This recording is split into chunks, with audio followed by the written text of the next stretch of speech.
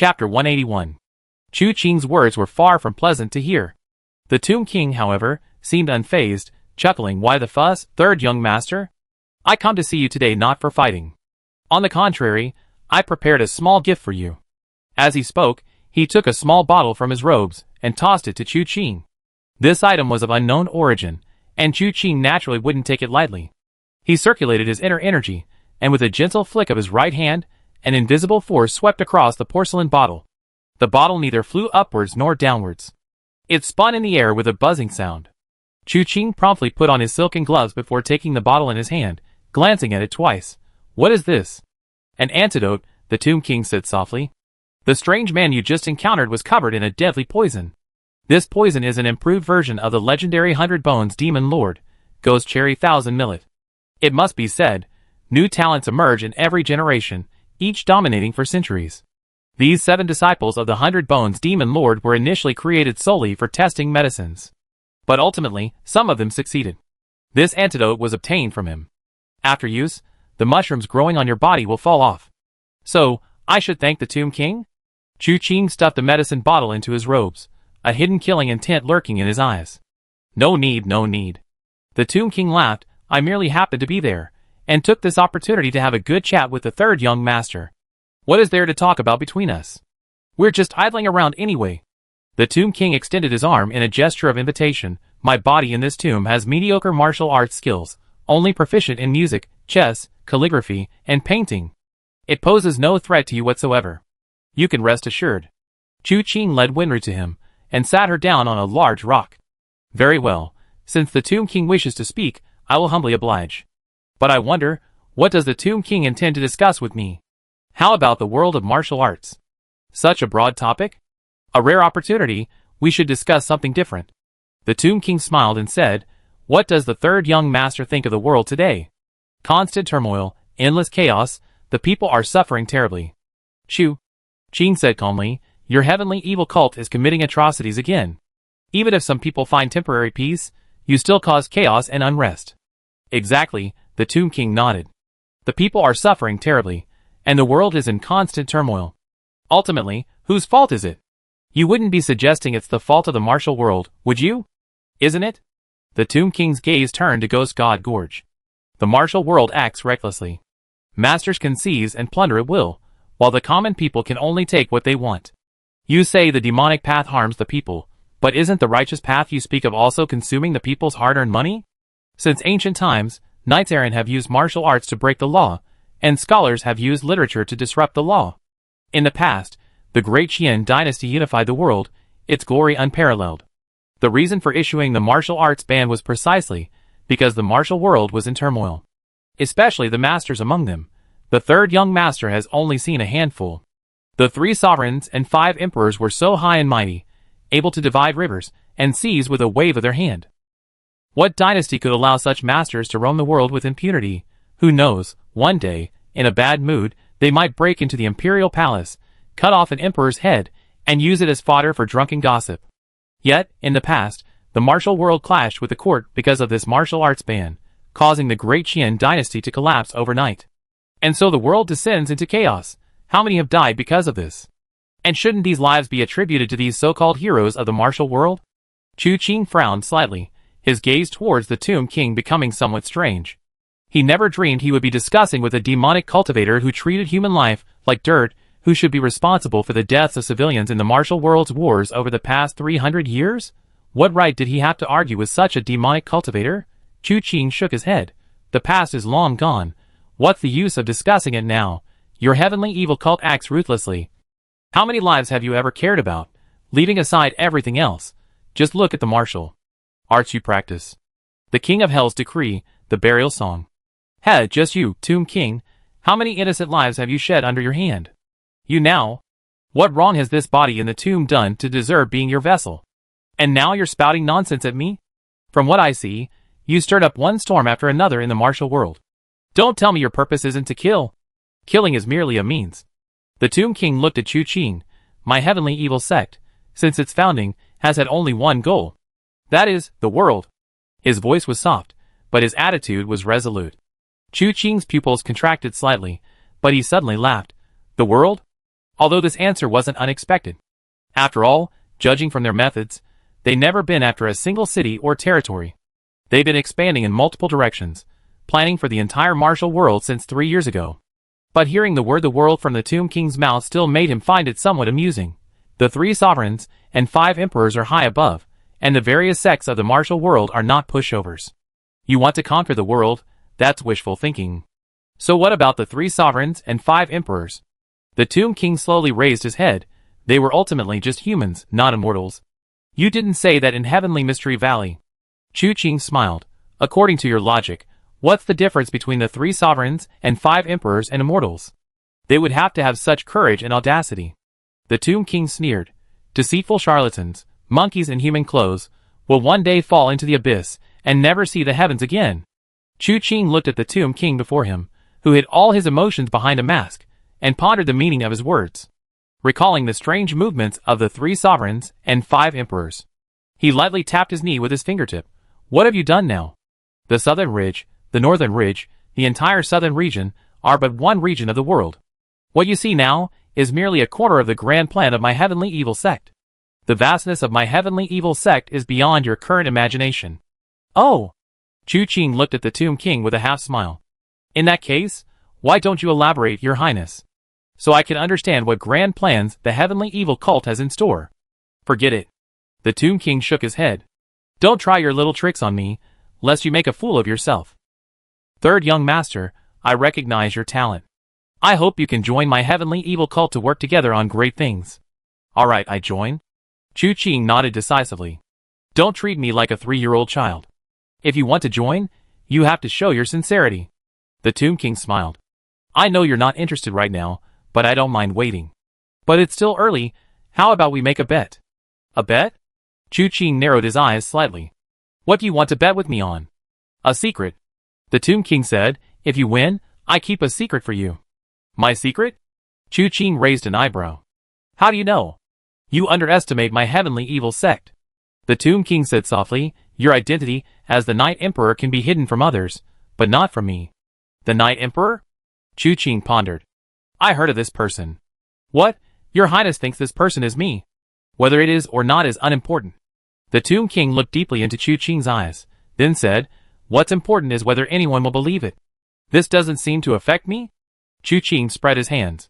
The Tomb King intends to label me as someone else. But what does this have to do with me? I don't agree with this wager. Fine.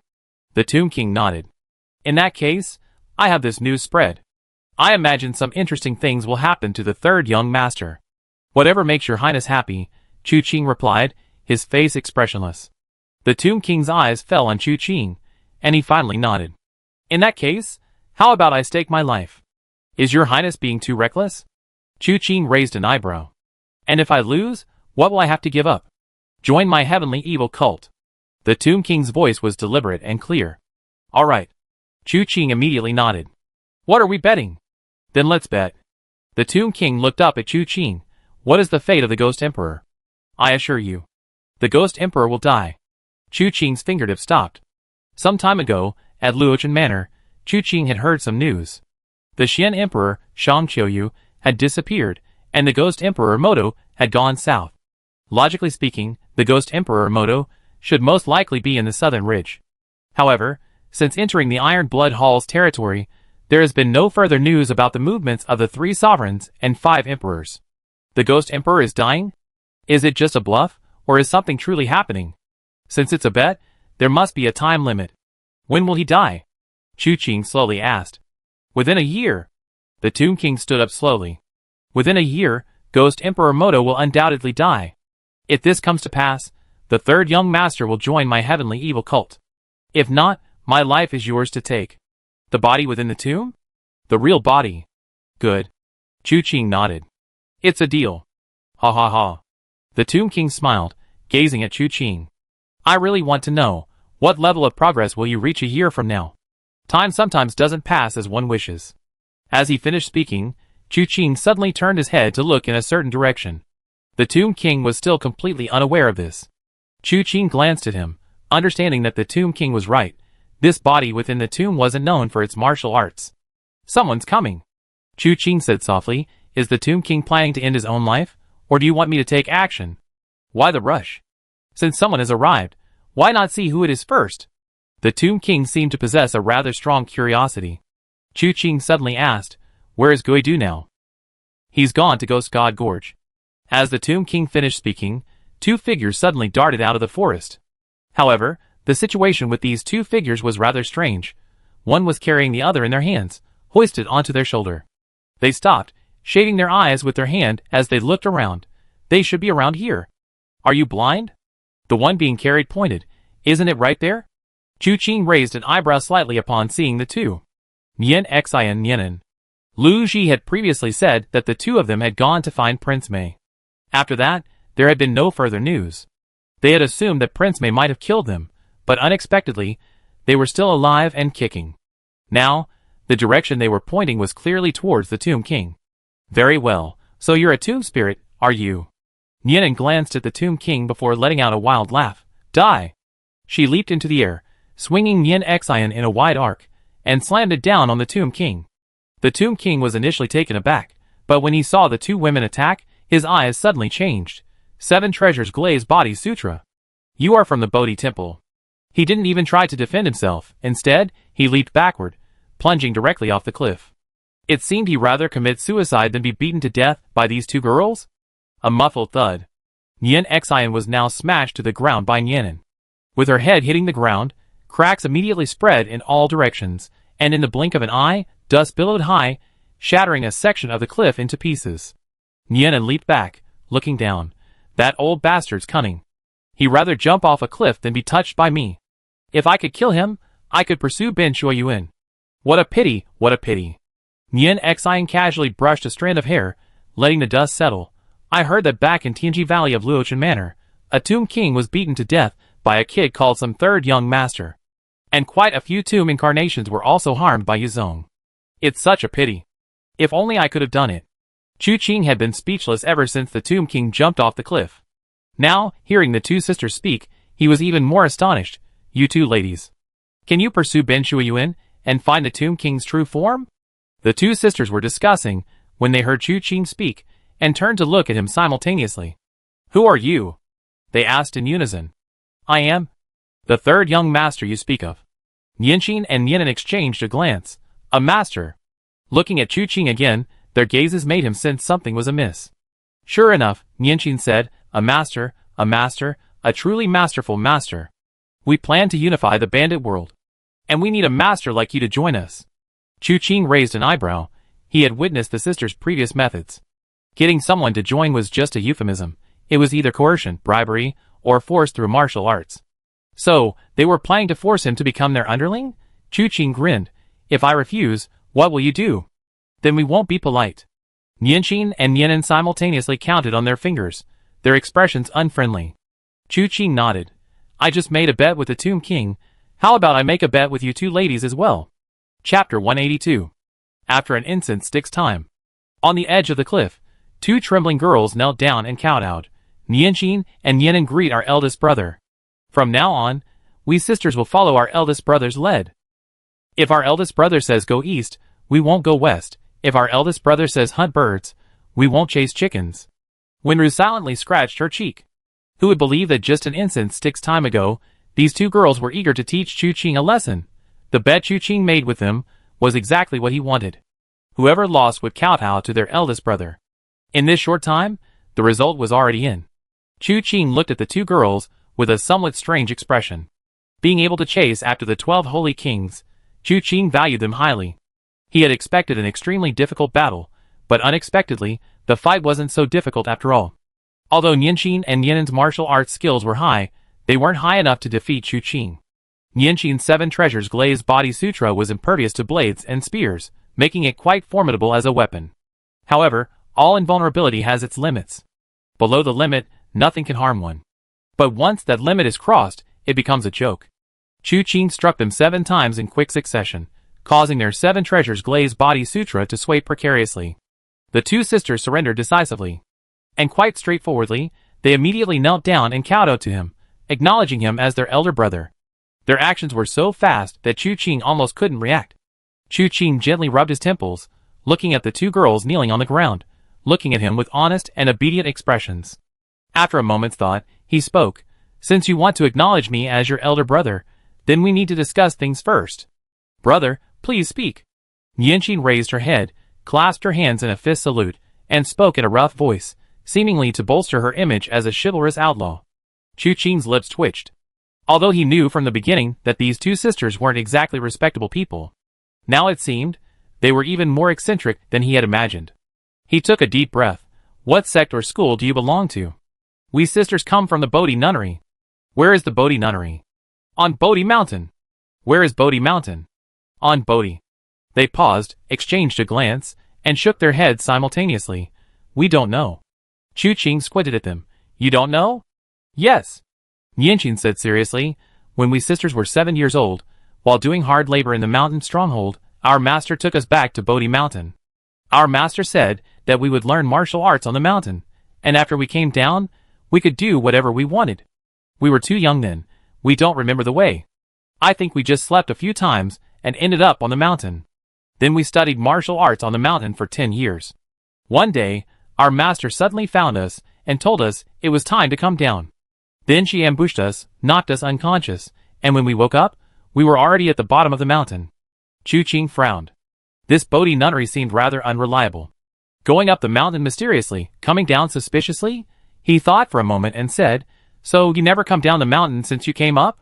Is this the first time? Yes. The two sisters nodded simultaneously. Nianin told Chu Qing, We've been practicing martial arts on the mountain all these years, and our master won't let us come down. Although we always harbored grand ambitions, wanting to unify the world of outlaws. Alas, our master forbids it, so we can only fulfill our filial duties on the mountain. Chu Qing waved his hand, not wanting the grand plan of unifying the world of outlaws to disturb his thoughts.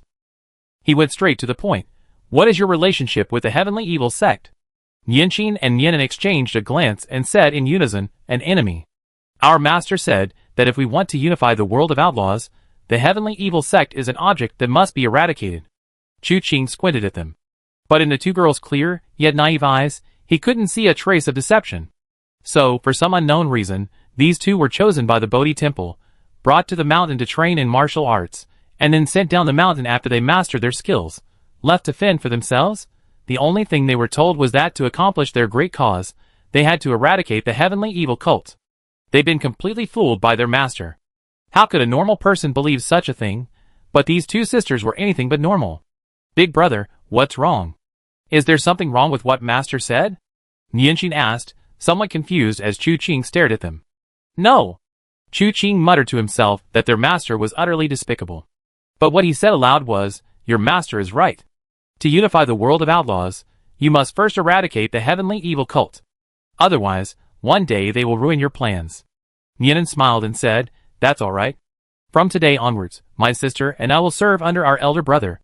Even if they want to ruin things, it will be our elder brother's plans that are affected, not ours. Before she could finish speaking, Nianqing tapped her on the forehead. Are you stupid? What are you saying? Destroying brother's plan is destroying ours. Chu Qing didn't know whether to be touched by Nianqing's understanding. Then she heard Nianqing whisper in Yanin's ear, We too lost today, we're no match for him. But as the saying goes, nothing lasts forever. Brother's martial arts are superior to ours. We should humble ourselves now and follow him to build our careers together. Then, one day, when he's inconvenienced by something, the empire he's conquered will fall into our hands, sisters. Nianin suddenly understood. I see. Then we definitely can't let the heavenly evil sect ruin brother's plans. Chu Qing rubbed her forehead, feeling a headache coming on.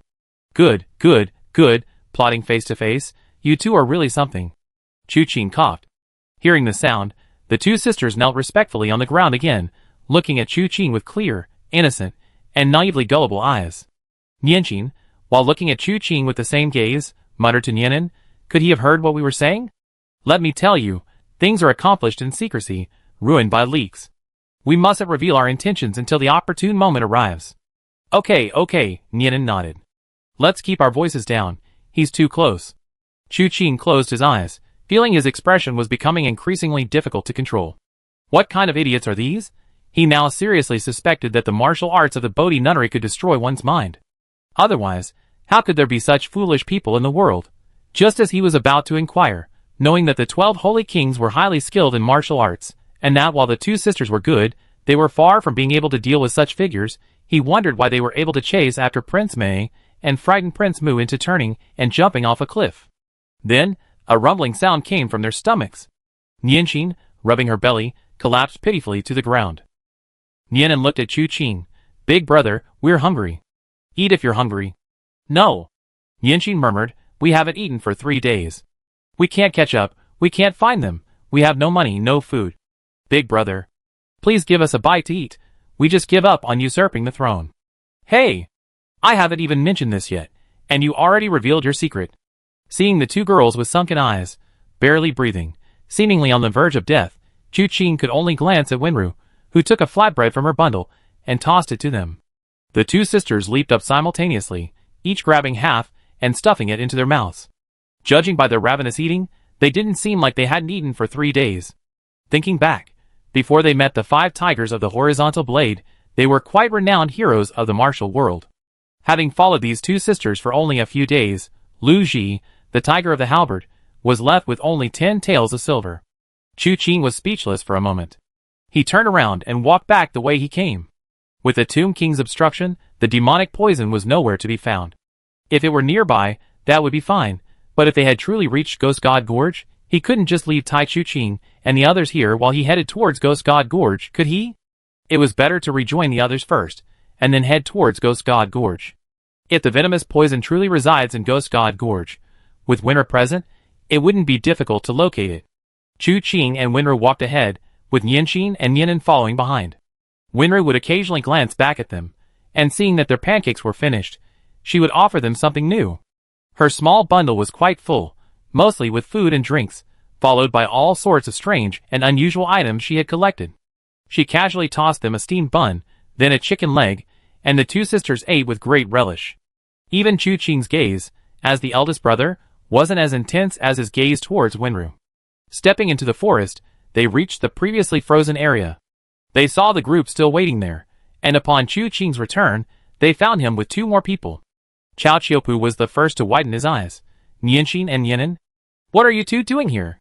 Chu Qing glanced at Chao Qiupu, seemingly thoughtful. You know them? I have some connection with their sect elders. Chao Qiupu answered casually, then looked at Nianqing and Nianin obediently following behind Chu Qing, his expression turning strange. What are you two doing here? This is our eldest brother. Nianqing stepped forward, pointing at Chu Qing with her greasy little hand. From today onwards, we submit to our eldest brother.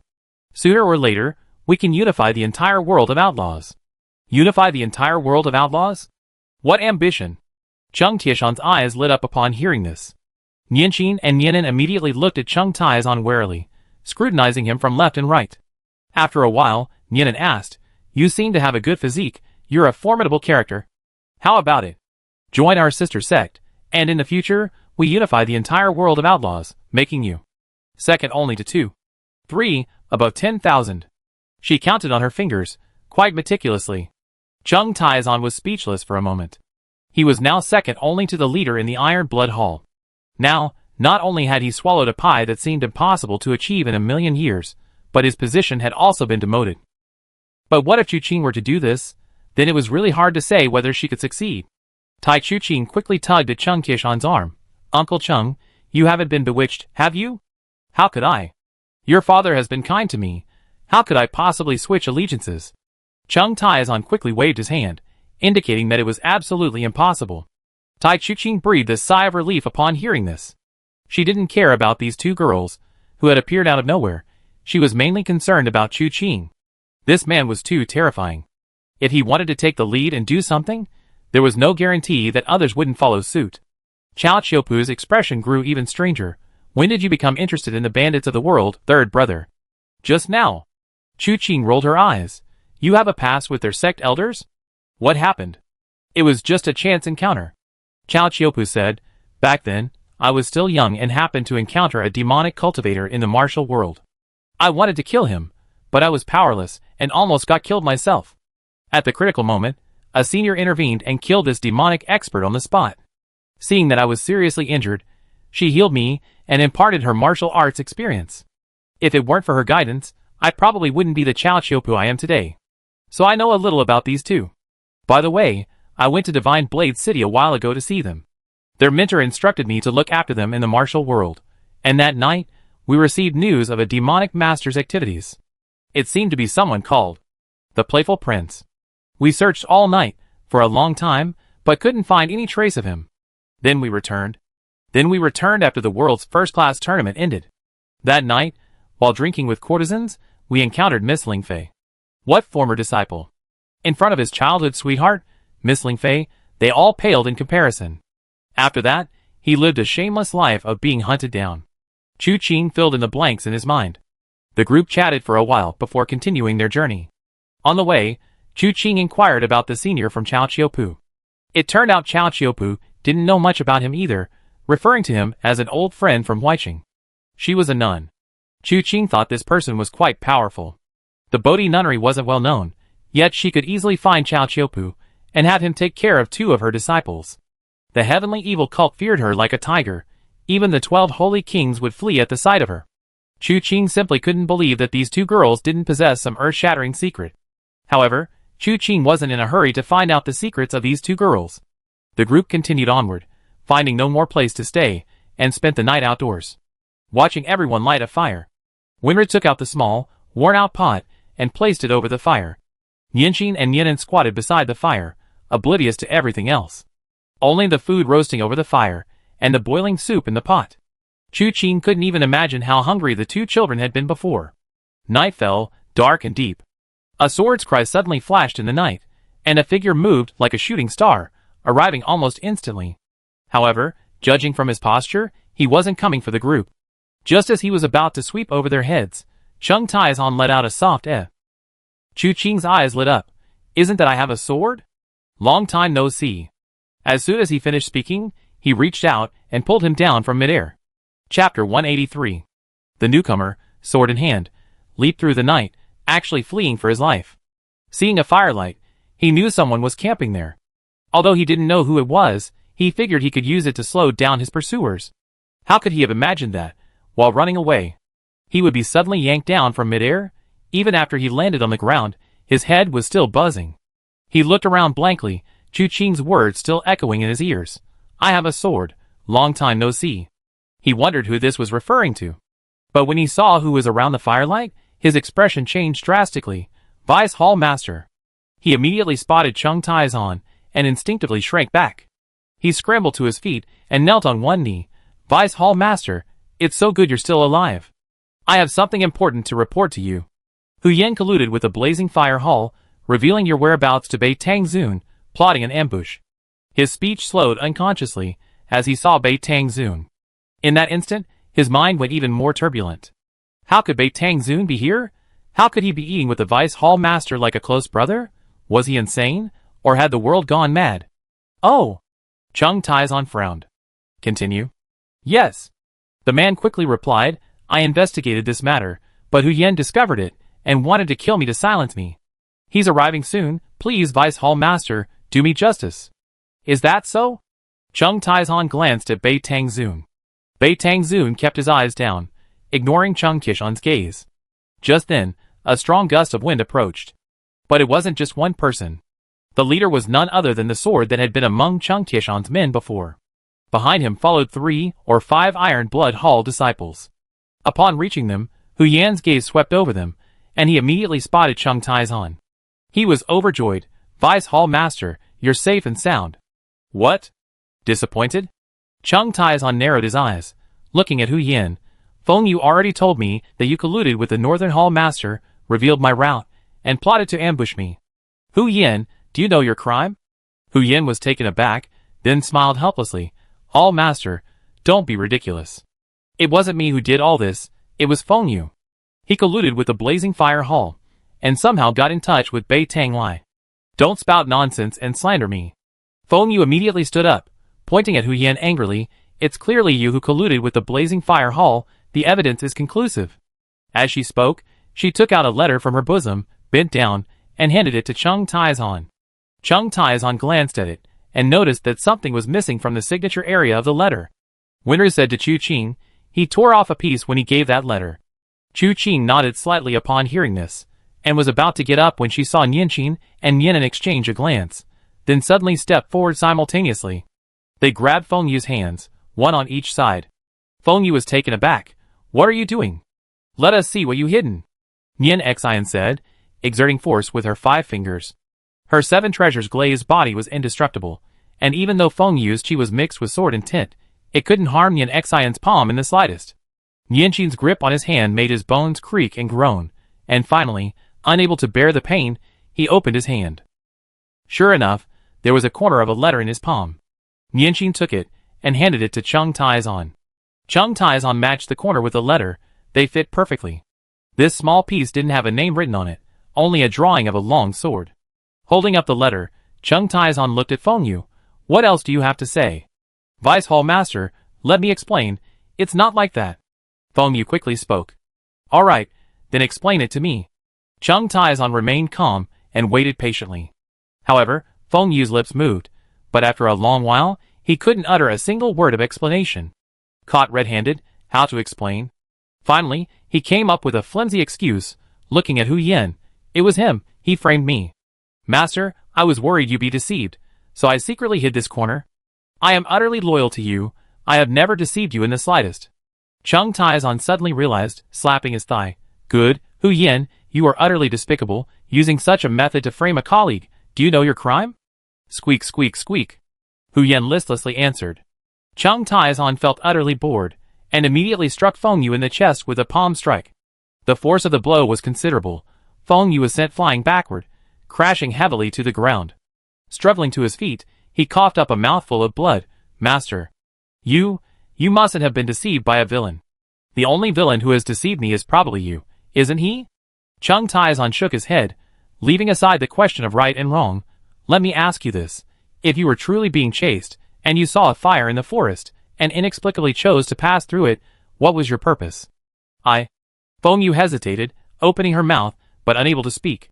"If you can't say it, I say it for you." Cheng Taizan said calmly, "You simply want to find someone to take your place. If the people here are a group of chivalrous heroes, seeing someone leading a group to kill you, they might very well intervene. Isn't that what you're betting on? Of course, there's another point. If the person trying to kill you acts mysteriously and doesn't want others to know. If you pass through here and your pursuers see these passers-by, they will surely wipe them out. Feng Yu, which category do you belong to?" This subordinate is... Feng Yu's lips moved, but after a long pause, she still couldn't answer. "But no matter which category you belong to, you have violated the rules of my Iron Blood Hall. Since the founding of my Iron Blood Hall, our golden rule has been, never implicate the innocent, never harm the common people. You tried to shift the blame. Do you really think I can't see through it?" Hearing this, Feng Yu suddenly laughed. "So, from the very beginning, you never believed me? From start to finish, what aspect of you has I been able to believe? Was it your subconscious retreat when you first met me? Or was it your softened tone and hidden unease when you met Beitang Zun? Or perhaps you presented evidence to frame me, but hid a piece of it? To be honest, I don't know what you're thinking. Do you think I would convict Hu Yen if you hid a piece of evidence? In your eyes, am I really that foolish?" Cheng Taizan grew increasingly enraged. What could be more painful than being betrayed by a subordinate? It's probably betraying you and then looking down on you. Chu Qing, by the firelight, scrutinized Feng Yu. He clicked his tongue in admiration. "Remember when we first met in that small town? You said you had a sword. Back then, I felt your sword intent was too flamboyant, seemingly sharp, but actually just flashy." Feng Yu's face darkened. "Kill me if you want, why waste words? No rush."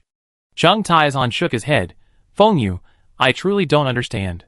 Since you joined me, I treated you well. Why did you betray me?" He then asked Beitang Zun, "How much did you give him?" "I don't know." Beitang Zun remained expressionless. "At a time like this, still pretending?" Cheng Taizan roared. "As the dignified Vice Hall Master of the Blazing Fire Hall, will you die if you don't pretend?" "I really don't know." Beitang Zun's words weren't false. Everything he knew was told to him by Beitang Lai. As for where he got the information, who he contacted, and what price he paid, he knew nothing. Cheng Taizan was about to remain angry for a while when Chu Qing approached Feng Yu. "Actually, logically speaking, this shouldn't be the case. You two are by old Cheng's side, getting whatever you want. Why betray him for no reason? Or are you impure-minded from the start? Do you even have the right to speak here?" Although Feng Yu was severely injured by Cheng Tishan's palm strike, her words showed no fear. Chu Qing smiled. Search him. I have a feeling something's wrong with him. Cao Qiupu nodded and was about to step forward. But Yanqing and Nian stopped him. One grabbed Cao Qiupu's arm, preventing him from moving, saying, I do what I can for you. What business is it of yours? The other rushed to Feng Yu, grabbed his clothes, and started tearing them. Even though Feng Yu had been defiant towards Chu Qing just moments before, he was now terrified, like a woman, clutching his chest and screaming, What are you doing? Let go. Let go of me. But how could his thin arms be stronger than his strong legs? If Cheng Taizan hadn't slapped him, he might have been able to exchange a few blows with Yanqing, but now he was utterly powerless. Yanqing pinned him to the ground with one hand. Annoyed by his fidgeting, she turned him around, face down, her hands held captive, pinning him down. Chu Qing's teeth ached at the sight, and she couldn't help but ask Cao Qiupu, Are they really disciples of the Bodhi nunnery? What kind of nuns are so wild? Even she herself wouldn't do something like this. Cao Qiupu thought for a moment, then nodded somewhat uncertainly. Most likely, right? Chu Qing meant to search him, but Yanqing was too nimble, and the sound of tearing cloth echoed. In a matter of moments, she had torn Feng Yu down to only his underpants. He was shirtless, shivering in the cold wind, with a black handprint on his chest, dented in about an inch deep. He seemed to have suffered a tremendous blow, curled up on the ground, looking around warily. To be beaten like this by a nun who still practiced Buddhism, this was probably the first time. Chu Qing asked Nian, somewhat puzzled, Why are you so skilled? Of course I practiced. Nian patted his chest and said, Big brother, you need to practice too. Huh? Think about it. In the future we'd be mountain kings, unifying the world of outlaws. But that title doesn't sound good. Mountain king. No one will want to marry you, and no one will want to marry us sisters. Then the three of us will go down the mountain together. If you see a pretty girl, just give us a look, and we carry her back up the mountain for you. If we sisters see a handsome man, you help us capture him too. But then, they definitely resist. Then we can be like my sister, pinning him or her down.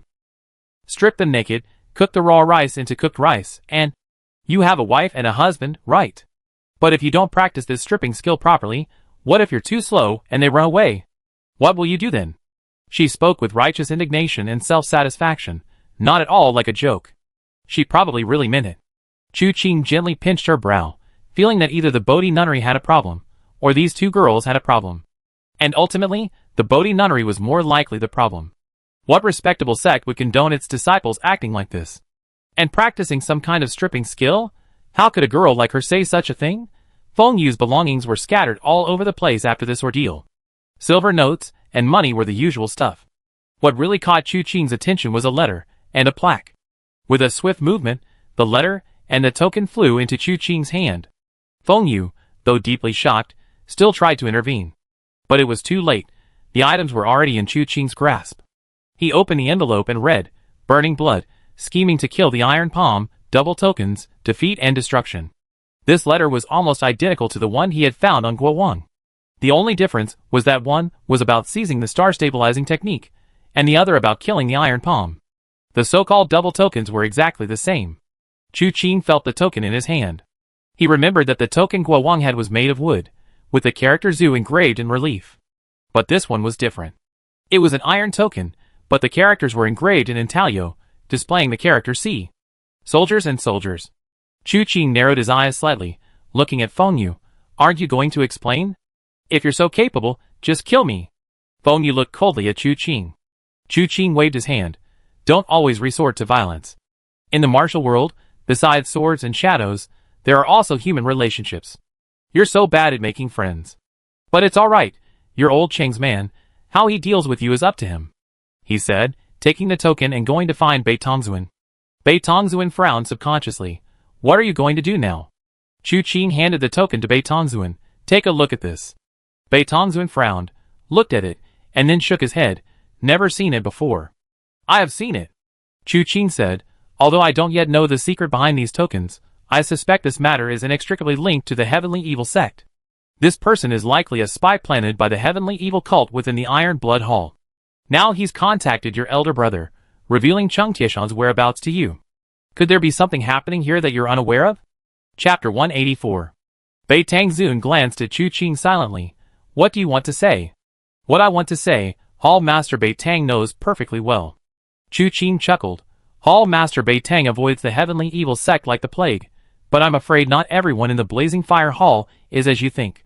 You want me to doubt my elder brother? Bei Tang Zun sneered. My elder brother would never collude with demonic people like the heavenly evil sect. Hall Master Bei Tang. Chu Qing raised his voice slightly, then smiled. Didn't you notice that when you said that, there was a hint of guilt in your tone that you yourself didn't realize? This was actually a grammatically incorrect sentence. But that didn't matter, as long as it could shake Bei Tang Zun's resolve. Chu Qing had captured this person, but hadn't killed him, mainly for two reasons. The first reason was that Chu Qing felt this person wasn't lying. He genuinely didn't know the relationship between the Blazing Fire Hall and the heavenly evil sect, and through their journey together, Chu Qing was fairly certain this man was a relatively upright figure in the martial world. As the deputy leader of the Blazing Fire Hall, he had his fears, and he knew what he should and shouldn't do. As for the previous conflict, it was only natural given their differing stances in martial arts struggles. As long as this man couldn't tolerate the heavenly evil sect and other demonic sects causing trouble in the martial world, he had value to be used. The second, and main, reason for not killing him was, killing him wouldn't bring any benefit. After all, he hadn't triggered any commissions, so there would be no reward for killing him. Therefore, it was better to use him for something. If he had misjudged him, a mere Northern Hall master was unlikely to cause much trouble. But if what he saw was truly as it seemed, this person might play an unexpected role. Although Bei Tang Zun didn't know what Chu Qing was thinking, he knew it was definitely not good news. He also wanted to state unequivocally that his elder brother, Bei Tang Lai, would never collude with the heavenly evil sect. However, Bei Tang Lai's previous actions were simply incomprehensible to him. But if the heavenly evil sect piece of the puzzle were added, many things would make sense. This was something he had been considering since meeting Chu Qing, but had never dared to delve into. But now, Chu Qing had presented this plaque to him, and said these words. Some things forced him to ponder, but he couldn't admit defeat verbally. He snorted, without any evidence, just a plaque. You're going to accuse my brother of such a crime? Chu Qing clicked his tongue but didn't mention Guo Wang's matter further. He simply said, since you don't believe me, how about this? I'd let you go back and investigate for yourself, okay? Bei Tang Zun was taken aback. What did you say?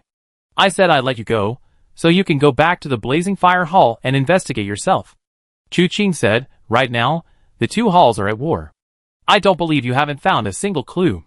If the heavenly evil sect is truly hiding in the shadows of the Blazing Fire Hall, you must have noticed. However, you were blinded by your elder brother before. Now that you have a different perspective, go back and look carefully at the places that puzzled you before. You should be able to see some clues. Then, the decision is yours. Bei Tang Zun remained silent for a long while, staring intently at Chu Qing. Chu Qing rubbed her cheek. Why are you staring at me like that? Aren't you worried that if I really find out something, you end up colluding with the heavenly evil sect? The way you're saying that makes it seem like you're already certain that the Blazing Fire Hall and the heavenly evil sect are connected. Chu Qing looked at Bei Tang Zun with a half smile. Bei Tang Zun sneered. I'm just stating a possibility. I believe you won't. Chu Qing said seriously. The Blazing Fire Hall has stood strong in the martial world for decades, possessing its own integrity and pride. I don't believe you'd be willing to break your pride and collude with an entity like the heavenly evil sect. Bei Tang Zun was stunned, seemingly never expecting to hear such words from Chu Qing. He inexplicably felt a sense of kinship. He had always believed that in the martial world, one must have reverence. Reverence didn't mean being timid or hesitant, but rather knowing what to do and what not to do. Some things could be done, and some things absolutely could not. A true man, with his pride and upright character, how could he associate with treacherous villains? He would never dare to do such a thing. After Chu Qing finished speaking, he didn't pay attention to Bei Tang Zun's gaze, but simply released his pressure points with a flick of his finger. In an instant, the 9 fierce burning divine art flowed through his meridians, and the previous chill vanished. Amidst the billowing wind, Bei Tang Zun's red robes fluttered. Bei Tang Zun gently moved his wrist, feeling his internal energy fully restored, and gently exhaled. He then looked at Chu Qing. I will investigate this matter thoroughly. Can I leave now? Your feet are your own. You can go or stay as you please. Chu Qing shrugged, and Bei Tang Zun leaped into the night. Chung Taizhan looked up at the direction Bei Tang Zun had gone, stroking his chin. Just let him go like that.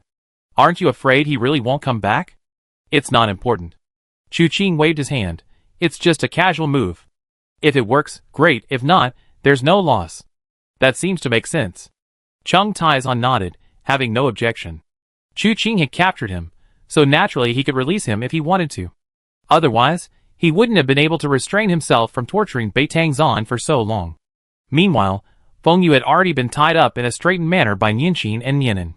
He was casually tossed into a corner. To prevent him from freezing to death, they covered him with some tattered clothes. Hu Yin also came over with his men, asking about what had happened since they last met, how Cheng Taizan had escaped danger, and how he had encountered the young lady, etc. Cheng Taizan didn't. He didn't act like a mere deputy hall master, casually explaining the situation. Night deepened, gradually fading into silence. Meanwhile, Lonely Moon Mountain, inside the moon-gazing pavilion. Tonight, dark clouds obscured the moon, leaving it without a clear light. Yet, for some unknown reason, a full moon hung above the moon-gazing pavilion. The full moon was silent, exuding a cold, serene aura, its desolate light spreading around.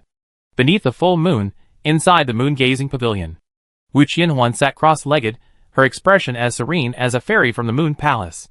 Her robes fluttered without wind, her hair gently swaying. Not far from the moon-gazing pavilion, an old nun looked up into the pavilion, her expression complex. Suddenly, Wu Qianhuan's brows furrowed slightly, and streams of true energy swelled and surged within her body, like tiny mice frantically crawling beneath her skin. Not good. The old nun's expression changed, and she turned, several figures dragging her from behind. In a flash, they were behind Wu Qianhuan, placing a hand on her back. A probe with her inner energy revealed that Wu Qianhuan's practice had gone awry. The pointing moon mystic art follows the pure Yin lineage, its internal energy flowing through the Taiyin, Shaoyin, and Juyin pathways. This art emphasizes comprehension. Once fully understood, the internal energy flows, like a vast, boundless moon, ceaselessly. However, this also presents a fatal flaw. When circulating the internal energy of the pointing moon mystic art, one must carefully define the boundary between Yin and Yang. If even a trace of Yang energy is mixed into the pure Yin internal energy, there is a danger of qi deviation. This method takes an unorthodox approach. While it's an unparalleled way to increase internal energy, it's also extremely dangerous. Humans are inherently balanced, a harmonious interplay of Yin and Yang. Women, with their Yin predominance and Yang deficiency, can benefit greatly from this method, but it's far from entirely safe. In fact, it's best to supplement this method with calming and soothing practices. For example, Buddhist scriptures, chanting mantras, can soothe the mind. If one doesn't wish to do so, one can read elegant prose or practice calligraphy to calm the mind. Despite being a method that rapidly increases internal energy, it's precisely the one that most strongly discourages haste and impatience. Once the mind becomes unstable, the Yin and Yang energies may stray off course. This is exactly what happened to Wu Qianhuan now. Fortunately, Abbess He Tan has been watching over her ever since she learned of her enlightenment in this method. Seeing the situation turning against her, she acted decisively to correct the course. Wisps of energy spread from around them, and in the blink of an eye, countless scratches appeared on the pillars of the moon-gazing pavilion. Suddenly, Abbess He Tan channeled her inner force into the pavilion. The immense force swept in all directions, spreading for over 100 feet. The trees, snow, and withered grass in the forest were all swept away by this force. After a violent sway, things gradually returned to calm. Abbess He Tan slowly withdrew her hand, her gaze fixed on Wu Qianhuan, her face full of tenderness and affection. Foolish child, why torment yourself like this for a man? Wu Qianhuan slowly pressed her hands down, drawing her inner energy into her dantian. Outside the moon-gazing pavilion, the high-hanging full moon completely disappeared. She opened her eyes in confusion. Master? What just happened? You almost suffered a qi deviation. Master Yi Tan's face regained its coldness. She slowly walked out of the moon-gazing pavilion. You've been in seclusion here for several months. You mastered the pointing moon profound technique, but you suffered a qi deviation just now. You can't practice it again for at least 6 months. Compared to you a few months ago, you undergone a complete transformation. You can go down the mountain now. Ah? Wu Qianhuan was stunned, looking at her palm and sensing the internal energy within her body. The next moment, her brows furrowed slightly. As expected, my meridians are damaged. It seems I really can't practice it again for a while. Since returning to Lonely Moon Mountain, she had been cultivating in the moon-gazing pavilion without stopping. She hadn't left even for a moment, regardless of wind, rain, or heavy snow. Hearing Master Yi Tan's words, she finally stepped out of the moon-gazing pavilion, knelt before Master Yi Tan, and kowed out in gratitude. This disciple thanks Master for the grace of teaching. You are my personally taught disciple. If I don't teach you, who will I teach? Master Yi Tan gently shook her head. I know what you're thinking. You can go down the mountain to do whatever you want. Your path isn't on the mountain, but down below. However, Wu Qianhuan looked up at Master Yi Tan. She saw Master Yi Tan looking down at her, a hint of pity in her eyes. Since ancient times, the word love has been the most painful. If one day you feel that person isn't worth your sacrifice, yet you can't shake them off, you don't know what to do, then you can return to the mountain. Your master will take care of things for you. As she finished speaking, her brows furrowed slightly, and a voice drifted over. Congratulations, junior nephew Qianhuan, on your success in the pointing moon mystic art. A cause for celebration. Shut up. Master Yi Tan waved her sleeve. What does my disciple's emergence from seclusion have to do with you? Stay on your Thousand Sun Mountain, chanting scriptures and praying. Don't bother me. However, the voice, seemingly indistinct, reached her again. Your senior brother, Zhuo Wenchuan, has been gone for a long time. If you, my niece Qianhuan, were to go down the mountain to look for him, could you perhaps inquire about him? Wu Qianhuan knew that this Uncle Tianyu was using 1,000-mile voice transmission, so he couldn't hear her. She looked at her master. Master Yi Tan sneered. Why should I care? That little monk Zhuo Wenchuan probably saw the benefits of the outside world after going down the mountain, and doesn't want to come back to be a monk anymore. He might just find a place to leave the monastic life, get married, and have children. Wu Qianhuan almost burst out laughing upon hearing this. Thinking of Zhuo Wenchuan, who had always been so serious, looking like a highly accomplished monk even at such a young age. The thought of him getting married and having children. It was quite amusing. However, she still reminded Abbess Yi Tan, senior brother Zhuo hasn't been ordained as a monk yet. Humph. Abbess Yi Tan tapped Wu Qianhuan's brow. Do you need to remind me? However, I reckon Zhuo Wenchuan's trip down the mountain will involve some worldly romance. Without entering the world, how can one escape it? Humph, personal fate is hard to predict. Qianhuan, if you happen to be there, you can go and take a look. But whatever the outcome, just send someone back with a message, don't interfere too much. Yes, disciple remembers. Wu Qianhuan nodded in agreement. Master Yi Tan looked at her, sighed after a long while, and then took a book from her robes and handed it to her. Wu Qianhuan subconsciously took it. In the deep night, she could barely make out the 4 large characters written on the book, Tianming's sword technique. The name of this sword technique seemed quite interesting. Was it meant by the end of night and the beginning of day? As if sensing Wu Qianhuan's thoughts, Master Yi Tan said softly, under the heavens, the sun and moon are the brightest, the most supreme. The founder created this sword technique in the past, signifying the strongest sword under heaven.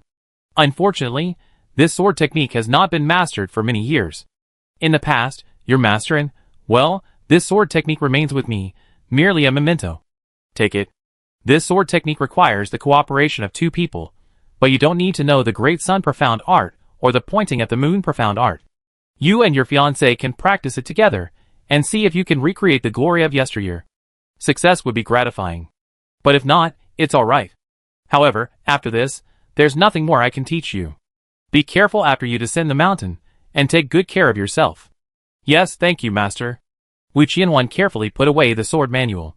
She then went back to rest with Abbess Yi Tan. Nothing happened that night. The next morning, Wu Qianhuan packed her belongings and picked up her sword. She bid farewell to Abbess Yi Tan and, under her master's watchful gaze, set off down the mountain. Chu Qing. 3 years is ultimately too far away. I come to find you. Chapter 185. Iron Blood Hall Camp. After several days of travel, the group finally arrived. The Iron Blood Hall had built a fortified camp here. There were no civilians within. It was entirely populated by Iron Blood Hall disciples. However, with the war against the Blazing Fire Hall drawing over 10,000 people, the small camp was already overflowing. Although Chu Qing's group was small, it included 2 important figures from the Iron Blood Hall, Vice Hall Master Cheng Taizhan and the young lady Tai Chu Qing. Therefore, even before they arrived, Tai Lingyun had already led his men to greet them. The Iron Blood Hall was a powerful force. Under its Grand Hall Master Tai Lingyun were 18 Hall Masters, 36 Flag Masters, and elders in charge of transmission and enforcement. Except for those who couldn't attend, everyone followed Tai Lingyun out to greet them. At first glance, the crowd was dense and numerous. Tai Lingyun took the lead, arriving at the front and immediately spotting Tai Chu Qing in the crowd. His eyes reddened instantly. Little Qinger. Father! Tai Chu Qing's eyes also reddened, and she leaped from the crowd into her father's arms. Good, Good, it's good that you're alright. Tai Lingyun patted his daughter's shoulder and sighed deeply. Ever since I let you leave the camp, I've been uneasy. Hearing the news of your abduction made me even more restless. I thought I would never see you again. Tai Chuqing sniffled and said, I was captured by Prince Mei. It was the third young master who rescued me. As she spoke, she turned to look at Chuqing. Only then did Tai Lingyun notice Chuqing in the crowd, wiping his face hastily. Third young master, please forgive my embarrassment. My daughter has been saved by you twice. Please accept my bow, Tai Lingyun. He was about to kneel as he spoke. Seeing this, the crowd behind him exchanged glances, and also knelt down. Chuqing turned and stepped forward to support Tai Lingyun's arm. Master, there's no need for this. I was just there by chance. However, he could only support one person, not everyone. The group behind him was a large, kneeling mass. Chuqing could only say, quickly, let them all get up. Tai Lingyun glanced back, waved his hand, and the crowd rose. Just then, Chung Taizan also stepped forward. Master, I'm back too. If it weren't for the third young master's rescue, you wouldn't be seeing me now. Tai Lingyun was speechless for a moment, and everyone looked at each other, unsure whether to kneel again. This young lady and the deputy hall master had both been saved by the same person. The debt of gratitude was truly immense. Tai Lingyun took a deep breath. Third young master, let's set aside the past for now. If you ever need anything from my Iron Blood Hall, just ask, and I, Tai Lingyun, will do my utmost. Hall master, you flatter me. It was all just a coincidence. I just happened to be there. Chuqing smiled. However, if there is ever any need for the hall master in the future, I certainly won't hesitate. Good, that's how it should be. Tai Lingyun laughed heartily upon hearing this, but after a couple of laughs, it turned into a violent cough. Tai Chuqing was startled. Father, what's wrong? Nothing. Tai Lingyun waved his hand. I fought with the Blazing Fire Hall a couple of days ago, but Beitang Lai tricked me, and I only got hit by his 9 blazing burning palm. This injury is nothing to me. Oh!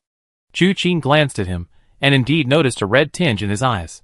The 9 blazing inferno divine art, its energy surging from his heart, ignited his inner fire. The pure yang energy filled his meridians. It wouldn't be easy to withstand. He then said, Grand Master, please allow me to observe. Tai Lingyun was taken aback, but still extended his hand. Thank you for your trouble, third young master. Chuqing didn't speak, but placed his fingertips on Tai Lingyun's wrist, and the inner energy of the bright jade true scripture suddenly flowed out, coursing along his meridians. The scorching heat that had been entrenched in Tai Lingyun's meridians was instantly extinguished by Chuqing's bright jade true scripture. After the inner energy had completed its cycle, when Chuqing released his hand, Tai Lingyun felt the suppressed rage of the past 2 days completely dissipate. Although the physical injuries remained, without this true energy causing trouble within his body, those injuries were utterly insignificant. Tai Lingyun blinked and looked at Chuqing. How come I owe you another favor? Third young master, how can I repay it? It was nothing, Chuqing said helplessly. Repaying such a small favor is too much trouble. I dare not associate with Master Tai in the future. Ha ha ha. Tai Lingyun laughed again. Good, good, good. Third young master is a straightforward and genuine person. Saying more would be too formal. Gentlemen, this is not the place to talk. Come with me back, we talk about it there. He grabbed Chuqing's arm, gesturing for him to leave, clearly treating him as a distinguished guest. It was only a few steps from the stronghold. Along the way, Tai Lingyun introduced Chuqing to his subordinates and the elders of the sect. Chuqing nodded to everyone else, indicating he had met them before. However, when the fourth hall master, Zhong Beitang, was introduced, Chuqing couldn't help but glance at him again. Fallen Li City, fourth hall master, Zhong Beitang. The last time Chuqing heard this name was from Shenhongye. This man was on good terms with Guowang. Shenhongye's village, Red Tree Village, was burned to the ground by Guowang, and Zhong Beitang labeled it a bandit attack. As a result, Shenhongye dared not speak out against her grievances, and ultimately sold herself into servitude to commit murder. In this matter, it's difficult to say what Zhong Beitang's true intentions were. Did he know Guowang had committed murder and still use a bandit attack as a cover? Or did he genuinely not know, and truly believe it was the work of bandits? But regardless, Red Tree Village, as an affiliated village of Fallen Leaf City, suffered such a tragic fate, and he cannot escape the charge of negligence. However, Chuqing remembered that in Dingxing City, Lu Yulai, the Qingyang Hand, had mentioned that he had secretly sent a message about this matter to Ghost God Gorge. Did Tai Lingyun know or not? Had the matter been resolved? Thinking about Shen Hongya, his expression remained largely unchanged. He simply nodded slightly, becoming acquainted with the crowd. In the blink of an eye, the group entered the stronghold, emerging from the throngs of Iron Blood Hall disciples to reach the mansion at the very center of the stronghold. Upon arrival, the hall masters, flag leaders, and elders took their leave to maintain the normal operation of the stronghold. Chu Qing and his group were invited by Tai Lingyun to the main hall.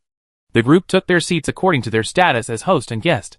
After a brief exchange, Tai Lingyun was somewhat surprised to hear the name White Horse Golden Sword Chao Qiupu. It must be said that the name Chao Qiupu carried considerable weight.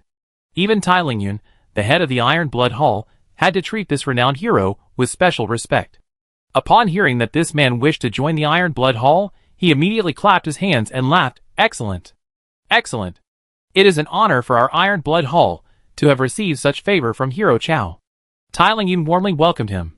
Chao Qiupu, however, was somewhat embarrassed. Head Hall Master, please don't agree so easily. There are other reasons why we too have joined the Iron Blood Hall.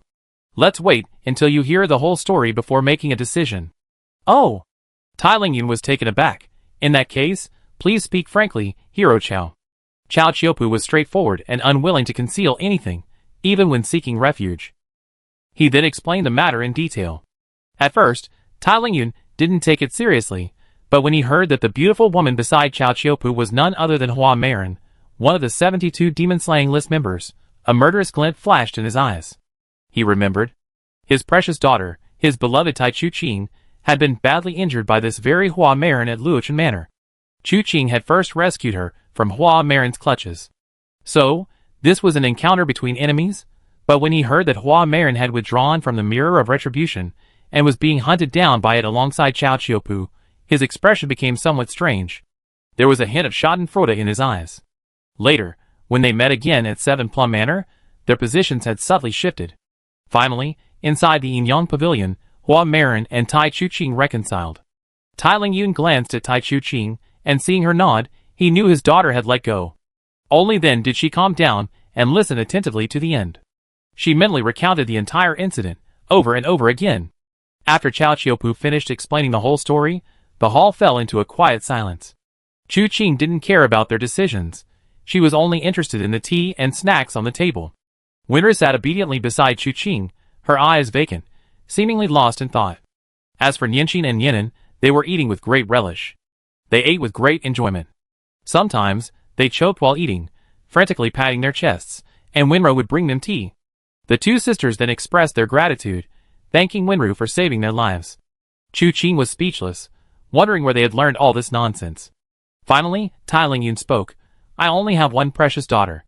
I heard that she nearly lost her life at the hands of Hua Marin outside Luochen Manor. This matter. Father, that matter is in the past. Tai Chu Qing tugged at Tai Lingyun's sleeve. Sister Hua has been quite kind to me these past few days. Don't hold a grudge anymore. Ha ha ha. Tai Lingyun laughed heartily upon hearing this. Good. Since my daughter can be so forgiving, how can I, as her father, be inferior? I long heard of Hero Chao's reputation as a chivalrous hero. The Mirror of Misfortune is a fraudulent and deceitful man. How can I tolerate such perverse actions? However, Hero Chao, since you're not beating around the bush, I be frank with you. Since one day Hero Chao and Hua Marin will leave my Iron Blood Hall, I'm afraid he won't be able to hold a high position within the Iron Blood Hall. However, I promise you both, as long as you remain in the Iron Blood Hall, we will consider you our own people. Anyone from the Mirror of Evil who dares to attack will be an enemy of the Iron Blood Hall. Good. Chao Qiupu nodded. With the Grand Hall Master's words, I am relieved. From this day forward, Chao Qiupu will follow the Grand Hall Master's lead without question. This was the best outcome Chao Qiupu could imagine. Although he could conceal everything, remain silent, secretly accumulating power, waiting for the day he could leave the Iron Blood Hall when he was fully capable. But doing so would inevitably raise suspicions of deception. The more open and honest Tai Lingyun was with him, the deeper the enmity would become in the future. It was better to be clear from the beginning, so that even if he couldn't gain favor, he wouldn't become an enemy in the future. Having received such a guarantee from Tai Lingyun, his goal had already been achieved. Seeing that they had finished speaking, Chu Qing put down his teacup. Master Tai, how is the battle at Ghost God Gorge going? Are you confident in this battle?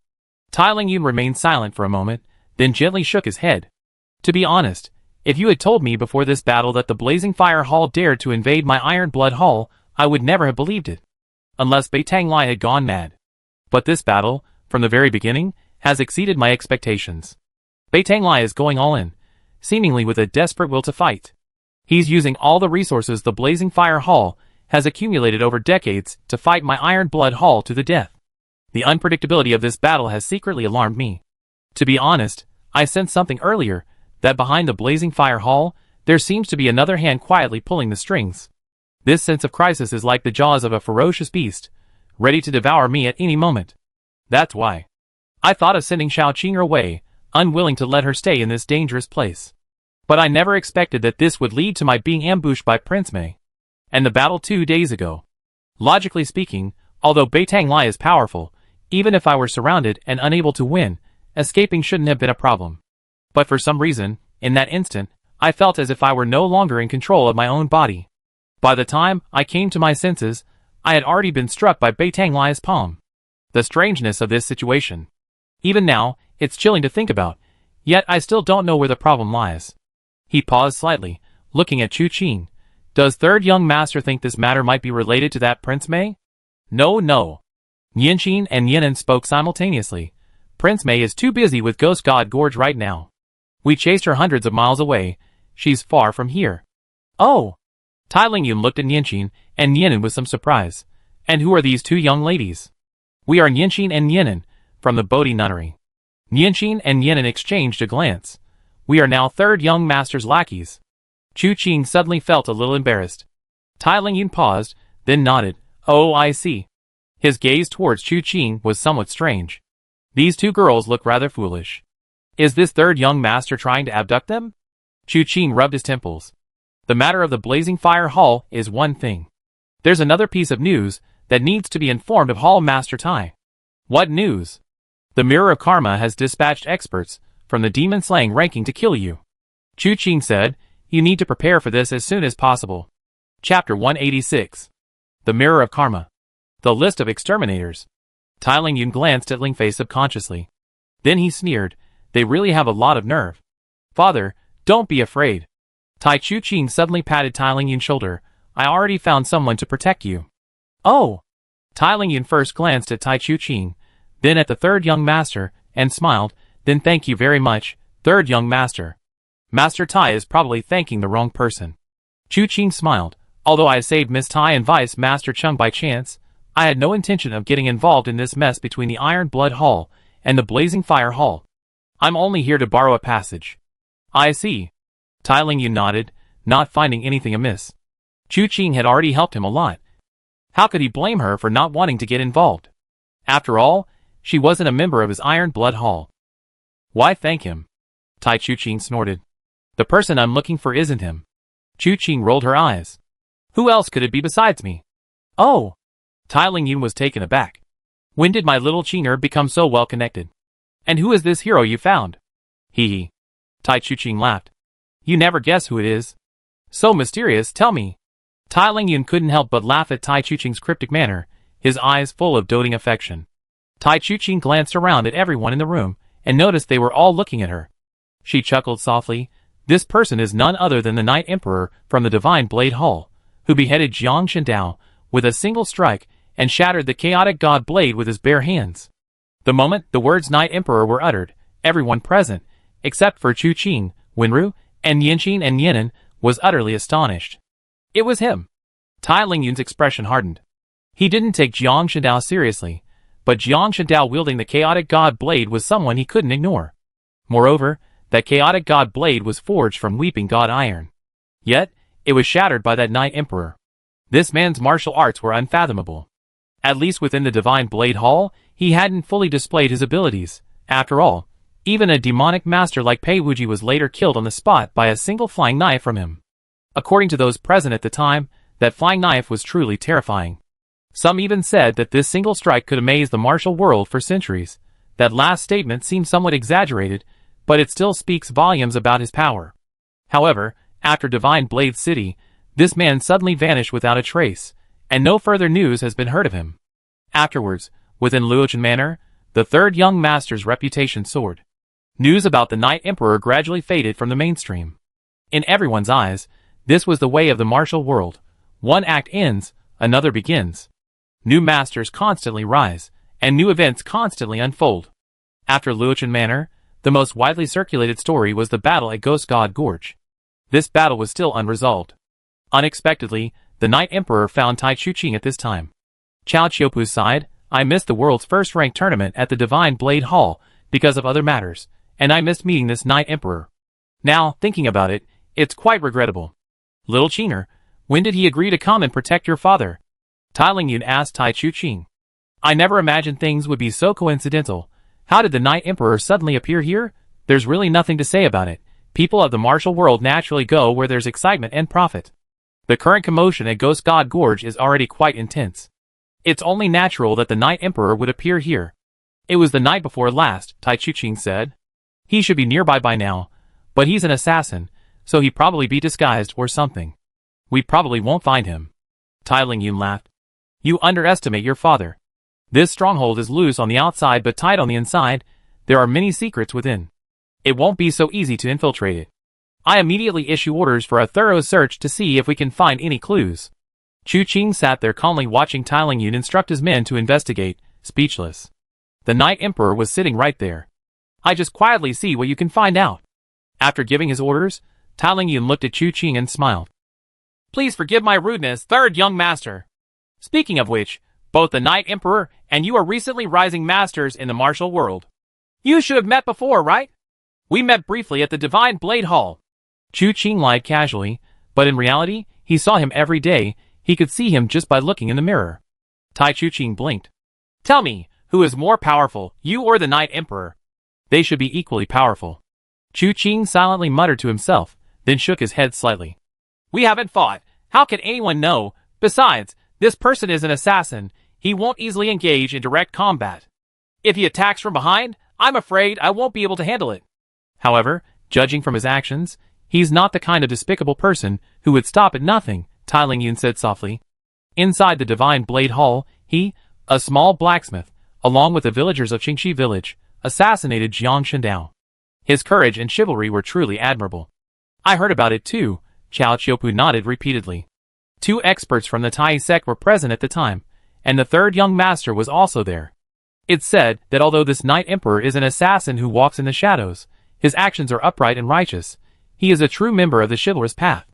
Chuqing didn't know why, but the conversation suddenly turned to the Night Emperor. And all the praise he received was complimenting. He was a little puzzled. Did his actions as the Night Emperor really warrant such high praise? Fortunately, after a while of flattery, Tai Lingyun remembered that everyone had traveled a long way. They couldn't stay here chatting indefinitely, so he ordered lodgings to be prepared. He also told Chuqing that although they wanted to pass through, the Ghost God Gorge was currently impassable on both sides. To get through, they would have to get past the Blazing Fire Hall. It probably wouldn't be possible in the short term, so it was better to stay at Tai Lingyun's place for the time being. Within Blood Hall Stronghold, once the battle concludes, regardless of victory or defeat, the roads will be unobstructed. This was entirely within Chuqing's expectations. He immediately nodded in agreement. Although the living conditions within the stronghold were rather cramped, Chuqing and his entourage were, after all, distinguished guests. A courtyard was prepared for them to stay in. Chung Taizhan and Tai Chuqing both had their own accommodations here, so there was no need to worry. After some conversation in the main hall, Chung Taizhan left with Feng Yu and Hu Yin, preparing to subject him to severe torture to see if they could extract any more information from him. It was only at this point that Chuqing and the others learned the truth. Hu Yan's pursuit of Feng Yu was orchestrated by Tai Lingyun. Feng Yu's encounter with Chung Taizhan last night was a deliberate attempt to create a preconceived notion, preventing Chung Taizhan from suspecting Hu Yan's involvement and thus disrupting the situation. However, Chung Taizhan, though somewhat straightforward, was not foolish. He wasn't fooled at all and exposed Hu Yan on the spot. Now that they were in his hands, they had no reason to complain. Chao Qiupu and Miss Lingfei were placed in the same room. This era had one advantage: marriage was relatively convenient. Ordinary people in various cities and regions had to go to the jurisdiction of sects or gangs to leave a contract. But people in the martial arts world didn't care about such things. They roamed the world freely, and some who valued ritual might leave a contract. Others, who didn't care, simply used earth as incense, the sun and moon as matchmakers, and heaven and earth as witnesses. A simple bow in the wilderness, and they were married. Chao Chiopu and Lingfei were both orphans. Without parents present, they had already held their wedding ceremony outside. It was only natural that the two of them lived together. In the end, Wenru and Chu Qing each had a room, and Yinqin and Yinan each had a room. The accommodations were settled. Originally, Tai Lingyun, seeing that Chu Qing and Wenru, in disguise, were both men, planned to have them share a room. Fortunately, Tai Chu Qing knew Wenru's situation and stopped him. She whispered a few words in Tai Lingyun's ear. Tai Lingyun suddenly realized, and Chu Qing's expression became even stranger. Good heavens, not only did he abduct two silly little girls, but he even abducted the young lady of Luochen Manor? He immediately and secretly warned Tai Chu Qing, "You better keep your eyes open. This third young master is undoubtedly chivalrous, but in some ways, he seems a bit lacking in propriety. Don't let him deceive you. I heard Chung Taizan even wanted to be your matchmaker." Father was also somewhat interested after hearing that, but now it seems he's not a good match. Tai Chu Qing nodded repeatedly after hearing this. Of course I can't marry him. He's a cunning and wicked man. What if he sells me off one day when he's in a bad mood? Chu Qing was unaware of what the father and daughter were whispering about behind his back. After returning to his room, he poured himself a cup of tea and let out a soft sigh. He opened the system interface, which displayed the unnamed commission he had received from Tai Chu Qing the night before last. After closing the system, he briefly organized the current situation in his mind, and the things that urgently needed to be done, and any possible opportunities. First and foremost, the most important thing is the assassination of Tai Lingyun at the Mirror of Karma. He initially lacked concrete information about this matter, only knowing that the people from the Mirror of Karma would definitely appear in Ghost God Gorge. Later, based on the Mirror of Karma's inclinations during the battle between the Blazing Fire Hall and the Iron Blood Hall, he deduced that the experts on the demon-slaying ranking were here to assassinate Tai Lingyun. It wasn't until Tai Chu Qing suggested that Chu Qing protect Tai Lingyun, thus triggering the Nameless on the ranking commission, that this was truly confirmed. However, when these people would make their move, and who they would be, was currently uncertain. The assassins on the demon-slaying ranking are quite different from ordinary assassins. Their styles are varied, some are cautious, some are daring. When they come together, anything is possible. We can't generalize, we still need to be careful. Chu Qing tapped his finger lightly on the table. Besides that, there's the Blazing Fire Hall. Could Bei Tang Zun investigate anything? What's the specific situation on Bei Tang Lia's side, and the heavenly evil cult hidden in the shadows? There are quite a few variables, some of which can be monetized. How about I go find Tai Lingyun tonight as the Night Emperor? Speaking of which, aren't the pawn and advisor pieces like chess pieces? The 12 holy kings each have their own mysteries. Prince Mei, Prince Tomb, and Prince Shi are all very special. Could the one hiding behind the Blazing Fire Hall this time be the chess king? He made a guess in his mind, but this guess seemed a bit too bold. Making such a guess based solely on a pawn and advisor token was a bit wishful thinking. Chu Qing picked up his teacup and took another sip. After the Battle of Ghost God Gorge is over, we can use the Blazing Fire Hall as a route to Taiheng Gate. After that, we traveled north, crossing Tontian Ridge and entering the area north of the ridge. Tianyin Mansion isn't far away. However, when and how will what the Tomb King mentioned happen? The Ghost Emperor Moto went south. Where is he now? A year. That's not a long time, but it's not short either. She tapped her fingers lightly on the table, looked up at the door, and heard a creak as Winter pushed the door open and entered. She didn't speak, but sat down opposite Chu Qing. Then she took a small bottle from her bundle and placed it on the table. Chu Qing was taken aback. What's this? I don't know. Winter said softly, I found it. It should be some kind of poison. Chu Qing took a sip of tea to calm his nerves. He took another sip. Who did you say? The poisonous thing, Winter said gently. It's that thing that tastes a bit bitter. I smelled it. It should be in this fortified village. This thing was found in the fortified village. Chu Qing rubbed his head, feeling a buzzing in his ears.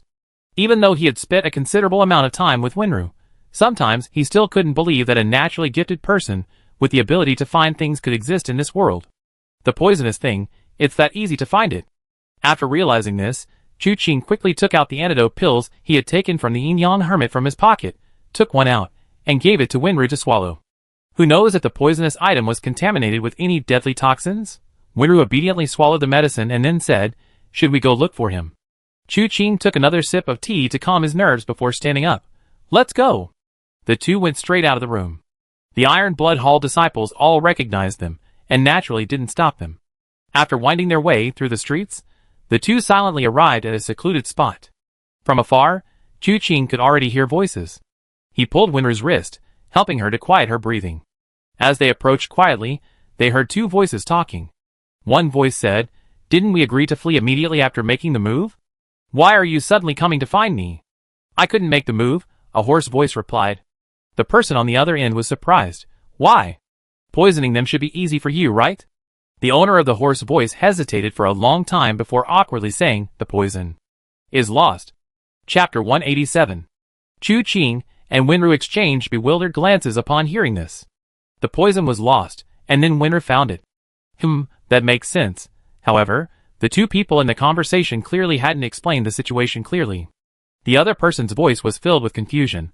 "Why did you lose the poison?" "It wasn't me who lost the poison," the hoarse voice protested. "It was the poison, it was lost." "So why did you lose it?" The other person was even more confused. "Don't you want to kill Chao Chiopu anymore? As long as you kill Chao Chiopu, you definitely have a place on the 72 demon-slaying list. Are you deaf?" The owner of the hoarse voice suddenly turned gloomy. "It wasn't me who lost the poison, it was me who lost the poison." The other person was silent for a long time. "Then you still lost it." The hoarse voice wanted to argue something, but found that it couldn't refute anything. The poison had indeed fallen from his own hand. The problem was, he had been concocting and using poison for many years. He had never lost poison before, always carrying it with him. This time, he didn't know what had happened. He had clearly arrived at the designated location, and all that was left was to administer the poison. Then he reached out and touched it. The poison was gone. He searched high and low several times, but couldn't find it. It was as if he'd seen a ghost. Already annoyed, hearing what the other person said only fueled his anger. "Stop talking nonsense. It's gone, it's gone. So what do we do now? Give me some medicinal herbs, and I can concoct some more." The owner of the hoarse voice said coldly, "This is nothing to me. This stronghold is heavily guarded. It was already difficult enough for us to infiltrate. It's impossible to smuggle in any more medicinal herbs. Don't underestimate Tai Lingyun. This fellow appears rough, but he's actually incredibly shrewd. Otherwise, how could he have built such a large empire as the Iron Blood Hall with his martial arts skills? Then what should we do? I already attacked Chao Chiopu and Hua Marin twice. The first time, I used the Golden Hook Su family to poison him, but unexpectedly, he managed to escape unscathed. The second time, I used the 7 Nights Demon Mushroom to poison an entire village, and only then did I gather them in the forest, but unexpectedly, I still couldn't harm them. Now, Chao Chiopu and Hua Marin are extremely wary of me. I should strike while they only recently arrived at the Iron Blood Hall camp, and aren't yet fully prepared for their surroundings. If we miss this opportunity, things might change." The two paused, seemingly at an impasse. After a while, the voice on the other end spoke. "I find a way to get you out. Go directly to your hiding place in the canyon. I have someone deliver the medicinal herbs there. Once you get there, immediately prepare the poison. By the way, don't touch anything in there. That's for the experts on the demon extermination ranking. They're coming to assassinate Tai Lingyun." "Oh!" The hoarse voice chuckled, "but I wonder who's coming this time." "That's none of your business. Wait until you ascend to the demon extermination ranking, then you can concern yourself with these matters." Chu Qing raised an eyebrow upon hearing this. The two people conversing here were Gui Du and his contact. However, the contact wasn't just coordinating one assassin. This person was also responsible for liaising with the experts on the 72 demon-slaying list. The canyon they mentioned should be Ghost God Canyon. But Ghost God Canyon is a forbidden area, normally uninhabited. Unexpectedly, they had carved out a hiding place within it. Where exactly was it? Thinking this, Chu Qing pulled Wenro back a little. Since the contact was sending Gui Du out, he wasn't in a hurry to act within the stronghold. He could wait until they reached their hiding place in the canyon before killing Gui Du. At the same time, he could wait there for the experts on the demon-slaying list to walk right into his trap. However, he couldn't let the contact get away either. But killing the contact now might alert them. He could have Tai Lingyun secretly monitor their movements first, and then deal with this contact after he had killed all the experts on the list. After going through the plan in his mind, he heard a creak as the door opened, and an unremarkable-looking man walked out. He was dressed in the attire of an Iron Blood Hall disciple, and looked no different from any other Iron Blood Hall member. After he had been gone for about the time it takes to brew a cup of tea, another person also came out. Although this person's attire was also identical to that of an Iron Blood Hall disciple, Chu Qing recognized him at a glance. He was the man in black he had met briefly in the main hall of Seven Plum Manor. Chu Qing's gaze did not linger on him for long. He directly asked Wenru to take him to the contact. After wandering through the fortified village for a while, when they saw the contact again, he was beside the enforcement elder. This enforcement elder was named Su Tsunshu. According to Tai Lingyun, he had served him for many years, and was known for his integrity and uprightness. But was he deceived by this contact, or had he already betrayed them? Thinking of this, Chu Qing couldn't help but sigh again. The Iron Blood Hall was simply too large, with too many people, resulting in a mixed bag of good and bad. It was truly remarkable that Tai Lingyun had managed to bring this massive, and riddled with problems Iron Blood Hall, to its current state. He wondered if Tai Lingyun himself knew that not only was Chung Kishan's accountant problematic, but even his own enforcement elder might be a spy. Chu Qing and Wenru followed the contact for a while longer, until they confirmed his residence, before leaving. Afterwards, they found the place where Gidu and the contact were conspiring, and from there, they followed Gidu's scent. The scent had gradually spread beyond the city walls. The liaison's efficiency was indeed remarkable. Once the order to send the poison out was given, there was no pause, and within a short time, the person was sent away. Chu Qing and Wenru followed for a while, and discovered that the group leaving the city was a caravan transporting supplies. However, halfway through the journey, the poison had already left the caravan. Continuing to follow the scent, they gradually reached the edge of the Ghost God Gorge. This was an extremely vast gorge, hundreds of feet apart at both ends, stretching for hundreds of miles. It served as a natural barrier between the Iron Blood Hall and the Blazing Fire Hall. To reach the other side from here, if one were to detour, due to the terrain and poisonous miasma, it would require traveling hundreds of miles further. Perhaps because the ancients found the detour too difficult, they devised a way to connect the two cliff edges with massive chains, 18 in total. Each chain was spaced about 10 feet apart. The Iron Blood Hall's stronghold, exiting from its main gate, faced directly onto these 18 cableways. Chu Qing and Wenru followed the eerie, poisonous scent, but were quite far from the cableways. Reaching the edge of the canyon, they could see the swirling miasma within. This miasma was highly poisonous. People had once chased wild animals into it, and the animals, upon entering, would immediately howl in agony. They would desperately try to escape, but when they finally emerged, half their bodies were bare bones. This is why no one dared to easily venture into the miasma. Wenru pointed to a spot and said, "That person went down from here." Chu Qing looked closely and indeed, there were traces of someone passing through that area.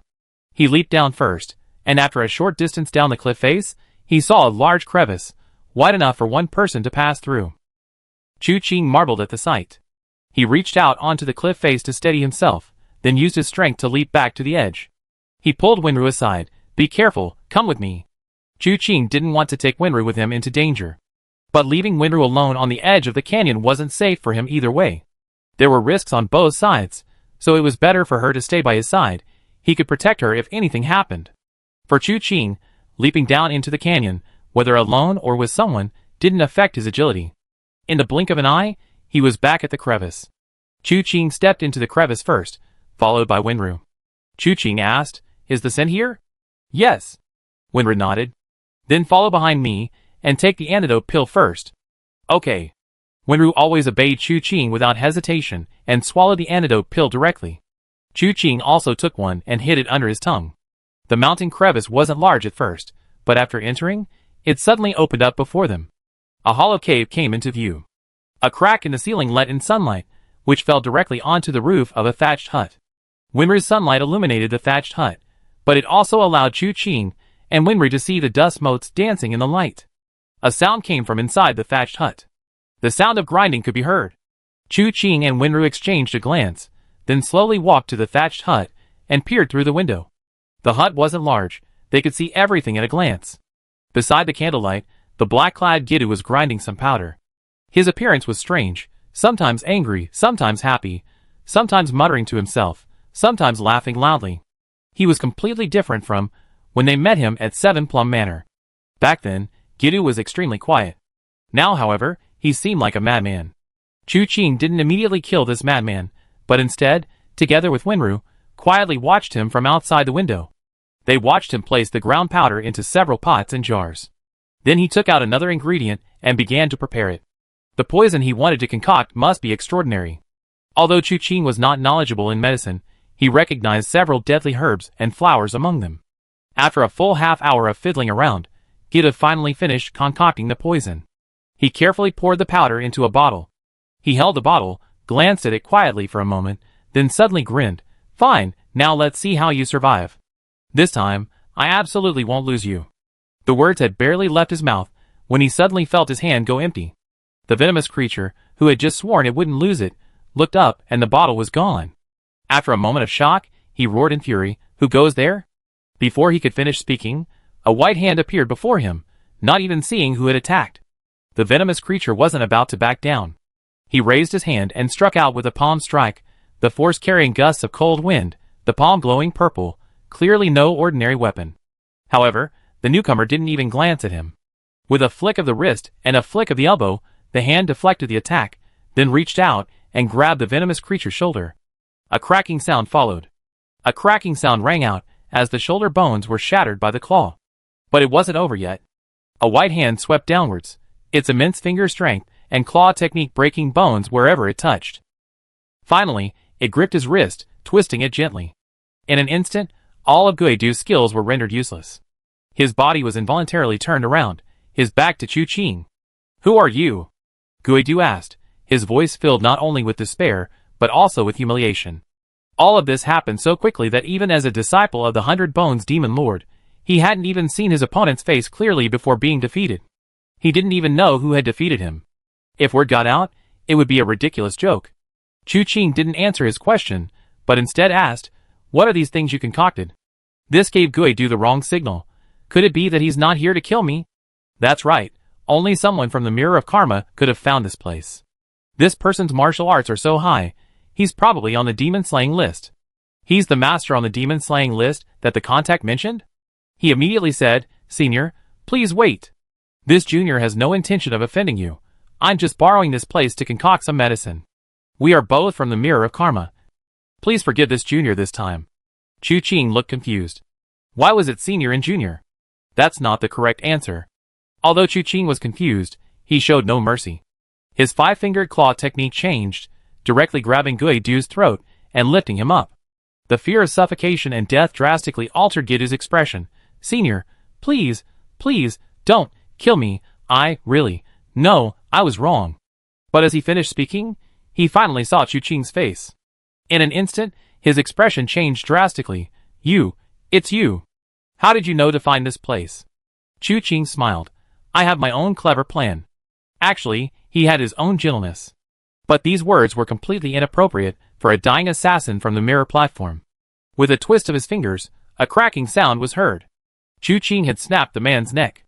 Unexpectedly, as soon as the man stopped breathing, his flesh suddenly swelled and bulged. Chu Qing's face darkened. Without any hesitation, he threw the man out of the hut. A deafening explosion followed, and Guidu's body shattered. Large wisps of green, gruesome mist instantly spread in all directions. Chapter 188. A pale green rain of blood, like mist, covered the land in all directions. The grass and leaves that had remained untouched due to the unusual location instantly became deathly still. This scene surprised even Chu Qing, let alone Wenru, who stared wide-eyed. "This person is probably covered in poison from head to toe," Chu Qing said, glancing at his hands. He had put on silk gloves to deal with the strange poison. Now, he indeed found traces of green on his fingertips. However, with a flick of his wrist, the green fell to the ground with a sizzling sound. It caused no harm to Chu Qing's hands.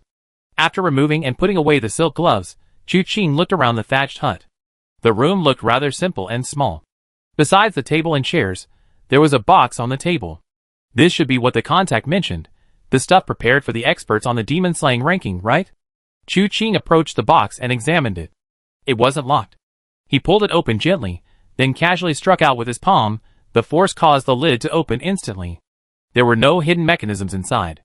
Chu Qing and Wenru then examined the box more closely. The box wasn't small, but it didn't contain much. 3 sets of golden silk soft armor, seemingly quite resilient. This was the lining, capable of blocking swords. 3 sets of iron blood hall disciple uniforms. They didn't seem to be a very high grade, but they were sufficient. These 3 sets of clothing mainly took up space in the box. Further inside, there were 3 small boxes. These 3 small boxes were flat, square with 4 corners, it was impossible to tell what they contained. Chu Qing took out the boxes and laid them out one by one, making Winra move aside as well. He opened one first with his palm. Seeing no mechanism triggered, he opened the other two. However, the contents of all 3 small boxes were exactly the same. 3 human skin masks, as thin as cicada wings. This is a painted skin. Chu Qing was proficient in disguise, and his skills were largely derived from Bai Qi. Bai Qi had once told him that skilled craftsmen in the Mirror of Karma had created 9 painted skins, the ultimate treasures of disguise. Normally, disguise requires techniques on the face, using methods like applying and filling to transform a person into someone else. But over time, human skin is alive and gradually erases these traces. Problems arise over time. It requires constant adjustments. But painted skins are different. All the techniques of the painted skin mask can be applied directly to this human skin mask. Once worn, the makeup won't fade due to washing or sweating. It has tiny, dense pores, like human pores, allowing sweat to escape normally, making it look indistinguishable from a real face. Wearing it is completely comfortable. To remove the disguise, a specially formulated solution is needed. Therefore, it can be reused repeatedly, allowing for arbitrary changes to one's appearance. Furthermore, this material is extremely thin. Once it adheres to the face, ordinary friction won't cause it to peel off, just like one's own skin. Removing the painted skin mask also requires a special method. These methods and the solution were taught to Chu Qing by Bai Qi because of his talent for disguise. So the moment Chu Qing saw the 3 human skin masks, he recognized their origin. This is a good thing. Chu Qing looked at the 3 masks, which resembled human skin, spread out in 3 boxes, and chuckled. The Mirror of Karma has only had 9 masks in all these years, but I didn't expect them to produce 3 just for Tai Lingyan. If this falls into the hands of a master of disguise, it can transform into anyone. Winra poked at one with her finger, and then said to Chu Qing, "It looks like human skin." Chu Qing thought for a moment, and shook his head.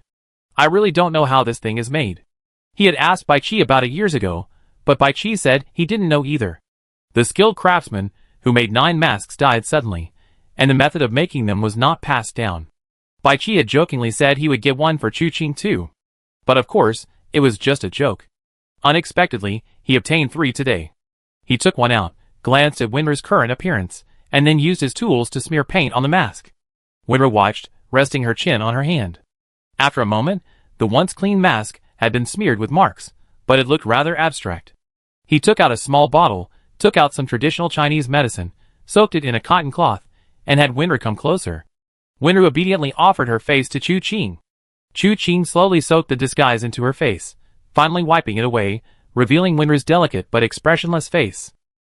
Then he picked up the mask and applied it to Winra's face. After smoothing out every protruding corner, Chu Qing released his grip and smiled, "It's done." As he spoke, he took a small, palm-sized bronze mirror from his bundle and handed it to Winra. Winra glanced at herself in the mirror and found that her appearance was exactly the same as before, only looking more natural. She felt no discomfort on her face. She couldn't help but touch her cheek. How amazing! Isn't it? Chu Qing smiled. "You don't know.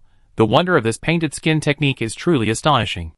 If used well, it can be infinitely varied, used to harm people, or to destroy them." "How can this thing be used to harm people?" Winra asked curiously.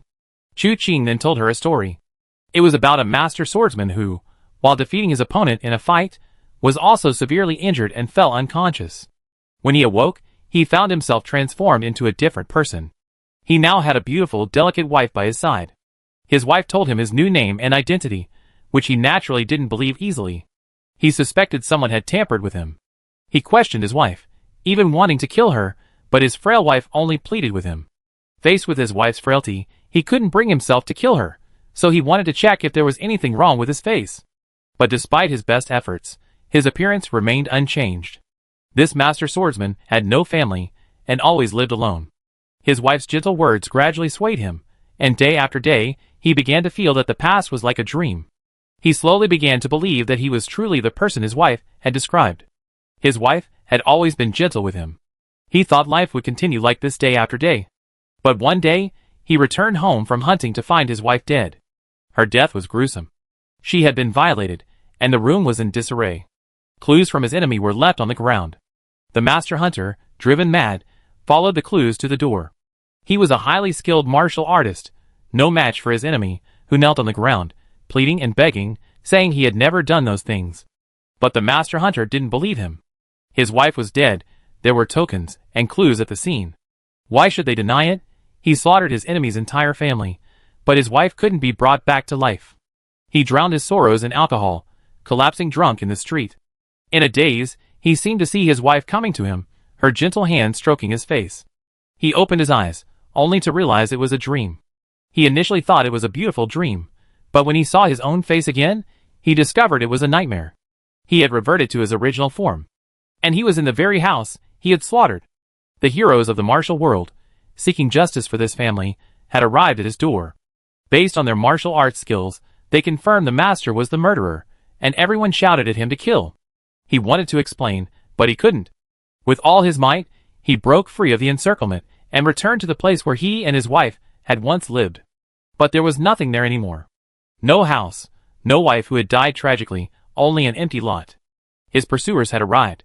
He was struck in a daze, his injuries worsening. As he lay dying, he saw a woman in white standing outside the crowd. Her appearance was identical to his wife's. But the smile on her face was no longer gentle and warm, it was a sinister smile. After listening to the story, Winry's expression became somewhat grave. She rubbed her cheeks. How terrifying. You actually know fear? Chu Qing was somewhat surprised. This story wasn't something he made up, it was a true story. Bai Qi had told him. That wife was actually an assassin from the Mirror of Karma, and also a master of disguise. She herself didn't know martial arts, but she carried a blood feud. That master was one of her enemies, and another enemy was the entire family that the master had wiped out. In terms of martial arts, it was impossible for her to kill these enemies. So, she used the disguise to set a trap, spending half a year making that master completely believe that she was his wife. She then guided that master to help her destroy her greatest enemy. Ultimately, even the master swordsman, caught in a preordained trap, died in the encirclement. No one knew why the master swordsman suddenly went mad and murdered an entire family. None of them realized they had become pawns in someone else's game. They only felt they were ridding the martial world of a scourge, that they were great heroes. They used this to rise above others, but they didn't know that this was a woman without martial arts skills, who used disguise and disguise techniques to avenge her immense blood feud. It was precisely because of this that Chu Qing always felt that in the martial world, what could kill was never just martial arts. Martial arts were the foundation of one's life. But those who only knew how to rely on martial arts and win by brute force were bound to fall into the lowest ranks. One day, you might become someone else's weapon without even realizing it. Because there are truly clever people in this world, they manipulate people's hearts, killing without bloodshed and leaving no trace. Of course, even now, Chu Qing doesn't know which side in Bai Qi's story is good and which is evil. After all, he himself is morally questionable, so how can he judge the good and evil of others? But this little story actually made Winra say she was afraid, which surprised Chu Qing somewhat. Winra thought about it carefully. It is indeed a bit scary. The intention is terrifying. Chu Qing nodded. Let's go, these things are an unexpected bonus. After we get back to the stronghold, do me a favor. What is it? Winru asked. Chu Qing smiled. In my room, pretend to have a long talk with me. I plan to wait for you here. The plan of waiting for the prey to come to them was already in Chu Qing's mind after learning of the hiding place. The treacherous poisoner was just a minor figure, not worth mentioning. The truly worrisome ones were those on the demon-slaying list. But even minor figures could attract big trouble, especially those skilled in poison, who were the most feared in the martial world. Now that this thorn in their side had been removed, everything else could proceed. First, he would have Winru and the third young master have a long talk in the room, letting everyone know that the third young master had never left the stronghold. Then, posing as the Night Emperor, he would go to Tai Lingyun, tell him the contact's identity, and instruct him to keep an eye on things, but not to make any moves or attract attention, lest he alert the enemy. Finally, Chu Qing went to the hiding place, to wait for the prey to come to them. These matters, though complex in theory, were not difficult to carry out. The only slight hiccup was the Night Emperor's first meeting with Tai Lingyun, which would inevitably involve some subtle probing, something Chu Qing was already adept at.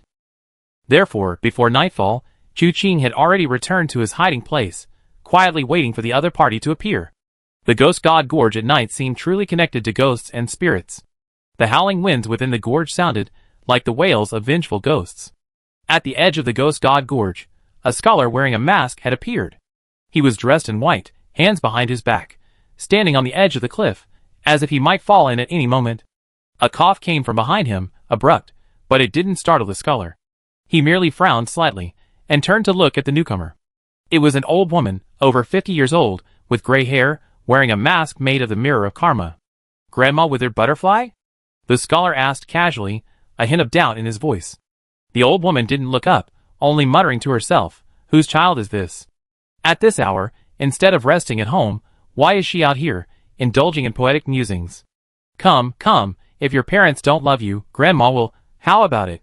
As she spoke, she flicked her wrist, and a wooden doll appeared. She gently shook it. "Look, isn't this fun?" "No fun," the scholar said coldly. "Don't touch me, or you lose your head." As soon as she finished speaking, the doll in Granny Dry Butterfly's hand flew out. The scholar flicked his sleeve. A gust of wind ripped through the air, and the wooden doll was instantly frozen in midair. The doll then stretched out its arms, revealing two sharp daggers, which, with a change of Granny Dry Butterfly's gesture, a tearing sound rang out in the air, forcefully ripping apart the scholar's protective aura, heading straight for his forehead.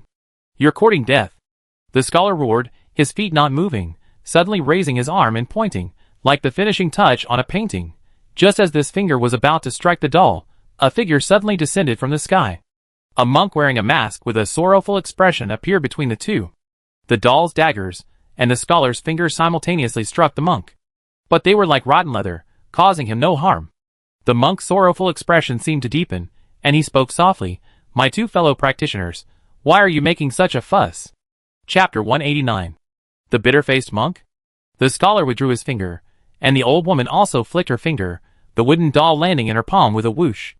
Looking up at the monk in the center, Granny Dry Butterfly sneered, "A mere Tylingyan, and she's even brought out a monk like you? Plus, with me and that scholar painting dragon, wouldn't the three of us joining forces be making a mountain out of a molehill?" Scholar painting dragon snorted and said calmly, "Old lady, you're getting old, your mind isn't clear anymore. Tylingyan, as the head of the Iron Blood Hall, how could he be easily dealt with? If you want to kill him, you should naturally be prepared for the worst. Getting old?" The bitter-faced monk glanced back at Granny Dry Butterfly, shook his head, and said, "You're mistaken, Granny Dry Butterfly isn't that old. She's probably not even 30 yet. Just deliberately acting old and decrepit. The dead leaf butterfly is a master of disguise." The dead leaf butterfly's face immediately darkened. Her previously hunched back straightened, and her voice, which had been hoarse and aged, transformed into the distinctive tones of a young woman. "How did you, a monk, know this?" The Buddha said, "It cannot be spoken." The bitter-faced monk's voice grew increasingly bitter. The dragon painting scholar glanced at the two men and gently shook his head. "The hiding place mentioned in the letter is below this ghost god gorge.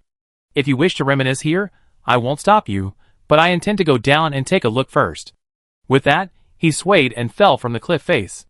The dead leaf butterfly and the bitter-faced monk exchanged a glance, and then leaped down as well. Once the location was right, the crevice in the mountain wall below wasn't hard to find. The three men followed the crevice, and immediately saw the shattered remains of the venomous corpse from earlier that day. The area was completely barren, its vegetation withered and dead, looking rather jarring. "I heard the contact left something for us in the room," said the scholar Hualong, eager to be the first to enter the room. But as he stood before the door, a hissing sound suddenly came from behind him. He whirled around, and saw the wooden doll already right in front of him. Instantly, he flicked his sleeve, his robe billowing with a gust of wind, sending the doll flying. But at that moment, a hand suddenly appeared, its palm already aimed at the scholar's chest. Fortunately, the scholar was extremely experienced in combat. Facing this sudden attack, he simply took a deep breath. His chest immediately caved in more than half an inch. The palm strike, at its very end, missed the scholar's chest and abdomen by a hair's breadth. Before the scholar could even catch his breath, the hand transformed into a claw, its arm inexplicably growing 3 inches longer. It seized the scholar's vital points in his chest and abdomen, then flung him away. "Little scholar, you're still too green to fight your older sister," Granny Dry Butterfly said with a smile, no longer feigning her voice. The bitter-faced monk was speechless, wondering what there was to argue about before and after entering the room. What difference did it make whether he won or lost? But then he heard Granny Dry Butterfly say, "You lost this fight to me. Once you infiltrated the Iron Blood Hall, you'd be under my command in all matters. Monk, what do you think? Or shall we fight again?" The bitter-faced monk suddenly understood. So their fight from the moment they met was for the right to give orders. After some thought, it seemed to make a lot of sense. Since the three of them were acting together, to avoid disorganization and each fighting their own battles, there needed to be a leader. However, the bitter-faced monk wasn't interested in these matters, so he said softly, "In that case, I leave the rest to Granny to decide." Although the dragon painting scholar was unwilling, he had just lost a move, and now that the bitter-faced monk had said so, he could only grunt in agreement. Granny Cutie was immediately satisfied and turned to push open the door. "I." She had only uttered the word "I" when her pupils suddenly contracted. The room wasn't large. A table was visible as soon as the door opened. On the table was an open box, and behind the box sat a person, clad in black, wearing a white mask. On the table was a sword, the Azure Knight's sword, and in the black-clad person's hand was a knife. A throwing knife. The knife wasn't long, only 3 inches and 7/10 of an inch, shaped like a willow leaf, as thin as a cicada's wing. A sliver of light shone on the throwing knife, and the reflected light illuminated the mask on the man's face. His pupils contracted for a fleeting moment. The next instant, the man in black suddenly flicked his wrist. The throwing knife vanished. In the instant the knife disappeared, Granny Cutie managed to utter the word "I," but the rest of her words were swallowed back, not voluntarily cut short. She felt herself being thrown backward. She also felt a cold sensation rise from her throat. She felt herself fall heavily to the ground. She even saw the dragon painting scholar and the bitter-faced monk, both looking at her. She wanted to warn them, but she couldn't utter a word, because the missing throwing knife was now embedded in her throat. Blood gushed from her mouth, and her strength gradually dissipated. In her last glimpse, she saw the man in black, carrying the sword, emerge from the room, his cold voice carrying the surroundings. "I thought I have to wait a few more days here, but I didn't expect you to arrive earlier than I anticipated." "You are?" "The painted dragon scholar." "The bitter-faced monk?" "The Knight Emperor." The painted dragon scholar stared at the man in black, wearing a white mask, his voice filled with astonishment. The bitter-faced monk stared at the corpse of Granny Cutie, muttering incantations, seemingly reciting a mantra for rebirth. Suddenly, the painted dragon scholar shouted sharply, "Bitter-faced monk, stop chanting. This man is the Knight Emperor, rumored to be unparalleled in swift swordplay and unmatched in throwing knives. You help me hold him off for a moment, or we both die." Chu Qing's eyes, hidden beneath his mask, flickered slightly, and the Azure Knight's sword was drawn. Just as the scholar uttered the last word of his words, the sword was already at his throat. Life and death hung in the balance. A tremendous force suddenly pulled him away. By a hair's breadth, he was snatched from Chu Qing's sword. When the scholar regained his senses, he was already beside the bitter-faced monk, feeling a tingling, itchy sensation on his neck. He touched it, and found his palm dripping with blood. Although he had been saved by the bitter-faced monk, the sword strike had still injured him. Chu Qing glanced at the bitter-faced monk with some surprise. "Not slow. Even faster, benefactor." The bitter-faced monk clasped his hands together, his words not insincere. From the moment the scholar uttered the words Knight Emperor, he had already attacked, but even so, he was still a little too slow, allowing the scholar to be wounded by Chu Qing's sword. This man's swift sword was indeed as renowned as it came. Thoughts raced within him, and he was about to speak again, when he saw Chu Qing's sword already at his heart. His martial arts were ultimately superior. Anyone else would have been unable to even see Chu Qing's swift sword, and would have died without even knowing how.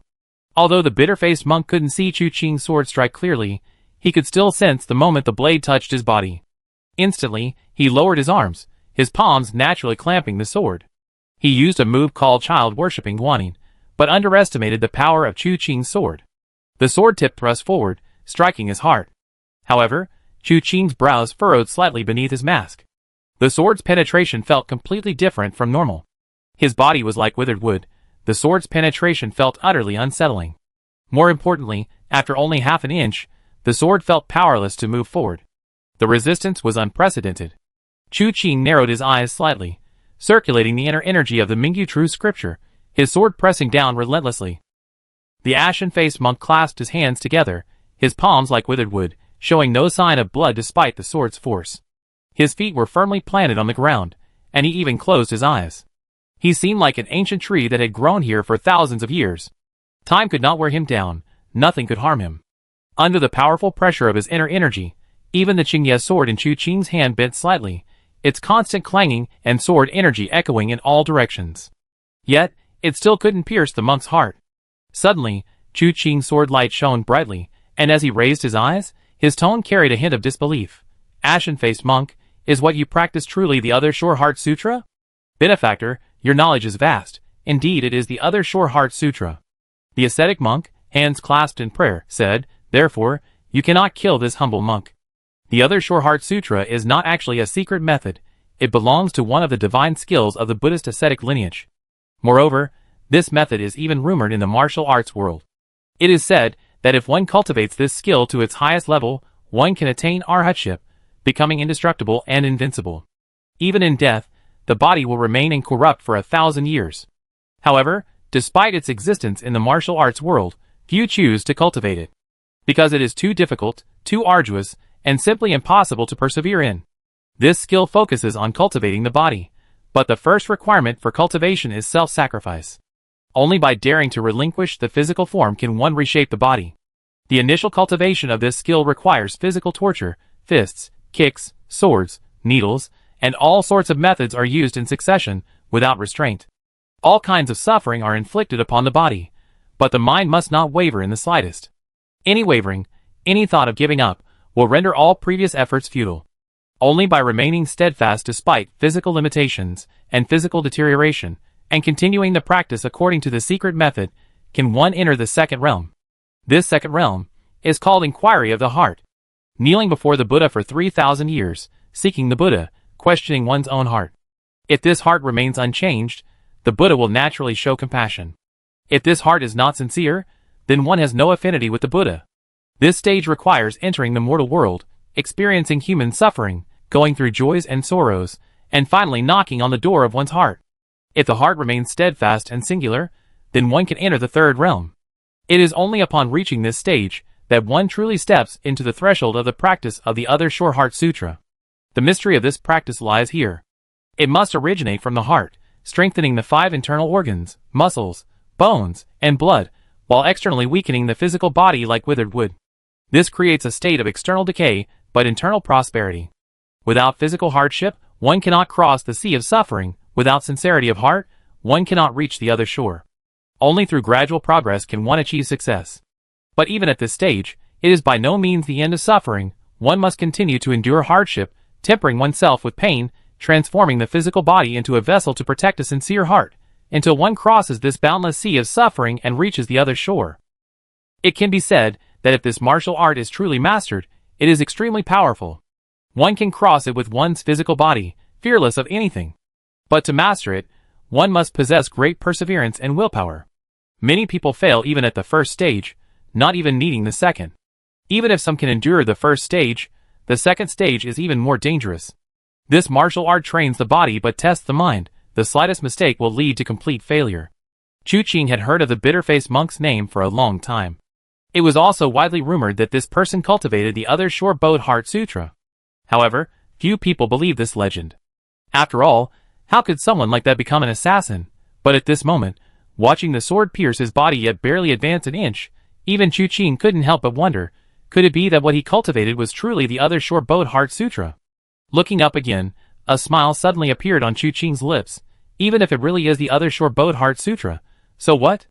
I want to see if I can actually kill you. He held the sword with one hand, his free left hand forming the index and middle fingers touching the blade. The sword instantly emitted a high-pitched sword cry. A powerful force, accompanied by a piercing chill, transmitted from the blade throughout the bitter-faced monk's body. The bitter-faced monk discovered that a layer of frost had formed on his hands, without him noticing.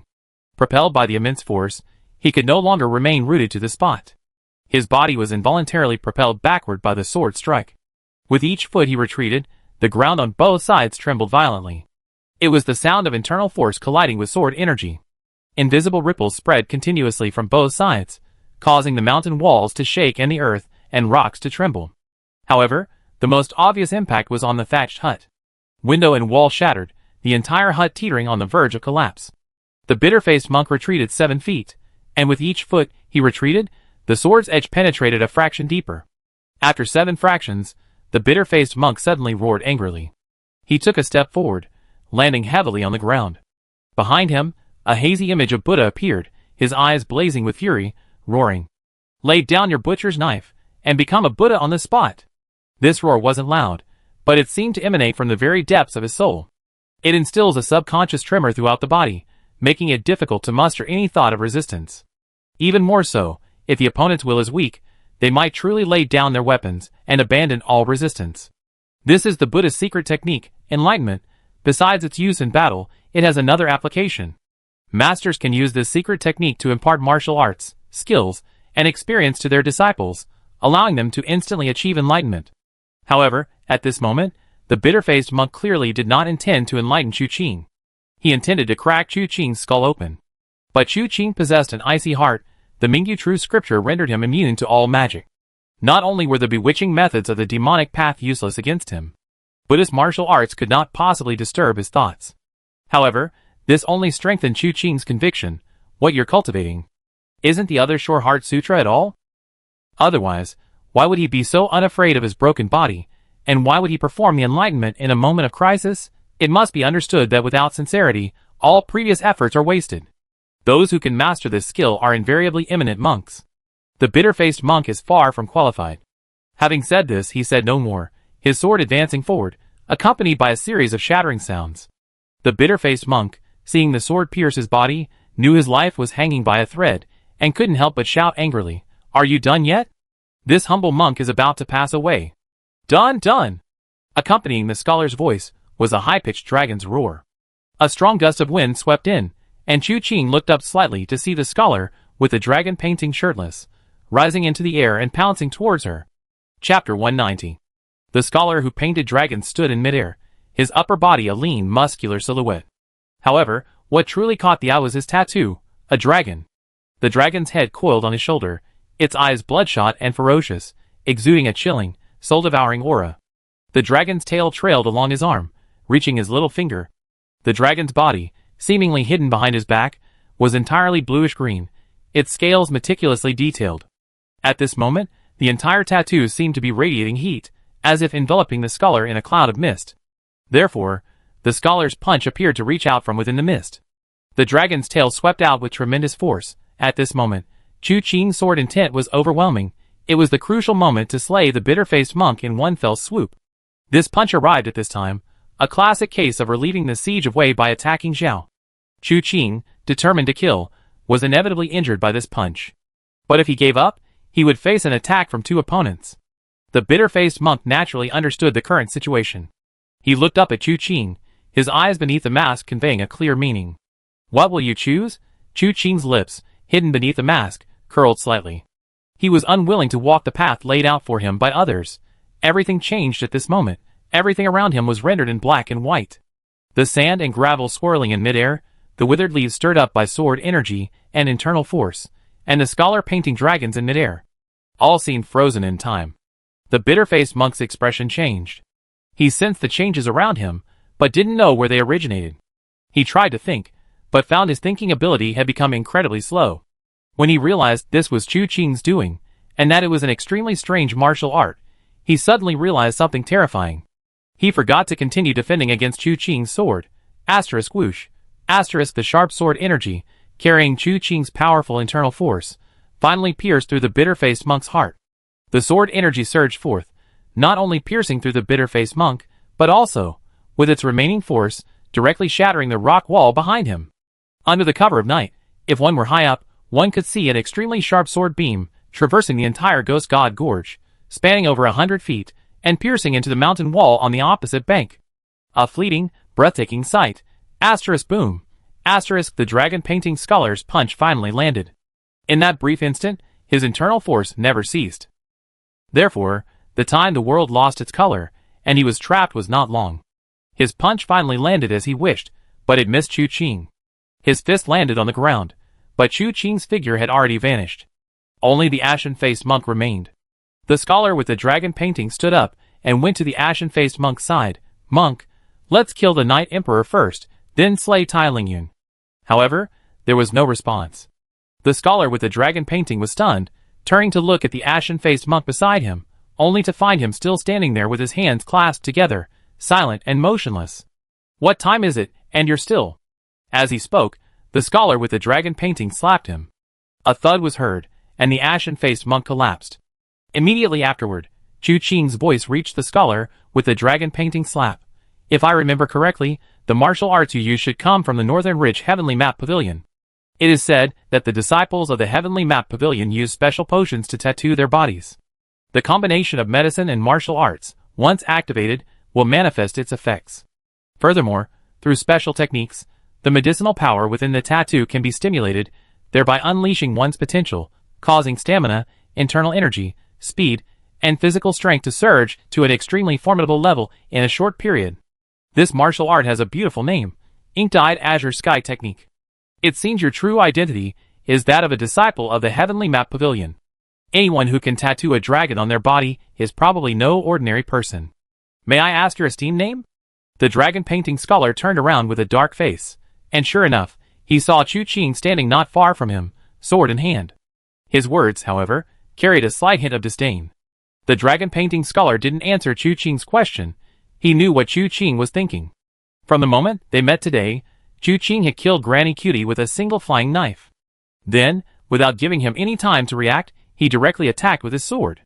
If it weren't for the bitter-faced monk saving him, he would have been dead long ago. Now that the bitter-faced monk was dead, why would he be so kind as to talk to him here? Was he just chatting idly? His killing intent was deep. He probably wished he could kill him immediately.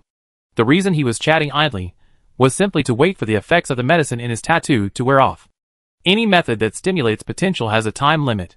Once that time limit is reached, he will inevitably be weak and powerless. Why not take advantage of his current peak to fight Chu Qing, or wait to die in weakness? How could I fall for your trick? He moved like a dragon, his figure lunging forward with overwhelming force, following an unparalleled path of power. But just as he was about to reach Chu Qing, within reach of his palm, the surrounding world suddenly lost its color once more. Everything froze on the spot. Ah! How could I forget? Yes, he still had this move. He didn't need to wait for his time limit at all. In this black and white world, Chu Qing drew his sword and struck. The sword pierced the throat of the painted dragon scholar in an instant. Sheathing the sword, all his movements seemed so casual and effortless, as if he weren't committing murder. Instead, it was as relaxed and carefree as strolling in a garden. His sword was inherently fast. In the darkness, no one could block his strike. The world returned to its original color in that instant, and the power vanished in an instant. The painted dragon scholar clutched his throat, his body slowly collapsing, blood gushing out, his eyes gradually fading into emptiness. Chu Qing looked at the mess on the ground, and slowly walked to the dilapidated thatched hut. The thatched hut, finally unable to withstand the strain, collapsed in the aftershocks of their fight. He kicked aside 2 pieces of wood, making room to sit down, and opened the system interface with a thought.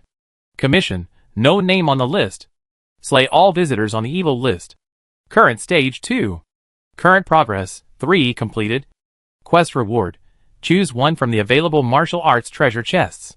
Stage reward. 1 random clue treasure chest. Full stage reward. 1 self-selected category martial arts treasure chest. Current available treasure chests. Body protection treasure chest. Extraordinary skill treasure chest. Internal energy treasure chest. Chu Qing's eyes, which had previously lacked much luster, suddenly lit up the moment he saw the words internal energy treasure chest. Internal energy treasure chest. It actually dropped an internal energy treasure chest. He subconsciously licked his lips. How long had it been? It had been ages since he'd seen an internal energy cultivation chest after the Mingyu Gong incident. Forcibly suppressing the urge to open it immediately, Chu Qing closed the system interface and stood up. The internal energy cultivation chest would inevitably yield internal energy, and obtaining it would inevitably conflict with his original internal energy. This would result in a rather lengthy reconciliation process. This process couldn't take place in this cave. After all, this was the hiding place of the Nijingtai. He could kill here in his best condition, but to cultivate in seclusion here would be suicidal. Who knows when the people from the Mirror of Karma will come to investigate? What if they arrive, and 3 experts on the demon-slaying ranking are found dead on the spot? Oh dear! The culprit is still in seclusion here cultivating? Wouldn't he have torn them to pieces on the spot? Hesitating for even a second would be disrespectful to the 3 deceased experts on the demon-slaying ranking. After a moment's thought, Chu Qing dragged the 3 corpses over and, as usual, searched them thoroughly. He was most looking forward to the body of the bitter-faced monk. This monk must have many secrets. He wondered if he could find anything valuable on him. But after searching, Chu Qing found nothing on the man. He was just like an ordinary monk, no different from anyone else. However, he found quite a few items needed for disguise techniques on the body of the withered butterfly granny, who had died from the flying knives at the beginning. Some of these he didn't have, so he readily accepted them. Then Chu Qing removed a human skin mask from her face. This human skin mask doesn't look as exquisite as the painted skin mask, but the face underneath is quite exquisite.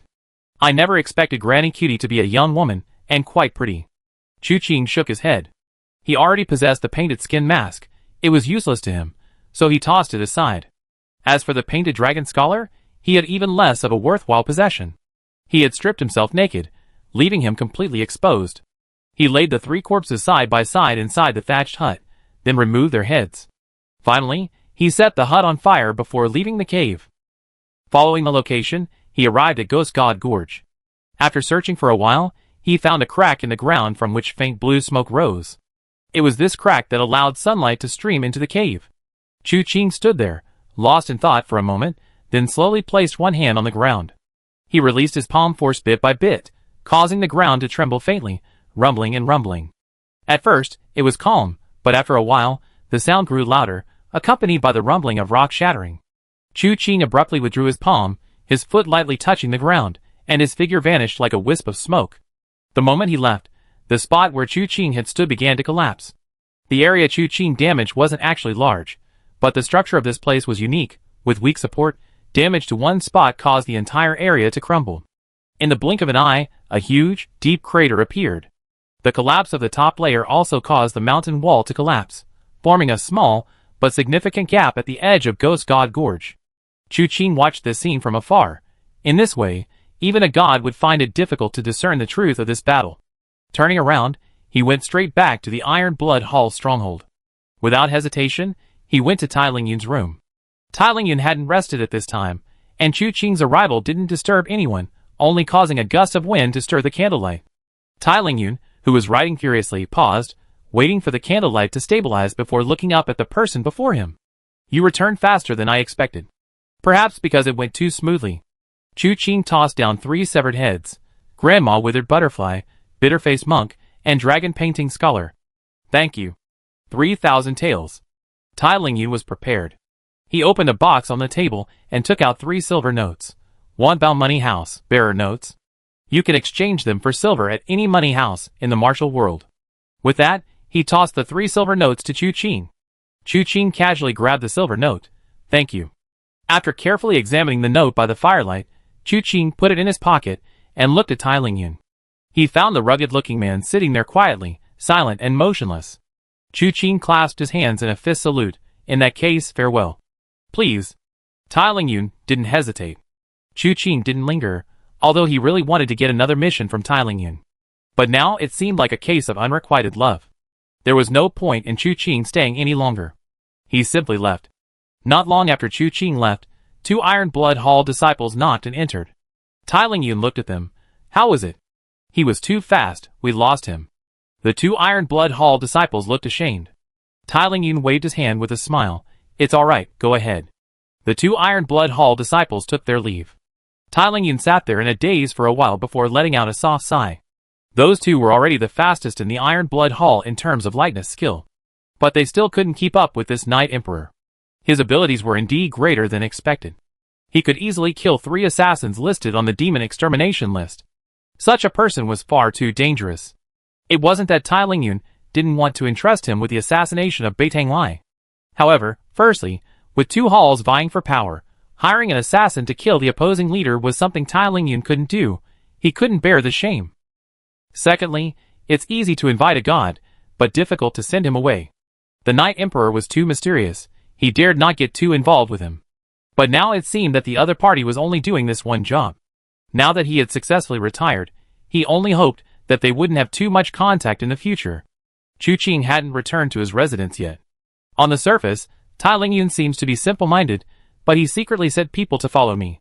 The leader of a powerful force is indeed no ordinary person.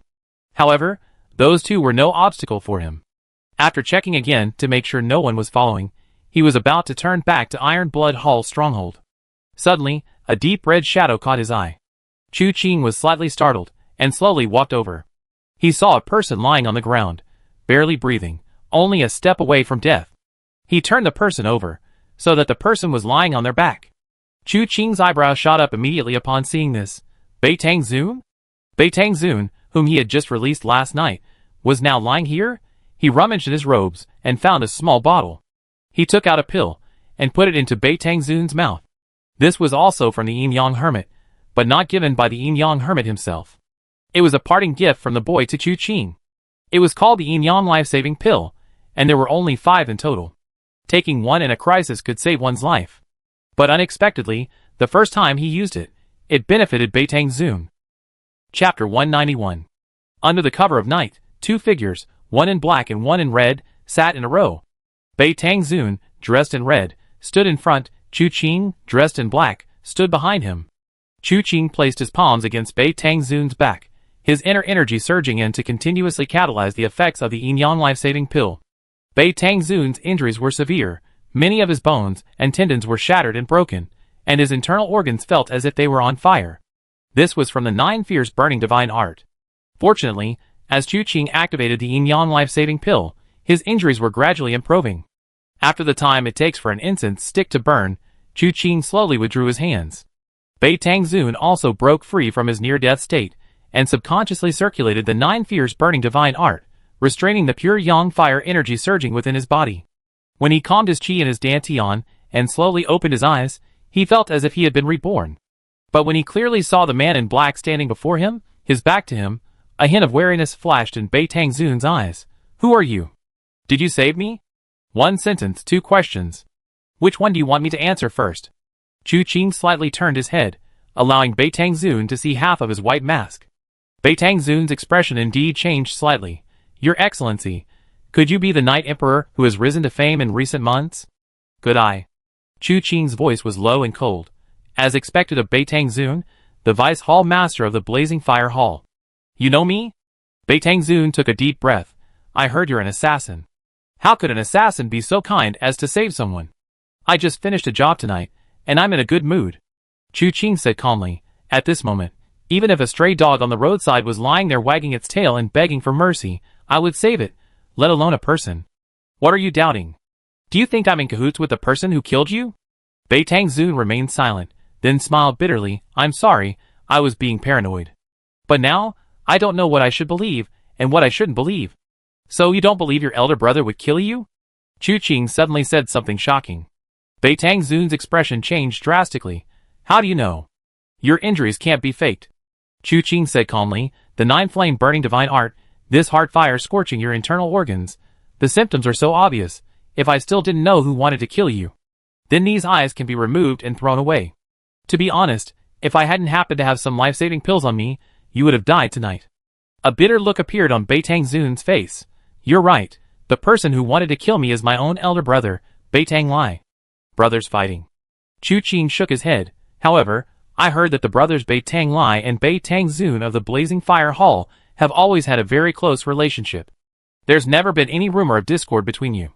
Now, why has Bei Tanglai suddenly become so ruthless?" Bei Tangzun's expression froze, as if he were thinking of something. Suddenly, he looked at Chu Qing. "Your Excellency Night Emperor, you're an assassin. Would you be willing to help me kill someone?" Chu Qing raised an eyebrow, tentatively asking, "Who?" "My elder brother, Bei Tanglai." "Sure enough." Chu Qing's eyes narrowed slightly. "Your elder brother wants to kill you, so you want to hire me as your assassin to kill your elder brother. You 2 brothers are quite the players." "There are many hidden reasons behind this. But it's inconvenient for me to tell you," Bei Tangzun said in a deep voice. "But the current Bei Tanglai is no longer worthy to be the leader of the Blazing Fire Hall. Only with his death can the Blazing Fire Hall live. Moreover, the sooner he dies, the better." Seeing his demeanor, Chu Qing knew that he had indeed discovered something extraordinary. That's why Bei Tanglai was willing to personally kill him. After waking up, and after a moment's hesitation, he had already decided to kill Bei Tanglai. However, given his identity as an assassin, he doubted Bei Tanglai would reveal the details. He immediately smiled. "I think you misunderstood something. Although I am an assassin, I don't kill just anyone. Bei Tanglai has never done anything heinous. Why would I kill him? Just for the sake of your brother's power struggle? Then you underestimate me." Bei Tangzun was taken aback, then nodded in realization. "So that's how it is. So, the reason you wanted to kill Jiang Shidao in Shidao City was because he acted perversely. To forge the chaotic god blade, he didn't hesitate to kill and slaughter innocent civilians. However, if that's the case, then you really must kill Beitang Lai. A reason? Chu Qing narrowed her eyes at Beitang Zun. I need a reason why I must kill him. He colluded with the heavenly evil sect, harming fellow martial artists. Beitang Zun gritted her teeth and said, is that reason enough? To cover up this secret, he even killed his own brother to silence him. Is that reason enough? The heavenly evil sect. Chu Qing said calmly, as far as I know, members of the heavenly evil sect are often skilled in demonic techniques. These kinds of methods are excellent at deceiving the mind. How can you be sure that what you saw was all done willingly by your elder brother, and not out of his control, under someone else's control? He was fully aware of what he was doing. A look of disappointment crossed Beitang Zun's face. He cooperated with the heavenly evil cult while in a conscious state. He told me personally, the Ghost Emperor is dying, the heavenly evil cult will dominate the world. The Ghost Emperor is dying, the heavenly evil cult will dominate the world. Chu Qing remained silent. He had never told anyone about the Ghost Emperor's impending death.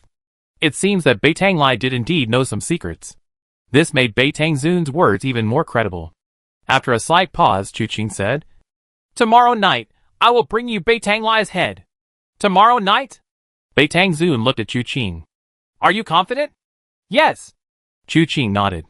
But you have to tell me, how did you pass through Ghost God Gorge unnoticed?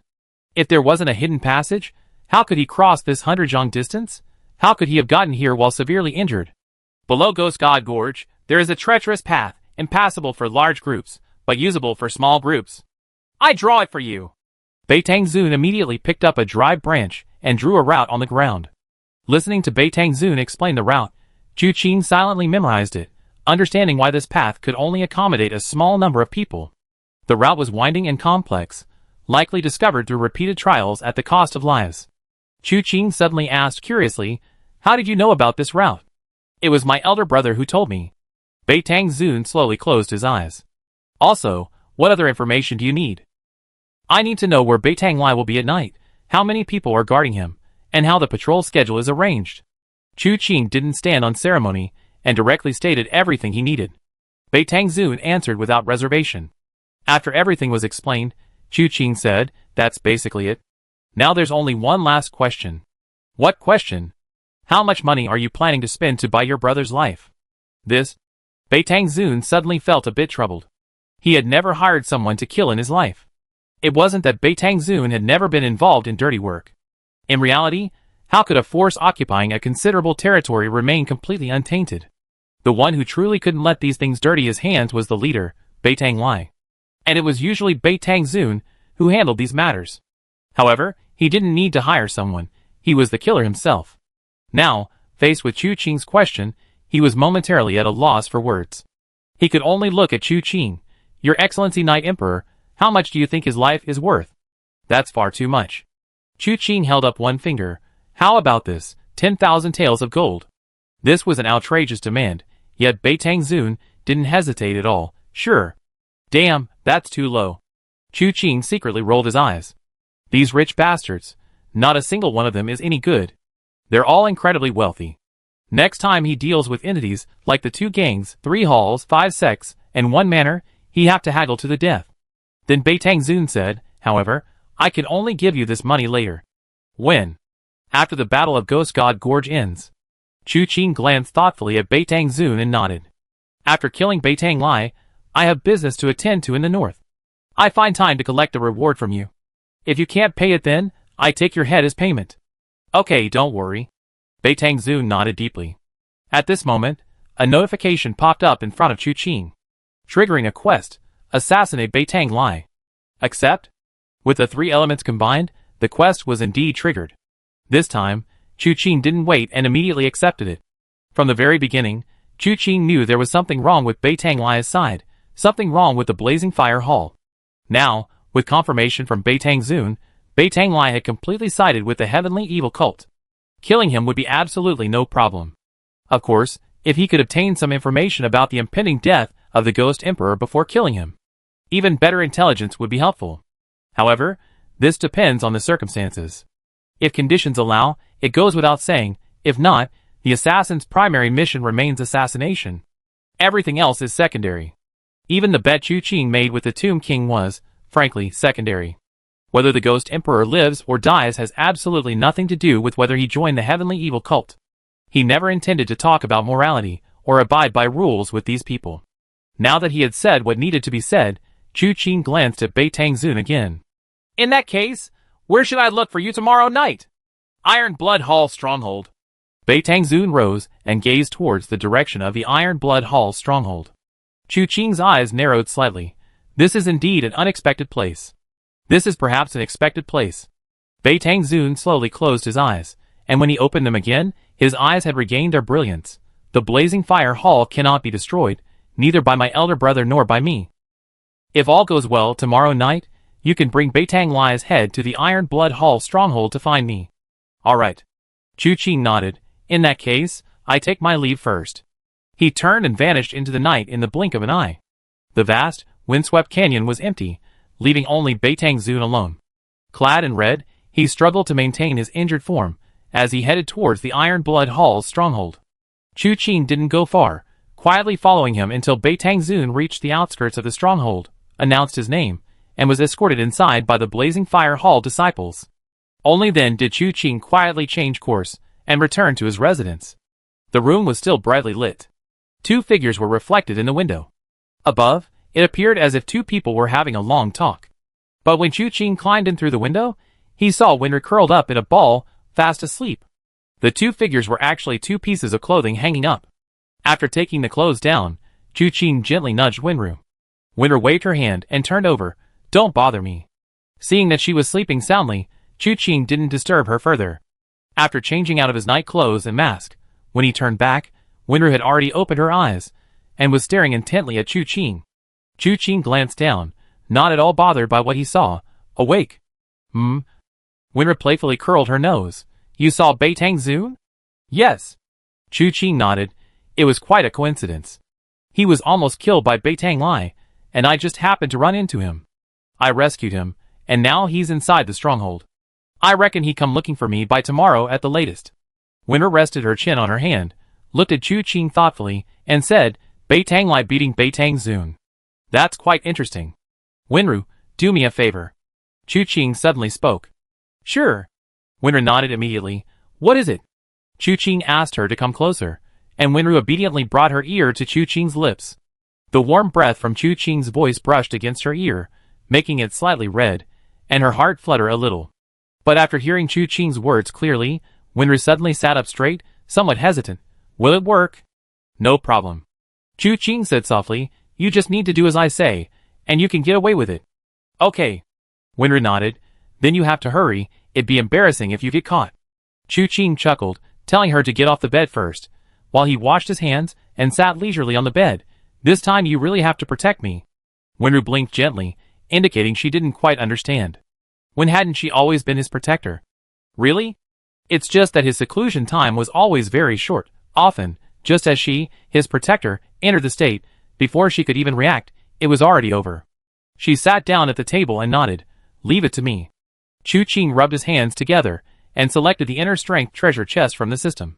One unopened inner strength treasure chest. Open now? Chu Qing felt the question was a bit redundant and nodded without hesitation. Open. Chapter 192. Activation successful. Inner strength acquired.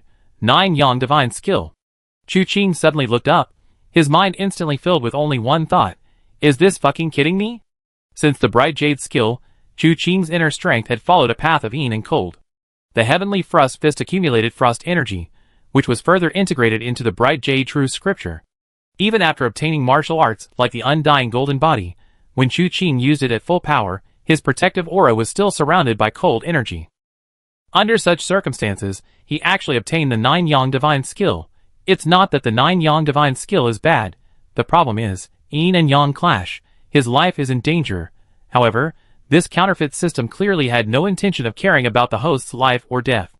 Once the treasure chest was opened, the profound meaning of the inner strength manual immediately flowed into his mind, and at the same time, a pure yang inner force arose from his dantian.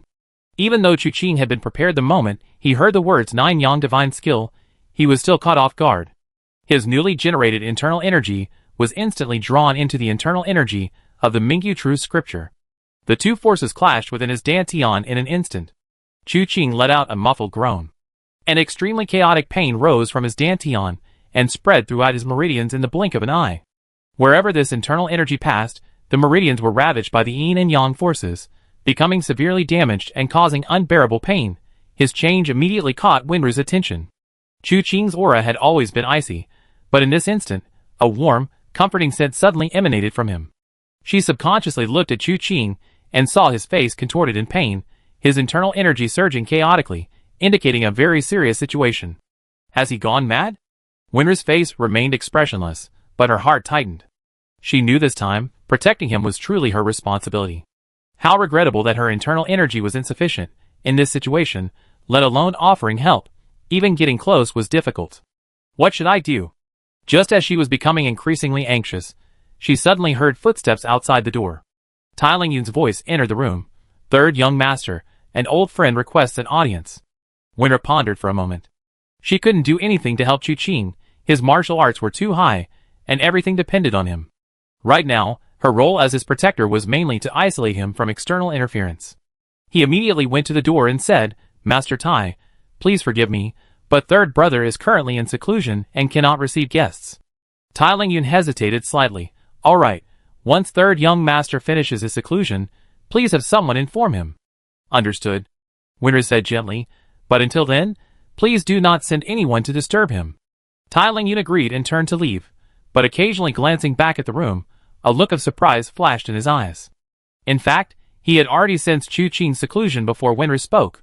Although the door was now closed, the internal energy permeating the room exerted immense pressure. This pressure descended upon him the moment he stepped into the courtyard. Even as the Grand Master of the Iron Blood Hall, every step he took in this courtyard felt like walking on thin ice, as if facing an abyss. It seemed that if one wasn't careful, they would be torn to shreds by this invisible internal force. Not even 20 years old, yet possessing such terrifying martial arts skills. Just what kind of extraordinary talent is this? Tai Lingyun walked out of the courtyard, looked back, and a slight ripple appeared in his eyes. No wonder Wen valued him so much. Could this person be the next Sword Emperor, Dongfang Jinghong? He paused slightly, then shook his head. It's a pity after all, otherwise. Never mind, I can't let my silly girl suffer like this. He slapped his forehead, feeling a pang of guilt for his earlier thoughts, realizing he let his foolish daughter down. He put his hands behind his back and strode away. At the same time, he ordered someone to keep an eye on the courtyard, ensuring it wasn't disturbed unless absolutely necessary. Meanwhile, Chu Qing, inside the room, was unaware that his seclusion had stirred some thoughts in Tai Lingyun, which he quickly dismissed. He felt he couldn't continue like this. The Mingyu True Scripture possessed profound internal energy, but the Nine Yang Divine skill was no less formidable. If he allowed these two internal energies to continue entangled, he might very well meet his demise. He began to search his own knowledge, hoping to find a way to change. A way to change his current desperate situation. Then he thought of Tai Chi swordplay. When it comes to explaining the principles of yin and yang, none surpasses Tai Chi. Although Chu Qing had never learned Tai Chi boxing, he possessed Tai Chi swordplay. This swordplay represented the pinnacle of intent, the most perfectly harmonious. Using this intent to manipulate yin and yang, to reverse the balance of yin and yang, was truly the only way. With this intention, he immediately put it into practice. Ignoring the pain and struggle within his body, he focused solely on drawing circles in his dantian. This was not easy, as the Mingyu True Scripture itself had created a vortex of energy within Chu Qing's dantian. Therefore, any internal energy generated afterward would be attracted by this vortex. Chu Qing initially tried to forcefully draw the vortex of energy into his circle, naturally encountering fierce resistance. Later, Chu Qing realized that facing this unruly internal energy, he had to work it out. Fortunately, the internal energy of the Nine Yang Divine Art was also within this vortex, so he directly drew circles within it. This approach brought a sudden sense of clarity. The vortex was originally circular, initially a turbid hole, but with Chu Qing's continuous efforts, a distinction between clear and turbid gradually emerged. Feeling the changes within the vortex of energy, Chu Qing suddenly felt a strange sensation. This vortex seemed like a chaotic world, which he had created himself, clearly separating yin and yang, like the creation of heaven and earth. Chu Qing suddenly looked up. The changes within his body were different from before. His internal energy gradually stabilized, no longer damaging his meridians. However, the two internal forces had not completely subsided. Instead, starting from his dantian, they were intertwined and fighting, consuming each other internally without being released externally. But this is not a long-term solution. It's merely a shift from one extreme to another. If this drain continues, Chu Qing will eventually be completely depleted internally, potentially losing all his martial arts skills, or even dying suddenly. However, Chu Qing is not anxious. He feels his current state is strange. Despite the dire situation within his body, reaching a point of imminent danger, his mindset remains serene. He calmly observes everything unfolding without any emotional fluctuation, even maintaining rational thought and deducing the possibility of the two internal energies coexisting. The Tai Chi intent can facilitate the fusion of the two, but it is ultimately an external force. It needs to be drawn in from the outside, using a core point to guide the two energies to intertwine, thus generating yin and yang, complementing each other. A thought arises, and power follows. However, this power doesn't arise from nothing. It originates from Chu Qing's Mingyu True scripture. Initially, the Ruoxu scripture and Zixia divine art he cultivated didn't follow the Yin Cold lineage. These two martial arts belonged to the orthodox Xianmen sect. Although Chu Qing incorporated them into the Mingyu True scripture, he didn't abandon them. Now, using this orthodox Xianmen sect, he concentrated a core point, connecting the two supreme techniques of Mingyu and Zhuoyang, employing a method of using minimal force to overcome great strength. Correspondingly, the mental cultivation method also continuously arose from his heart, allowing Chu Qing to gain an increasingly profound understanding of it. Ultimately, this vortex, originally derived from the Mingyu True scripture, was finally transformed by Chu Qing from within. No longer a simple piece of cold jade, but half pure yang, half yin. Yang and yin intertwined, yin and yang merged. At this point, the internal energy of the 9 yang divine skill and the Mingyu True scripture no longer clashed. The meridians, previously strained by the conflict between the two energies, gradually recovered under their nourishment. His internal energy finally calmed down. Unbeknownst to him, Winter's protection of him was opening his eyes to a whole new world. As the saying goes, an expert's skill manifests outwardly. The changes in his internal energy circulation naturally had an outward effect. At first, Winru observed that his face was sometimes pale, sometimes flushed, sometimes trembling, and sometimes unbearably hot. Finally, for some unknown reason, his upper garment was torn apart by the qi, revealing his bare chest. Winter's eyes widened immediately. She produced a piece of paper from somewhere, and took a pen from her small bundle, beginning to draw. Then, as she looked, she noticed unusual phenomena appearing in Chu Qing's internal meridians. His left side was white jade, his right side fiery red. The meridians on both sides were densely intertwined, and fully displayed on his body's surface, flashing intermittently before gradually disappearing. Then, another change occurred. Chu Qing's figure rose without wind, soaring more than 2 feet into the air. He hovered above the bed. Winra looked at him, and felt as if he was about to become an immortal. Unfortunately, the notebook she had found earlier had been taken back to their master by her third senior brother, when her senior brothers returned to the sect. Otherwise, she wanted to draw all of this. However, Chu Qing's inner energy had now stabilized, with 2 opposing forces, one yin and one yang, swirling around his body. Fine beads of sweat streamed down his taut muscles, making Winra feel uneasy. She subconsciously swallowed, so strong. Oh no, so fair. No, that's not right either. Realizing this, she widened her eyes in surprise. What's going on? She quickly covered her mouth after saying that, afraid her words might disturb Chu Qing, who was in seclusion. From that moment on, Chu Qing floated until the morning of the next day. Tai Lingyun had given instructions, so no one brought him food in the morning. Except for Nian Xian and Nianen, who were like reincarnated starving ghosts, who had gone out to find food, nothing else happened. Finally, Chu Qing opened his eyes. A long roar erupted from his mouth. The sound was like a dragon's roar in a vast marsh, like a tiger's howl in an empty valley. The sound waves pierced through the roof tiles above. The sonic boom spread for miles around without ceasing. The surrounding area was instantly shaken, and many paled. Within the Iron Blood Hall stronghold, Tai Lingyun and Beitang Zun sat facing each other. Upon hearing the sound, they both turned to look in Chu Qing's direction. Looking at each other, their faces were filled with complex emotions. On the streets of the city, all the Iron Blood Hall disciples looked towards the source of the sound. They were filled with surprise and uncertainty, wondering who had made such a roar. Chao Qiupu and Miss Lingfei were also among them. They exchanged a glance. Third brother? Chung Taizan was practicing his qi in his room. His injuries had mostly healed, and this injury had actually helped him advance further. He was confident that he still wouldn't be able to withstand a single punch from Chu Qing next time, But at least he wouldn't be seriously injured. But upon hearing this voice, he inexplicably shuddered. Forget it, I don't even want to take a single finger, let alone a punch. Nianqing and Nianin were fighting over a chicken leg, with Nianqing ultimately gaining the upper hand. She pinned Nianin's head down, forcing her to bite, and was about to devour the meat when the sound startled her, causing her to drop the chicken leg. Nianin caught it in her mouth. Oh no, that direction. Boss must have made another breakthrough. He's getting stronger and stronger. When will we be able to usurp the throne? The only response was Nianin's merciless chewing. By the time Nianqing came to her senses, most of the chicken leg was gone. Enraged, she declared she would sever all ties with her younger sister. Meanwhile, inside the blazing fire hall camp. In the spacious hall, a figure in red sat silently in a high-back chair. The chair back was engraved with flame patterns, as if a raging fire were rising into the sky, illuminating half the heavens. The moment the roar rang out, the person in the chair looked up towards the source of the sound. His eyes narrowed slightly. It must be him. A voice came from the shadows. That third young master, the Tomb King thinks highly of him. Another voice came from elsewhere. His internal strength is indeed profound, terrifying indeed. So what if his internal strength is profound? Our heavenly evil cult has no shortage of those with profound internal strength. But he doesn't cultivate our demonic arts. To have such cultivation at such a young age, aren't you afraid of him? Not afraid, not afraid?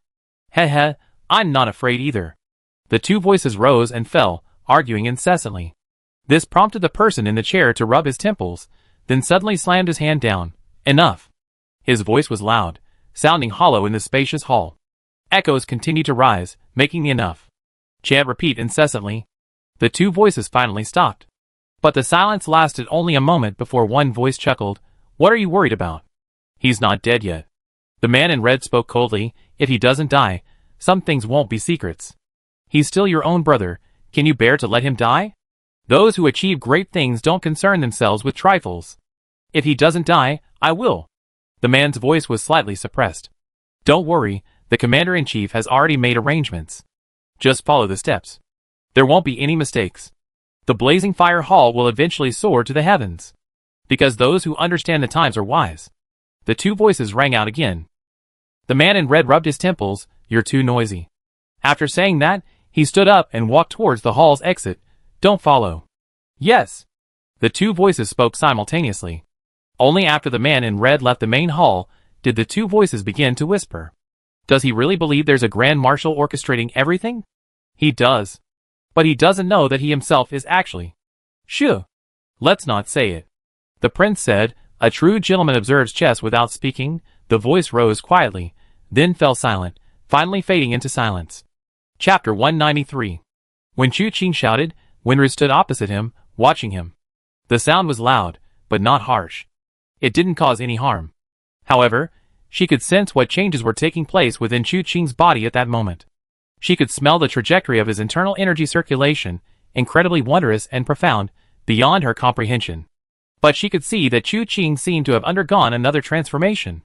The sound lasted for the time it takes to brew a cup of tea before completely subsiding. Chu Qing opened his eyes, his body slowly floating down from midair onto the bed. Before he could clearly see his surroundings, he saw the system notification. Fusion successful.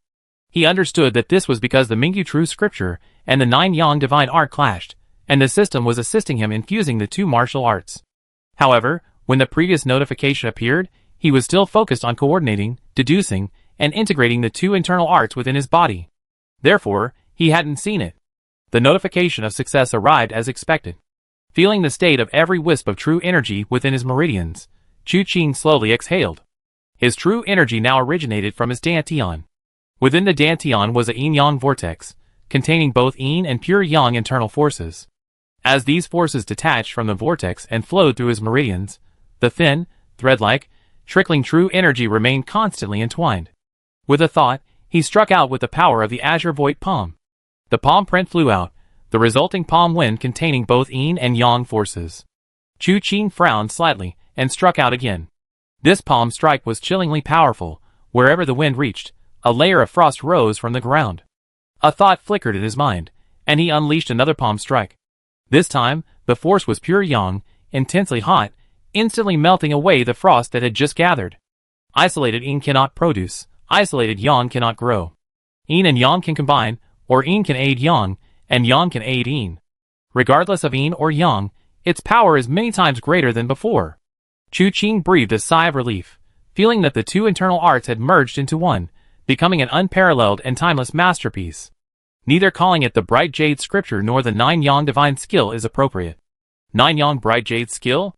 Too hasty. Yin Yang Laws? Sounds like a Taoist priest exorcising ghosts. Why reveal the words Yin and Yang to the world? Why not just call it 9 chapters of Divine Jade? The Divine and Nine Yang Divine Skill, the Jade and Bright Jade Scripture. But the 9 chapters are fake. Yin and Yang creation, evolving into 3 layers, is actually 13 chapters. However, the latter 3 layers are increasingly profound and extensive. I clearly deduced them, but with my current skill, I'm still 2 realms short of perfection. I only reached the 11th realm now. Won't this realm keep deepening as I absorb internal energy? Eventually, it might force a dozen or 20 realms. Thinking of this possibility, Chu Qing secretly shook his head. No, I can't let it increase like that. The profound meaning isn't just about piling up numbers. When the system helps me integrate martial arts, it's often the best time for me to organize what I learned. It's best to compress the realms, not exceeding 13. Otherwise, it'd be a bit outrageous. Chu Qing's thoughts raced, while Winry tilted her head, observing intently. Seeing that he hadn't spoken after waking up, just frowning as if troubled by some problem, sometimes nodding, sometimes shaking his head, seemingly lost in thought, she couldn't help but ask softly, "Are you alright?" Chu Qing looked up at her, then seemed to snap out of a daze, nodding, "I'm alright." Your seclusion this time was quite long. Winry nodded gently, a look of satisfaction on her face. Chu Qing was speechless for a moment. His previous seclusion had been too short. He really felt bad for her. Turning to look outside, he asked, "What's the situation outside?" "You were howling for quite a while. A lot of people have come outside, all waiting for you," Winry said softly. Chu Qing nodded, looked at his bare upper body, and took some clothes to put on. Then he sat down in front of a chair, gently patted it, and instantly rose into the air, appearing before the door. Winry silently stood behind Chu Qing's chair. With a creak, the door opened. Outside, a group of Iron Blood Hall experts, led by Tai Lingyun and Chung Tai-zhan, waited quietly. Chao Chiupu and Miss Lingfei were also among them. Nianqing Yinan and others stood to the side, all craning their necks to look into the room. Seeing Chu Qing sitting in the chair, they were all taken aback. Chu Qing noticed that a few people were missing from the group. However, Bei Tangzun was present. Upon meeting, before Tai Lingyun could even offer congratulations, he asked, "Third young master, what's going on?" "I apologize for making you laugh, Elder Tai." Chu Qing said helplessly, "I went into seclusion last night. Although I achieved some success, I encountered a slight mishap when channeling my qi through the Foot Xiaoyin and Foot Xiaoyan meridians, causing a blockage in my qi. For a short time, I'm afraid you'd be unable to walk properly." "Ah, you mastered the divine skill, but you're lame now, aren't you?" Tai Chu Qing curiously leaned closer, and poked Chu Qing's leg with her finger. Chu Qing pushed her aside with a dark face. "Lame? Temporarily. And even if I'm unable to walk properly, I can still kill you with one finger." Tai Chu Qing quickly covered her forehead and retreated, while Tai Lingyun scolded, "Qinger, don't be rude." Chu Qing smiled. "Grandmaster, there's no need to worry. After I calm down and recuperate for a few days, I'd be fine. But in that case, I'm afraid I really have to stay in this stronghold for a few more days." "It's alright, third young master, you can stay as long as you want." Tai Lingyun patted his chest and said in a booming voice.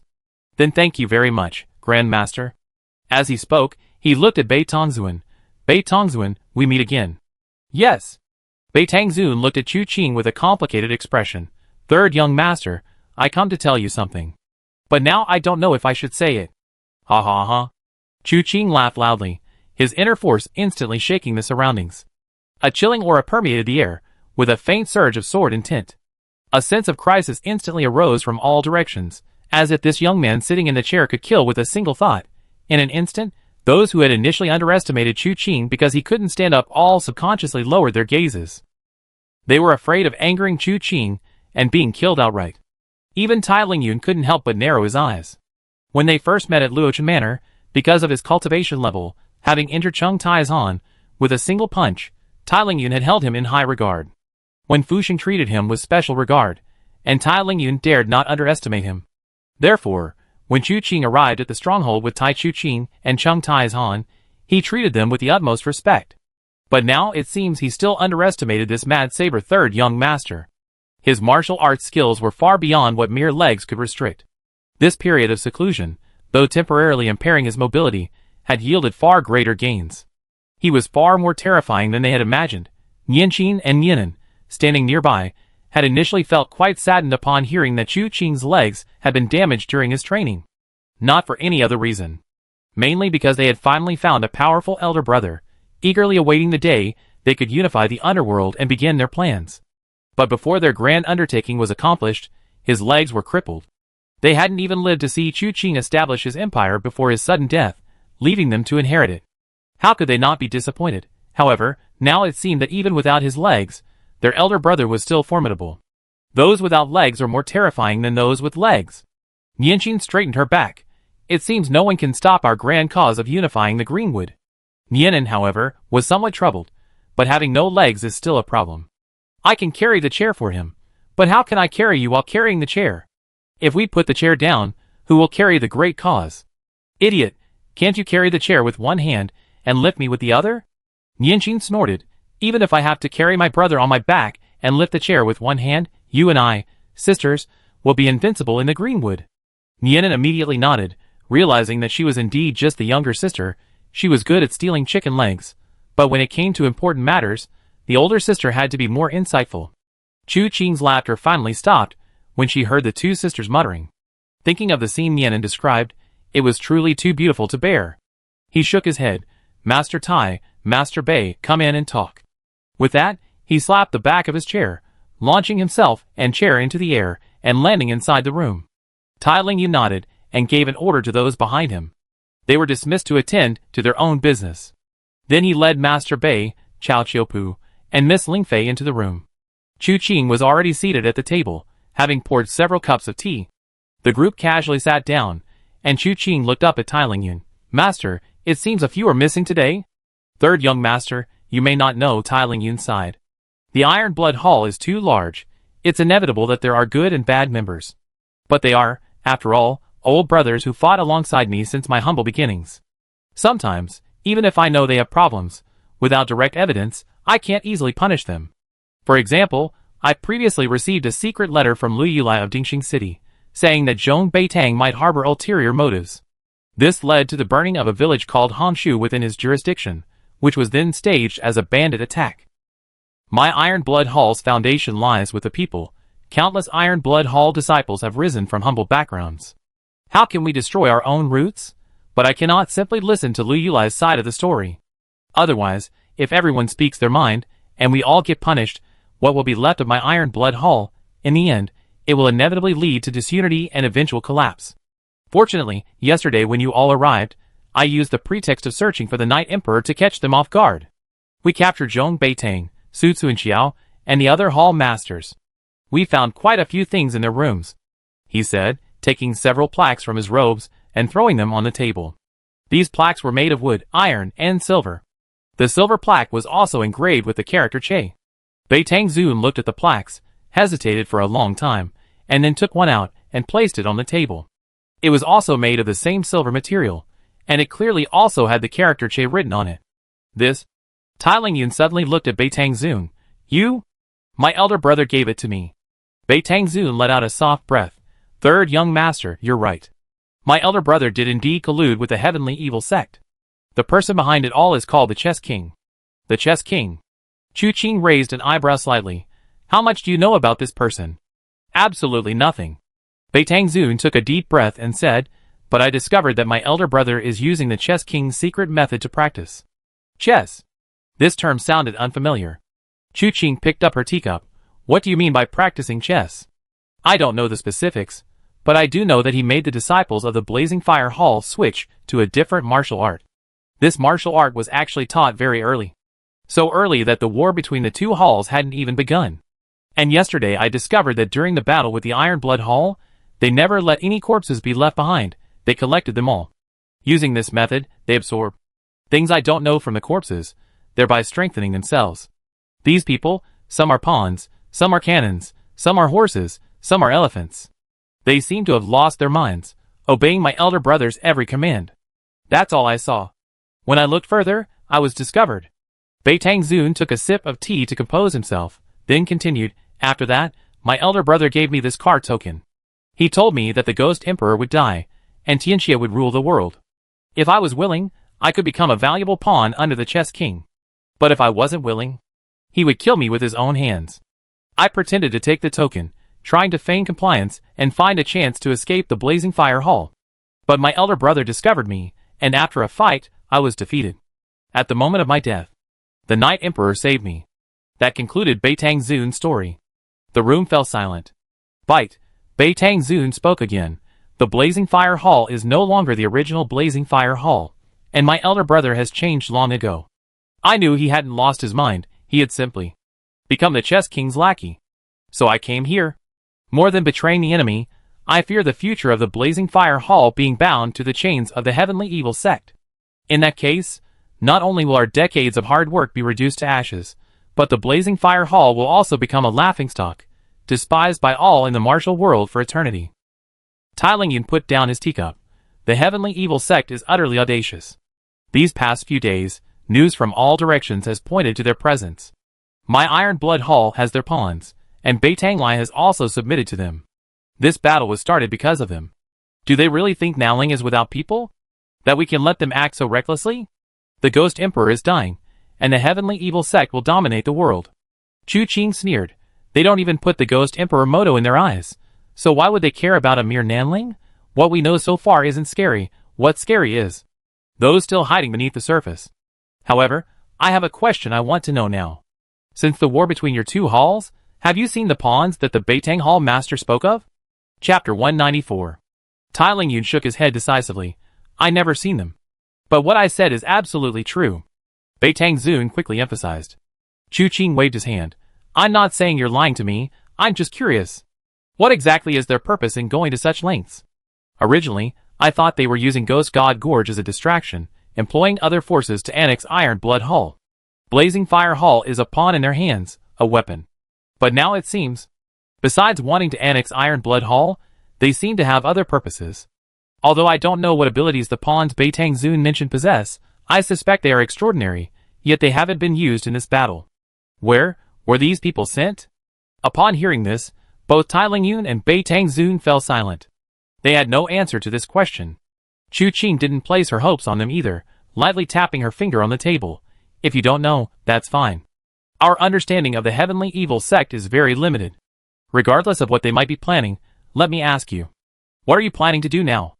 I asked the Night Emperor to kill my elder brother. Beitang let out a soft breath. With him dead, the Blazing Fire Hall will respect me. This battle ends here. Chu Qing glanced at Tai Lingyun with a half-smile. Tai Lingyun chuckled. I can't hide it from the third young master. I truly have no heart to fight the Blazing Fire Hall right now. My own home is on fire. How can I care about anything else? Besides these treacherous villains waiting for their chance, the Mirror of Retribution must also be eliminated.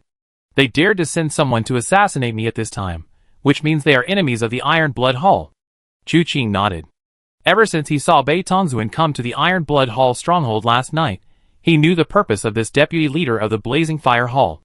The problem now isn't just with the Blazing Fire Hall. The problem on Tai Lingyun's side is even bigger. In just this short period, 2 more of the 17 cities have changed hands. If they don't quickly free up their resources to reclaim the lost territories, even if the conflict with the Blazing Fire Hall ends, the Iron Blood Hall will be riddled with holes. Therefore, Beitang is anxious, and Tai Lingyun is even more anxious. It is precisely because of this that the two of them can sit together and talk so calmly. Chu Qing glanced at Tai Lingyun, regarding the Mirror of Karma. I have a great gift to offer after this battle. Oh! Tai Lingyun glanced at Chu Qing, but seeing that he didn't speak, he knew that Chu Qing didn't intend to say anything now, so he didn't ask any further questions. Then Chu Qing slowly spoke. The Night Emperor is no ordinary person. Since he's the one who went to kill Beitang, I imagine nothing will go wrong. But you can't let your guard down. With Beitang dead, whatever their plans are, they'd lost a crucial pawn. Therefore, he's very likely to act personally. Tai Lingyun and Beitang fell silent simultaneously. Then, they both turned their gazes to Chu Qing. Chu Qing's fingers tapped lightly on the table. Tai Lingyun slowly said, if a master from the heavenly evil sect truly appears, I wonder if we could ask the third young master for assistance. If the third young master is willing to lend a hand, whatever the cost, Tai Lingyun will have no objections. Me too, Beitang Zun said in a deep voice. Third young master's martial arts are unparalleled. If you are willing to lend a helping hand, the entire Blazing Fire Hall is willing to follow your lead. Tai Lingyun's eyes widened suddenly as he looked at Beitang Zun. This guy isn't human. Why did he suddenly increase the stakes? But in a flash, he understood Beitang Zun's plan. Beitang Lai's martial arts far surpassed Beitang Zun's. His 9 Blazing Inferno divine skill had reached its peak. If this man died, the Blazing Fire Hall would lose its most skilled martial artist, and its peak combat strength would plummet. Furthermore, after the battle at Ghost God Gorge, the Blazing Fire Hall would inevitably suffer heavy losses. Even if they could safely retreat from Ghost God Gorge, the situation would be vastly different. Not to mention its proximity to the Iron Blood Hall and Taiying sect, there were other small gangs mingling among them both internally and externally. It's hard to say there aren't any tigers lurking, waiting for their chance to strike. Therefore, Beitang Zun's trip wasn't just about resolving trouble, he also needed to secure a way out for the Blazing Fire Hall, and that way out was the third young master before him, with the third young master in charge of the Iron Blood Hall, who would dare to act recklessly, even if the third young master left. Not to mention, the third young master now held a promise from him. Even if he didn't, knowing that the Blazing Fire Hall had already submitted to the third young master, could he really just stand by and watch it perish? The third young master's kindness to his Iron Blood Hall was far too great.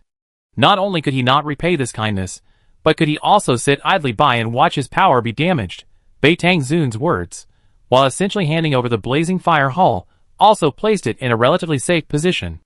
This calculation was brilliant. Tai Lingyun looked at Beitang Zun with suspicion and uncertainty. If Beitang Lai was openly arrogant, then Beitang Zun was clearly secretly cunning.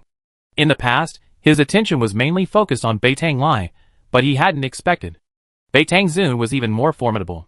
Chu Qing's teacup clattered onto the table. Raising an eyebrow at Beitang Zun, he chuckled, Master Beitang's abacus beads are almost hitting my face. Beitang Zun also smiled, that shows my sincerity. Chu Qing slowly swirled his teacup, glancing at the pop-up notification. Triggering a request, annihilation order. Exterminate the invading enemies of the heavenly cult. Accept? Without hesitation, Chu Qing immediately accepted. Request, annihilation order. Current progress, 0. Quest reward, choose one from the selectable martial arts treasure chests. Current selectable treasure chests, none. No upgrade cards. Chu Qing rubbed his nose, but looking at the notification above, exterminate the invading enemies of the heavenly cult, he still smiled. He felt this quest was going to be worthwhile. The Chess King certainly has many subordinates, so he have no shortage of treasure chests to obtain. Although he doesn't lack internal energy right now, human greed is insatiable. He always wants more. He said softly, you two don't need to be so polite. Everyone has the right to kill the heavenly evil sect. I can stay out of the conflict between the Blazing Fire Hall and the Iron Blood Hall, but since the heavenly evil sect is involved, I have an inescapable duty. Good. Tai Lingyun and Beitang Zun, in the end, just wanted Chu Qing's promise. Now that they had achieved their goal, the two didn't say anything more, and got up to take their leave. Chao Qiupu and Miss Lingfei stayed behind. After the two left, Chao Qiupu looked at Chu Qing's leg with some concern. Third brother, your leg, what should we do? How about this? I go to Yin Yang Forest again, and ask the Yin Yang Hermit to come over. Seeing the genuine concern on his face, Chu Qing smiled and said, Brother Chao, there's no need to worry. I have internal energy circulating in the many acupoints of my legs, which I need to synthesize and transform one by one. Although my legs are temporarily unusable, it won't affect anything, so please rest assured. Hearing this, Chao Qiupu felt relieved and thought for a moment before saying, although I don't know what kind of extraordinary skill you learned, all martial arts in the world, though varied, share a common principle. At their peak, there are underlying truths. I, Chao, created the 5 elements returning to origin technique in the field of qi absorption, which is quite unique. I can give you a copy of the qi absorption manual to help you recover soon. Chu Qing quickly stopped him. His leg injury was fake, but Chao Qiupu's loyalty was genuine. He pressed Chao Qiupu's arm and said, Brother Chao, there's no need for that. My legs will recover soon, but your extraordinary skill must never be revealed. Martial arts techniques are created to be used by others. My third brother has helped me a great deal, and even saved my life. Giving it to him wouldn't be considered revealing anything. After Cao Qiupu finished speaking, seeing that Chu Qing resolutely refused, he could only sigh. If that's the case, then forget it. I hope my third brother recovers soon. Chu Qing nodded repeatedly. I will definitely recover soon. Ling Fei, the more thoughtful girl, glanced at Chu Qing and smiled. Then we be going now. You should rest well. Chu Qing waved his hand, and the two of them left the room. Only after they had completely disappeared from the courtyard did Chu Qing breathe a sigh of relief and wipe the sweat from his forehead. I almost tricked Cao Qiupu into giving me his internal energy cultivation method. To be honest, lying to such an honest person feels really uneasy. Winru nodded gently. He really believes you. Chu Qing was about to nod when he suddenly felt something was off about her words, and couldn't help but glance at Winru. What did you smell? Winru nodded. He trusts you a lot. Chu Qing stroked his chin. He wasn't sure if it was just his imagination, but he felt that this girl's physical abilities were developing faster than he had expected. She had once said that it took time to discern a person's goodness, evil, loyalty, and treachery. But Cao Qiupu had only been with them for a few days. Yet she could already detect subtle clues. This was a significant improvement over before. Chu Qing was slightly silent. Can you temporarily not use this ability? Winru looked at Chu Qing with a puzzled expression. Can't you use your nose? Chu Qing said, I can plug it up. It's uncomfortable. Winru subconsciously shrank her neck. Seeing her resistance, Chu Qing had no choice but to give up. Then forget it for now. Take good care of yourself. If there are any problems, you must tell me as soon as possible. Bring Yanqin and Yanin here. I have some instructions for them. Okay. Winru nodded gently, and left the room, as if her life depended on it. When she returned, Yanqin and Yanin were each holding a chicken leg, their mouths greasy from eating. Chu Qing looked at them for a long time, feeling that these two only called him their older brother because they were starving. After they finished eating, would they secretly run away? Just looking at their two greasy faces, Chu Qing almost forgot what he wanted to say. Then Yanqin and Yanin exchanged a glance, and held their haphazardly gnawed chicken legs closer to him. Big brother, eat. Eat your head, my foot. Chu Qing cursed, his face dark. Yan Xian quickly shook her head, her face full of confidence. My head is too hard, you can't eat it. Yanin was startled and hid behind Yan Xian. Big brother, if you don't like chicken legs, I can go find you pig's feet. Can you please not eat me? Pig's head is fine too. Chu Qing rubbed his forehead, feeling that he must have gone crazy to make a bet with these two. He took a deep breath. I'm giving you two a task. Can you complete it? The two sisters exchanged a glance, and Yanin also crawled out from behind Yan Xian, saying in unison, yes. They even patted their chests to guarantee it. Chu Qing waved his hand. Stop taking pictures, there wasn't any. The two sisters looked at each other, then suddenly pointed at Chu Qing and burst into laughter. Big brother, you didn't have any either. Chu Qing tilted his head, question marks popping out of his mind, finally realizing he couldn't reason with these two girls. He sighed, alright, starting tonight at 7 p.m., you two will guard this door. I'm going into seclusion. I can't be disturbed. After hearing his words, the two sisters turned and left. Chu Qing was taken aback. Stop, where are you going? Going back to sleep. They said simultaneously. We need to protect you tonight, so you need to get enough sleep during the day. Otherwise, how can you sleep standing in front of the door? How reasonable. I can't even argue with that. Chu Qing nodded repeatedly. Eat your fill before you sleep. If you don't have enough to eat, go ask Tai Chu Qing and the others. Understood, big brother. The two sisters hurried away, returning directly to their room, pretending to go to sleep. But the door opened quickly, and Yanin rushed out, returning after about the time it takes to drink a cup of tea, carrying an oil paper package filled with various cooked foods. They were clearly very obedient. Chu Qing told them to eat their fill before sleeping, and they really intended to have a big meal. Rubbing the muscles in his face, Chu Qing was somewhat exasperated with them, only able to hope that these two girls would be reliable that night. Don't oversleep at the last minute. With a flick of his sleeve, the door closed naturally. Chu Qing glanced at Winru. Come. Winru walked over and sat opposite Chu Qing. Chu Qing took out some bottles and jars, poured the liquid from one into his hand, and then traced it along Winru's cheek. After a moment, a human skin mask was peeled off. Then he picked up a brush to perform a disguise. This time he did it very carefully, finishing after a long while. The face on the painted mask was almost identical to Chu Qing's current appearance, only slightly more abstract. The two weren't in a hurry. They went to see Tai Lingyan again. During this time, Chu Qing had Winru hide. When Tai Ling Yun asked, they would tell him that Winru had gone to seek medical help for his leg. Afterwards, they would refuse Tai Ling Yun's offer to send someone to help, say some seemingly important but actually useless things, and then send Tai Ling Yun away. This was to cover up Winru's disappearance. As night fell, Winru had already changed her clothes, and Chu Qing put the painted mask on Winru's face. Looking in the bronze mirror, it was completely identical, without the slightest flaw. The only flaw was originally her height, but now that Winru was sitting in a chair, simply covering her with a blanket would completely eliminate that flaw. I will come this morning to deliver my head. We will meet in the main hall then. Chapter 195. The night was silent.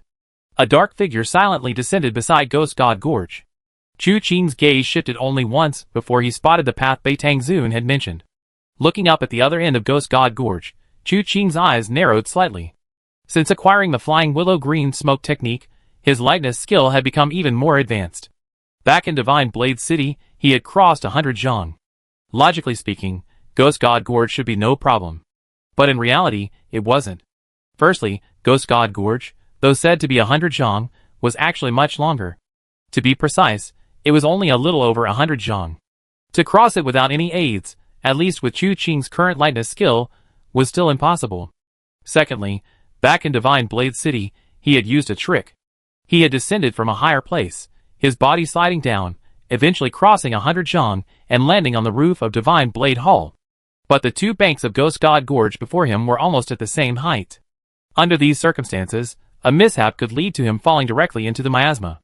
Therefore, Chu Qing decided to take the path of Beitang Zun. Looking at the deep, surging miasma beneath his feet, he slowly exhaled. Just in case, he carried a large goose in his hand. This goose was kept within the stronghold. Chu Qing had taken it before leaving. Although he trusted Beitang Zun, his life was at stake, and he couldn't afford to be careless. Besides the goose, he also concealed an antidote pill under its tongue. Just in case something went wrong, he wouldn't have any chance of survival. After a moment's hesitation, he slid down the cliff edge, descending along the rock face. Just before reaching the valley floor, he casually drew his Qingye sword and plunged it into the mountainside. His body slid down about 3 feet before coming to a steady stop. With a leap, he landed on the blade of the Azure Knight's sword, squatted down, and carefully lowered the large goose he was holding, binding it with a rope. Bound by the icy inner force of his 9 chapters of divine jade, the goose, though not dead, was unable to move. It could only watch helplessly as Chu Qing sent it into the treacherous miasma-filled land, without even a chance to struggle. After a short while, Chu Qing felt the goose land, waited quietly for a moment, and then scooped it up. The goose was unharmed. Chu Qing breathed a sigh of relief. I hope you and I are both safe. With that, he swayed, drawing the Azure Knight's sword and sheathing it. He descended from midair until his feet touched solid ground. As far as the eye could see, the vast expanse was filled with swirling miasma. A single misstep, and falling into it would likely reduce one to a mere skeleton. However, the members of the Blazing Fire Hall, having managed to pass through, had clearly marked the miasma. Following the instructions of the Northern Hall Master, Chu Qing followed the marks. Though there were some unforeseen obstacles, he proceeded safely. However, this mere 100-odd feet took Chu Qing a full cup of tea's time to cover, and he had only gone halfway. Suddenly Chu Qing stopped. His gaze fell into the miasma's fog. There, he sensed a faint, almost imperceptible gaze. Very ethereal, like an illusion, it swept past in a fleeting moment. If it weren't for Chu Qing's innate sensitivity in this area, coupled with his now unfathomable internal energy and heightened senses, he probably wouldn't have noticed it at all. But how is this possible? A look of astonishment crossed Chu Qing's face beneath the mask. Ghost God Gorge stretches for hundreds of miles, filled with poisonous miasma and foul air, a natural forbidden zone. How could someone be in such miasma and still be unharmed? Is it just my imagination? Or is someone really here? At this moment, Chu Qing felt an urge to investigate.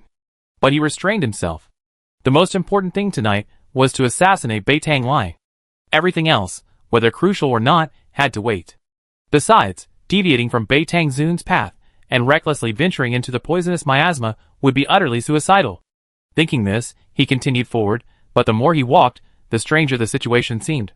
The poisonous miasma within Ghost God Gorge is far more than just a legend, yet some people can still find a path through this dense, misty miasma. This path was told to Beitang Zun by Beitang Lai. How did Beitang Lai know? Chu Qing's eyes rippled. If the person who told Beitang Lai this path was the Heavenly Evil Cult, then, to what extent does the Heavenly Evil Cult control Ghost God Gorge? This thought swirled in his mind, but his feet didn't stop. Soon, Chu Qing reached the other side of Ghost God Gorge. Looking back, he could barely see the path he had taken. The path he had come by was now completely hidden in the miasma.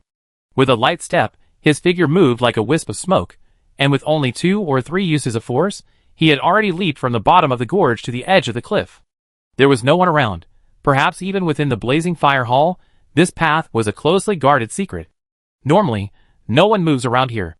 Chu Qing tied the goose he was carrying to the edge of the cliff, partly as a marker, and partly so he could take it back with him, to avoid suspicion from the Iron Blood Hall's kitchen that the fortress had been burgled. Looking up, he saw that the location wasn't too far from the Blazing Fire Hall's main camp. The Iron Blood Hall had specifically built a fortress in Ghost God Gorge to defend against the Blazing Fire Hall. The Blazing Fire Hall, naturally unwilling to be outdone, had also built a fortress here, thus creating a distant vantage point. However, when Chu Qing reached the top of the fortress wall and looked at it, he noticed that compared to the Iron Blood Hall's fortress, the Blazing Fire Hall's fortress appeared somewhat desolate. In several conflicts, the Blazing Fire Hall actually suffered heavy losses. Tai Lingyun said they used the resources accumulated over decades to fight the Iron Blood Hall to the death. Otherwise, they wouldn't have been able to hold out until now. But looking at the Blazing Fire Hall's current situation, even if they grit their teeth and persevere, I'm afraid they won't be able to hold out for much longer. Chu Qing suddenly understood why Bei Tongxuan planned to lead the Blazing Fire Hall to surrender. After this battle, the Blazing Fire Hall will inevitably suffer heavy losses, and may even lose its position as one of the 2 gangs, 3 halls, 5 gates, and 1 manor. It may be replaced by other gangs, becoming the new 3 halls. At this point, if they don't find a way out, the Blazing Fire Hall will truly be in danger. With a major traitor like Bei Tongxuan, Chu Qing has almost complete knowledge of the situation within the Blazing Fire Hall's stronghold. With a swift movement, he leaped down from the wall, and just as he concealed himself, a patrol of Blazing Fire Hall disciples passed by.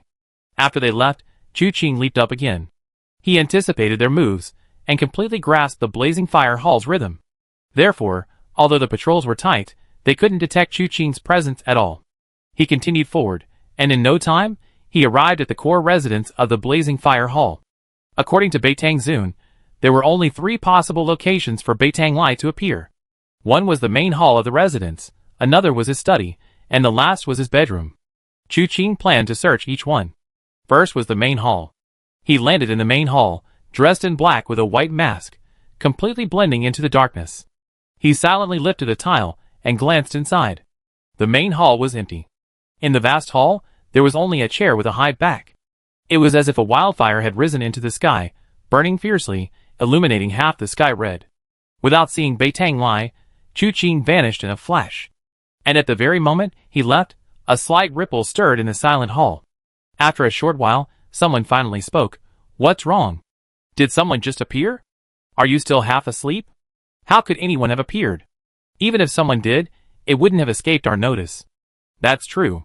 Go to sleep, turn over there." "No way. I kick you believe me?"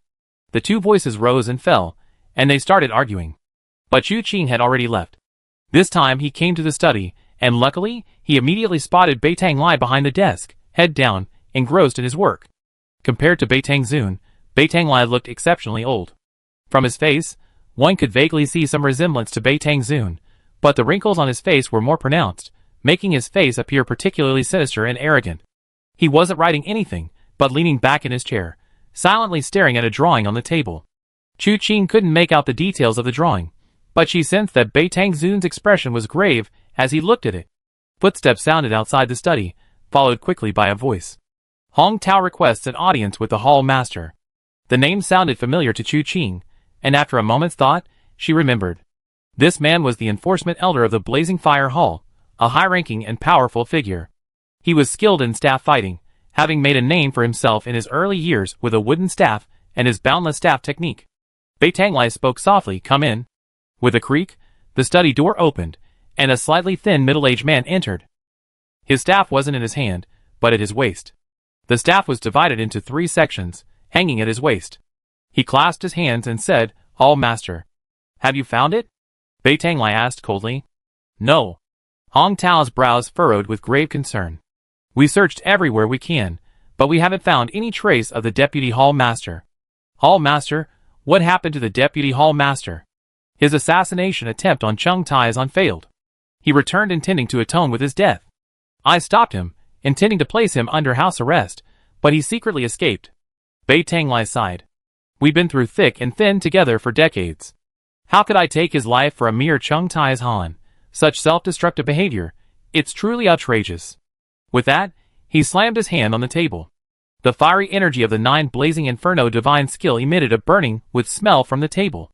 When Bei Tanglai removed his hand, a handprint was visible on the table, emitting wisps of smoke and covered in burn marks. Hong Tao sighed. The Deputy Hall Master has always prioritized the hall rules. It's understandable that he might be overthinking things this time. However, he led so many disciples in pursuit of Chung Taizan. Logically, even if they couldn't kill Chung Taizan, the Deputy Hall Master shouldn't be the only one returning. Did something go wrong? Bei Tanglai didn't speak, only letting out a soft breath, his face full of exhaustion. No matter what, find him. And bring him back. Even if he's truly dead, his body should be recovered. Yes. Hong Tao clasped his hands in a fist salute. This subordinate will continue the search. Hall Master, don't be too distressed. Go. Bei Tanglai waved his hand gently. Hong Tao took his leave. But as soon as the study door closed again, the warmth on Bei Tanglai's face suddenly turned cold. He looked towards the direction of the Iron Blood Hall, his brows furrowed. Such injuries shouldn't be enough to cross the Ghost God Gorge and reach the Iron Blood Hall, right?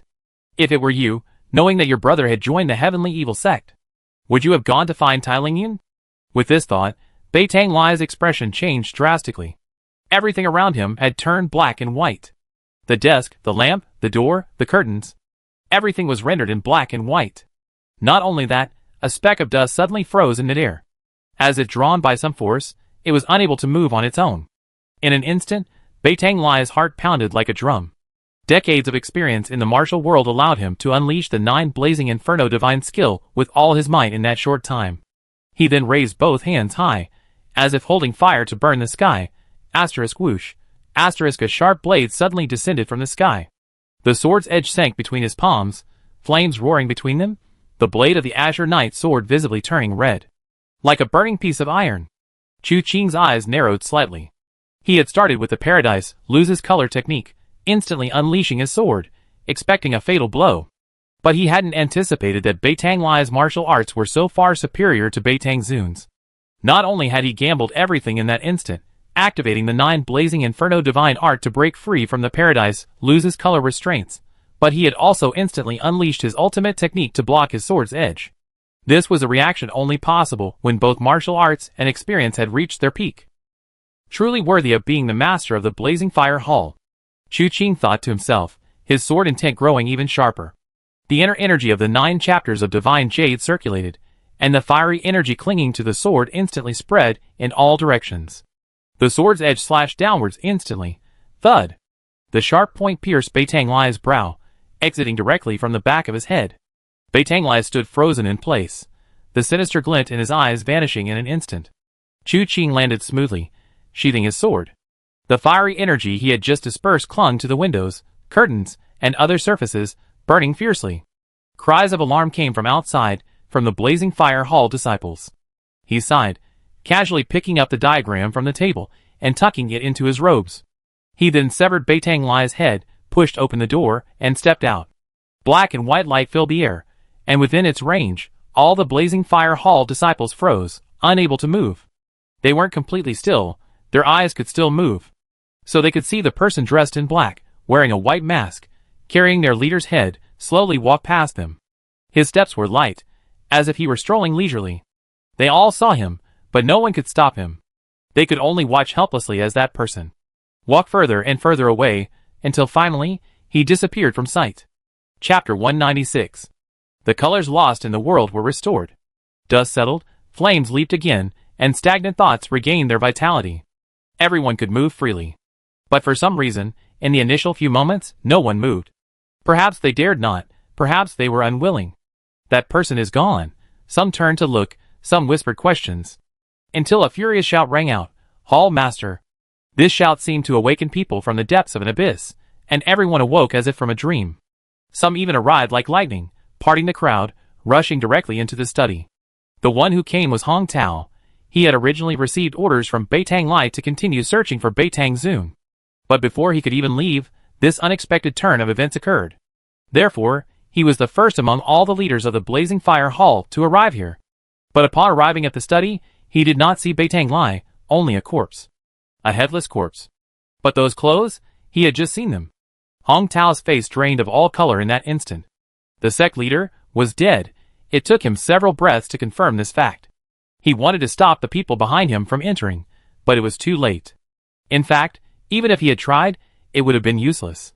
Because although those people had been surrounded by the fading light of the world, they weren't blind. They had all seen the man in black, the assassin wearing the white, unadorned mask, striding away with their sect leader's head. Sect leader? The sect leader is dead. Someone couldn't bear the shock and staggered backward. Fear quietly spread through the crowd. Hong Tao, watching this scene, knew that this matter was out of control. Now, with the two halls locked in battle, and their leader dead, what should be done? Should they sound the retreat? Would the Iron Blood Hall pursue them? Should they quietly withdraw? That would be underestimating the Iron Blood Hall. This news will likely reach the Iron Blood Hall tonight. And can they leave quietly overnight? Most importantly, can Hong Tao make this decision alone? He can't. He needs to gather the leaders of the Blazing Fire Hall to discuss the next steps. But there's one crucial point. Fighting is out of the question. With Beitang Lai around, the Blazing Fire Hall is a united front. If something happens to Beitang Lai, if Beitang Zun is alive, the Blazing Fire Hall remains a cohesive unit. But now, first Beitang Zun is missing, and then Beitang Lai is dead. The Blazing Fire Hall is leaderless. If they still want to fight the Iron Blood Hall to the death, that's suicide, but whatever the decision, it needs further discussion. Hong Tao steadied himself, preventing himself from panicking. He spoke in a deep voice, "All of you calm down. First, move the hall master's body to the main hall. Please, all leaders, come to the study for a meeting." When people's hearts are in turmoil, as long as one person issues an order, others will blindly follow. Especially when the speaker is the ever-upright and incorruptible elder Hong Tao. Immediately, disciples prepared a stretcher and moved Beitang Lai's body to the main hall. Afterwards, the leaders of the various departments of the Blazing Fire Hall gathered in the study. Each of them had a different expression. Some were solemn, some were uneasy, some were fearful, and some even harbored a hint of smugness deep in their eyes. The death of a leader was certainly not a good thing. But it also meant a reshuffling, a change of power, and a potentially brighter future. The group's discussion here is another matter. They were moved to the main hall, to the spot where Beitang Lai's body lay. Once everyone had left, two people descended from the beam. These two were strangely shaped, completely unlike normal people. Their limbs were long and thin, they were emaciated, their skin was withered, and their skin color was not that of a normal human. The way they descended was also strange. They didn't leap down. Instead, they climbed down the stone pillars of the main hall, headfirst, inching their way around the pillars. Most strikingly, each of them had a character on their forehead. Sure, this character was no longer a token, nor was it engraved. It seemed to have grown naturally from beneath their skin, from within their flesh. These two people circled Beitang Lai's body several times, looking at each other. One of them spread his hands, dead. The two armies haven't even clashed yet, and our commander-in-chief is dead. He wasn't even the commander-in-chief. At most, he was a prospective commander-in-chief. This is terrible. The prince likes to play chess, but how can we continue this game? Are we both going to die too? At this point, the two looked at each other and suddenly burst into tears. I'm going to die. What should I do? I don't want to die. Damn it, who is it? Who did this? Next year on this day, who will mourn for us? After a while of weeping, one of them suddenly stood up. No. Absolutely not. We've seen mountains of corpses and seas of blood. How can we die in this small ghost god gorge? You dare run? Fear flashed in the other man's eyes. His figure blurred, like a fleeting shadow, moving swiftly through the crowd, his speed truly unimaginable. Once he landed, he shook his head violently, like a rattle drum. No. The prince has the life and death chess in his hand, our lives are in his hands. A single thought can decide our fate. In this situation, where can we run? If the prince finds out, we even considered this. Even the ends of the earth won't save us. Before he could finish speaking, another leader slapped him hard across the face. A sharp crack echoed, and the man was sent spinning a dozen times. His legs swayed, his head filled with stars. His eyeballs darted wildly in their sockets, as if they might pop out at any moment. He tried to control them for a long time, but his eyes wouldn't obey him. Finally, he slapped himself hard, finally restoring his vision. He glared angrily at the man before him, but before he could speak, the man said, "The commander is dead, but another commander can be made. What are you and I for?" "Guards. Responsible for protecting the commander's safety."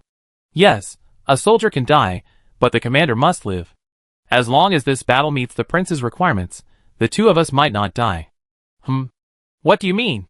"Your brain's completely frozen." "It's just—" The person opposite him wanted to explain clearly, but felt that while he could think about the complexities in his head, articulating them seemed difficult. He slapped him again. "You're not smart enough. Don't pry into the affairs of intelligent people."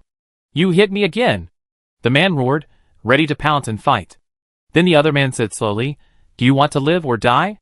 "Live." The slap that was about to land stopped in midair. "Then listen to me. You go find the Prime Minister, and have him make a face.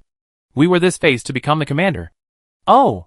The other man finally understood, but after a gasp, he was confused again, and then? "Then, continue the war with the Iron Blood Hall." The slightly smarter man said, "As long as the commander-in-chief doesn't die, the prince can still get what he wants.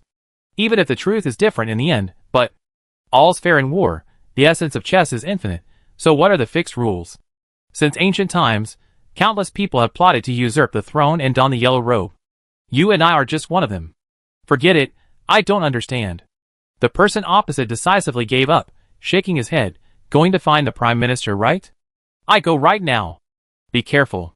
The clever taxi driver frowned and said, "I have a feeling someone is secretly watching us. Maybe it's the prince?" "I wouldn't dare to say such a thing." The less clever taxi driver turned ashen-faced, but without hesitation, he vanished from the main hall in a flash. In the blink of an eye, he reappeared. He was back, carrying a bloated cook on his shoulder. The cook groggily opened his eyes, first seeing the two taxis, looking bored, then staring dumbfounded at the headless Beitang Lai. "Oh no, oh no, oh no! My good looks are gone." He turned to the two taxi drivers. "If you two die, I dig a hole. The three of us can lie together. You two are skinny, don't mind me being fat. 3 people can squeeze in, no problem." The clever taxi driver was about to slap him, but the fat man anticipated his move and dodged, resulting in the slap landing on the other taxi driver's face. That taxi driver was almost used to being hit. He rubbed his face. "Don't speak yet, listen to him." "I don't understand. Let's see if you can." "If you understand, maybe we can all survive." The cook looked at the clever taxi driver opposite him, puzzled. "You speak?" Then the clever taxi driver repeated himself, saying this and that. Finally, the less clever taxi driver and the chubby man looked at each other, bewildered. They could both see the confusion in each other's eyes. Finally, the clever taxi driver gave up in despair.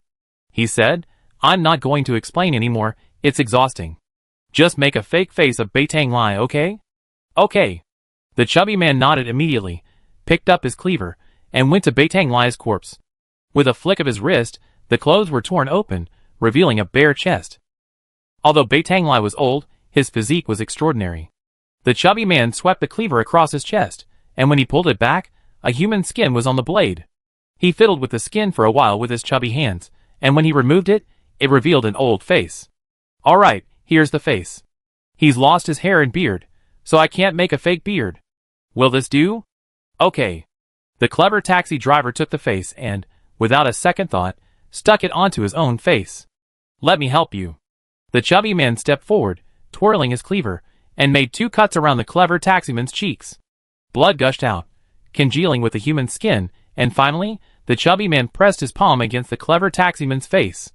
When he removed his hand, the clever taximan had transformed into Beitang Lai. The wounds inflicted by the chubby man had vanished, and the two faces were now perfectly aligned.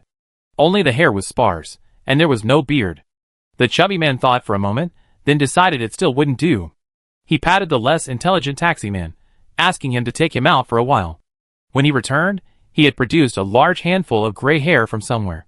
He fiddled with the clever taximan's face, and the hair and beard were now identical to Beitang Lai's. "Good, good, good, a perfect imitation." The clever taximan nodded repeatedly. "So what do you mean by image?" It's like a mirror image. The fat man patted his belly, satisfied. The two advisors exchanged a glance. Regardless of their intelligence, they both felt that the advisor's martial arts were flawed. Image and mirror image were definitely not the same thing.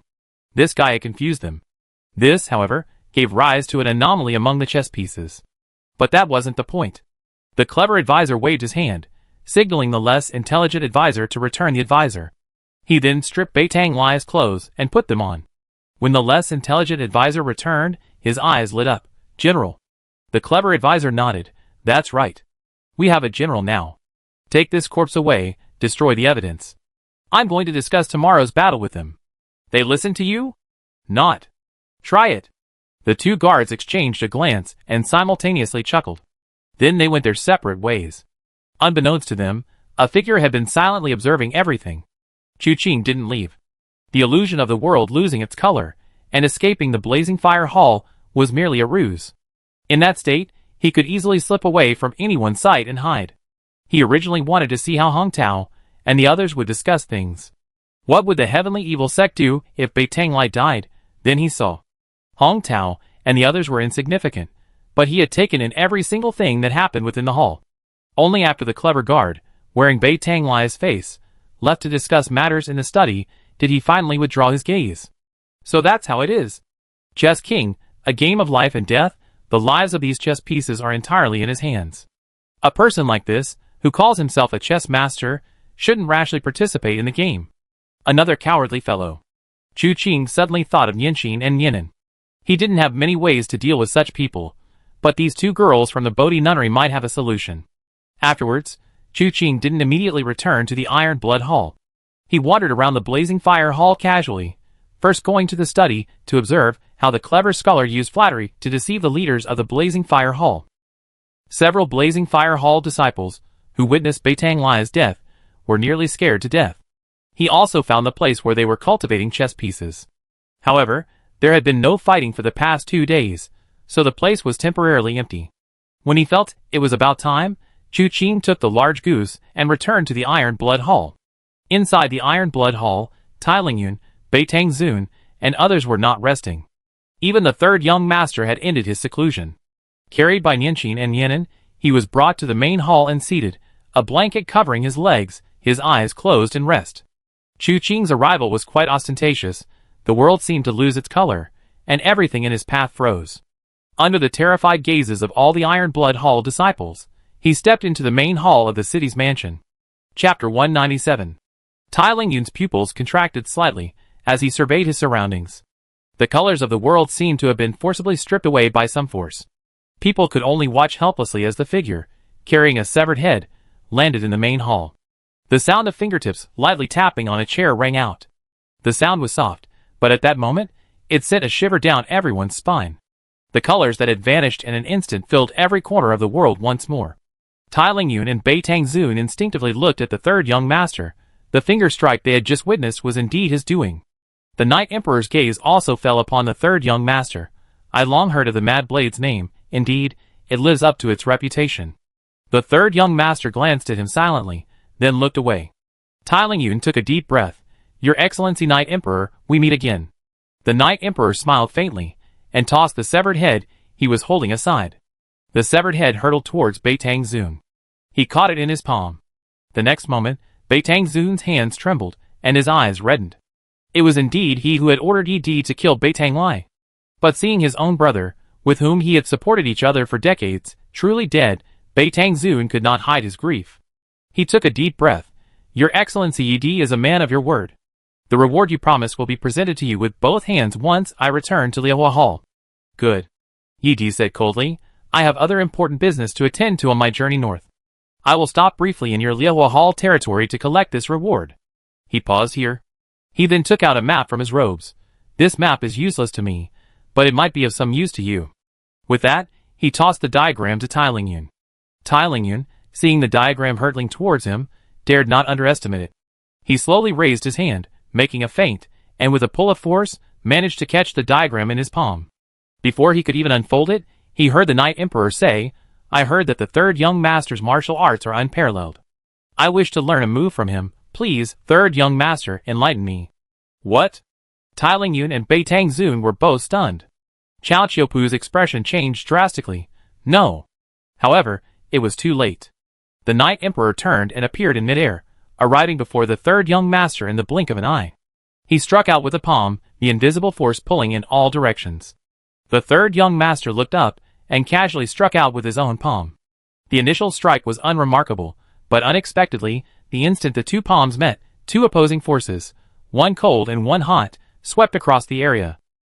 This made it difficult for Tai Lingyun, Bai Tangzun, Chao Qiupu, and the others, who had wanted to get up and stop it, to approach. Fortunately, the strike was only for a moment before it was withdrawn. The Night Emperor retreated, a throwing knife already in his hand. Everyone knew that the Night Emperor's throwing knife was unparalleled. This strike actually made him use his throwing knife. Looking at the third young master, his hand was also on the hilt of a knife. Although he didn't exude much opposing aura, everyone present knew that these two were top-tier masters. If they were to truly fight, the scene would be far from small. Your Excellency Night Emperor, you and the third young master have no grudge against each other. Why force him? Chao Qiupu hurriedly spoke up. The Night Emperor pondered for a moment, then suddenly smiled. That's right. As expected of the third young master of the Mad Blade, his internal strength is indeed profound and his palm strikes are powerful. I hope one day I can have a proper fight with you. That's enough for today, farewell. As soon as he finished speaking, his figure flickered, and he was instantly outside the hall. The next moment, the normal world suddenly lost its color, and this feeling gradually faded, as if the Night Emperor was gradually moving away. The hall returned to silence. Tai Lingyun and Bai Tangzun quickly looked at the third young master, and seeing that his expression remained unchanged, they both breathed a sigh of relief. The two had clearly fought to a draw. The third young master yawned and nodded to Bai Tangzun and Tai Lingyun. He then gently tapped the armrest of his chair, giving Nianqin and Nianan a wink. Nianqin and Nianan understood, and immediately carried the chair towards their residence. Tai Lingyun and Bai Tangzun were immediately filled with worry again. The Night Emperor's martial arts were unparalleled, and the third young master. They were both formidable figures for a time, and this clash between the two seemed evenly matched, but now it appeared to be more complex than that. The third young master didn't even bother to leave a polite greeting before hastily departing. Could there have been some hidden meaning in that palm strike? The third young master ignored what Bai Tangzun and Tai Lingyun thought. After Nianqin and Nianan escorted him to his room, the two girls went to guard the door and closed it behind them. Although they were usually unreliable, they handled the tasks assigned to them very well. Only after everyone had left the room did the third young master finally let out a sigh of relief, gently rubbing his hands. So cold and hot. It's so uncomfortable. This third young master's gentle demeanor was, of course, a pretense. The palm strike that appeared to be a clash of hot and cold was actually a performance orchestrated by Chu Qin, using the yin and yang energies of the 9 chapters of the Divine Jade to counteract each other. Throughout the entire process, their hands never actually touched. Even so, Wenru was inevitably affected by the force of the two movements, feeling somewhat uncomfortable. Thank you for your hard work, Chu Qin's voice came from the corner. Wenru slowly turned around. You're back so soon? Just took a short walk. As he spoke, he removed and carefully put away his black clothes and white mask. Wenru also got up from the chair, and after Chu Qin changed back into his own clothes, she leaned closer. Take it off. Chu Qin then came over and removed the mask from her face. He also told her about what had happened the previous night. Gentle and quiet, Chu Qin blinked. So, those mindless pawns that Bai Tangzun mentioned aren't within the Blazing Fire Hall's stronghold. Where did they go? Chu Qin clicked his tongue. I suspect they went to the bottom of Ghost God Gorge. The map they gave Tai Lingyun was actually a map of the miasma route beneath Ghost God Gorge. At the core of this 100-mile-long forbidden zone, there's a crucial place. But what exactly is there, I don't know. The map marks it, but doesn't specify. Chu Qin had studied that map last night, and was basically certain that the gaze he felt when passing through the miasma last night was no illusion. However, that person probably didn't actually see him, just glanced in his direction. Otherwise, they wouldn't have been so calm. He didn't know what was hidden at the core of the miasma. Was it the Ghost Emperor trapped there, or some other mystery? He wanted to go and investigate, but felt the timing wasn't right. He simply gave it to Tai Lingyun to see what he and Bai Tangzun thought. Even if he wanted to investigate further later, he could use the identity of the third young master. Wenru nodded gently and said softly, after this incident, the rumors of the Night Emperor and the third young master's duel in the Iron Blood Hall will spread throughout the martial world. Chu Qing's fingertip paused slightly. The Tomb King threatened me to spread the story that the third young master and the Night Emperor are the same person. After this battle, even if the news spread, no one would believe it. Bei Tangzun, the deputy hall master of the Blazing Fire Hall, Tailingyun, the hall master of the Iron Blood Hall, Chao Qiupu, the White Horse Golden Sword. These three people witnessed the Night Emperor and the third young master's duel. A baseless rumor won't cause a ripple. But the Tomb King will probably be even more convinced of this. First, there was the Tomb King's threat, then Chu Qing's response. The Tomb King wasn't an idiot. He would definitely suspect that Chu Qing was behind it. However, he couldn't ask Chu Qing to confirm it. Even if he had some suspicions, it wouldn't help. But some things still had to be guarded against. After removing the mask from Winter's face, Chu Qing put the original one back on. Winter had thus regained her original identity. Afterward, Chu Qing took out a brush, ink, and paper, picked up the brush, and quickly finished writing a letter. But what was put into the envelope wasn't just this letter. There was also the Heavenly Mystery Net array diagram, which he had obtained at Luochen Manor. However, this letter wasn't sent to Tianwu City, but to Luochen Manor, to be given to Wen Fuxing.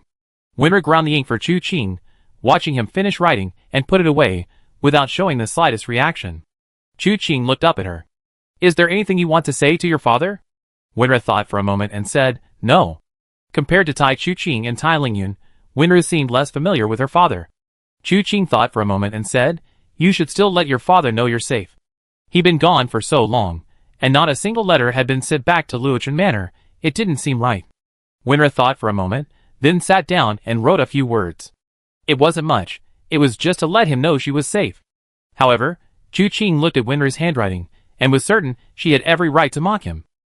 The girl's handwriting was delicate and beautiful. Her calligraphy skills were truly exceptional. It was far beyond his own abilities. After blowing away the ink, Chu Qing carefully put the letter away, sealed it with sealing wax, and called out, "Nianqin, Nianen." The door opened, and Nianqin and Nianen yawned as they entered. "Big brother, you called us? Is dinner ready?" Chu Qing rolled his eyes. "Run an errand for me." He tossed the letter to Nianqin, who caught it, examined it, smelled it, and, confirming it was inedible, reluctantly gave up. Chu Qing then said, "Give this to Tai Lingyun and ask him to deliver it to Luochen Manor." "Okay." Nianqin agreed and turned to run. Nianen hurriedly tried to follow, but Chu Qing stopped her. "Wait, come here." Nianen entered the room with a suspicious look. "Big brother, did you need something?" "I have something to ask you." Chu Qing pointed to the chair opposite the table, and after Nianen sat down, he asked, "Do you know about life and death chess?" "What's that?" "Big brother, I don't know how to play chess." Nianen looked completely bewildered. Chu Qing was taken aback. Nianqin and Nianen had directly revealed the Tomb King's true form. This led Chu Qing to believe that the two of them possessed profound knowledge of the 12 Holy Kings. That's why he inquired about the chess of life and death, but Nianen didn't know? Chu Qing glanced at her. "Really don't know? Or is it that you just don't know, but your sister does? Then why don't you ask my sister later?" Nianen tentatively suggested. Chu Qing waved his hand. "Never mind, it's all right." He felt like he was asking a blind man. Nianen muttered something to herself, and went out to stand guard. However, Chu Qing didn't give up. When Nianqin returned, Chu Qing actually asked her about it, but Nianqin also looked confused, indicating she didn't know what the chess of life and death was. Chu Qing was completely at a loss, so he simply let the two of them go back to sleep. He and Winru had both spent the night in turmoil. He went out to kill someone, while Winru pretended to be in seclusion at home. By this point, Chu Qing was indifferent, but Winru was quite tired. So he told Winru to go back and rest as well. Chu Qing leaned back on the couch and, with a thought, summoned the system. At this moment, Bei Tanglai was just an ordinary commission, unlike the unknown on the ranking or the execution order, which allowed him to choose from various types of martial arts. Now that things were temporarily peaceful, he should naturally make a draw. With a thought, a prompt appeared before him. "One unopened treasure chest, open now." Chu Qing was about to say open, when he suddenly remembered something, and quickly got out of bed to wash his hands. He carefully dried his fingers before sitting back down. Activate. Activation successful. Obtain the sword technique. 6 Secrets of Aahan. Having previously drawn the 9 Yang Divine skill, Chu Qing hadn't really expected to draw anything good in just one day. Therefore, he had been somewhat careless. So, the moment the word 6 Secrets of Aahan came into view, Chu Qing could hardly believe his eyes. Holy crap. I got an orange tier item from the white box. When Chu Qing saw the word sword technique, he had even imagined techniques like the Hu family sword technique, the burning wood sword technique, and the 5 tigers severing the gate sword technique. But unexpectedly, he actually received a huge surprise. Without thinking too much, he immediately sat cross-legged, and various sword techniques flowed through his mind. Chu Qing had previously combined the sword intent of the blood blade sword technique, the golden crow sword technique, and the 7 absolutes, 7 turns, 7 wounds sword into a single creation, the 16 styles of shocking evil sword. Now that the sword techniques were before his eyes, his first thought was whether there was anything he could borrow to incorporate into the 16 styles of the terrifying evil blade. But in an instant, Chu Qing realized that this was difficult. The 2 sword techniques were completely different types. Leaving aside the exquisite nature of the 6 styles of the proud cold sword technique, its powerful and majestic movements, especially the initial strike a glance of terrifying cold, were enough to dominate an entire army. Instead of incorporating this technique into the 16 styles of the terrifying evil blade, it would be better to incorporate the true essence of the 16 styles of the terrifying evil blade into the 6 styles of the proud cold. He anticipated that this would create something unique, making the already unpredictable sword techniques even more extraordinary. Thinking this, Chu Qing slowly closed his eyes. Although he was somewhat tired and wanted to rest, this was only his 2nd day in the stronghold. But on the first night, he went out and killed 3 experts on the demon-slaying list of the Mirror of Sin. On the 2nd night, he went to the Blazing Fire Hall and killed Bai Tang Lai. Having not rested for 2 nights in a row, wanting to close one's eyes for a while is normal. However, at this moment, one's mind is extremely excited, making sleep impossible. So, one might as well mentally reenact the mysteries of the Divine Blade, further advancing one's martial arts skills. Meanwhile, in Tianwu City, at the Chu family residence, Qin Yuqi and Wu Qianhuan sat facing each other. Chapter 198.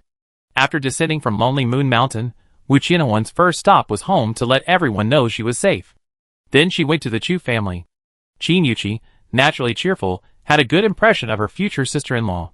Therefore, after Wu Qianhuan met Chu Yunfei, Qin Yuqi pulled her aside to talk.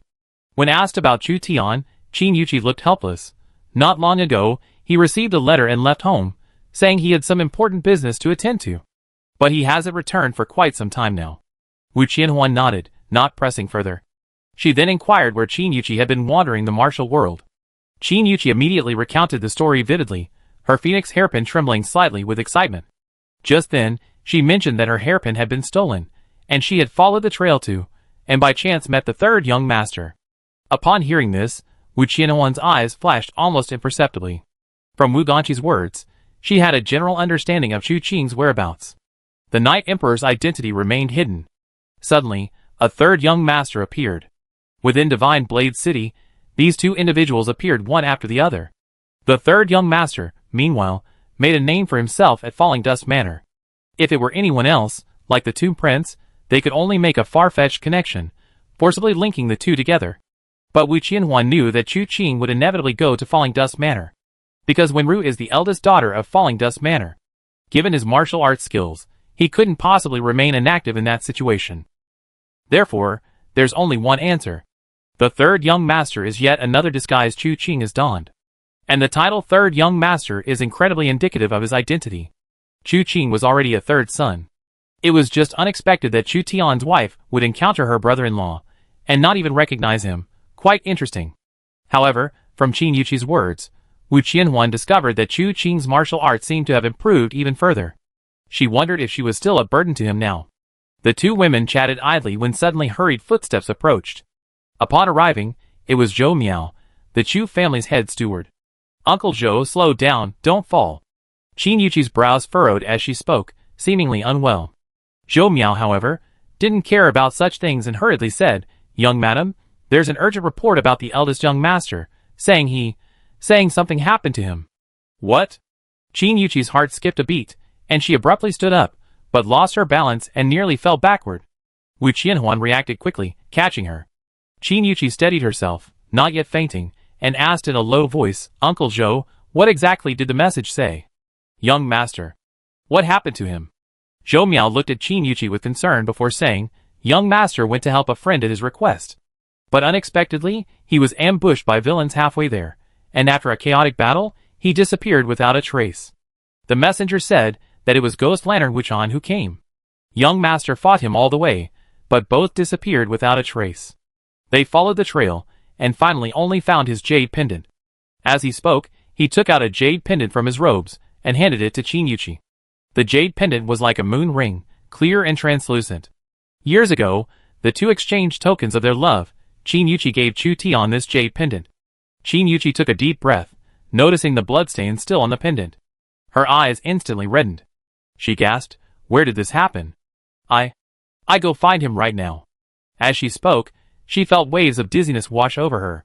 Wu Qianhuan, seeing her distress, quickly stopped her. "Sister-in-law, don't panic. We don't know the exact situation yet. As long as the body hasn't been found, Brother Chu Tian is still alive.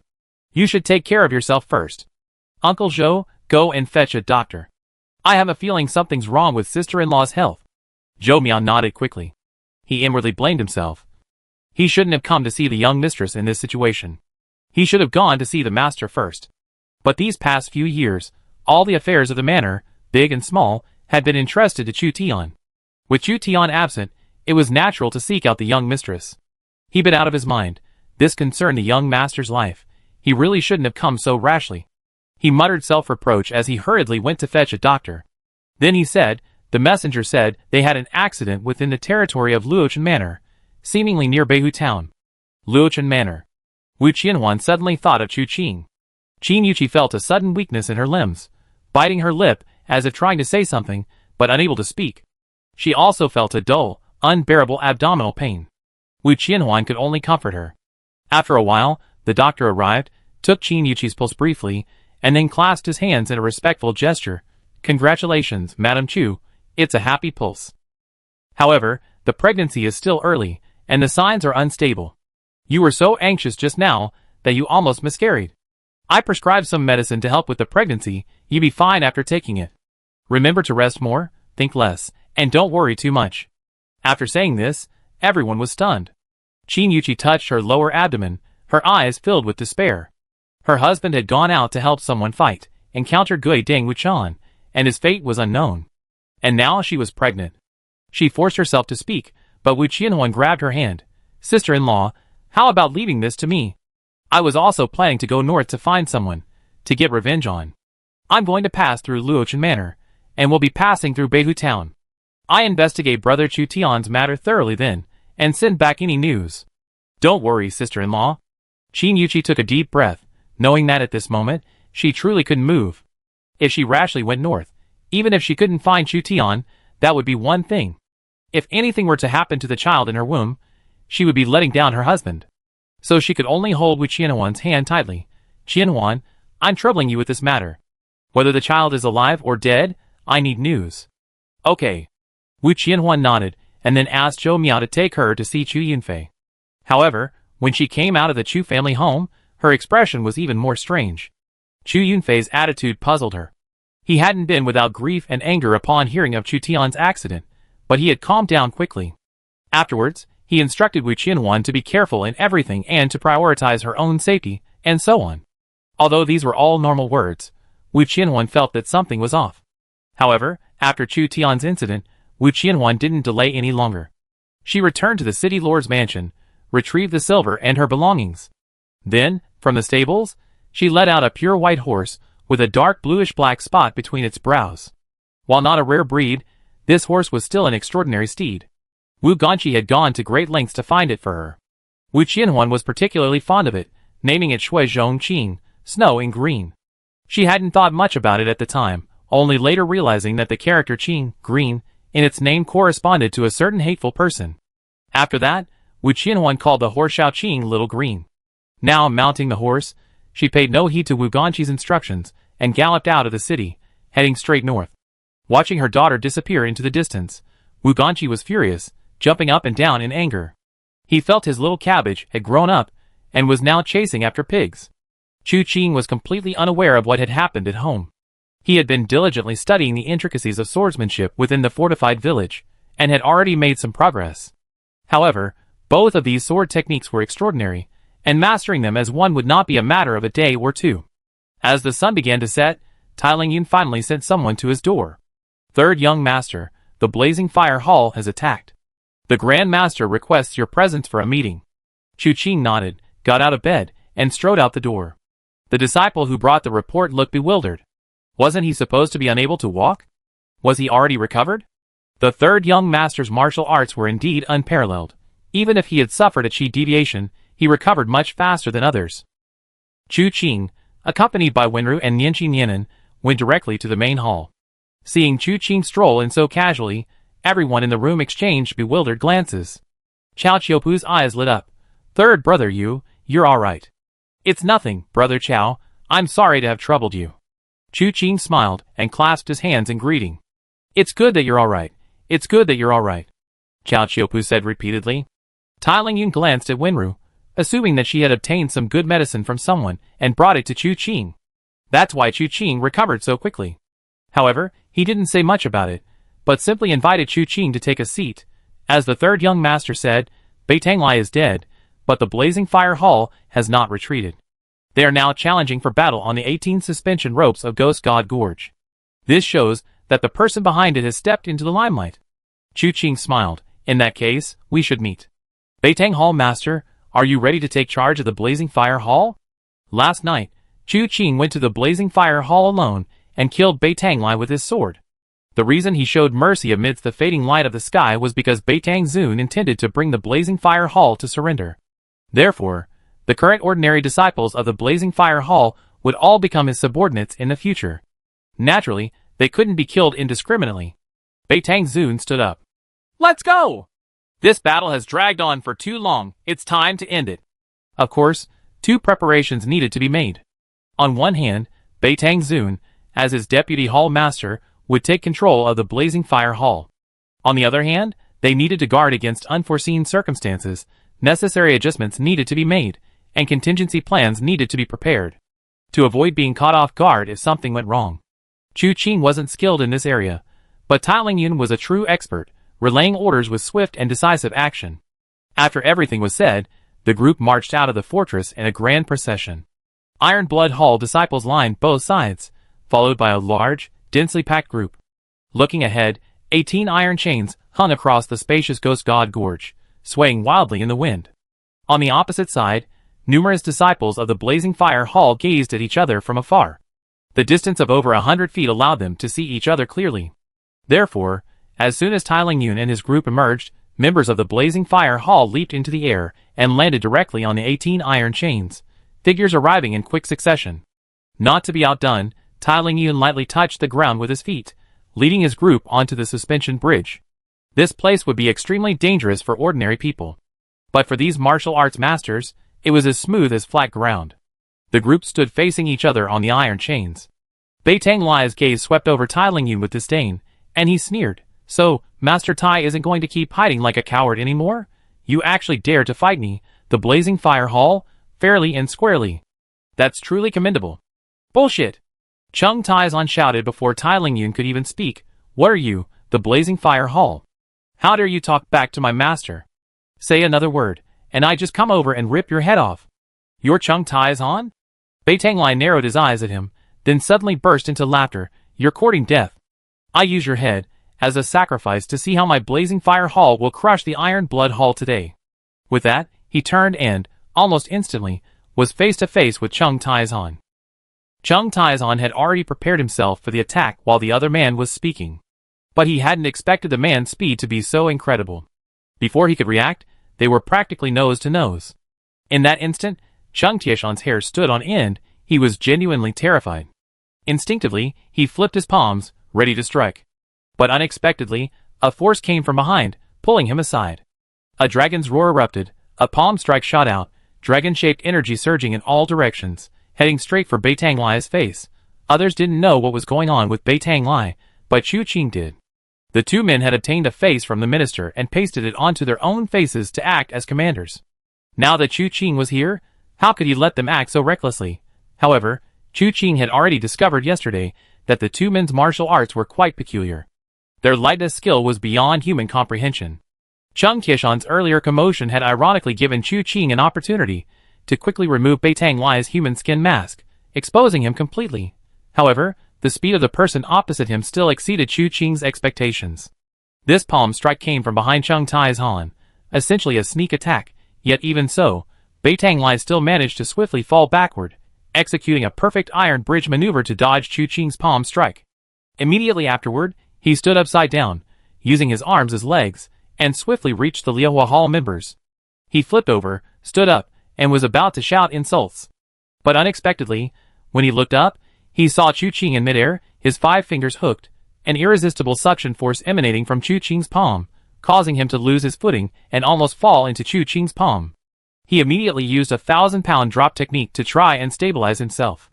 As he wished, he stabilized himself. But the next moment, he felt his skin split open, and then something flew towards Chu Qing with a poof, landing between his 5 fingers. Bai Tanglai was stunned, cold sweat pouring down his face. Looking up again, he saw Chu Qing holding a face in his hand, his expression strange. The dignified leader of the Blazing Fire Hall, Bai Tanglai, how come you're a two-faced person? Bai Tanglai's heart tightened. Oh no! Chapter 199. Impersonating the Grand Master of the Blazing Fire Hall requires more than just a face. This clever man, using Bai Tanglai's face, gained their trust because the one he claimed to be dead was actually a double. The real him was alive. Furthermore, he had spent considerable time with the real Bai Tanglai, mimicking his mannerisms almost perfectly. Even Bai Tanglai's subordinates couldn't distinguish the real from the fake. This was how he managed to fool them. But unexpectedly, he was exposed the moment he stepped into battle. This was because the third young master's attack was truly insidious, targeting his face. How could he possibly defend himself? Caught off guard, his mask was snatched away. In an instant, his disguise was completely exposed. The clever man shrank back, only to see that every leader of the Blazing Fire Hall behind him gasped in shock. Hong Tao was the first to untie the stick from his waist, flicking it to combine the 3 sections into one, and shouted sharply, "Who are you?" In that instant, the clever man's mind raced. How could he resolve this situation? How could he keep this game going? But before he could come up with a solution, a voice rang out. "He's a villain from the Heavenly Evil Cult." This voice reached the ears of the Blazing Fire Hall members, who were all stunned. They looked up abruptly, and saw a figure emerge from behind Tai Lingyun and the others. Vice Hall Master? It really is the Vice Hall Master. How come the Vice Hall Master is with the Iron Blood Hall? What's going on? The members of the Blazing Fire Hall felt the past 2 days had been incredibly exciting. First, the Deputy Hall Master disappeared, causing a huge uproar. Then the Hall Master was beheaded with a single sword strike, only to find out it was a double. But when the real battle started, it turned out the subsequent Hall Master was also an imposter. That wasn't all. Before they could even figure everything out, the missing Deputy Hall Master reappeared from the opposing side. These events, one after another, were driving them crazy. Then, Bai Tangzun let out a long breath and said in a deep voice, "This is a long story. I explain it to you later. First, capture this person." He pointed at the clever taximan. The clever taximan knew he was doomed the moment he saw Bai Tangzun. No matter how clever he was, he couldn't salvage the situation today. Seeing Bai Tangzun pointing the finger at him, he immediately laughed loudly, "Trying to capture me? You're all fools." Before he could finish his sentence, he leaped into the air to run away. Speaking was just a pretense. These days, some people unconsciously adopt a gentlemanly demeanor. Whenever they saw their opponent speak, they would wait until the other person finished before making a move. The clever man possessed exceptional lightness skills, being the world's #1 master of lightness techniques. If he could merely cause the members of the Blazing Fire Hall to pause for even a moment, he would have an opportunity to escape. And indeed, the members of the Blazing Fire Hall intended to wait until he finished speaking before making their move. Therefore, when the clever man's figure blurred and weaved through the crowd, they didn't even realize what had happened. When they came to their senses, they were filled with rage. But just as they were about to gather and surround him, capturing the clever man on the spot, a sharp light suddenly burst forth from the crowd, leaving countless afterimages. Everyone looked at the person who had made the move, and gasped in astonishment. How could it be him? That third young master. When did he get into the Blazing Fire Hall's camp? A flash of light, and sure, who was about to break through the encirclement and escape, was sent flying backward involuntarily. His feet stomped repeatedly in midair, as if chased by some ferocious beast. Chu Qing's blade followed him like a shadow, like a persistent, stabbing wound. No matter how fast you were, you couldn't escape his blade. In fact, this single move alone demonstrated Shi's formidable skill. It should be noted that Chu Qing was using the 16 styles of the terrifying evil blade, a technique created by fusing multiple martial arts. With this sword technique, he had successively killed the tomb bodies of 2 tomb kings in Heavenly Mystery Valley. It wasn't until the third person, a master of exquisite protective techniques, that Chu Qing's swordsmanship temporarily faltered. However, this single sword strike failed to immediately sever the soldier's legs. This showed that the soldier was truly extraordinary. Seeing the soldier fly backward through the air, seemingly intending to leap over the heads of the Iron Blood Hall members, a flash of white light appeared in Chu Qing's eyes, and an endless chill suddenly spread from his body in all directions. Everyone present, whether from the Iron Blood Hall or the Blazing Fire Hall, felt an extreme, chilling cold. Frost began to climb onto the 18 suspension ropes, making the already frigid weather even more brutal. The astute soldier sensed the change in his surroundings, and immediately realized something was wrong. But at that moment, he watched helplessly as Chu Qing's sword stance shifted. From a single-handed grip, he changed to a two-handed grip. A powerful slash descended from midair. A chilling glimpse. Whoosh! A towering blade of light suddenly appeared above everyone's heads. The enormous blade of light stretched out for 12 zhang. At this moment, not only did the clever scholar's pupil shrink and his expression change drastically. Even Tai Lingyun, Chung Taizan, Chao Qiupu, Miss Lingfei, and the others all felt that something terrible was about to happen.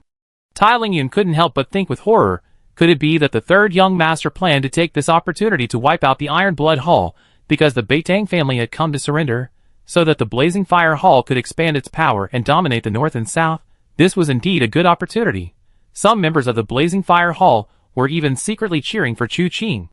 They had all seen the power of this strike. If he turned around and struck again, he could wipe out the Iron Blood Hall in one fell swoop, and the Blazing Fire Hall would win.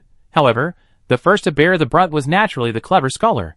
His body was completely enveloped by Chu Qing's 10,000-mile ice field, causing him to stiffen, and even his lightness skill to falter. Having been suspended in midair, he was powerless to move. Therefore, he could only watch helplessly as the enormous 40-meter-long blade of light swept past him. By the time Tai Lingyun and the others watched the blade of light fall with bloodshot eyes, it had already vanished from its solid form, disappearing without a trace. Despite the cold surroundings, Tai Lingyun felt a cold sweat trickling down his forehead. He wiped it away, finally letting out a sigh of relief. At least the third young master hadn't gone so far as to kill them all with a single strike. But this strike was terrifying. The members of the Blazing Fire Hall were secretly disappointed. If only that strike had landed squarely. Only the man who had fallen from midair remained, his face ashen. Chu Qing swiftly lifted him into his palm. Although the man appeared unharmed, all his meridians had been severed by Chu Qing's blade. While still alive, he was practically dead. He gently shook him, and casually tossed him to Beitang Zun. Beitang Zun took a deep breath. Thank you, third young master. Just a moment ago, he felt as if he had walked through the gates of hell. Back outside the Yin-Yang forest, he had realized this man was highly skilled, and not to be trifled with. Therefore, after Chu Qing gave his name, he immediately turned and left. But Chu Qing wouldn't let him, and once they fought, he was indeed no match. Later, when surrounded by those mushroom-like figures, Chu Qing's 10,000-mile ice field technique terrified Beitang Zun. But neither of those comparisons could compare to the sheer horror of this time, the 10-zhang-long blade of light hanging overhead. If Chu Qing were on the Iron Blood Hall's side in the battle between the two halls, how many people would he have killed with this swordsmanship? It's unimaginable. This isn't just some mad blade. This swordsmanship is practically a heavenly blade. The third young master of the heavenly blade. That's not as catchy as young master of the heavenly blade. But young master of the mad blade sounds alright too. How can this swordsmanship not be called a mad blade? It's so wild it pierces the heavens. Chu Qing sheathed his sword and stood there when he heard someone chirping about him. Moreover, it was one thing for the Blazing Fire Hall to chirp, but why was the Iron Blood Hall chirping too? Was it a sign that he was changing his nickname?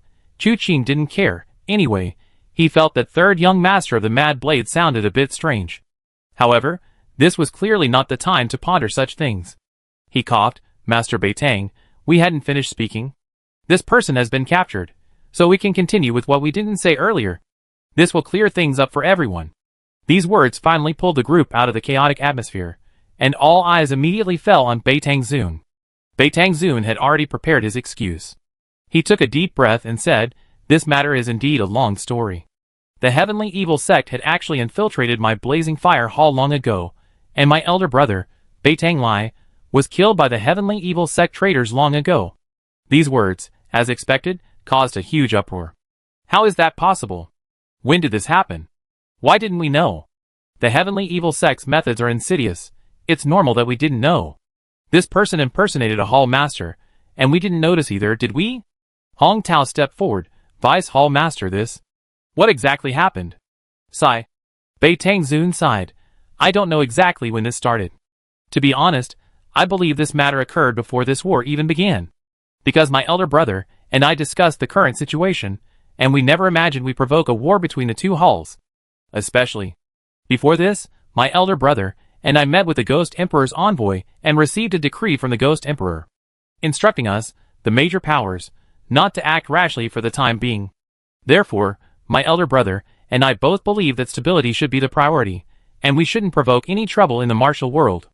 But unexpectedly, recently my elder brother suddenly used the Blazing Fire token to launch a war between the two halls, which led to the Battle of Ghost God Gorge. The Ghost Emperor's prohibition. This was something ordinary people wouldn't know. Tai Lingyun, however, narrowed his eyes slightly. He too had received the Ghost Emperor's prohibition.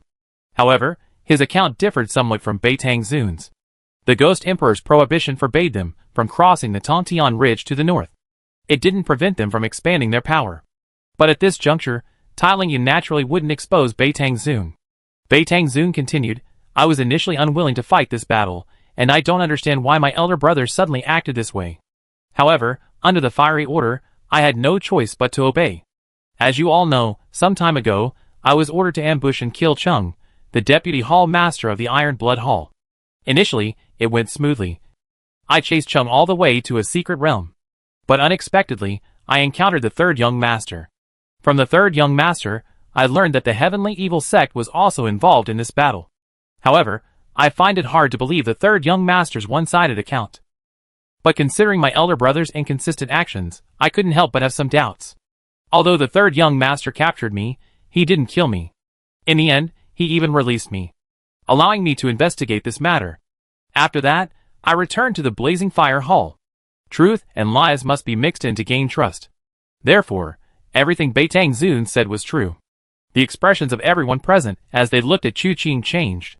Especially the members of the Blazing Fire Hall. It turned out that the deputy hall master had fallen into this man's hands and had told him the truth. But how did he know? This was not the time to explain everything. Beitang Zun continued, actually, before this, I had already noticed some changes in my elder brother, but I couldn't quite put my finger on what was wrong. After the third young master's guidance, I finally saw the light at the end of the tunnel. But having not truly witnessed the truth, a glimmer of hope remained. Unexpectedly, this investigation revealed not only that the heavenly evil sect was secretly operating within my Blazing Fire Hall, harming my disciples, but also that my elder brother had already been killed by them. They used my elder brother's face to commit heinous acts. They not only harmed the disciples within the hall, but also sought to wreak havoc on the martial world. The Blazing Fire Hall has stood strong in the martial world for many years, always knowing what to do and what not to do. They not only took my elder brother's life, but also they wanted to drag the Blazing Fire Hall down to its doom. Truly despicable. So that's how it is. There was such a hidden story behind it all. We knew absolutely nothing about this. Then this battle, wasn't it completely unnecessary? But now, with so many casualties on both sides, how can the Iron Blood Hall let us off so easily? The members of the Blazing Fire Hall discussed amongst themselves, their faces showing varying degrees of shame.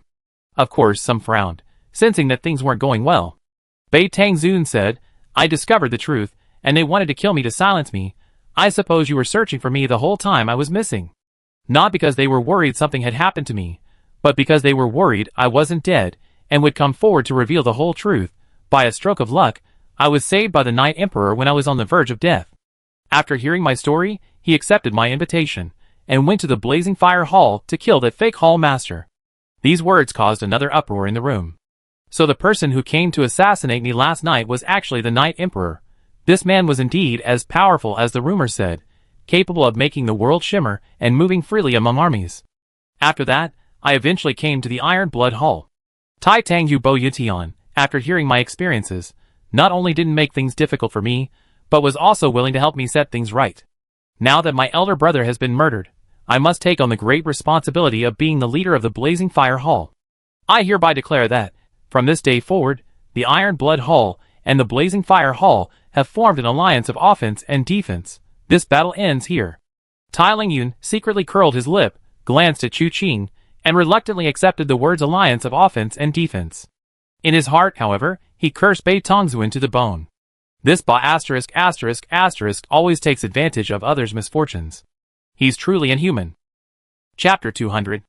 Chu Qing stood silently to the side, arms crossed, listening to Bei Tongzuan's words with a strange expression. It must be said that Bei Tongzuan's decades of experience in the martial world, as the deputy leader of the Blazing Fire Hall, were no accident. Most of what he said was true. The only lie was about Bei Tanglai's death. The problem was, he himself had taken Bei Tanglai's head and given it to Bei Tongzuan. Therefore, his words were completely unverifiable. With the clever Shi's assistance, no one could prove that the Bei Tanglai who had been active before them before last night wasn't a demon from the heavenly evil cult in disguise. Therefore, his experience of asking the Night Emperor to kill Bei Tanglai became perfectly reasonable. At least openly, there was no way to accuse him. Even if some people didn't believe it, they could only secretly investigate and look for evidence from various sources, rather than openly accusing Bei Tongzuan of lying. After all, compared to a member of the heavenly evil cult impersonating Bei Tanglai, no one would believe that Bei Tongzuan would hire someone to assassinate Bei Tanglai without reason. Furthermore, his words essentially placed all the blame on the heavenly evil cult. Bei Tanglai was already dead. It was the heavenly evil cult that instigated the war between the two halls, and it was the heavenly evil cult that wanted to kill Bei Tongzuan. Therefore, the so-called collusion between the Blazing Fire Hall and the heavenly evil cult was meaningless. Through his explanation, the Blazing Fire Hall appeared to be a complete victim in the entire incident. Its reputation would not be damaged in the slightest. Everything he cared about could be protected through this. Chu Qing had to admit, this old guy was truly clever. After exchanging bewildered glances, the members of the Blazing Fire Hall knelt on one knee. "Yes, we obey the Hall Master's command." This statement effectively sealed the deal. The battle between the two halls, which had begun, was now completely over. Very well then. The next step is to find the heavenly evil cult members hiding within my Blazing Fire Hall. Bei Tongzuan spoke in a deep voice. Actually, there were two options when doing this. The first option was to find these people before Bei Tongzuan gained control of the Blazing Fire Hall. The advantage was that it would be a permanent solution. Once Bei Tongzuan took power, he could have a clean Blazing Fire Hall. The disadvantage was that it would create many complications. Considering the potential for further changes, both Chu Qing and Bei Tongzuan felt that they should first gain control of the Blazing Fire Hall before eliminating the internal spies. Now that the Blazing Fire Hall was under the command of Bei Tongzuan, he issued a direct order: summon all personnel, including the logistics within the stronghold, to the front of Ghost God Gorge. Those who arrive late will be killed, those who disobey orders will be killed, and those who privately burn letters or other items will be killed. Yes, we obey the Hall Master's orders. Hong Tao and the others solemnly obeyed Bei Tongzuan's command, and immediately led their men to relay the order. "Third young master, please." Bei Tongzuan gestured to Chu Qing. Chu Qing glanced back at Tai Lingyun, and the two nodded to each other. Afterwards, Chu Qing, along with Wenru, Nianqin, and Nianan, walked towards the other side of Ghost God Gorge. The number of people gathered on the 18 suspension ropes seemed large, but they were actually the core members of both sides. Only upon reaching the Blazing Fire Hall's side could one see the densely packed disciples of the Blazing Fire Hall. Everyone present was somewhat confused. They had been so vocal in their challenges earlier, why had they suddenly fallen silent? But upon seeing Bei Tongzuan, they hurriedly knelt and paid their respects. Bei Tongzuan nodded, but before he could speak, a figure suddenly appeared before him. With a flick of a finger, the figure aimed directly at Bei Tongzuan's face. The attack was truly abrupt, but fortunately, Bei Tongzuan was prepared. With a flick of his wrist, his cloak billowed behind him. The finger tore through the cloak, and sword energy shot straight behind him. Beneath the cloak, several palms shot out, their energy purely yang. Even before they landed, a scorching heat was felt. But when the palm struck, the person before him had vanished without a trace. At the same time, Bei Tongzuan felt his hand go empty. The man he had been holding was nowhere to be found. Suddenly looking up, he heard several screams erupt from the crowd. 5 figures descended from the sky, 5 fists crashing down in quick succession. These fists seemed ordinary, Yet Beitang Zun, enveloped by their force, felt his heart sink as if into an abyss. He would die. If he were to touch even one of these 5 fists, he would surely die today. You dare to harm me? Chu Qing's voice suddenly came from behind, a layer of crystalline white energy instantly enveloping the surroundings. A soaring dragon's roar resounded throughout the area. Everyone saw that, centered on Chu Qing, the icy white energy enveloped their entire group. And beyond this energy, 2 white dragon-shaped true energies flowed. It looked incredibly mystical, more like a celestial art than martial arts. This was precisely how Chu Qing used the inner power of the cold jade lineage from the 9 chapters of divine jade to unleash the indestructible golden body. This method was actually the same as when he first obtained the indestructible golden body at Luochen Manor. Later, at the Mountain God Temple in Dingxing City, dealing with Guo Wang was merely a small test. Even when he, as Han San, killed 3 top-ranked masters in the street, he used the most basic form of the indestructible golden body. He hadn't really used the cold jade lineage's inner power much. This was the first time he had used this martial art in such a way since it came into his possession, but even this wasn't the full extent. Now that he possessed the 9 chapters of divine jade, activating it at full power resulted in the union of yin and yang. This martial art was not only without weaknesses and impenetrable, but also involved the rotation of yin and yang, making it immune to all other techniques. It could be said that this one technique alone was already an invincible martial art. Bang! Bang! Bang!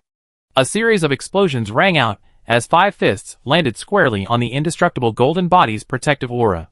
The aura remained completely unshaken, while the 5 attackers were violently shaken. The 2 dragon-shaped energies that had been swirling around the aura suddenly dissipated, flowing into their fists. Crack! Crack! Their fists froze, and the 5 figures were sent flying, crashing heavily in front of the blazing fire hall disciples, each spitting out a mouthful of chilling blood. Upon closer inspection, the crowd noticed that the 5 men's skin was also different from ordinary people. They were much darker, their skin even faintly gleaming with a metallic sheen. Despite being struck by the backlash from the cold jade lineage's internal energy within the indestructible golden body, they were still able to rise from the ground. With a flick of their wrists, the frost clinging to their fists was scattered across the ground. At the same time, each of these 5 people had the character Bing on their forehead. It was Bing, not you. Chu Qing's eyes narrowed slightly. It seems they also understand that continuing to hide is pointless, so they actually come out directly. Beitang Zun glanced at Chu Qing, 3rd young master. Leave it to me, Chu Qing said, then looked at Nian Xian and Yanin. Don't you have anything to say? Nian Xian and Yanin looked around, their faces grave. Judging from their expressions, Chu Qing felt that this time, they would likely have to use some of their abilities. After all, this was someone who could make the Tomb King flee in terror. Surely he couldn't just be someone who only knew how to eat, right? Then Yanqin said in a deep voice, Brother, is this the team we built for conquering the world? I have my subordinates train them properly for you. With me around, they won't get a single bit of good fortune. So you get all the good fortune, huh? Chu Qing's lips twitched, thinking that he couldn't rely too much on these 2. But what's the deal with this Chess King?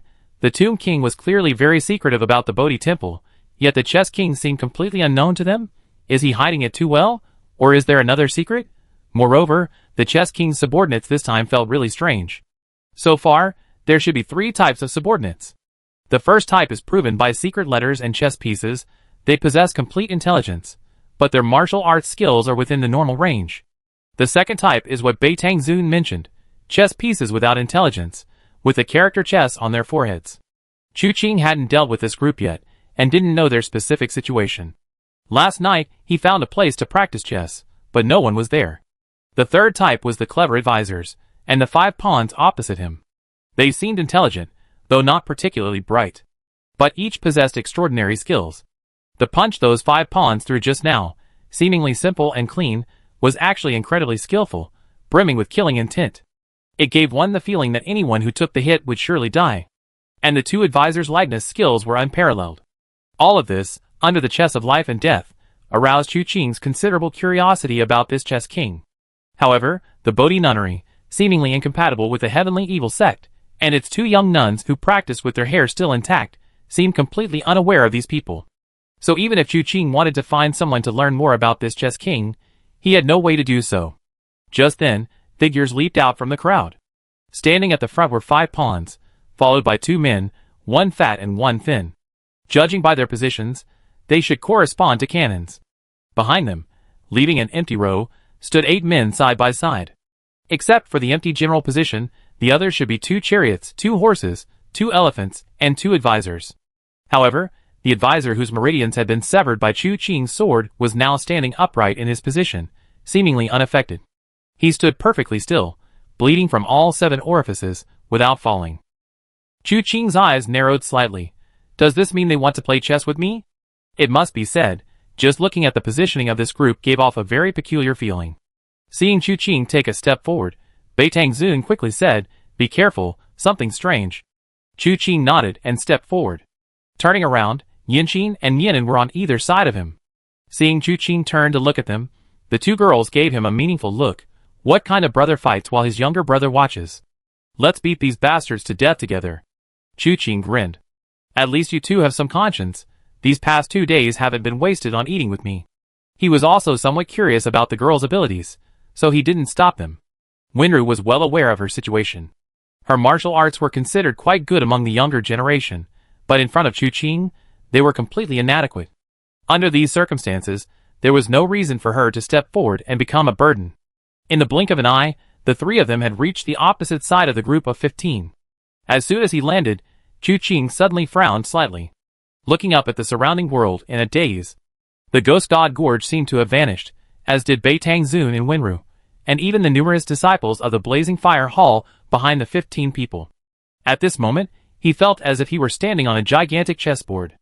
An invisible pressure enveloped him, and Chu Qing was astonished to find that he couldn't move a single inch of his body. He was like a chess piece on a board, needing help to move forward and attack.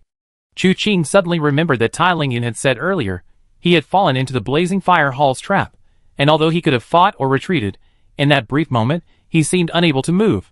That's why he ultimately took Beitang Lai's palm strike. Was what he was facing now the same thing that Tai Lingyan had felt back then? However, he was on the verge of death at the time, and his opponent suppressed him in this way.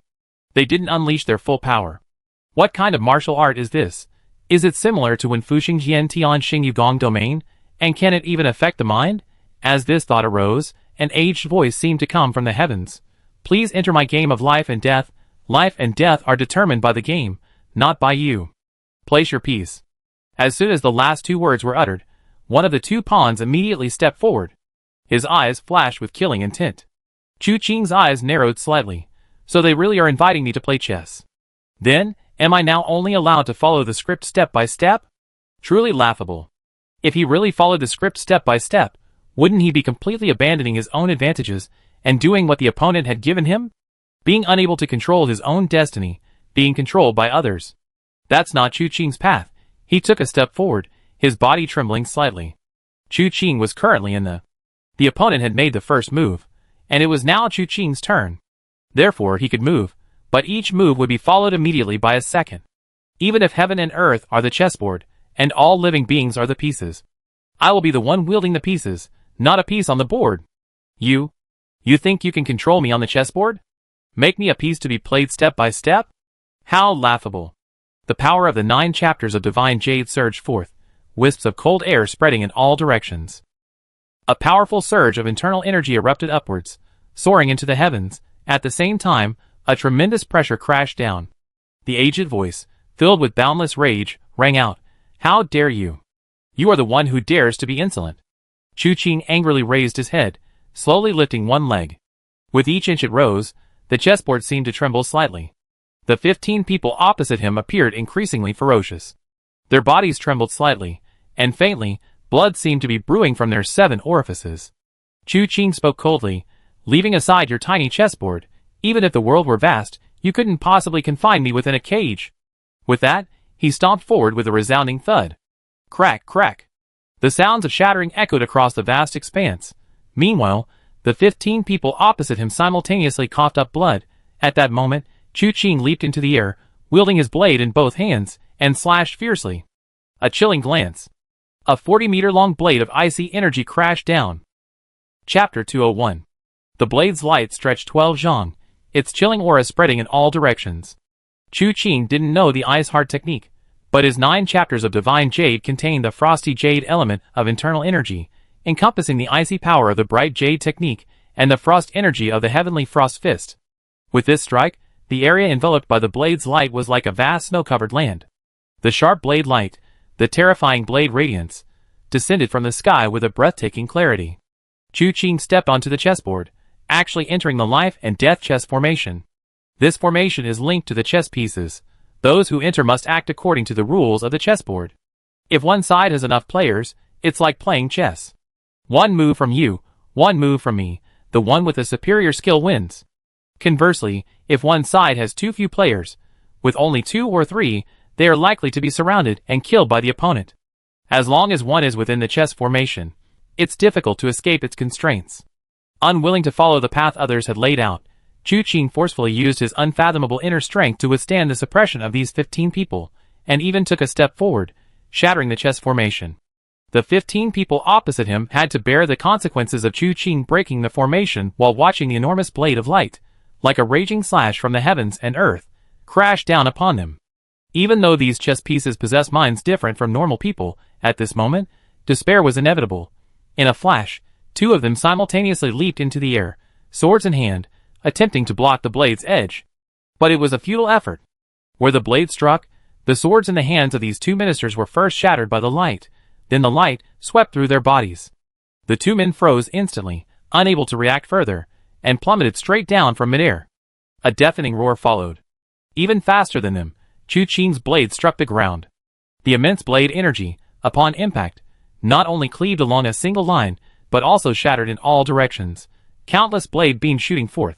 A chilling aura permeated the air beneath their feet, while blade beams crisscrossed the surrounding area.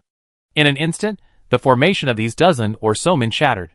The soldier in the center was cleaved in 2 by the blade, while the already half-dead soldier and the somewhat clumsy soldier beside him were also enveloped in the blade's light. The half-dead soldier died instantly, while the other was on the verge of death, barely breathing. The remaining men sustained various injuries, none of them fatal. Then 2 figures leaped from the crowd, their feet stomping the ground like galloping horses, charging forward in a tandem. These 2 men carried no weapons, charging headlong into the distance, as if using their heads as weapons. Chu Qing had just finished his strike when, looking up again, the 2 figures were already upon him. He was about to activate his undying golden body when he heard a hey. Without turning around, he knew it was Nian Xian and Nianen who had attacked. Sure enough, Nianen, wielding Nian Xian, swung her around and brought her crashing down from the sky. The 2 galloping horses instantly met their Waterloo, thudding twice. Chu Qing could faintly hear the neighing of the horses beside him. They were instantly knocked off their feet by Nian Xian's head. The 2 horses weren't dead yet. They struggled to their feet, looking at Nian Xian and Nianen with disbelief. This is impossible. In this game of life and death, each piece possesses a unique martial art. The advisor excels in close-quarters combat, moving with incredible speed within a confined space. The horse, on the other hand, is a swift runner. Once in motion, its inner energy concentrates at its head, making it indestructible and possessing immense strength. Its feet disregard terrain, capable of crushing 1,000 armies.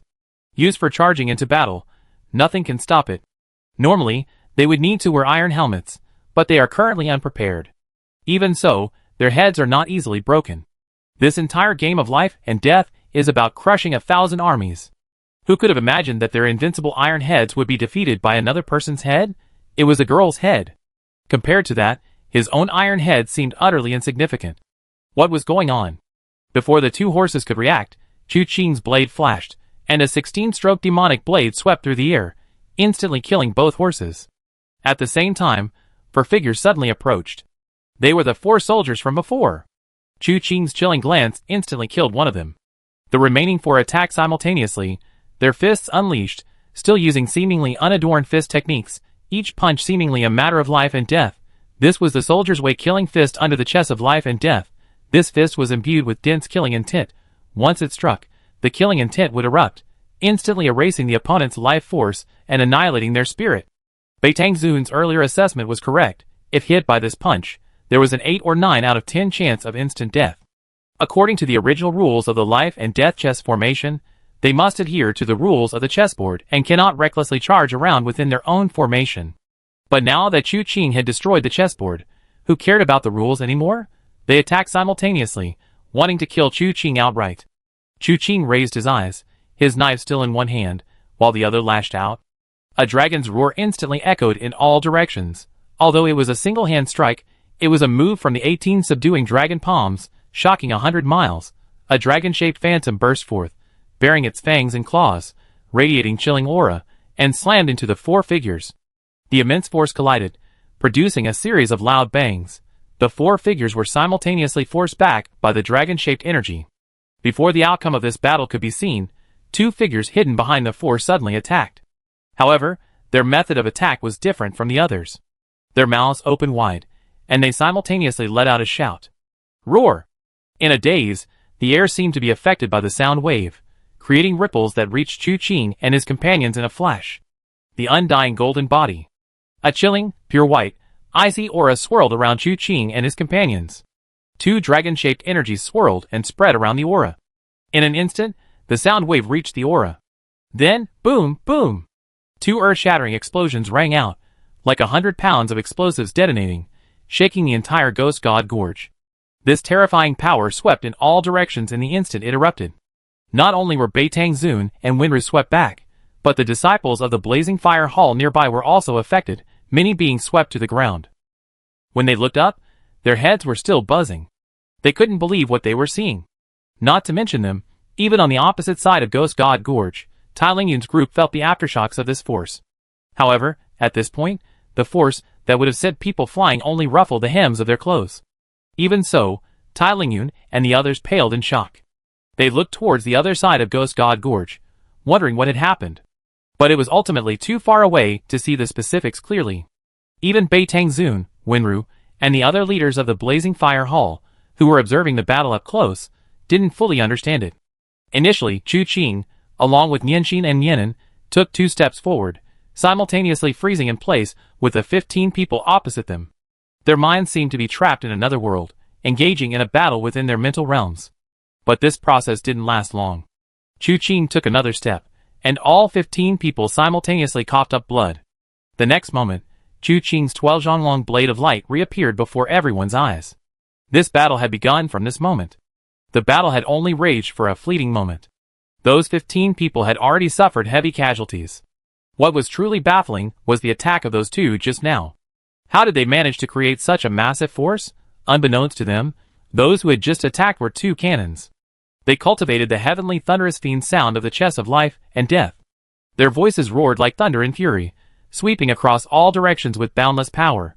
With a deafening explosion, smoke and dust instantly filled the surroundings, completely enveloping Chu Qing and his companions in a white, snowy mist. The 4 soldiers who had been knocked back by Chu Qing's palm strike landed on the ground, and before they could even stand, they coughed up blood, killed by the force of Chu Qing's palm strike. In short, each of these chess pieces had its own strengths, but ultimately, they couldn't withstand Chu Qing's few moves. Seeing this, Beitang Zun breathed a slight sigh of relief, his gaze then fixed on the area shrouded in white mist.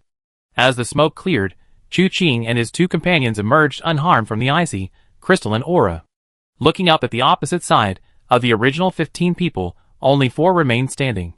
Besides the 2 who had just attacked, 2 others stood motionless at a distance. Chu Qing's gaze swept over these 4, a smile playing on his lips. That's it? Upon hearing these 2 words, the faces of the 4 opposite him simultaneously darkened. The 2 cannons exchanged a glance and roared once more. Roar! Roar! Waves of sound reverberated in all directions, and thunderclaps struck Chu Qing's aura. Boom, boom, boom, boom! The earth-shaking heavenly thunderous sounds relentlessly struck Chu Qing's protective aura, causing thunder to rumble in all directions, and the ground to tremble. The figures of Chu Qing and his companions were once again enveloped in billowing dust, but Chu Qing, caught in the turmoil, showed no reaction whatsoever, letting the 2 cannons roar as they pleased. He still had the willpower, so he casually opened the system to check his rewards. Commission, Kill Order. Current Progress, 10. Quest Reward. Choose one from the selectable martial arts treasure chests. Current selectable treasure chests. Sword Technique Treasure Chest, Fist Technique Treasure Chest, Knife Technique Treasure Chest, Lightness Skill Treasure Chest, Extraordinary Skill Treasure Chest, Finger Technique Treasure Chest, Palm Technique Treasure Chest, Staff Technique Treasure Chest, Spear Technique Treasure Chest, Formation Treasure Chest. Chu Qing's face darkened as he read the chest. There are 15 opponents in total. The reason there are 10 treasure chests is because one of the soldiers is still alive, but was injured by Jing Han's glance and is now half dead. 2 horses, 2 ministers, 1 advisor, and 5 soldiers actually died. But out of 10 treasure chests, not a single one contained an internal energy cultivation chest. Is this system messing with me? Especially the later stuff about staff techniques and spear techniques. Do these even apply to these opponents? Is the system doing this on purpose? But to be fair, this formation treasure chest has piqued Chu Qing's interest. He's never achieved anything in formations, so if he could get the formation treasure chest and learn a formation, that seems like a good option. Thinking this, he felt that the 2 cannons opposite him seemed to have lost some of their power. He casually shut down the system, flicked his sleeve, and a gust of wind swept away the dust. Looking up again, he saw the 2 cannons still in their original positions, only their faces were extremely ferocious. Their eyes were bloodshot, blood flowing from their 7 orifices, their pupils filled with blood vessels, and their throats seemed hoarse from shouting. The power of the heavenly thunder fiend sound was far less than before. This was also because these 2, attacking from a distance with the heavenly thunder fiend sound, found it difficult to trigger the chilling force. Otherwise, they could have killed themselves. It seems this martial art still has quite a few drawbacks, Chu Qing said softly. Unfortunately, no one heard this. Of course, Yanqing and Yinan did hear it, but these 2 girls were different from normal people. If a normal person heard Chu Qing's words, they would probably curse him out. Is the heavenly thunder fiend sound flawed? Or is your indestructible golden body too outrageous? Normally, the moment the heavenly thunder fiend sound is used, life and death are decided.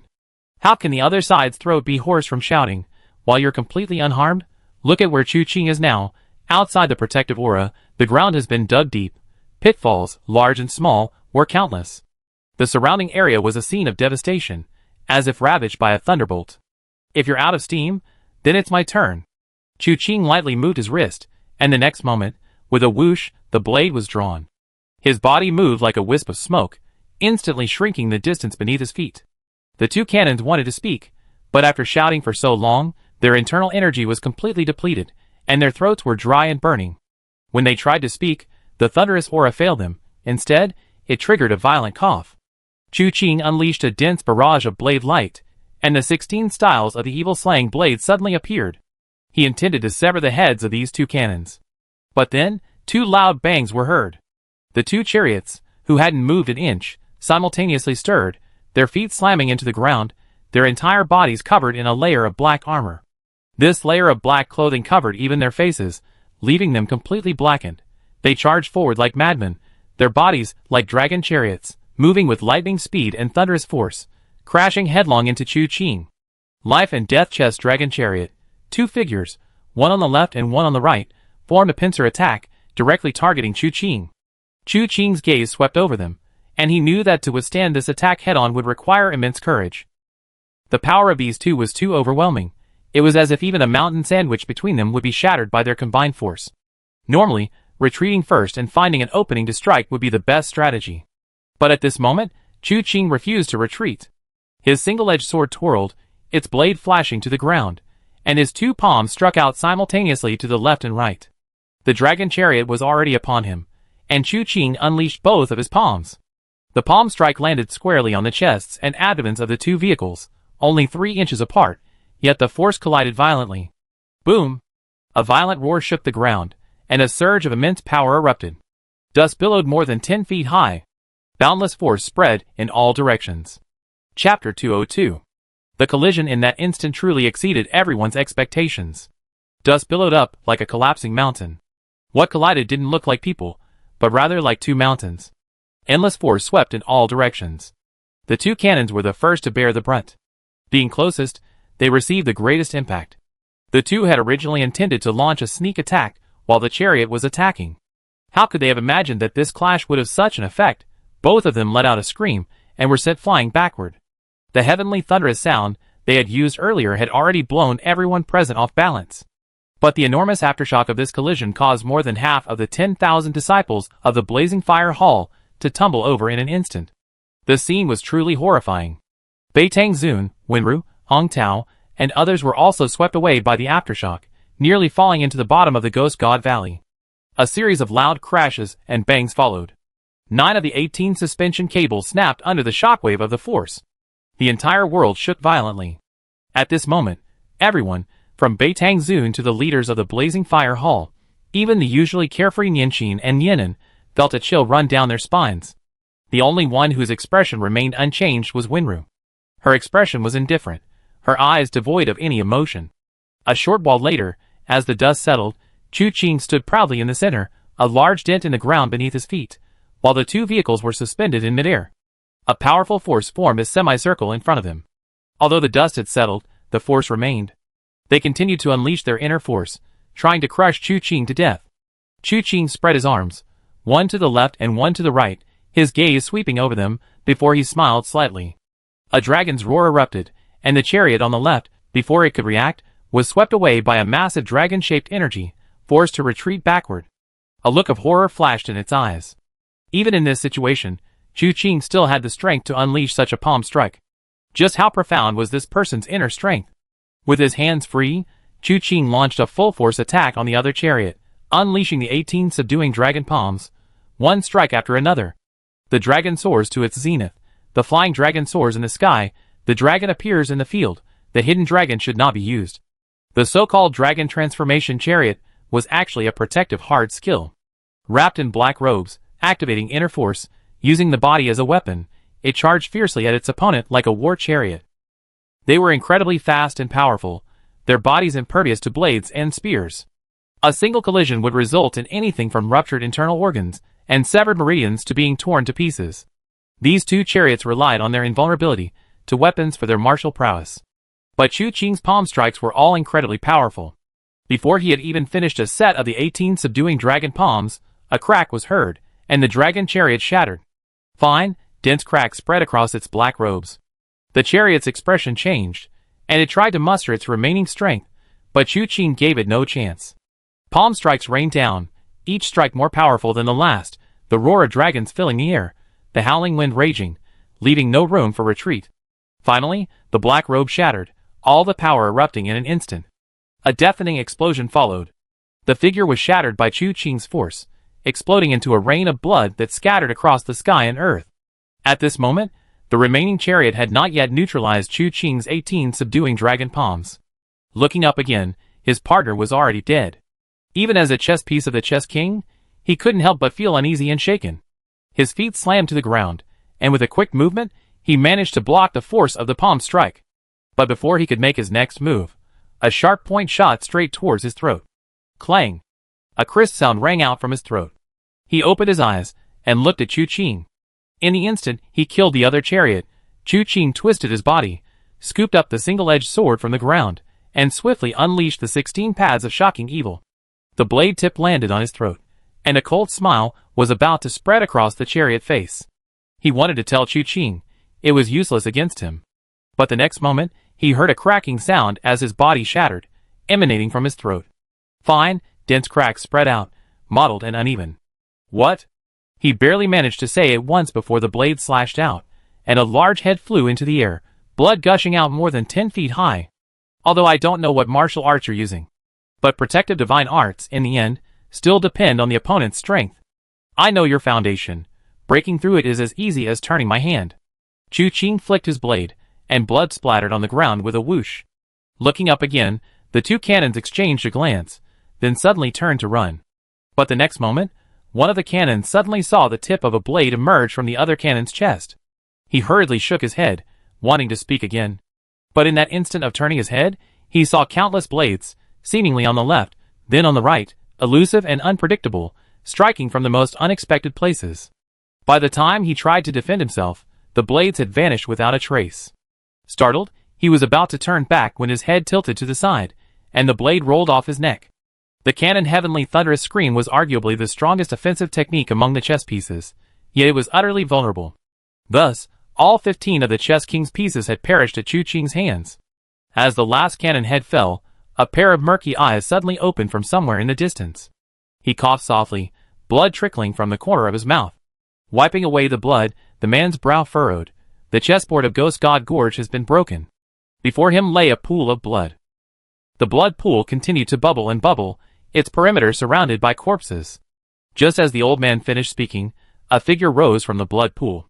She was covered in blood, but the moment she stood, the blood seemed to drain away as if from her body. She was slender and graceful, with cold features, her phoenix eyes revealing a hint of chill. Her thin lips were pursed, carrying a touch of indifference. She had a good figure, and wore little clothing. Strips of blood-red cloth barely covered her vitals. Once the blood had dried, her skin became noticeably pale, almost inhumanly white. She walked away, each step heavy and surging. She glanced down with annoyance, finding it excessively cumbersome. Then she sat down beside the blood pool. What rank of chess piece did you place in Ghost God Gorge? Second rank. A second rank life or death game. It's not so easy to break. Who did this? A strange look appeared on the woman's face. The third young master. A smile appeared on the old man's lips, but it was a rather cold smile. The third young master whom the Tomb King has taken a liking to? The woman was somewhat surprised. So it's him. I heard so much about him. Mainly thanks to the Tomb King. The old man spoke calmly. What, feeling restless? I do want to go out for a stroll. The woman stretched languidly, her cold eyes suddenly giving the old man a seductive look. Otherwise, how can I, at my age, endure the loneliness of soaking in the bath every day, while keeping an old man like you company? The old man remained unmoved, simply saying, the lesson of Prince May is not far off, you should take it as a warning. You think I would take a liking to that third young master? The woman suddenly grinned. But it's not impossible. He's a righteous young hero, and I'm the blood prince of the heavenly evil sect.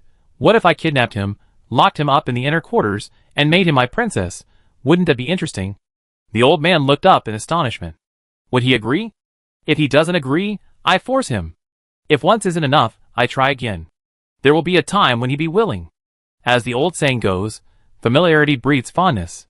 The woman, excited, seemed to have already succeeded, her body unconsciously contorted as if she couldn't bear it. The old man remained silent, then said softly, if you want to die, I won't stop you. However, the great plan isn't yet complete. If you die rashly, it will ruin the sect leader's grand scheme.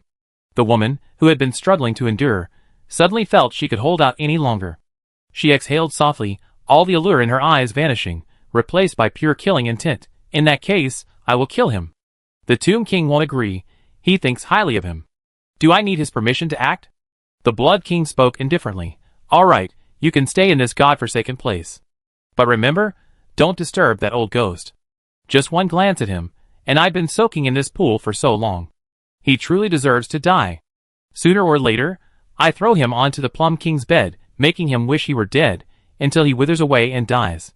As she spoke, she stepped outside, leaving a trail of blood before disappearing in the blink of an eye. When the old man looked up, she had vanished without a trace. Sigh. The old man sighed, slowly saying, do you think she can succeed? Silence followed for a long while, then a voice drifted from the shadows. It carried a mournful tone, like that of a funeral. She can't succeed. Inside the main hall of the Blazing Fire Hall's mansion, sitting on the high-back chair, etched with images of raging flames, was Chu Qing. The fact that Bei Tongzuan had agreed to leave the Blazing Fire Hall to surrender had not yet been publicly announced. Chu Qing's presence here was, in effect, usurping the host's position. Yet, all the leaders of the Blazing Fire Hall were gathered in the hall, and none of them objected. Bei Tongzuan stood before Chu Qing. People occasionally entered the main hall to report on what they had found during the search of the Blazing Fire Hall. Unlike the Iron Blood Hall, the search had yielded no chess token within the Blazing Fire Hall. There seemed to be no chess pieces with double tokens or signals within the Blazing Fire Hall. Meanwhile, someone was constantly observing the Iron Blood Hall's movements. But so far, no chess pieces with words above their heads had been found within the Iron Blood Hall. It was clear that the Chess King was using two different methods against the Blazing Fire Hall and the Iron Blood Hall. This search took a long time. With nothing else to do, Chu Qing sat down and silently opened the system. Request, kill order. Current progress, 15. Quest reward, choose one from the available martial arts chests. Current available chests, swordplay chest, fistplay chest, knifelay chest, lightness skill chest, extraordinary skill chest, fingerplay chest, palmplay chest, staffplay chest, spearplay chest, formation chest, sound skill chest, hidden weapon chest, archery chest, body protection chest, claw chest. Chu Qing remained expressionless, inwardly cursing. He completed the kill order quest several times already. Except for the first time, no internal energy cultivation chests had ever appeared. Chu Qing knew these things were rare, but 15 chests and not a single one appeared? What was going on? Was it because he just received the 9 Yang Divine skill and felt he didn't need internal energy cultivation for the time being? Chu Qing mentally grumbled for a while, but didn't rush to choose. There were too many chests. He needed to study them carefully, otherwise he wouldn't know how to choose. First, there were some useful but not urgently needed ones. For example, sword techniques, fist techniques, knife techniques, finger techniques, and palm techniques. Chu Qing's current martial arts skills were sufficient. Distributed across his various avatars, they were more than enough. Choosing from these wouldn't be a lifesaver, but rather icing on the cake. Then, there are some less important skills, such as staff techniques, spear techniques, and archery, which require other weapons. Initially, Chu Qing wouldn't have minded learning a staff or spear technique. After all, as an assassin, the environment is different, and it's hard to say if one will have a suitable weapon. But with his current martial arts skills, even unarmed, few could stop him. Therefore, proficiency in other weapons seems unimportant. It's not even icing on the cake. The last category is what he really wants, but it's quite a gamble. These are extraordinary skills, sound techniques, lightness skills, formations, body protection, and hidden weapons. After acquiring the extraordinary skill world loses color, Chu Qing is quite curious about the extraordinary skill treasure chest. I wonder what good things he can get from it. Body protection goes without saying. In the last battle at Luochen Manor, Chu Qing chose body protection over sound techniques. Chu Qing also really wanted the sound skill treasure chest, but he didn't know what he could get if he opened it. As for lightness skill, although Chu Qing's lightness skill was already quite good, he felt it could be improved. If he could get another advanced lightness skill, crossing the Ghost God Gorge wouldn't be difficult. Hidden weapons were a barely acceptable category. Chu Qing didn't have much need for them, but apart from the Night Emperor, he couldn't freely use Little Li's flying dagger, so he felt he was lacking in methods. Finally, there were formations. Chu Qing was genuinely hesitant about this. He knew absolutely nothing about formations, which sometimes felt restrictive. Although brute force could overcome all techniques, it wasn't the best approach. If he could improve it, that seemed like a good thing. Most importantly, this was the first time this treasure chest had appeared. He didn't know if he ever get another one like it. 15 treasure chests have been given out at once. Which one should I choose? Chu Qing rubbed his temples, feeling an unprecedented sense of difficulty. Chapter 203. Given Chu Qing's current situation, there are actually two ways to choose treasure chests. One is to embrace a diverse range of skills. Choose from all kinds of martial arts to become a fully rounded, all-around warrior. Claim them all: swords, spears, halberds, axes, hooks, forks, whips, maces, hammers, claws, tridents, clubs, crutches, meteor hammers, making yourself outstanding in every aspect. The other is to specialize. Of course, for Chu Qing, completely specializing in a single skill is unrealistic. However, he can specialize in multiple skills. For example, swordsmanship.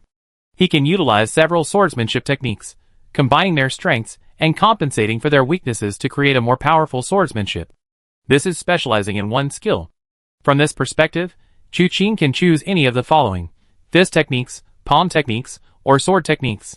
He can then integrate it into his existing martial arts. However, achieving this completely is extremely difficult. Take the Heavenly Frost Fist as an example. Whether a newly developed fist technique can be integrated with the Heavenly Frost Fist, and whether it has any merits, is entirely a matter of luck. It's highly likely that the developed technique will neither integrate with the Heavenly Frost Fist nor be as powerful. Ultimately, he won't even use the developed martial art, making it a wasted effort. Therefore, after sitting here and agonizing for a long time, Chu Qing finally decided. Specializing in this area can wait until he takes on a single commission later and try his luck. Or, if he really doesn't know what to choose, he can then choose a similar martial art to see if they can be integrated. Given a choice, he focused on developing a hexagonal style. Among the current choices, many martial arts techniques were unfamiliar to Chu Qing. For example, finger techniques and sonic arts were things Chu Qing had never learned. He stared at the options before him for a long time, slowly exhaling, his gaze finally settling on sonic arts. How about choosing a sonic art? Chu Qing's mind raced. He had actually been eyeing this type of technique for a long time. However, he couldn't get it when completing individual assassination missions, and while he could get it from missions like the Killing Order, there were other options available. By some twist of fate, he had never acquired it.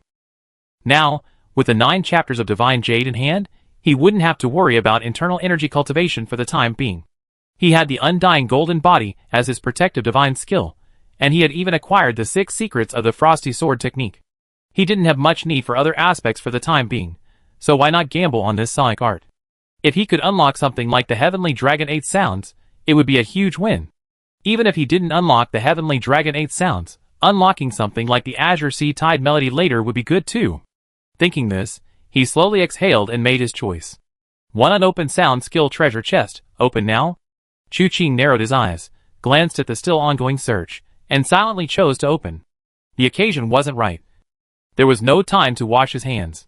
Hopefully, he wouldn't be unlucky. Opening successful, obtain sound skill, Vajrazen Lion's Roar. Chu Qing was slightly taken aback. Vajrazen Lion's Roar? This martial art sounded somewhat unfamiliar. He knew about Lion's Roar, a roar that shook the surrounding area. The stronger the internal energy, the greater the power. Although it wasn't a technique like the Heavenly Dragon 8 sounds, Chu Qing could accept it. After all, with his current internal energy, this was a wide-range, lethal martial art. But what was the difference between this Vajrazen Lion's Roar and other lions' roars? While pondering this, the key points of this martial art's energy circulation had already flowed through his mind. A moment later, he opened his eyes and felt alright.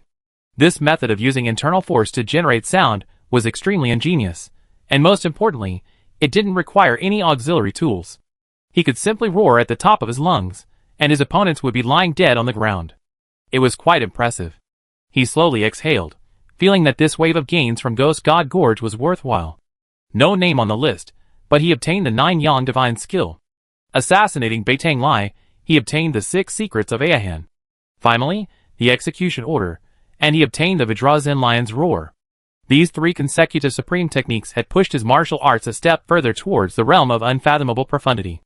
Especially the 9 Yang Divine Skill, which, when combined with the Bright Jade True Scripture, forms the 9 chapters of Divine Jade, a truly unparalleled divine skill. However, the world we live in now is teeming with powerful experts. None of the 3 sovereigns and 5 emperors are ordinary figures, and the 12 holy kings of the heavenly evil cult each possess unique skills. Not to mention the heavenly evil cult's leader, who always lurks in the shadows. Just how extraordinary is this person that he can command the unquestioning obedience of such powerful figures as the 12 holy kings?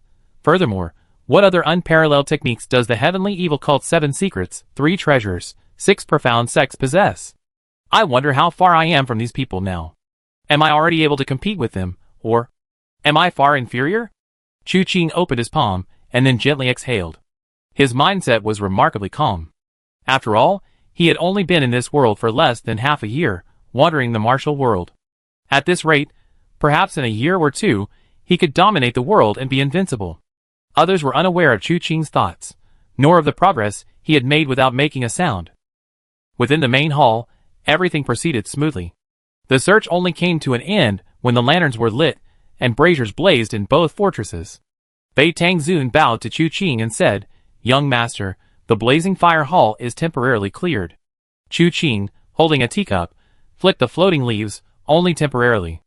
As long as we don't know how the Chess King planted his tentacles within the hall, it's not truly safe. From now on, we must constantly check ourselves, leaving no room for error. Yes. Beitang Zun nodded in agreement. Hong Tao and the others exchanged bewildered glances. Chu Qing's martial arts were unparalleled, and it was understandable that Beitang Zun would offer him the Hall Master's chair as a guest of the Blazing Fire Hall. But now, Beitang Zun's humility seemed excessive. He was completely subservient to Chu Qing. This felt somewhat off. Beitang Zun's gaze swept over the group, knowing their thoughts, and he spoke softly. "The 3rd young master has done a great favor for my Blazing Fire Hall. You all witnessed the battle before Ghost God Gorge today. Therefore, I have decided to lead the Blazing Fire Hall to serve under the 3rd young master. Does anyone have any objections?" Upon hearing this, the leaders present all looked up, exchanging bewildered glances. How could the dynasty have changed so suddenly? But looking at Chu Qing, he couldn't bring himself to refuse. This man's martial arts were too high, not to mention them. Even if Beitang Lai were resurrected, he would definitely not be his match. With such a new leader, the Blazing Fire Hall might have a different future. After a moment of contemplation, someone finally said, "Yes, we obey the Hall Master's order and pay our respects to the new Hall Master." Once was one, twice was another. These were all seasoned veterans of the martial world, and no one wanted to disobey Chu Qing at this time. Offending such a master of martial arts was not a wise choice. They immediately bowed down, Even the usually impartial and incorruptible elder Hong Tao did not hesitate. After all, Bei Tangzun had agreed, so why should he bother? Chu Qing was somewhat surprised that they agreed so quickly. He had thought there would be two troublemakers who would come out to provoke him. Now it seemed that such unwise individuals would never reach the position of leader. He immediately waved his hand. All right, everyone, please rise. While what the North Hall Master said is true, I have no interest in the position of Hall Master. From now on, please just call me Third Young Master. If you need any help, I will instruct the North Hall Master. Everyone suddenly understood he didn't intend to manage the affairs of the Blazing Fire Hall, but he planned to use the people of the Blazing Fire Hall. Of course, correspondingly, if the Blazing Fire Hall needed help, he certainly wouldn't stand idly by if they worked for this Third Young Master. Thinking this, everyone immediately bowed to the Third Young Master again. Their attitude was much more sincere than before. After all, if the Third Young Master didn't occupy the position of Hall Master, there would be a vacancy. As the head of the hall, Bei Tangzun would inevitably promote a deputy head, and the positions of others could be reshuffled. Besides, he also had a powerful backer like Chu Qing. It was a good thing no matter how you looked at it. As a result, they naturally became even more obedient.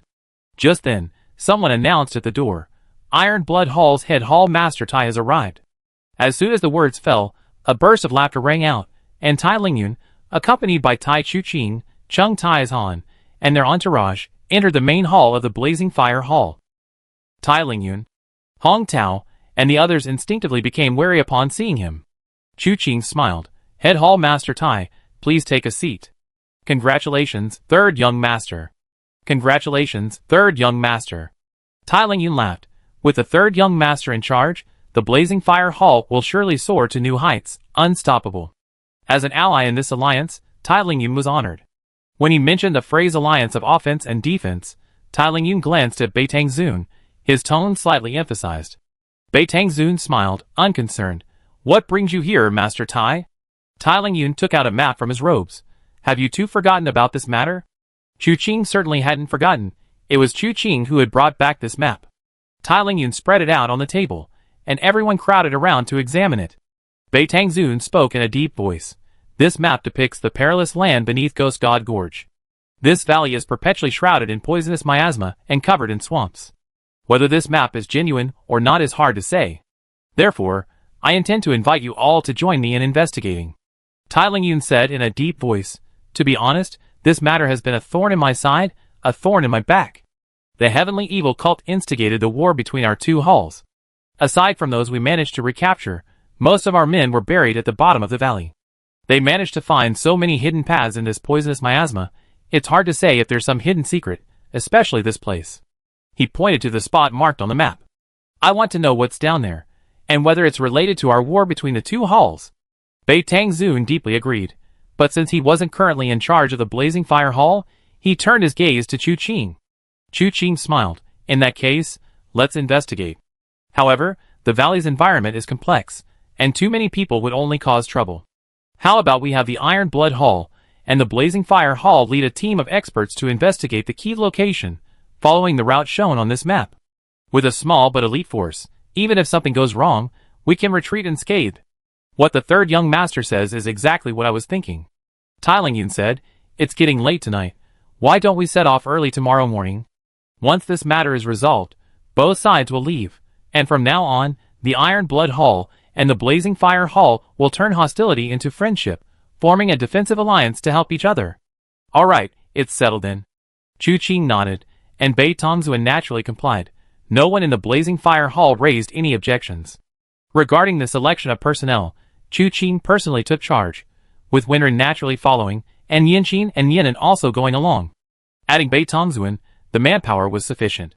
Hong Tao temporarily assumed the responsibilities of the Hall Master during this period, overseeing all affairs within the hall. Tai Lingyun also personally took charge, while Chung Tai-han was left behind to manage all matters, large and small, within the Iron Blood Hall.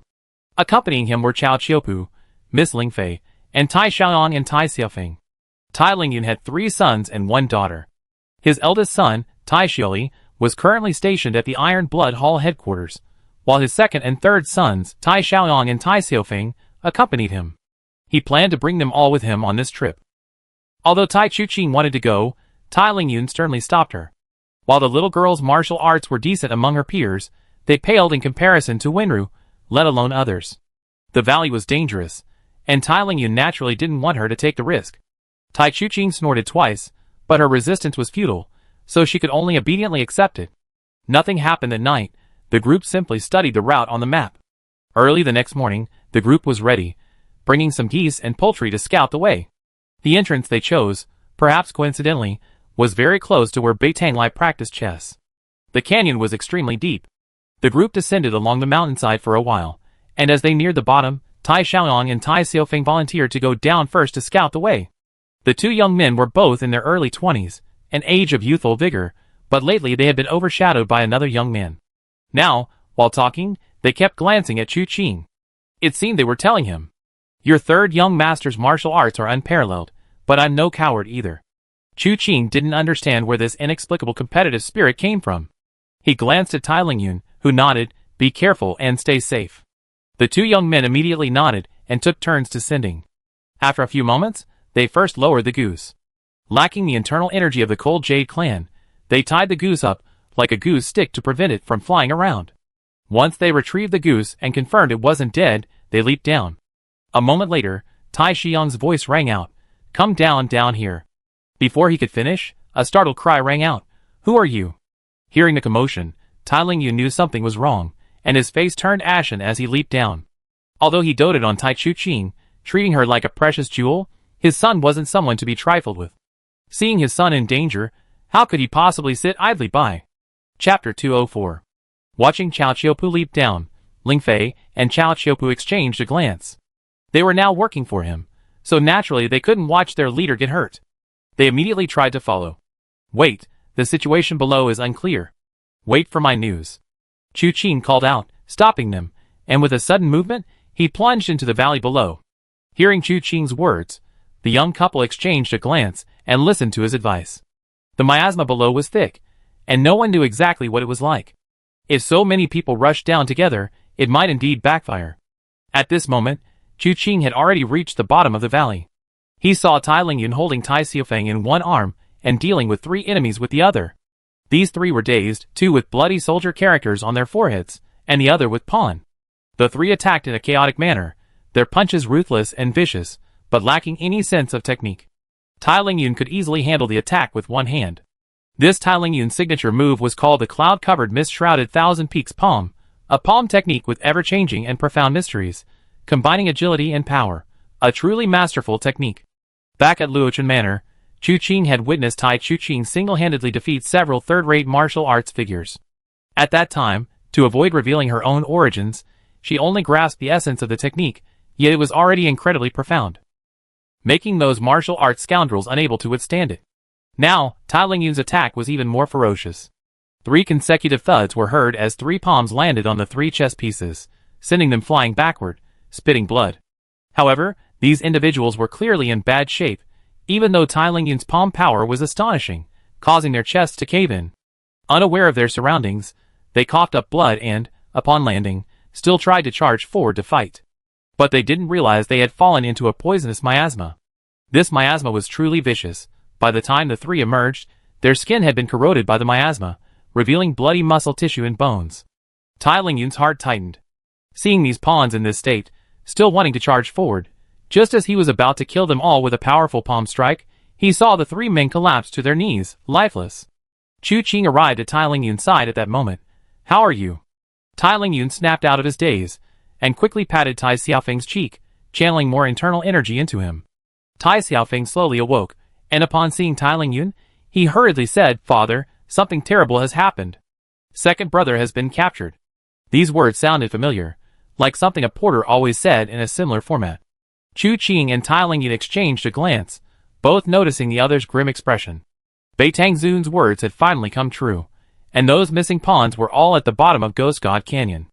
Although I had suspected this for a while, I never expected these pawns to actually be here. If I had known, I shouldn't have let them lead the charge. Chu Qing's face was somewhat unpleasant. These pawns were active at the bottom of Ghost God Canyon, their purpose unknown. With Tai Xiaoyang captured, the outcome was uncertain.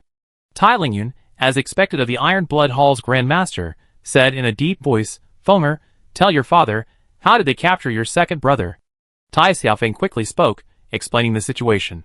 The process was simple. After the two men came down, they didn't see any chess pieces at first. They wanted to let the people waiting above come down, but the chess pieces suddenly appeared. Caught off guard, Tai Xiaoan was carried away by several chess pieces. Tai Xiaofeng resisted a couple of times, but was knocked unconscious. Just as he was about to be carried away, Tai Lingyun appeared and snatched him back. The whole thing happened incredibly fast. Completely unexpected. In fact, Chu Qing had also noticed this. These chess pieces were different from normal people. Although they had pulses and heartbeats, they were much weaker than normal, making them extremely difficult to detect. This wasn't just true for the chess pieces in front of them. Even the 15 chess pieces that had previously set up the life and death chess formation were the same. When Chu Qing first infiltrated the Blazing Fire Hall at night to search for Bei Tang Lai, he clearly passed by the main hall, but didn't notice the two advisors.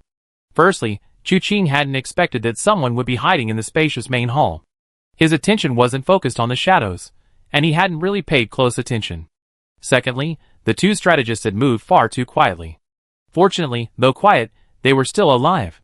Judging from their fight with Tai Lingyun, although they were fearless, they could still die if their injuries were too severe.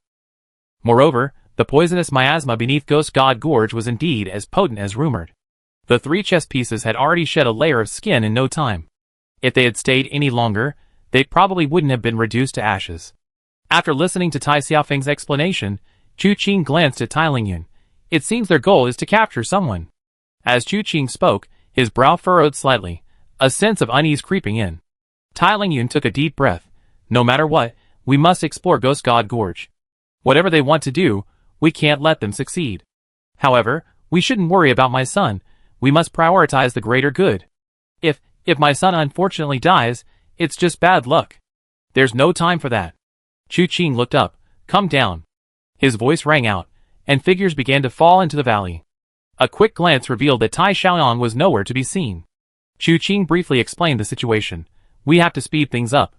We can't let anything happen to anyone under our noses. Bei Tangzu nodded repeatedly. Tai Lingyun wanted to offer further advice, but considering Tai Xian's life or death, he couldn't bring himself to be so heartless. He had already pushed himself to the limit by saying those words to Chu Qing. He immediately clasped his hands in a fist and bowed, saying, "In that case, thank you all very much." The group said no more, and continued along the predetermined route. However, this path was far less arduous than the one that had traversed the Ghost God Gorge. Occasionally, areas were shrouded in miasma, making the passable sections very small. Furthermore, the surrounding visibility was poor, and the ground was difficult to discern, making progress much more troublesome. Occasionally, a cry of alarm would be heard, indicating someone had fallen into the swamp. Fortunately, there were many experts present. As long as not everyone was trapped and unable to escape, pulling someone out was relatively easy. As they continued forward, having experienced the initial events, Tai Xiaofeng gradually calmed down and began to wonder, how exactly does this miasma form? Seeing his son's confusion, Tai Lingyun explained, poisonous miasma often arises from accumulated fallen leaves that rot and linger, eventually becoming poisonous. However, initially, this kind of poison isn't very potent. It's often called miasma. Miasma at most causes unconsciousness. But forest animals that occasionally wander into such places become unconscious and eventually die inside. The decaying vegetation, combined with the rotting animal carcasses, along with plagues and diseases. All of this mixes together and lingers, eventually becoming a serious miasma. Bei Tangzun added, the Grand Master is indeed knowledgeable. Young Master Tai, you must know that once miasma forms, fewer and fewer people venture into such places. The mountain winds can't disperse it, the fallen leaves continue to fall, and animals often die within, causing the miasma to become increasingly potent. Of course, the miasma in Ghost God Gorge is so potent that it must be mixed with other things. But the specifics are beyond the knowledge of outsiders. It's the accumulation of hundreds, or even thousands of years. It couldn't have been formed overnight. Tai Xiaofeng nodded. I see. Chu Qing frowned, rubbed his nose, and glanced at Wenru. Are you all right? Besides the miasma, there was something else quite unpleasant about this place. It was the smell emanating from the air. Years of decay had naturally created a terrible stench. Chu Qing and the others found the smell unbearable, as if they were trapped in a cesspool. For Wenru, with her sensitive nose, being here was practically like being in hell. However, Wenru remained calm, looking at Chu Qing with some confusion. What's wrong? Don't you think this place smells bad? Chu-Ching asked. Winru pointed to her nose. I knew it wouldn't smell good down there, so I stuffed something in there. So you're breathing through your mouth now? Winru nodded. Chu-Ching's lips moved, wanting to ask something, but ultimately chose to remain silent. It felt like a choice. Which was more tolerable, smelling excrement or inhaling it? Chu-Ching's nose wasn't as sensitive as Winru's. He thought the former was acceptable. But for Winru, was it probably the latter? Or perhaps she hadn't considered that possibility? Chu-Ching pondered. If he didn't say anything, this girl could maintain a stable mindset. If he did, would he force her to face hell? Aside from the occasional sinking into the swamp and the unpleasant smells around them. Along the way, the group also encountered many ponds. They wandered aimlessly through the treacherous miasma, filled with malice towards everyone. Upon seeing the group, he immediately attacked ruthlessly. However, apart from Tai Xiaofeng and Winru, who were slightly inferior, everyone else present was a master. Even without Chu-Ching's intervention, Chao Qiupu's 7-tone heavenly sound sword technique easily slaying these pawns. Thus, the group quickly approached the marked location on the map. But when they broke through the poisonous miasma and arrived at the location, they discovered that there was no path ahead. It was all swamp. This entire swamp was not shrouded in poisonous miasma. Floating above it was a huge cloud of fog, making visibility extremely low. Therefore, it's impossible to see what's hidden in the middle of the swamp. This desolate place beneath Ghost God Gorge has been rarely visited for thousands of years. We are probably the only group of visitors besides the heavenly evil sect. Tai Lingyun's gaze turned serious. Everyone must be careful, protect and help each other, and do not fall into the swamp.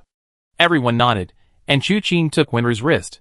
She had learned the flying willow smoke technique, and her lightness skill was beyond the reach of ordinary people, but there was no guarantee she wouldn't be caught off guard. Chu-Ching helped her out to prevent any accidents. Then, the group carefully stepped into the swamp, searching for a path through the mud. A swamp wasn't a pool of water. Stepping into it wouldn't immediately cause one to sink. As long as there was a way to gain leverage, it would be difficult for a master to pose a threat. The group trudged along, one step at a time, towards the location marked on the map. Having walked nearly halfway through the swamp, Nianqin suddenly roared angrily. Who touched my feet? Tai Xiaofeng thought this was outrageous. Not to mention who would touch your feet while you're walking. Every single one of these people here has feet covered in black, rotten mud. Who would be so foolish as to touch your feet? But before he could finish speaking, Nianqin had already kicked out. She was naturally strong, and with this kick, a figure was kicked out of the swamp with a splash, flying into the mist. Tai Xiaofeng's eyes widened. There really was someone hiding under the swamp, touching your feet. How addictive is that? Tai Lingyun slapped his son, his face darkening. What nonsense was he spouting? Nianqin's kick, however, seemed to have stirred up a hornet's nest. A series of deep roars echoed from the surrounding swamp. Through the mist, the specifics were unclear, but figures could be seen emerging from beneath the swamp, surrounding the group from all sides. Chess pieces. A huge number. Bei Tangzun's face darkened. Tai Lingyun shouted, Don't move rashly. The paths here are unknown. Be careful of the poisonous miasma and the ground. Running recklessly could not only lead to poisoning in the miasma, but also cause them to sink into the swamp and die on the spot. But in that moment of confusion, a voice came from afar. Father, save me. Xiaoyang. Tai Lingyun immediately recognized the voice. His heart sank, and he said to Chu-Ching, I go first. He couldn't let his son die tragically. He had no choice before, but now that they had caught up, he couldn't let them go. Ignoring everything else, Tai Lingyun leaped towards the source of the sound. Chu-Ching wanted to stop him, but it was too late. Seeing the figures around him getting closer, Chu-Ching finally sighed. How can such a capable leader of the Iron Blood Hall be so disorganized and undisciplined? It's hard to lead a team. With that, he took a step forward. A chilling ice crystal rose from beneath his feet, spreading in all directions along the swamp. In that instant, it seemed even the surrounding mist froze, an endless chill spreading. 1 zhang, 2 zhang, 10 zhang, dozens of zhang. Within a radius of dozens of zhang, the chill swept across the land. Even the mist floating in midair was frozen solid at this moment, then fell from the sky. Suddenly, the entire swamp was clear of mist, revealing a group of chess pieces, frozen in various poses. However, they were not ordinary people poisoned. Even within the ice, they could still struggle. Unfortunately, Chu-Ching had no intention of giving them that chance. He glanced back at everyone present and said softly, Cover your ears. Chapter 205. The crowd exchanged bewildered glances. Although they didn't know what methods Chu Qing intended to use, they obediently covered their ears. Only Tai Xiaofeng was somewhat unconvinced and wanted to say something. But before he could speak, Chu Qing took a step forward and suddenly let out a long roar. The terrifying sound waves instantly swept across the heavens and earth. In just an instant, Tai Xiaofeng felt he was about to die from that roar. He hurriedly covered his ears, but even so, he couldn't withstand the roar. The force didn't just penetrate his ears, it spread throughout his body, leaving no pore untouched, causing him dizziness and making him almost faint. Ignoring everything else, he quickly sat down on the ground, silently circulating his inner energy to protect his heart meridian. Unbeknownst to him, this was already Chu Qing's best effort to avoid them. This was the first time Chu Qing had used the Vajrazin Lion's Roar martial art. But just as Chu Qing had expected, the higher one's internal energy, the greater the power of this skill. Those behind Chu Qing, whom he had avoided, found it unbearable, let alone the chess pieces around him, who were directly facing this attack. A loud bang rang out. The head of the chess piece closest to him exploded. But this was only the beginning.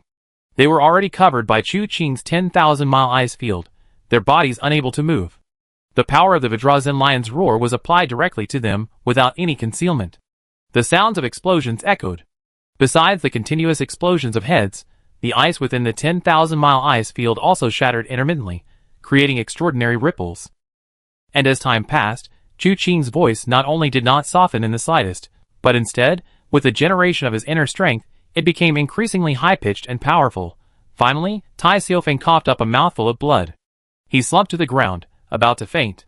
Fortunately, Cao Qiupu, quick-witted and agile, caught him and exclaimed, "Third brother, quickly withdraw your divine power. If this continues, young Master Tai will die." Chu Qing frowned upon hearing this. Not all the surrounding pieces were dead, some had escaped in the distance. He had originally intended to eliminate these pieces in one fell swoop, but now it seemed Tai Lingyun was still a burden. He couldn't just kill young Master Tai outright. After all, he was Tai Lingyun's son, and it would be difficult to explain later. Thinking of this, he sighed, then slowly fell silent. The surrounding world instantly cleared, corpses lying one after another on the frozen swamp. Chu Qing ignored the unconscious Tai Xiaofeng and looked ahead. Having cleared the fog from the vast ice field, the world ahead suddenly became extremely clear. In the very center of the swamp stood a building resembling a palace. Tai Shiyang's voice had come from this direction. Judging from the current situation, Tai Lingyun should have already gone inside. "Let's go!" Chu Qing flicked his sleeve and, with a gentle gesture, leaped towards the building. The others followed, while Tai Xiaofeng was carried by Cao Qiupu. A moment later, they arrived before the white building. A wide staircase led upwards, only 12 stories high. Above was a platform supported by 12 white pillars. Beyond the pillars was the building's entrance. The entire building appeared to be only 1 story high. The interior was unknown. Chu Qing's Vajra Lion's roar had affected this area, leaving many corpses lying on the ground around the building. The group climbed the steps, and Cao Qiupu placed Tai Xiaofeng on the ground. Chu Qing approached him, grabbed his wrist, and channeled a surge of internal energy into him.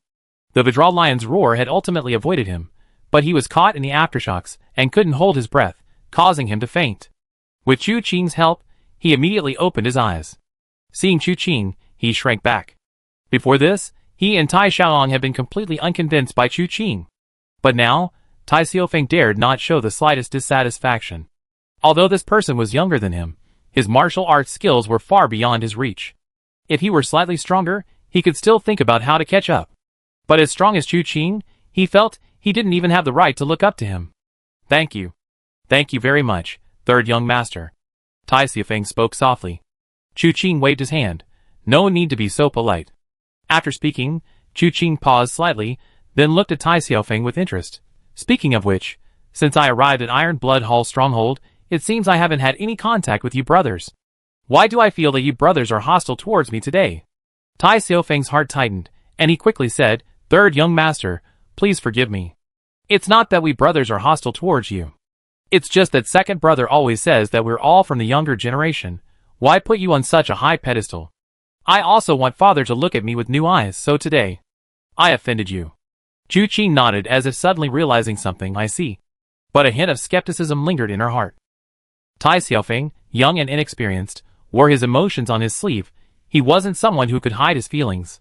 He had accompanied Tai Lingyun out of the city to welcome Chu Qing's group, and they had met several times since. His eyes were clear, showing no sign of resentment. Tai Xiaoyang, on the other hand, seemed more profound. Was his statement to Tai Xiaofeng intentional, or merely a coincidence? Chu Qing suddenly realized that the thing she had sensed earlier was related to Tai Xiaoyang. Throughout their journey, the pawns had shown no mercy to outsiders. Why had they singled out Tai Xiaoyang? When they arrived at the swamp, how did Tai Xiaoyang discover their arrival amidst the fog? And why did he suddenly cry for help at that moment? Now, hearing Tai Xiaofeng's words, it seemed he was deliberately provoking them. Chu Qing looked up at the building's entrance and said softly, "Let's go in and take a look. Brother Chow, we entrust young Master Tai's safety to you. Make sure he's safe and sound." "Don't worry, third brother," Chao Qiupu nodded in agreement.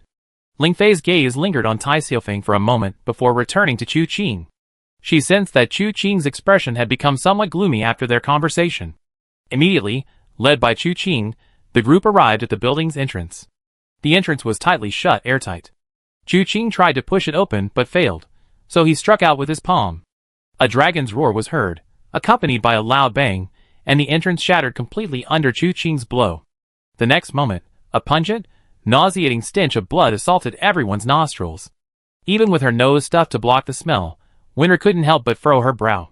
She looked up into the room. The room resembled a bloody battlefield. The grinding of gears echoed incessantly. The sound originated from the very center of the building. There was a recessed area, like a funnel, its interior covered in blood and bits of flesh. Fleetingly visible were crimson-stained iron components, still grinding and grinding. A severed arm lay across the entrance, its owner's fate unknown. Beyond the funnel was a circular corridor encircling the entire hall. This was the interior of the building. There were no expected halls, no chairs, only a massive, meat-grinding machine. Tai Xiaofeng gagged, bending over and vomiting. In the martial world, killing is commonplace. But such a horrific scene is rarely seen. Chao Qiupu trembled, his fingers shaking, greedy, utterly horrifying. Could the heavenly evil sect be using this mechanism here to grind? Grind living people? Or perhaps dead people, Chu Qing reminded him. Since the battle between the two halls, there have been many casualties, but the fighting has all revolved around those 18 suspension cables. Besides those brought back at the time, most of the remaining corpses fell into this canyon. These corpses weren't all corroded by the poisonous miasma. They were probably collected by the pawns and thrown here. Tai Xiaofeng's face turned ashen upon hearing this. How dare they bully my iron blood hall to this extent? Winru looked at Chu Qing. Should I take the thing out of my nose? Tai Xiaoyang and Tai Lingyan weren't there, and Winru's sudden suggestion clearly indicated she wanted to help Chu Qing find them. However, the smell here was unbearable, and Chu Qing didn't want to irritate Winru's nose. So he said, "This place isn't big, we don't need you for now. Let's explore it ourselves." This enormous funnel was there, with obvious signs of mechanisms below, suggesting there should be something else underground. Tai Lingyun and the others hadn't been in long. If they hadn't fallen in and died, they must have found a path down. All they needed to do was explore. Without hesitation, everyone began searching the surroundings. There were no hidden mechanisms on the walls. The group bypassed the large funnel and found a door. The door was open, but instead of another room, a staircase leading downwards appeared diagonally. Chu Qing. Qing led the way, followed by Winru, Nianqin, and Yanin. Beitang Zun provided support from the center, followed by Tai Xiaofeng, Ling Fei, and finally Chao Qiupu at the rear. The group descended the steps, and soon arrived at a long corridor. The corridor was circular, with rooms on the left and a stone wall on the right. An opening in the stone wall appeared to be for ventilation. Chu Qing approached and discovered that she could see the scene outside. This location indeed corresponded to the area below the enormous funnel. The massive funnel hung high above the cave ceiling, surrounded by blazing flames and braziers. A densely packed group of bare-chested chess pieces were rotating around a huge winch. The winch was enormous, with sticks extending from its center made from entire tree trunks. The chess pieces pushed the trunks, tirelessly turning the winch. This kept the massive mechanism overhead constantly in operation. Directly below the mechanism was a huge pool of blood. The pool didn't overflow. A ditch on the ground diverted the falling blood to a side wall. Although everyone had already guessed something while above, the scene below still made their eyelids twitch involuntarily. Beitang Zun slowly exhaled. These people can't stay in this world. Or rather, this place shouldn't stay in this world either, but I still don't understand what they want. Corpses fell into the mechanism, and the chess pieces below turned the winch, causing the mechanism to continuously shred the bodies. Blood and flesh fell from the sky into the blood pool, only to be diverted elsewhere. It was clear that the entire mechanism was meticulously designed. This was by no means reckless. The heavenly evil sect wouldn't waste their efforts. They figured continuing forward would lead them to the answer. Chu Qing didn't immediately break through the stone wall and rush down to kill. He remained calm, leading his men forward, searching for Tai Lingyun's whereabouts as they went. But even after reaching the bottom of the entire structure, they still hadn't seen Tai Lingyun and his son Tai Xiaoyang. However, the sudden appearance of outsiders in this empty cavern attracted the attention of all the chess pieces present. Chu Qing didn't let them stare in vain. He casually drew his sword, leaped into the air, and caught a glimpse of something chilling. The blade's edge stretched 12 zhang, its chilling aura spreading in all directions. This massive blade of light, hovering in the air, already emanated a chilling aura that flowed downwards. Before the chess pieces could react to what had happened, the blade had already struck the ground. Boom! The blade's energy instantly shattered in all directions. Besides the chess pieces in that line being cut to pieces, all the pieces caught in the blast were also severed, their limbs broken, their shrill screams echoing throughout the space. Immediately afterward, Chu Qing took a step forward and pushed out with a single palm. A dragon's roar rose high, and dragon-shaped energy surged forth with a rampaging, unstoppable force. It shocked the surrounding area for miles. Bang, bang, bang. Explosions erupted all around in an instant. Chu Qing showed no mercy to these chess pieces. Under the force of his palm strikes, anyone caught in the blast was instantly killed, their bones broken and tendons snapped. But this wasn't the end of it. After delivering that palm strike, he took a step down. Starting from his toes, ice crystals rapidly spread across the ground. In an instant, the entire underground cavern was covered in a layer of frost. The chess pieces, already scattered and broken by his sword and palm strike, were now completely covered by the 10,000-mile ice field, frozen in place, unable to move. Chu Qing suddenly looked towards Wenru, Beitang Zun, and the others. His gaze focused on Tai Xiaofeng. Tai Xiaofeng and Chu Qing locked eyes, and he immediately understood. Without thinking, he plopped down on the ground, covering his ears tightly with his hands. Seeing that he had grasped the situation, Chu Qing nodded in satisfaction. The next moment, a roar like a dragon's cry swept through every corner of the mountain cavern. Previously, he had used the Vajrazin lion's roar in the open space of the swamp. The echoes around them continued, their power increasing by more than threefold. One after another, heads exploded, and in the blink of an eye, the entire underground cavern was littered with corpses. Chapter 206. 1 palm strike, 1 stomp, 1 roar. The entire mountain cave was completely cleared. Even though they already had some understanding of Chu Qing's martial arts, the group couldn't help but stare in astonishment. Chao Qiupu, who already knew Chu Qing well, felt that the third young master's martial arts were becoming increasingly incomprehensible. He remembered fighting side by side in Divine Blade City. Chu Qing's martial arts hadn't reached this level yet. This palm technique was first seen at Luochen Manor. It was only near the Ghost God Gorge at the 10,000-mile ice field that Chu Qing used it. This 12-zhang blade of light that cut through all directions was first seen by Chu Qing yesterday. As for this sonic technique, it was seen for the first time today. His method seemed endless and limitless. Although already extremely skillful, this variety and the constant changes in methods were still unbelievable. And without the chess piece driving the winch, the mechanism above their heads indeed stopped working. In reality, the blood pool had long since dried up, but these chess pieces seemed to have been imbued with some kind of command, constantly busy within it. After seeing the chess pieces completely annihilated by Chu Qing, Wenru and the others stepped into the mountain cave that Chu Qing had utterly ravaged, arriving before him. Chu Qing stared at the blood channel, his brows furrowed.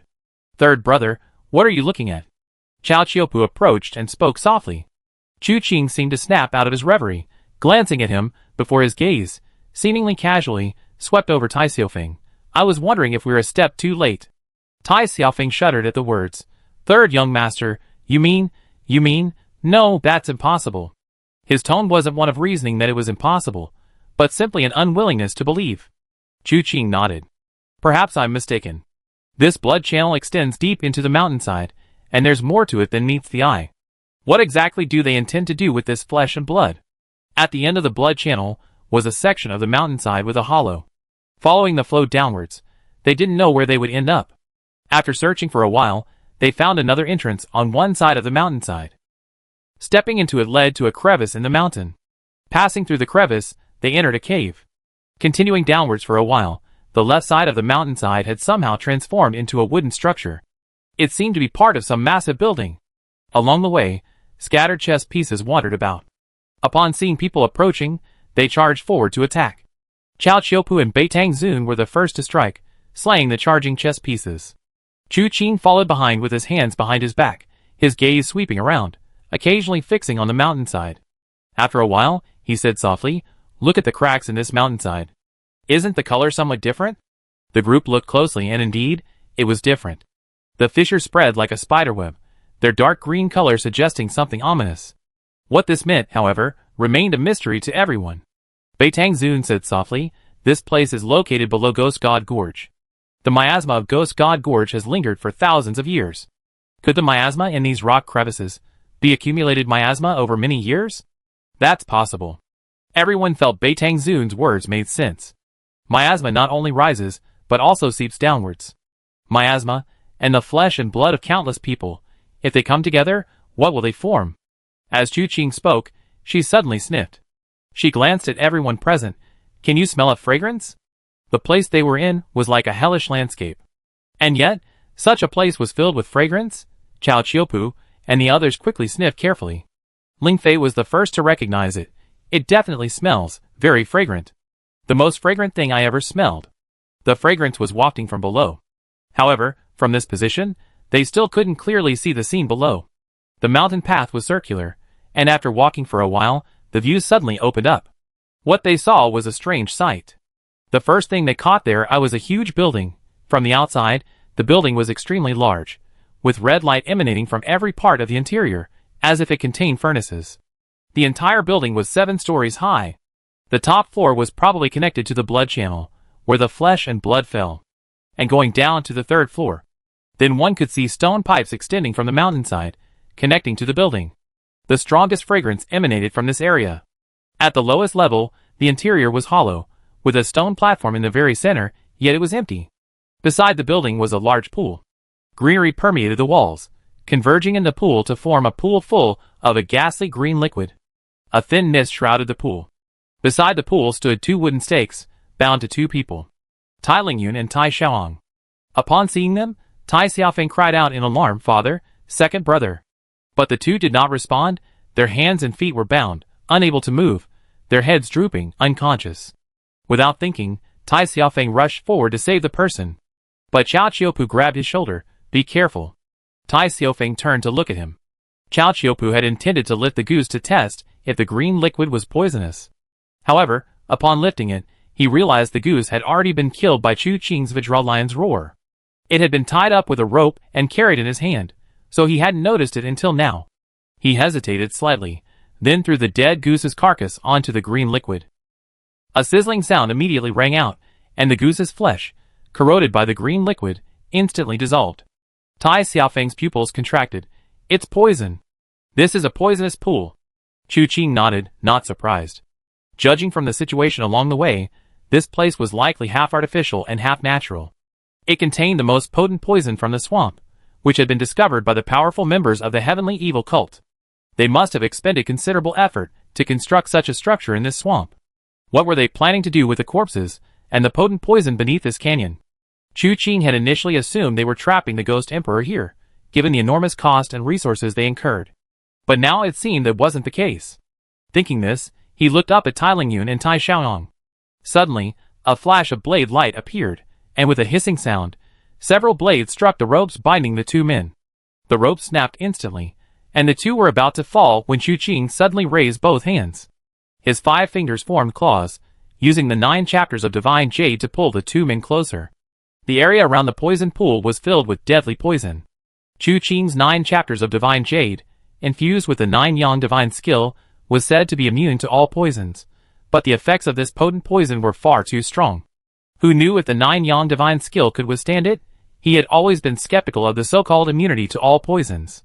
After all, even if one were truly immune to all poisons, who knew if there might still be 101 deadly poison? In the martial world, the most important thing is not to be blindly confident. Therefore, no one could approach this poison pool, and Chu Qing didn't want to either, choosing to simply use his divine skill to pull the person away. Tai Lingyun didn't hesitate, his figure shooting towards Chu Qing with a whoosh. However, Tai Xiaoyang encountered an unexpected situation. Chu Qing used his internal energy to pull him away, but he happened to wake up. Before he could even see what was happening around him, he cried out in surprise, his body not only failing to fly towards Chu Qing, but also falling backward. Chu Qing narrowed his eyes slightly and flicked his right hand. "Brother Qiao, catch!" Qiao Qiupu responded immediately, stepping forward to catch Tai Lingyun. Chu Qing, his figure like a wisp of smoke, was already in front of Tai Xiaoyang in an instant. Tai Xiaoyang fell backward, seemingly about to plunge into the poison pool. Chu Qing reached out and grabbed the man's collar, intending to pull him back. But at that moment, Tai Xiaoyang's panic vanished. A short knife suddenly shot out from his sleeve, plunging into Chu Qing's chest and abdomen. Using Chu Qing's momentum, he twisted the knife, causing the two figures to flip. The next instant, he kicked out, landing on Chu Qing. Using the momentum, he landed smoothly on the ground. Looking up, he saw Chu Qing falling towards the poison pool, bursting into wild laughter. This scene truly terrified everyone present. Tai Xiaoyang's movements were incredibly fast. In an instant, he drew his knife, twisted, and used the momentum to return. The entire process was fluid and seamless, as if he had rehearsed it 1,000 times. No one could have imagined that Tai Xiaoyang would suddenly harbor malice and act so cruelly. Even after Tai Xiaoyang returned to safety, the group remained in disbelief. Only Wenru, without a word, stepped forward and pointed a finger. 9 Heaven Star Finger. She had neither the means nor the ability to save Chu Qing. Her first reaction upon realizing Chu Qing had been betrayed by this man was to kill him. Revenge for Chu Qing was paramount. The sharpness of the 9 Heaven Star Finger was undeniable. Wenru used the internal energy of the unchanging heavenly book, and behind her, countless stars faintly shimmered, ultimately converging at her fingertip. A hissing sound cut through the air. Tai Xiaoyang seemed to have eyes in the back of his head, knowing the power of this finger strike, and suddenly leaped into the air. His body spun rapidly, and he suddenly reached out with one hand. His palm was crimson, seemingly brewing with bloodlust. Blood transformation divine palm. Everyone stared in astonishment once more. Who could have imagined that Tai Lingyun's second son from the Iron Blood Hall had secretly cultivated such a demonic art? Lingfei remained motionless, Plum Blossom suddenly rising as she softly cried out, "Don't take it head on." At the same time, the petals flew, heading straight for Tai Xiaoyang. Wenru also recognized the power of this blood transformation palm, but for some reason, although no emotion surged within her, she didn't want to retreat. She only wanted to use every means possible to kill Tai Xiaoyang first. As for whether it was the blood transformation palm, or what would happen to her if she took this blow, she hadn't given it a second thought. Seeing Wenru's refusal to retreat, Lingfei became extremely anxious. She exerted all her strength to activate the plum blossom petals, wanting to be the first to meet Tai Xiaoyang's blood transformation palm. However, Wenru had already attacked first, and the 9 Heaven Star Finger was no empty boast. Even though Lingfei's martial arts were far superior to Wenru's, she couldn't outrun her at this moment. The wind from her fingertips and the force of her palm clashed, seemingly about to collide. A sudden force enveloped Wenru's entire body, and without warning, she vanished in a flash. The next moment, countless plum blossom petals hurtled towards Tai Xiaoyang's palm. The power of the blood transformation palm was fully displayed. The petals, under the palm's force, turned into droplets of blood, rolling to the ground. But more petals came from both sides. Tai Xiaoyang, unable to afford to entangle with Lingfei, swiftly moved, his feet barely touching the ground, like a flash of blood, already several feet away. Looking up, his expression changed drastically. "It's you. How is this possible?" Not far away, Chu Qing was placing Wenru on the ground. Wenru stared blankly at the person before her eyes still empty, but she reached out and touched Chu Qing's face. "Alive? He thinks he can kill me." Chu Qing smiled. A fool's dream. Before this, Chu Qing had harbored suspicions about Tai Xiaoyang. Just now, when he used the 9 chapters of the Divine Jade to summon someone, Tai Xiaoyang appeared panicked, but in reality, it was premeditated. Chu Qing sensed the resistance within his internal energy and decided to fan the flames. It wasn't that he couldn't summon the person, but since he was a ticking time bomb, he had to let him explode before he could deal with it. Otherwise, given his status as Tai Lingyun's son, without concrete evidence, and relying solely on a few words of speculation to take his life, how could he maintain a friendship with Tai Lingyun in the future? Only by exposing Tai Xiaoyang's schemes to the world could killing him become a matter of course. Therefore, when he flew to rescue the person, he was already secretly on guard. However, Tai Xiaoyang's methods were mediocre, and he actually used a knife. Chu Qing didn't even need to use his undying golden body. He simply used the protective soft armor he had previously scavenged from the hiding place at the Mirror of Calamity to block it. That soft armor was no ordinary item, worn close to the skin. It was impervious to blades and spears, and unaffected by water or fire. This small cut, aside from tearing Chu Qing's clothes, caused her no harm whatsoever. As he was being kicked into the poisonous pool by Tai Xiaoyang and was retreating, he had already activated the Golden Goose technique, turning in midair and stepping through the void. However, he hadn't expected that Winter wouldn't even give him time to turn back. She immediately wanted to fight Tai Xiaoyang to the death. The process was swift and urgent. He didn't have time to rush over to save her. He used the 9 chapters of Divine Jade to directly take her away. Any slower, and the girl would likely have perished. Thinking of this, Chu Qing felt a lingering fear. After mocking Tai Xiaoyang, she gently touched Winter's brow. Don't act so rashly next time. The blood transformation palm isn't something you can just casually withstand. If anything happens to you, how am I supposed to explain to your father? Winter touched her brow, nodded, and said oh. Her reaction was so calm, as if she hadn't been the one rushing to fight Tai Xiaoyang just now. Chu Qing found this somewhat amusing and looked up at Tai Xiaoyang. Second young master, aren't you going to explain this to us? Where did you get your blood transformation palm and blood demon scripture? You've been putting on an act since you stepped into this place. Their purpose, could it just be to kill me? Kill you? Tai Xiaoyang slowly exhaled. You're wrong. I'm not killing you, or rather, not just you, I'm killing all of you. As he finished speaking, footsteps sounded. They came from the building, and figures emerged from various parts of it. Their eyes were bloodshot, their minds blank. But the characters on their foreheads were no longer soldier and pawn, but everything. Cannon, horse, minister, advisor, chariot. See that? With just one command, they'll attack you all. Tai Xiaoyang gritted his teeth. You will all die. Chapter 207. Although Tai Xiaoyang was indeed furious, and the chess pieces emerging from the building were undeniably imposing, they were simply too numerous and densely packed. But unfortunately, even Tai Xiaofeng found it difficult to feel tense at this moment. It's safe to say that anyone who witnessed Chu Qing's journey, and was now seeing this scene would find it hard to feel nervous. As it turned out, these chess pieces were nothing but dirt to Chu Qing. No matter how many there were, they were insignificant. Chu Qing grinned and glanced at Tai Xiaofeng. Has your brotherly relationship always been a bit strained? Tai Xiaofeng was confused. Actually, it's actually quite good. Second brother, what are you doing? Don't call me second brother. Tai Xiaoyang roared. I don't have a useless brother like you. Tai Lingyun favored Tai Chu Qing. If it weren't for her being a woman, she would likely have inherited the Iron Blood Hall in the future. Tai Xiaoli is weak and incompetent, yet just because he's the eldest son, he can ride roughshod over us. Tell me, what gives him the right? Why should the incompetent hold high positions while the capable are ostracized and suppressed? Even if we give it our all, we can only get things that the incompetent don't want. What gives him the right? Tai Xiaofeng listened, bewildered. When was eldest brother weak and incompetent? Among the 3 brothers, hasn't eldest brother always been the most skilled in martial arts? His cunning and shrewdness far surpass ours. Wasn't it only natural that father left the Iron Blood Hall leadership to eldest brother? Besides, when has eldest brother ever ridiculed us? He's always treated us very kindly. Have you forgotten? For years ago, you were so greedy for cultivation that you suffered a chi deviation. It was your elder brother who exhausted his inner strength to help you restore your chi. After you recovered, your elder brother almost lost all his martial arts skills. Fortunately, father had a great rejuvenation pill, which saved your elder brother's life. How can you say that about your elder brother now? Besides, aren't we in high positions now? Looking at the Iron Blood Hall, besides father, elder brother, and Uncle Chung, who dares to disobey our orders? You, what's wrong with you? Tai Xiaofeng completely ignored Tai Xiaoyang's grievances, his words utterly refuting his complaints.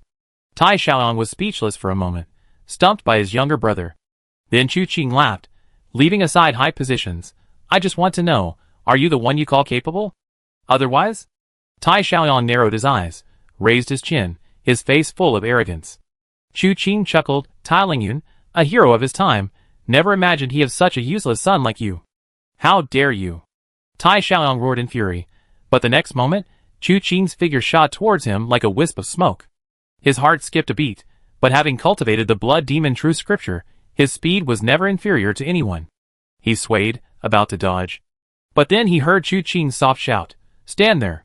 Tai Xiaoyang was initially stunned. You tell me to stand there, and I just stand there? Am I crazy? But then a thunderous roar filled his mind.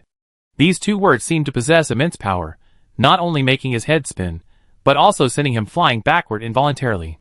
It was as if he had been knocked away by two enormous words that appeared out of nowhere.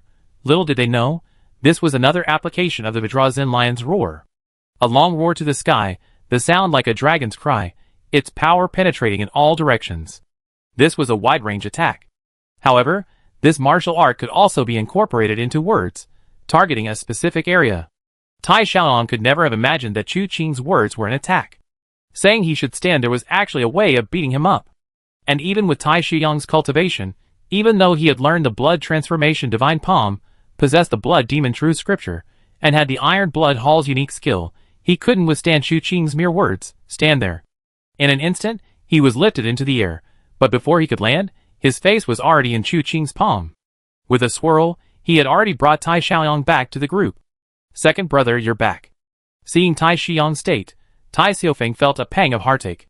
Third young master, why don't you stop scratching his face? It's uncomfortable. Why don't you just cripple his martial arts?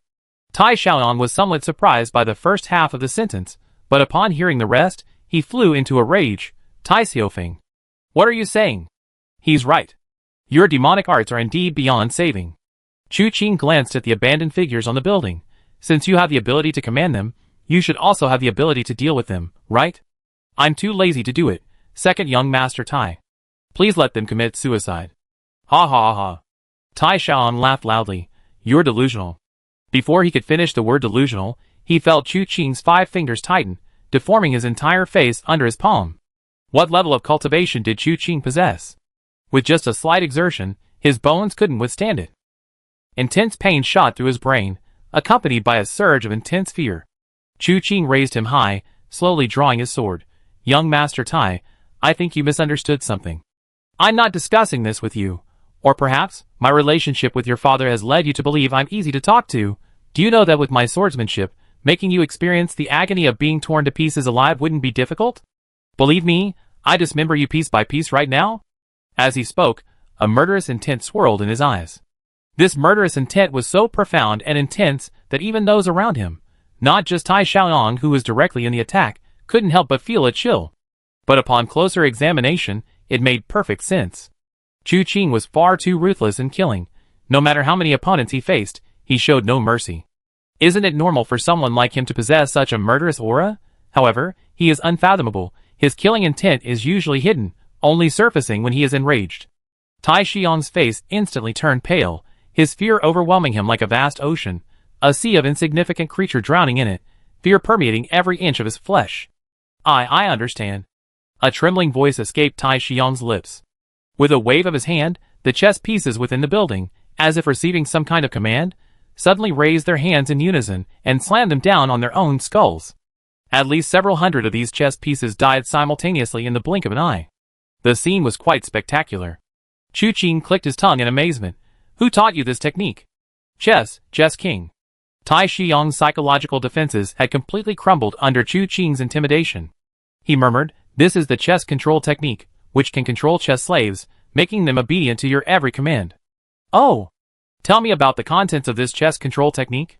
Chu Qing said casually, his attitude completely nonchalant, as if he were having a leisurely chat after a satisfying meal. Tai Xiaoyang dared not disobey. His best move of the day was to try and kill Chu Qing by the poison pool. He had been considering this move since he learned that Tai Lingyun wanted to come to the valley to investigate, and after arriving here, he had been plotting it ever since. The illusion of being captured was to lure them here. Although they would have come anyway, the key was that they would have to come here to rescue someone by the poison pool. Only in this way would they have a chance to kill Chu Qing, their greatest threat. To prevent Tai Lingyun from acting, he even poisoned his own father, otherwise, Tai Lingyun wouldn't still be unconscious.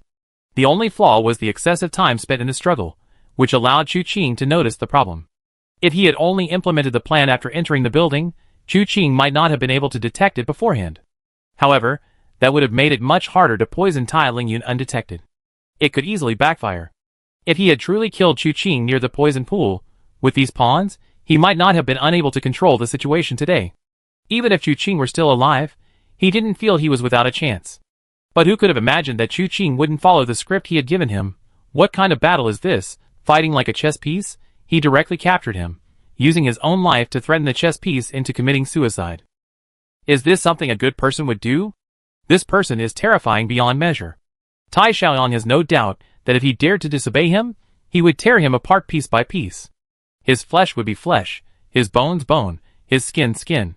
As for when he would die during this process, that's unknown. Compared to his stubbornness, the pain he might face directly shattered all of Tai Xiaoyan's psychological defenses. He revealed everything he had been hiding. However, after Chu Qing heard this so-called chess mastery technique, he couldn't help but curl his lip. The life and death chess martial art should also be one of the 7 secrets, 3 treasures, and 6 profound sects. The martial arts within this art have always been clearly divided into upper and lower levels. Just like Prince Mei's cloud and rain order, it always requires the help of a higher level before the lower level can cultivate it. The same applies to the chess mastery technique. Moreover, it requires the chess king himself to use the life and death chess before one can cultivate it. According to the contents of the manual, once one cultivates the chess mastery technique, one will become a chess piece in the chess king's hand. Thinking of this, Chu Qing sighed and casually struck the man's dantian. This man cultivates demonic arts. Logically, he should be killed outright. However, Tai Lingyun is still unconscious. One can't kill his son while he's asleep. One must wait until he wakes up. But Tai Xiaofeng is right. Tai Xiaoyan's martial arts cannot be spared. This palm strike shattered his dantian, rendering his martial arts completely useless. He casually tossed Tai Xiaoyan to the ground, leaving him groaning in pain. Chu Qing glanced back at Tai Lingyun, still not awake. Chao Qiupu had been helping Tai Lingyun circulate his internal energy, and now it was a crucial moment. As his 5 elements returning to origin technique internal energy was released, Tai Lingyun suddenly spat out a mouthful of black blood, and slowly regained consciousness. He first looked around in confusion, then at Tai Xiaoyan lying on the ground before him, blood trickling from his mouth. The next moment, a murderous glint flashed in his eyes. "You wretch! You dared to poison me!" Tai Xiaoyan shuddered, suddenly realizing something, and in a flash, knelt on the ground, kowtowing repeatedly. "Father, I was wrong, father. I was bewitched. I was seduced by the chess king. I didn't mean to, father. I really didn't mean to. Please forgive me this time. I will definitely repent and reform." Chu Qing stood aside with his arms crossed, remaining silent. Tai Lingyun slowly closed his eyes, then exhaled. "Tell me, when did you collude with the chess king?" 3 years ago. Tai Xiaoyan took out a pure gold chess token from his robes, engraved with the character General. He presented the token with both hands. 3 years ago, the chess king found me. His words seemed to possess some kind of power. I was bewitched by him, and since then, I become his pawn. Good, you truly are my good son. Tai Lingyun laughed angrily, looking around. Then what's going on here? They want to use this to refine poison. Tai Xiaoyan dared not conceal the truth, but the plan was far-reaching, and he knew little of it. He only knew that the heavenly evil sect had its eye on the poisonous miasma within Ghost God Gorge. A master within the sect, using his superior geomancy skills, located this burial site and subsequently constructed this structure there. Another member proposed that by infusing the poisonous miasma with a myriad fragrant saliva, they could create the ultimate poison, dripping water. However, the myriad fragrant saliva was difficult to refine, requiring numerous corpses as the primary ingredient and undergoing various processes before it could be successfully produced. Furthermore, once refined, it needed to be immediately infused with the ultimate poison made from the poisonous miasma to complete its production. If the timing was not right, its efficacy would be greatly diminished. Therefore, to create dripping water here, they needed to find a way to collect corpses. This led to the battle between the two sects. Of course, the battle between the two sects wasn't solely for this purpose, it was only one of them. This poison, a drop of water, neutralizes the foul odor with its fragrance, making it colorless and odorless, like a drop of clear, transparent water. But once ingested, it can instantly turn a person into a puddle of water. If touched by hand, it will corrode a person into a pool of blood in the blink of an eye. This poison has no antidote. Those who are poisoned will surely die. It must be contained in a Xian Yu ice crystal bottle. Other bottles cannot withstand the toxicity within. Secondly, even if they could barely withstand it, the medicinal properties would gradually diminish. After hearing this, Chu Qing frowned and asked, "How many drops of this poison have been refined so far?" "Exactly 5 drops. They were taken away last night." The battle between the two halls had progressed to this stage, with numerous casualties on both sides. So many corpses, combined with the poisonous miasma, had only yielded 5 drops of this poison. Chu Qing and Tai Lingyun exchanged a glance, then Tai Lingyun asked in a deep voice, "Whom did they refine this poison for?" At this point, Tai Xiaoyang saw no need to hide anything and stated directly, "The 3 sovereigns and 5 emperors." Chapter 208. The people present exchanged glances. The first person that came to mind was Ghost Emperor Moto, but the next moment, the missing Shang Qiuyu also surfaced in their minds. Xian Emperor Shang Qiuyu, Ghost Emperor Moto. These two are currently the only 2 of the 3 sovereigns and 5 emperors in the martial world who have shown unusual activity. Not only that, Chu Qing had heard the news of the Ghost Emperor's impending death from both the Tomb King and Bei Tangzun. If this drop of poison was intended to deal with Ghost Emperor Moto, it would make sense. Who took the drop of poison? Where is he taking it? Chu Qing asked casually. However, Tai Xiaoyang shook his head. I don't know about these things. That's right, he was just a pawn, his knowledge was ultimately limited. Chu Qing glanced at Wenru, who understood his meaning. She pressed one nostril closed, blew, and removed the contents. She repeated the process, removing the contents from the other nostril. She brought it close and sniffed it slightly. The next moment, she frowned slightly and shook her head at Chu Qing. She threw away the contents and replaced them with 2 more. Chu Qing suddenly realized that the smells here were too mixed. Wenru couldn't distinguish the scent of the person who had taken the poison. Moreover, even if the smell here were clean and pure, the swamp outside and the pervasive stench would alter the scent. This made it difficult to pinpoint the target. This time, Wenru's little enemy-finding assistant seemed to have failed. Thinking this, he let out a soft sigh and went to the stone platform at the base of the building. A tube hung down there. The prepared poison must have been collected from this tube. This tube was even made of Xianyu ice crystal. A chill could be felt upon approaching it. At the other end, Tai Xiaoyang was kowtowing and begging for mercy from Tai Lingyun. Tai Xiaofeng couldn't help but plead for his second brother as well. Bei Tangzun and the others stood aside without offering any opinions. Wenru paid no attention to these matters, only curiously observing her surroundings. She would look here and there, occasionally glancing around. Since there was no danger to be found, Chu Qing ignored her, only telling her not to touch anything that looked strangely colored, lest she be poisoned, and let Wenru run wild. Yanqing and Yan'an were only concerned with what to eat after leaving this place. They felt sorry for the poor goose that Cao Qiupu had thrown out to test for poison. They pondered whether to stew it in an iron pot, roast it over a fire, or even stew it with some pickled cabbage. They imagined the taste would be excellent. The goose meat was firm and chewy. Now they're pitifully reduced to nothing but ashes. Whoever raised them must be heartbroken. Thinking of this, the 2 sisters almost drooled. Bei Tangzun stood with his hands behind his back. According to his stance, he should have advised Tai Lingyun to kill Tai Xiaoyang. But precisely because of his stance, he couldn't say that. In this battle between the Blazing Fire Hall and the Iron Blood Hall, the Blazing Fire Hall was in the wrong. Now that the war has ended, Tai Lingyun, out of consideration for Chu Qing, has already formed an alliance with the Blazing Fire Hall. If, because of Tai Xiaoyang, the 2 sides were to become estranged, it would be a real loss. As for Cao Qiupu and Miss Ling Fei, they had just joined the Iron Blood Hall, and they didn't have much say in dealing with the second young master. Finally, Tai Lingyun took a deep breath and stood up. His internal strength was indeed profound. Most of the poison in his body had been forced out by Cao Qiupu, and the remaining poison had little effect on him. He looked at Tai Xiaoyang and said softly, "Yan'er, your father is indeed biased towards your sister. After all, I have 4 children, and she is my only daughter. She is a young lady. She will eventually marry and raise children. As your father, I always think that I should treat her well, even better, so that she won't be deceived by some inexplicable scoundrel from who knows where. I'm even more worried that she might marry the wrong person and be mistreated by her in-laws. With me as her support, if she is bullied, at least someone will stand up for her." "Father." Tai Xiaoyang looked up at Tai Lingyun. Tai Lingyun's voice wasn't heavy, it was even soft and gentle. But the softer it was, the more afraid Tai Xiaoyang became. Tai Lingyun gently patted his shoulder. "But I don't believe I favored any of you 3 brothers. You all practice the same martial arts, and study the same classics. Your eldest brother has the best talent, the most shrewdness, and a sharp mind. He has already shown remarkable talent at such a young age. Therefore, my hope that your eldest brother will inherit the Iron Blood Hall shouldn't be considered a big mistake." "Father, please don't say that. It was my mistake, it was wrong of me." Tai Xiaoyang began to kowtow again. Tai Lingyun, didn't look at him, but said, "Parents who love their children plan for their long-term future. Your eldest brother will take charge of the Iron Blood Hall in the future, and I will do my utmost to plan for you all. This also establishes a framework for your development within the hall, so that even after I pass away, I won't have too much to worry about if the three of you brothers work together."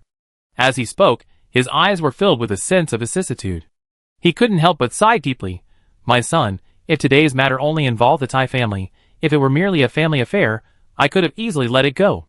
Even if I crippled your martial arts, I could still ensure you lived a wealthy life. A peaceful and stable life. Unfortunately, this is not our family affair. The blood transformation palm's cultivation method is harsh and cruel. You used your status as the second young master of the Iron Blood Hall to cultivate this demonic art, harming countless lives within the Iron Blood Hall's territory for it. Moreover, there's also the blood demon true scripture. I can forgive you, because I am your father. But those ordinary people, fellow martial artists, who died at your hands and were used by you for practice, their parents and siblings, could they forgive you?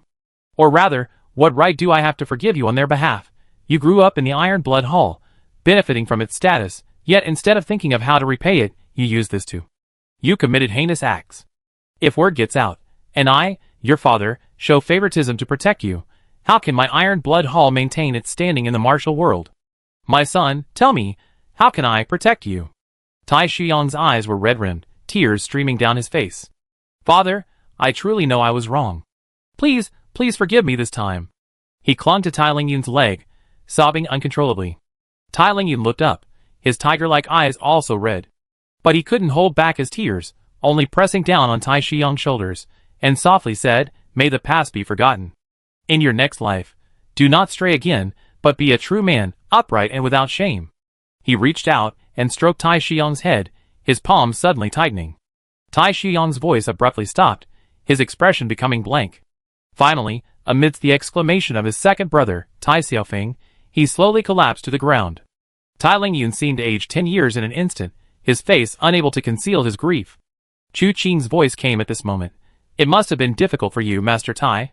Tai Lingyun forced a smile, as if trying to force a smile, but it was too difficult. He sighed. "I'm sorry to have troubled you, third young master. Although, for me, this man certainly deserves to die. But if I were in his shoes, I might not have been as decisive as you, master. I admire you." Chu Qing clasped his hands in a fist salute. He knew this matter was very difficult for Tai Lingyun. To be fair, Tai Lingyun's most beloved daughter was naturally Tai Chu Qing, but he was by no means heartless towards his son. Otherwise, he wouldn't have been so anxious about Tai Xiaoyang, and wouldn't have risked his life alone to try and save his son. Now that he had personally killed Tai Xiaoyang, although he tried his best to hide his inner bitterness, everyone could still feel it. Beitang Zun gently patted Tai Lingyun's shoulder. "A true man may have an unfaithful wife and unfilial children. Try to think more positively." Tai Lingyun was furious. "You are the one with an unfaithful wife and unfilial children. I have 3 sons and a daughter, and I have a rebellious son. What's so strange about that? Does it mean that I, like you, will never marry, and won't even have the right to raise a rebellious son?" Beitang Zun's face darkened with anger. He had been trying to comfort him, but why did he have to touch on his sore spot? However, he still retorted, "Although I never married, it doesn't mean I haven't had a rebellious son." "Oh no, you confuse me. I meant I might have had a son. To be honest, in my younger days, I had a few confidants." Everyone believed this.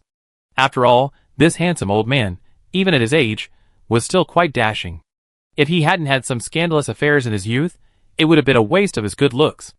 Chu Qing sensed the topic was veering off course. He frowned and said, "Do any of you have any bottles to hold anything? Preferably a Xian Yu ice crystal bottle." Everyone was startled and looked up at Chu Qing. Chu Qing pointed to the stone platform. "It seems another drop of this poison can be extracted from there. I want to take it, and find an expert to see if they can concoct an antidote." Only then did everyone realize what Chu Qing had been doing. They quickly arranged Tai Shiyang's body, and rushed over to check. Sure enough, they saw half a drop of liquid hanging from the tube, like water, but without enough force to fall. But where could they find the Xian Yu ice crystal bottle? As everyone exchanged bewildered glances, Winru approached. She was holding something in her hand, tossing it around and fiddling with it. As soon as she drew near, everyone felt the chilling coldness emanating from the object in her hand. It was a small, exquisitely crafted bottle, resembling white jade. Chu Qing murmured, Where did this come from? Wenru blinked, puzzled by Chu Qing's strange question. Her own things, of course, she found them. She immediately pointed, indicating she picked them up from above. Chu Qing was speechless, then took the bottle, lent it to me.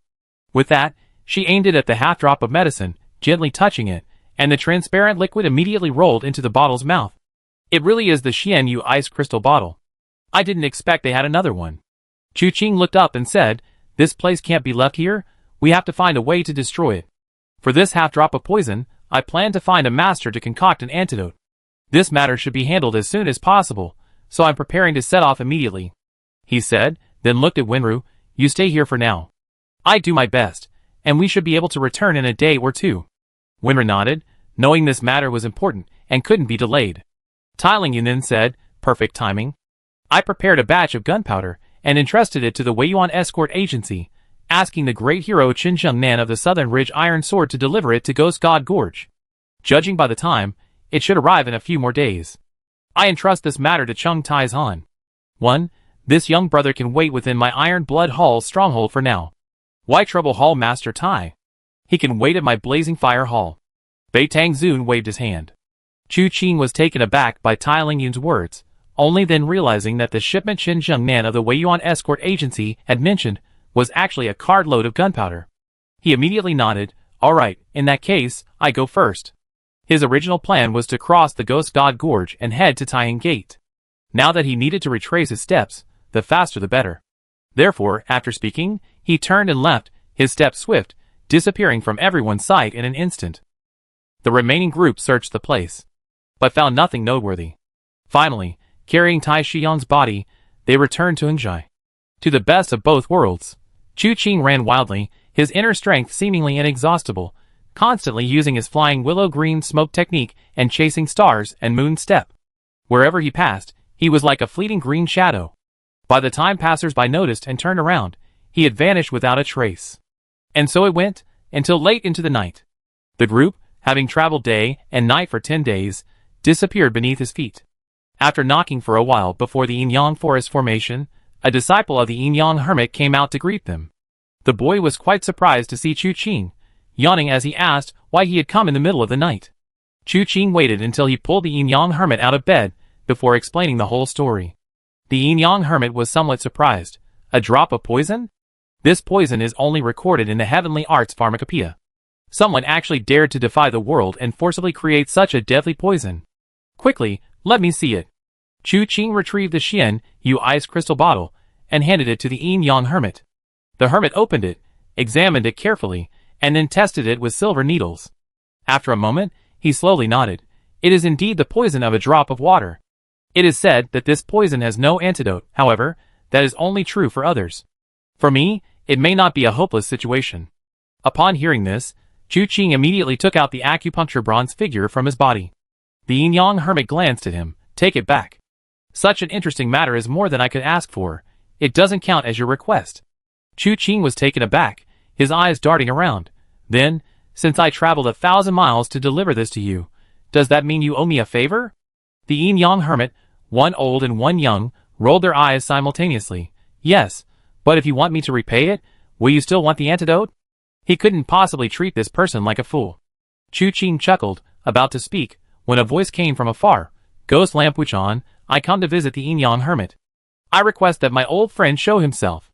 Chapter 209. Ghost Lantern Wuchan. Chu Qing glanced at the Yinyang Hermit with some surprise. He hadn't expected this two-faced fellow to be connected to such a demon. Chu Qing knew this man somewhat. He was originally a disciple of the Vajra sect, one of the 5 sects. The Vajra sect was also known as the Vajra Zen Temple. It was the only Buddhist sect among the 5 sects. Its martial arts were all-encompassing and extraordinary. Wuchan was initially a direct disciple of a high-ranking monk in the Vajra sect. However, due to poor aptitude and comprehension, his martial arts struggled to make breakthroughs, and he was often bullied by his fellow disciples. Once, while traveling with his master, he accidentally obtained the Burning Lamp Divine Skill left behind by a predecessor. The Burning Lamp Divine Skill was not a Buddhist secret technique. It evolved from the Imperial Bright Burning Lamp Sutra, a text from thousands of years ago. The sinister cultivation methods within it were removed, and it was created entirely new, centered on the 4 characters "The Burning Lamp never dies." This skill can ignite a lamp in the heart, illuminating the 5 internal organs, and cleansing the body of impurities, thereby igniting the 3 flowers of the gathering cauldron. It not only allows martial arts skills to advance rapidly, but also improves one's aptitude. However, Wuchan is a Buddhist disciple, and rashly practicing martial arts from another school would be a violation of the sect's rules. He dared not practice openly, so he secretly cultivated it in secret. But he didn't know that the burning lamp divine skill, besides enabling rapid advancement of internal energy and improving physique, also amplifies both good and evil. Good and evil are like gods and demons. If the lamp in the heart illuminates the divine, good thoughts arise. Conversely, if it illuminates the demonic, inner demons flourish. It is said that the lamp in the heart illuminates a person's truest self, and what Wuchan ignited was precisely the demonic side. This is why the name Ghost Lantern came about. However, initially, Wuchan didn't understand any of this. He progressed rapidly using the burning lamp divine skill, and after his aptitude improved, he learned every martial art imaginable from the Vajra sect. He even humiliated the disciples who had bullied him. Everyone was amazed by Wuchan's progress. Even the abbot of the Vajra Zen temple felt that a prodigy had emerged from the sect. But unexpectedly, within a few days, news spread that Wuchan had been discovered secretly practicing the burning lamp divine skill. His master intended to punish him according to the sect rules, but in a fit of rage, he killed his master and fled the Vajra sect. The martial world was shaken. No matter the era, betraying one's master and ancestors is unacceptable in the martial world. Wuchan's act of patricide made him almost a public enemy. But just like the mad beggar Ling Baichen at the time, although he wanted to kill him, he couldn't. At that time, Wuchan's martial arts skills were already extremely formidable. When surrounded and pursued, he could run, and his pursuers couldn't catch him. Even those who could catch him, when alone, couldn't defeat him. The Vajra sect had also dispatched many disciples, a large force descending the mountain to besiege him. But most returned in disarray. Even worse, Wuchan infiltrated the Vajra sect several times, causing chaos throughout the sect. Over time, people kept their distance from him. He became one of the few notorious villains of the Southern Ridge. But unexpectedly, Wuchan actually knew the Yin-Yang hermit. Their eyes met, and the Yin-Yang hermit blinked. This little monk is just like you, so clueless, coming to see this old man in the middle of the night. Wait here a moment, I go bring him in. After speaking, he walked towards the door. Chu Qing was stunned for a moment, then asked the boy, "Are Hozuki Goshin and your master very close?" "I don't know." The boy looked at Chu Qing innocently. "I'm only so old." That was true. This child was only 7 or 8 years old. Hozuki Goshin became famous almost 20 years ago. This kid wasn't even born then. Chu Qing had never had a good impression of such villains in the martial arts world. Although one shouldn't blindly believe rumors, those that spread so widely must have some truth to them. He see what this person's situation was like later. If he was truly wicked, Chu Qing wouldn't mind slaying him. In less than the time it takes for an incense stick to burn, the Yin-Yang hermit brought in a rather disheveled-looking monk. Unlike ordinary bald monks, Hozuki Goshin didn't seem to shave his head often. His hair was disheveled, about half an inch long. His hair was gray, his face sorrowful, and he wore a gray monk's robe with prayer beads hanging from his chest. The robe was torn in many places. Hozuki's usual charisma was nowhere to be seen. Instead, he resembled a down-on-his-luck, fallen ascetic. Seeing someone inside, Gasho paused, glancing at the Yin-Yang hermit. The Yin-Yang hermit said, "A young friend has come to visit." "No problem, come in and we talk." "All right." Hozuki Gasho nodded slightly. He followed the Yin-Yang hermit inside. Chu Qing simply watched him quietly, neither introducing himself nor Hozuki Gasho speaking to him. They maintained an eerie, polite distance. The Yin-Yang hermit asked, "Why have you come in the dead of night?" "I'm here to save your life, of course." Hozuki Gasho frowned, offering his wrist to the Yin-Yang hermit. The Yin-Yang hermit raised an eyebrow, not in a hurry to ask further. He first took Gasuk's pulse, and after a moment, withdrew his fingers, gasping, "Such insidious palm force. It's constantly dissolving bones and tendons. What kind of martial art is this? And who did you fight?" "Alas, this is a long story." Hozuki Gasuk sighed before speaking. For this humble monk, this was a complete misfortune. You know, this humble monk has been busy with that matter, traveling the world in search of someone who knows the truth. Some time ago, I happened to pass through Beihu town, within the territory of Luochen Manor. It's strange that I haven't had a few peaceful days in the past few years, yet I clearly felt someone spying on me during the day. Yet I didn't take it to heart. Until evening, a black man suddenly appeared and, without a word, attacked me. I thought he was just another one of those charlatans trying to exorcise evil, so I didn't want to harm him.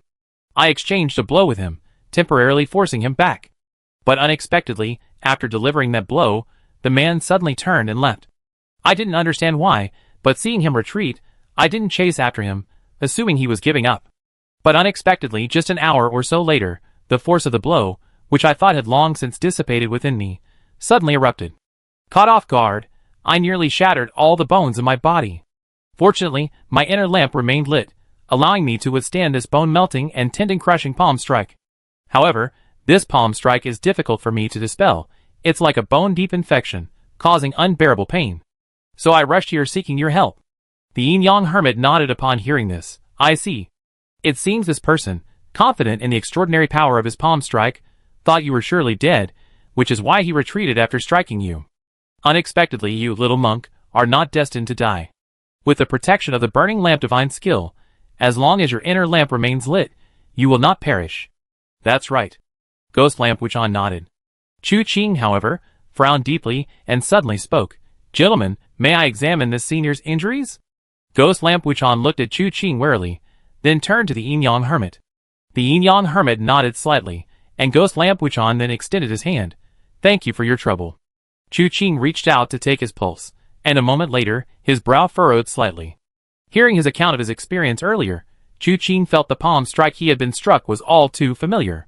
Now, taking his pulse, it was indeed true. He had been struck by the bone-melting palm. Since acquiring this palm technique, Chu Qing had rarely had the opportunity to use it.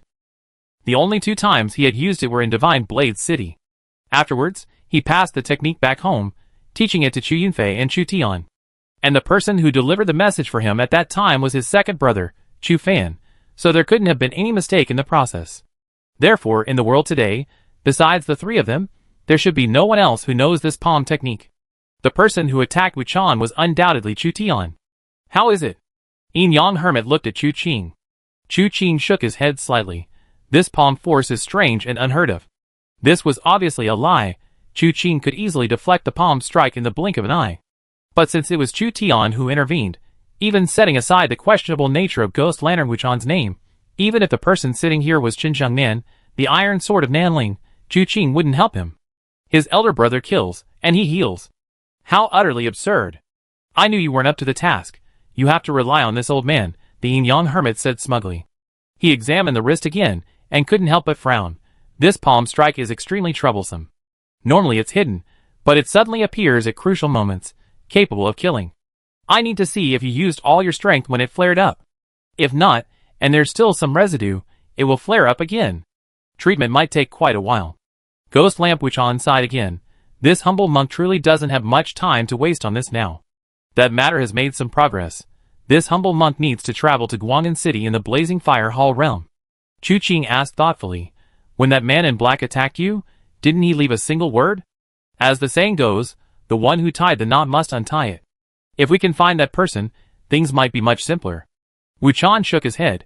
This humble monk has never even seen his face. As for the message, he seemed to have said something like, I need to borrow your name, senior, but I don't know what he meant. Borrow your name. Chu Qing pondered carefully, considering the context, and felt that this matter was somewhat inexplicable. He was confused. What exactly did Chu Tian want? Why would he need to kill someone to use Hozuki Goshin's name? Or, does he want to do something, but can't let the real Hozuki Goshin live? What is it that he wants to do? Chu Qing frowned slightly. Hozuki Goshin was infamous. To use his name to kill, one would need to know the martial arts of the Vajra sect. Otherwise, there's no way to frame someone. Moreover, given Chu Tian's character, if he wants to kill, he must have a reason, and he will act honorably. He would never use someone else's name. There must be something mysterious and hidden here. After a moment's thought, he stood up and said to the yin-yang hermit, Senior, may I speak with you in private? The yin-yang hermit glanced at Chu Qing and said to Goshin, Little monk, wait here for a moment. All right. Goshin glanced at Chu Qing, but didn't say anything more. Chu Qing then left the room with the yin-yang hermit. Upon reaching an open space, before Chu Qing could speak, the yin-yang hermit said, I know what you want to ask. Regarding this matter, I can only say that rumors in the martial world should not be entirely believed. You mean, the rumors about Ghost Lantern Wuchan killing his master are incorrect? Chu Qing frowned slightly. Is someone at the Vajra Zen temple lying? Monks don't lie, you heard that saying, haven't you? The yin-yang hermit smiled. But let me ask you, how many monks can truly say they don't lie? Some people never lie their whole lives, and everyone trusts them implicitly. But such people, once they lie, their lies become true. The yin-yang hermit said calmly, it was indeed Wu Qian's fault for cultivating the burning lamp divine skill back then, which led to his master's death, and he has always felt guilty about it. He's tongue-tied, and never defends himself. He's single-mindedly focused on finding evidence to prove his innocence. And this escape has lasted nearly 20 years. I've known him since we were both lowly, so naturally I trust him. As for anything else, let me ask you one question. Over the years, many have hunted down Wu Qian, but outside of the Vajra Zen temple, has he ever taken revenge on anyone? Chu Qing seemed thoughtful, then nodded. I see. It seems there's indeed more to this matter. After a pause, he added, I have important matters to attend to now, and cannot linger here. Regarding the drop of poison, if there's any progress, please send a message to the Iron Blood Hall, requesting Tai Ling Yun to open it personally. Has things calmed down at Ghost God Gorge? The yin-yang hermit asked casually. He knew that Chu Qing and his group had gone to Ghost God Gorge earlier. Chu Qing nodded. The fighting stopped yesterday. That news hasn't returned yet. Alright, I understand. The yin-yang hermit nodded slightly, acknowledging his agreement. Chu Qing then asked, can you save Wu Qian's injuries? I can. But I'm afraid he won't want to stay here for proper treatment, the yin-yang hermit sighed. Chu Qing pursed his lips, thinking to himself that the yin-yang hermit was indeed remarkable, capable of saving lives in any situation. Fortunately, an ordinary person would likely die before receiving treatment. This ghost lantern Wu Qian's burning lamp divine skill was extraordinary, which allowed him to persevere this far. Thinking of this, Chu Qing clasped his hands in a fist salute, asking the yin-yang hermit to escort him out of the yin-yang forest, thus bidding farewell. It wasn't until dawn that the yin-yang hermit finally saw ghost lantern Wu Qian off. This disheveled monk, after bidding farewell to the yin-yang hermit, headed north. However, he stopped after traveling only a short distance. Esteemed benefactor, are you waiting for this humble monk here? Ghost lantern Wu Qian looked at Chu Qing before him, a slight surprise in his eyes. Chapter 210. A sudden north wind arose this morning, bringing with it a sky full of silvery white snowflakes. Chu Qing had been waiting for the monk for half the night on a roadside stone, so upon hearing Wu Qian's words, he nodded without hesitation. Yes. Young benefactor, what urgent matter do you wish to discuss with this humble monk? Gui Deng Wu Qian asked, puzzled. Chu Qing slightly stretched his somewhat stiff limbs and said softly, I have long heard that the burning lamp divine skill is extraordinary, and you, great monk, are the only one in the world who is proficient in this art. Last night, upon seeing the great monk, I wished to learn from him. However, I have a request to make of the yin-yang hermit, and the great monk has a pass with the hermit. If I were to speak rashly, the matter I requested might change. Having no other choice, I had no choice but to wait for you here. That's obviously not true. After hearing Wu Qian's story last night, Chu Qing felt that Chu Tian's actions were very strange. Perhaps the answer could be found in Beihu Town, but Beihu Town is simply too far away. Wenru is still waiting at the Liehua Hall, and he really can't delay his journey. Fortunately, Chu Tian's goal is to kill Gui Deng Wu Qian.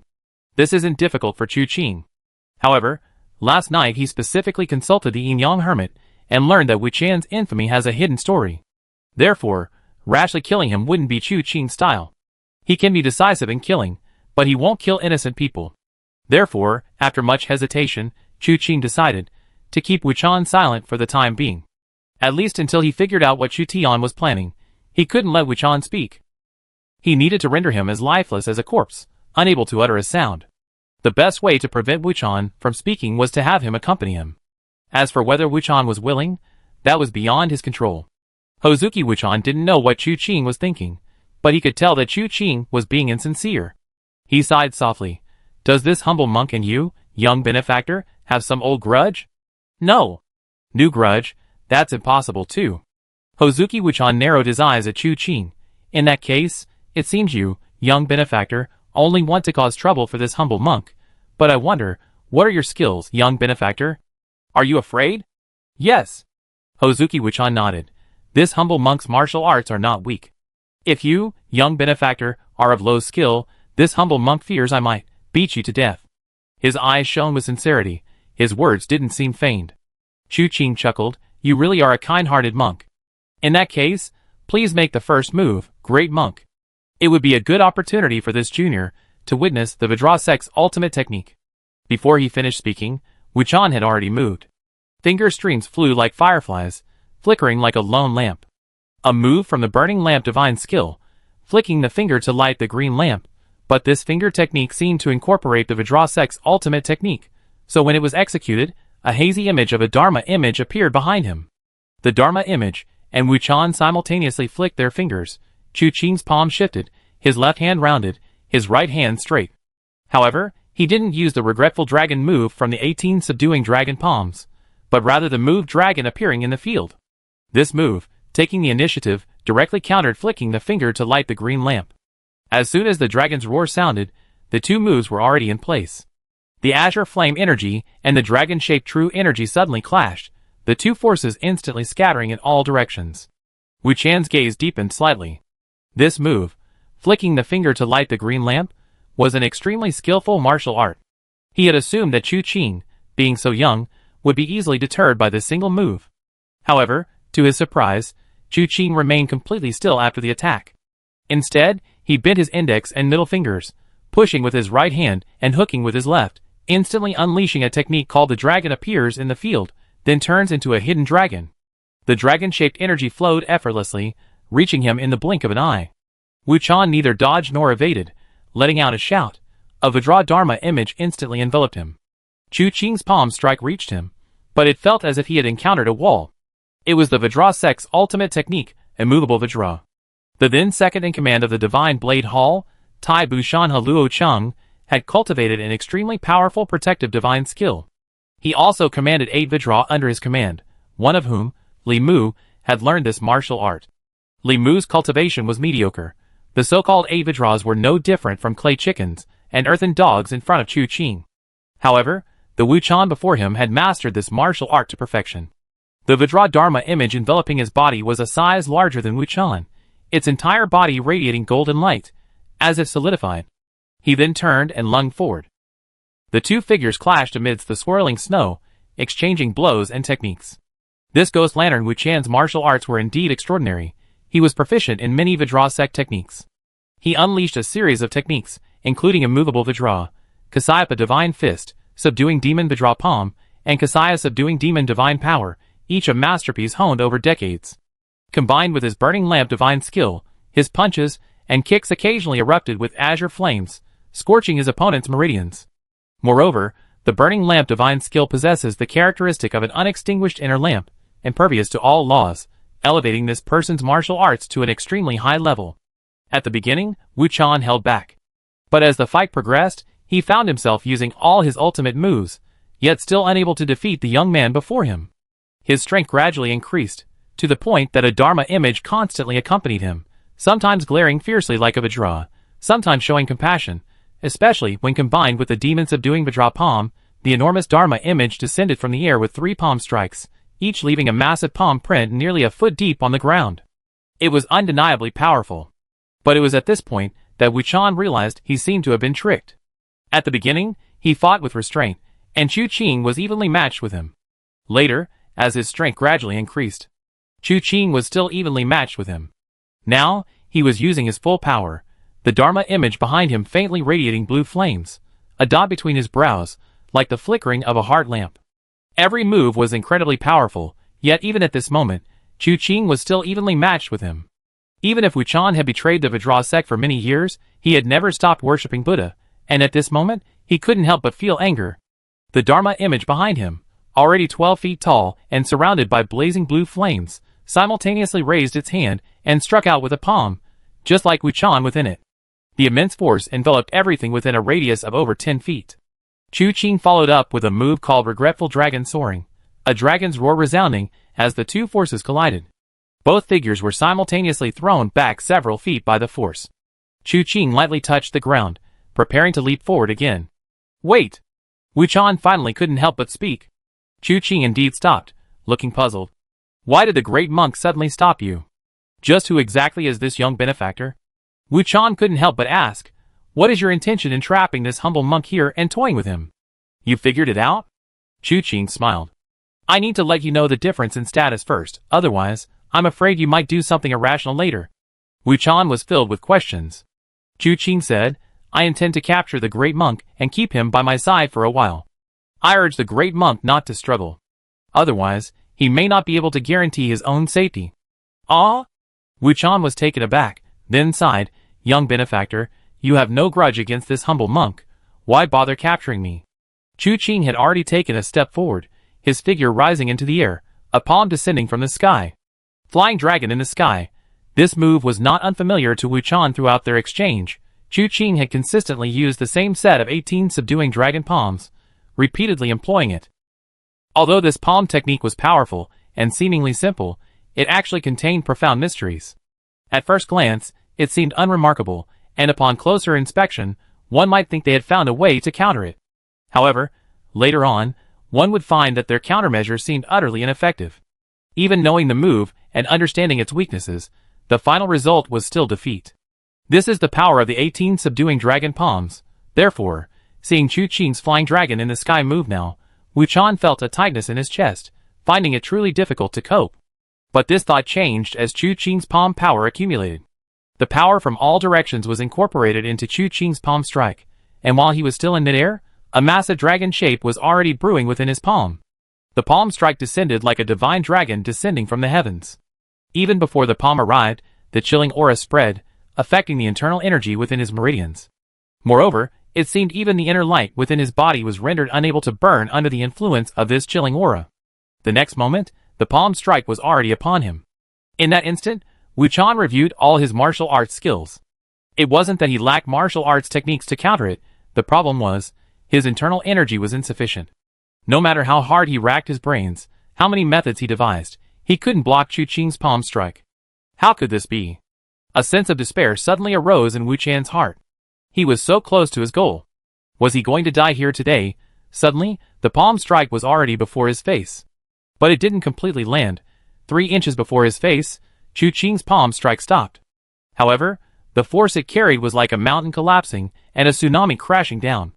A dragon-shaped burst of energy swept away menacingly, shattering everything in its path. Wu Chan's legs went weak, and he nearly collapsed to the ground. He groaned, blood trickling from the corner of his mouth. This wasn't from Chu Qing's attack, but from the moment he was overwhelmed by the torment of his inner energy, causing his qi and blood to become unstable, resulting in him spitting blood. Chu Qing tilted his head and glanced at Wu Chan. Why didn't you dodge, great monk? Wu Chan stared at Chu Qing, and before he could speak, he sighed. Young benefactor's palm strike encompassed the entire universe. This humble monk truly didn't know where to hide. I could only close my eyes and await death. Could I? As Chu Qing spoke, he flicked his finger. But have you forgotten? I'm not here to kill you, but to kidnap you. Several loud bangs were heard, and Chu Qing had already sealed all of Wu Chan's pressure points. He didn't resist. Chu Qing's intention had been achieved. Wu Chan had indeed realized the difference in skill. If Chu Qing had used the same power of flying dragon in the sky from the beginning, he would probably be dead already. Although he might be resentful, after all, he hadn't used many of his moves. But not now. He had used everything he could, but couldn't harm Chu Qing in the slightest. If this person wanted to capture him, then so be it. He just didn't understand. Who exactly is this young benefactor? At such a young age, yet possessing such remarkable martial arts skills? It seems you really don't care much about the rumors circulating in the martial world. Chu Qing said softly, I am Xing San, they all call me Third Young Master. So it's Third Young Master in person. This humble monk has been rude. Wu Chan politely bowed. Judging from his expression, Chu Qing knew that this monk probably didn't know what the Third Young Master was. Fortunately, he didn't mind. Lifting Wu Chan in one hand, Chu Qing said softly, Then, great monk, you have to put up with this for a while. With that, he leaped away like the wind. Ghost Lamp Wu Chan suddenly felt that he might be able to comprehend a more profound Burning Lamp divine skill. Because he felt that his current situation was like the phrase a candle flickering in the wind described in the manual. His body was being carried by Chu Qing, swaying in the wind. The surrounding scenery appeared and disappeared in a flash, alternating rapidly. He was like that candle flickering in the wind, swaying uncertainly in the fierce wind, its light unable to be controlled. When he came to his senses, the two of them had already arrived in a city. Looking back where he came from, Wu Chan took a deep breath. Young benefactor, your lightness skill is truly astonishing. You can travel at least 100 miles in one breath without needing to catch your breath? Save your breath. Even if you're praising me, I won't let you go. Chu Qing smiled and led him directly to a clothing shop. When they emerged, the tattered monk's robes he wore had been replaced with a black long gown. Chu Qing had even removed the Buddhist beads from his neck, intending to throw them away, but Wu Chan resisted fiercely, nearly crying out and even threatening to smash his head against a pillar. Seeing this, Chu Qing reluctantly told him to keep them safe. Afterwards, he led him on his way to a secluded spot, where Chu Qing began to disguise him. Such a fine disguise was naturally not for him. Chu Qing directly altered his face, and in a short while, a monk with a bitter expression transformed into a middle-aged scholar with melancholy eyes. After tying a square scarf around his head, Chu Qing glanced at him and immediately nodded. Good, good, good. In this outfit, you could probably be mistaken for a failed scholar. Wu Chan shook his head. Impossible. The great Qian dynasty collapsed many years ago. The imperial examinations have long since ceased. And where would you find a failed scholar? Chu Qing was speechless. This monk was alright in other ways, but he was inexplicably stubborn and inflexible. Couldn't he even understand a joke? He shook his head. Let's go, let's go. Having you as a burden is too much. I hope we can reach Ghost God Gorge by tonight. If you find me a burden, you can put me down. Wu Chan said sincerely. I can walk by myself. No. Chu Qing shook his head. Dead men can't walk. But I'm still alive. No, you're already dead. Chu Qing said. From now on, Wu Chan is dead. For now you be called Shen Wu. Chapter 211. Traveling with Wu Chan was indeed much slower than the journey there. However, Chu Qing's earlier actions had worked, causing the fake monk to neither resist nor struggle, and he didn't even consider escaping. He only occasionally asked why he had been captured and what grudge they had. Later, seeing that Chu Qing didn't answer, he stopped asking. Later, he watched as Chu Qing carried him at breakneck speed, using his internal energy as if it were free. At first, he thought Chu Qing was too young and recklessly squandering his profound internal energy. He advised him not to push himself too far, to take things one step at a time. Later, he discovered that no matter how Chu Qing used his energy, no matter how he exerted it, there was no sign of it running out. So he stopped asking. Chu Qing would occasionally chat with him, asking about the details of his master-killing incident. Wu Chan was initially reluctant to answer, but later, perhaps finding the journey a bit boring, he told Chu Qing that he had been framed. He wouldn't reveal who had framed him. Instead, he told Chu Qing that while he knew someone was framing him, he lacked concrete evidence. In this unclear situation, revealing the culprit prematurely could lead to unforeseen circumstances, or the existence of hidden secrets he didn't know, thus constituting false accusation. He had suffered greatly from being falsely accused, and didn't want others to experience the same. Therefore, he would only tell Chu Qing after finding witnesses. Chu Qing felt he had truly broadened his horizons.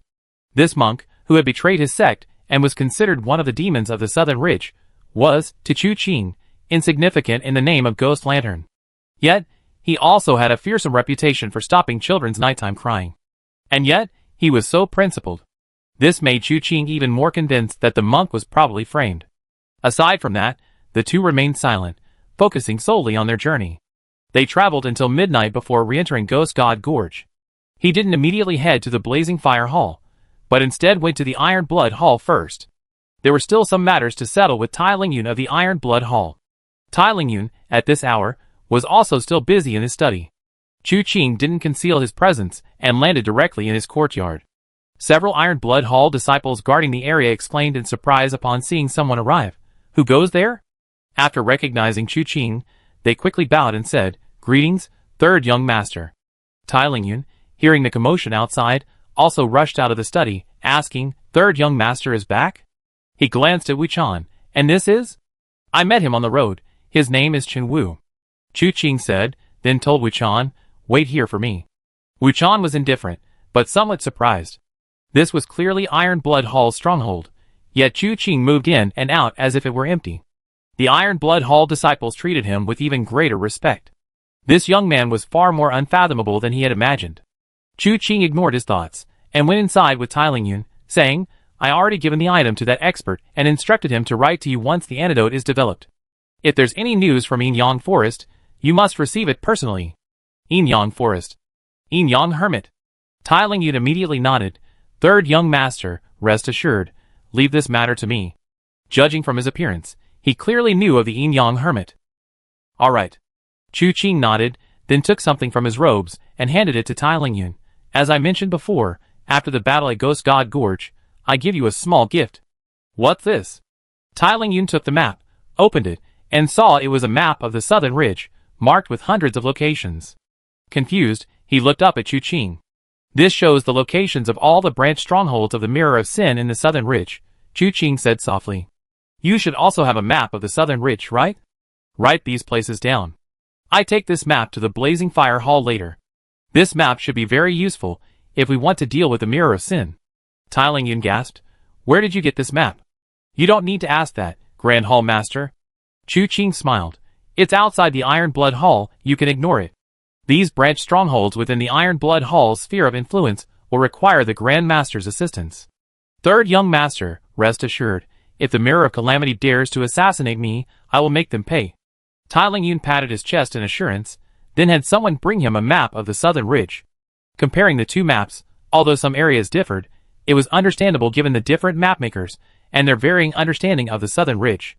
Some discrepancies were to be expected. However, overall, they were largely similar. Tai Lingyun compared the two maps to Chu Qing's, meticulously marking the locations of the Mirror of Calamity branch strongholds within the Iron Blood Hall's sphere of influence. This would allow him to lead his men to dismantle them.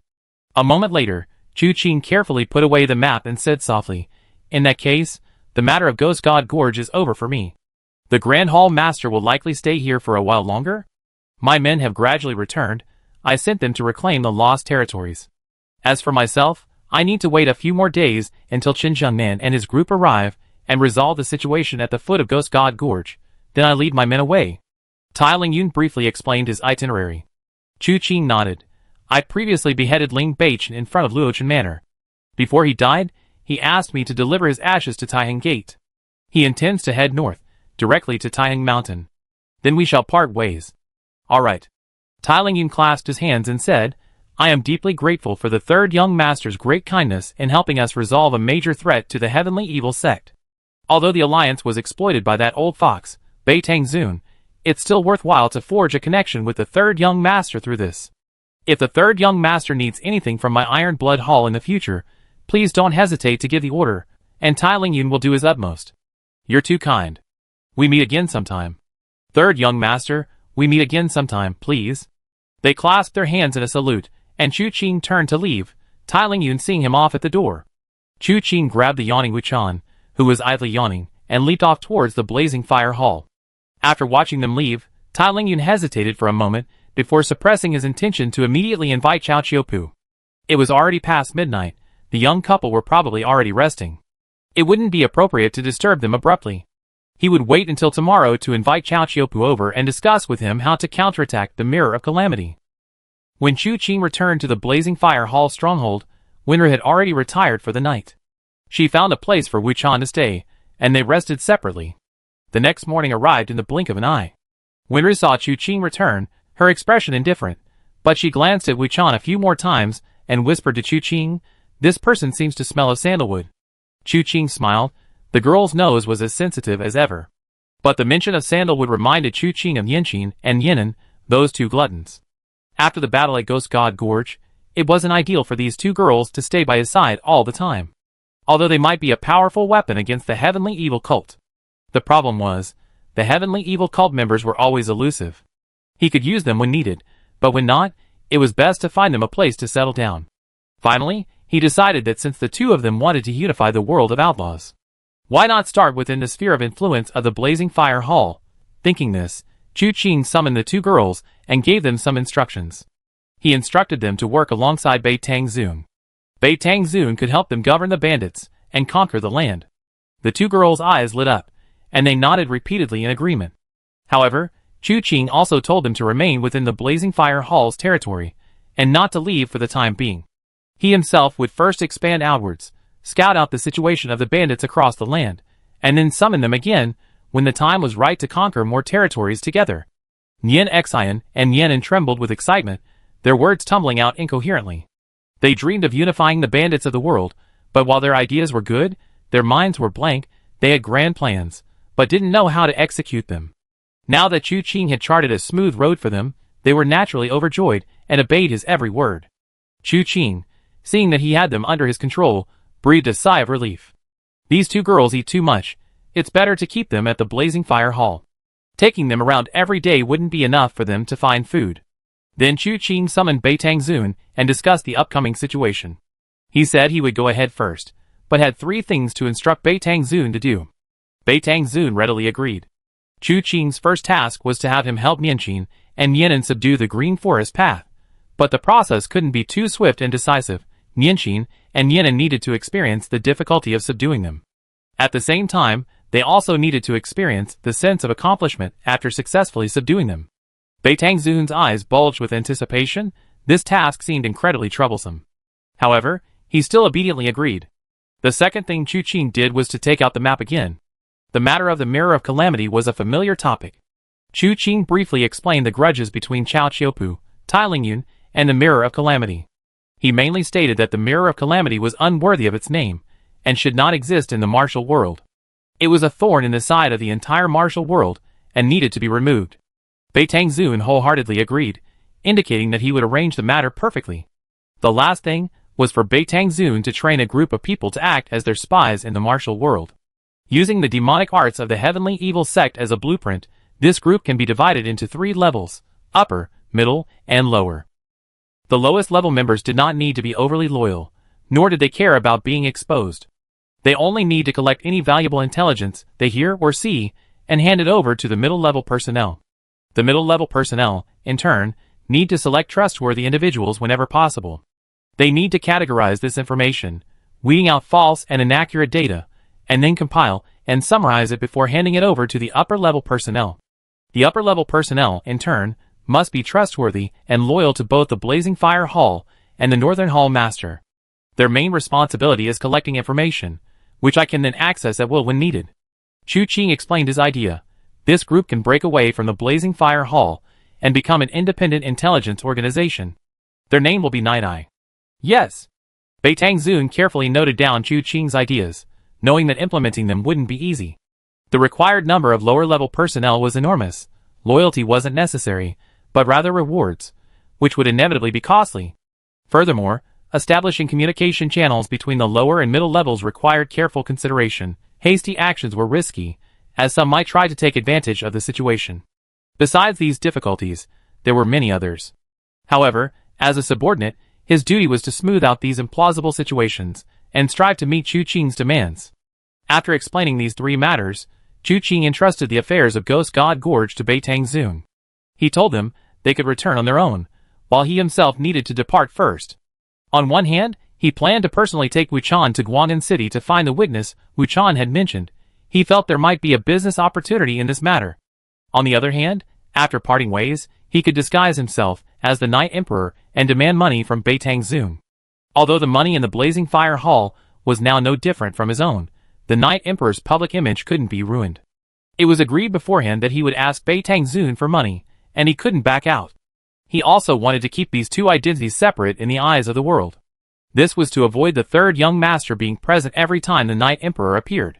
Beitang Zun naturally obeyed Chu Qing's orders, and could see that, apart from the few things he was asked to do, he had no intention of interfering too much in the affairs of the Blazing Fire Hall. Without further ado, Chu Qing told Wenru to pack her things, and they prepared to continue north. But before they finished packing, a commotion suddenly arose within the stronghold.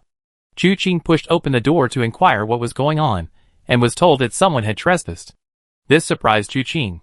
After the battle at Ghost God Gorge, who else but the Iron Blood Hall would dare to cause trouble on the Blazing Fire Hall's territory? The Iron Blood Hall had now withdrawn its troops, and no one should be causing trouble for the Blazing Fire Hall at this time. He immediately led Wenru and Wuchan to the stronghold. From afar, a voice spoke in a detached tone. "Where is Beitang Lai? Tell him to come out and see me." A Taoist priest had arrived?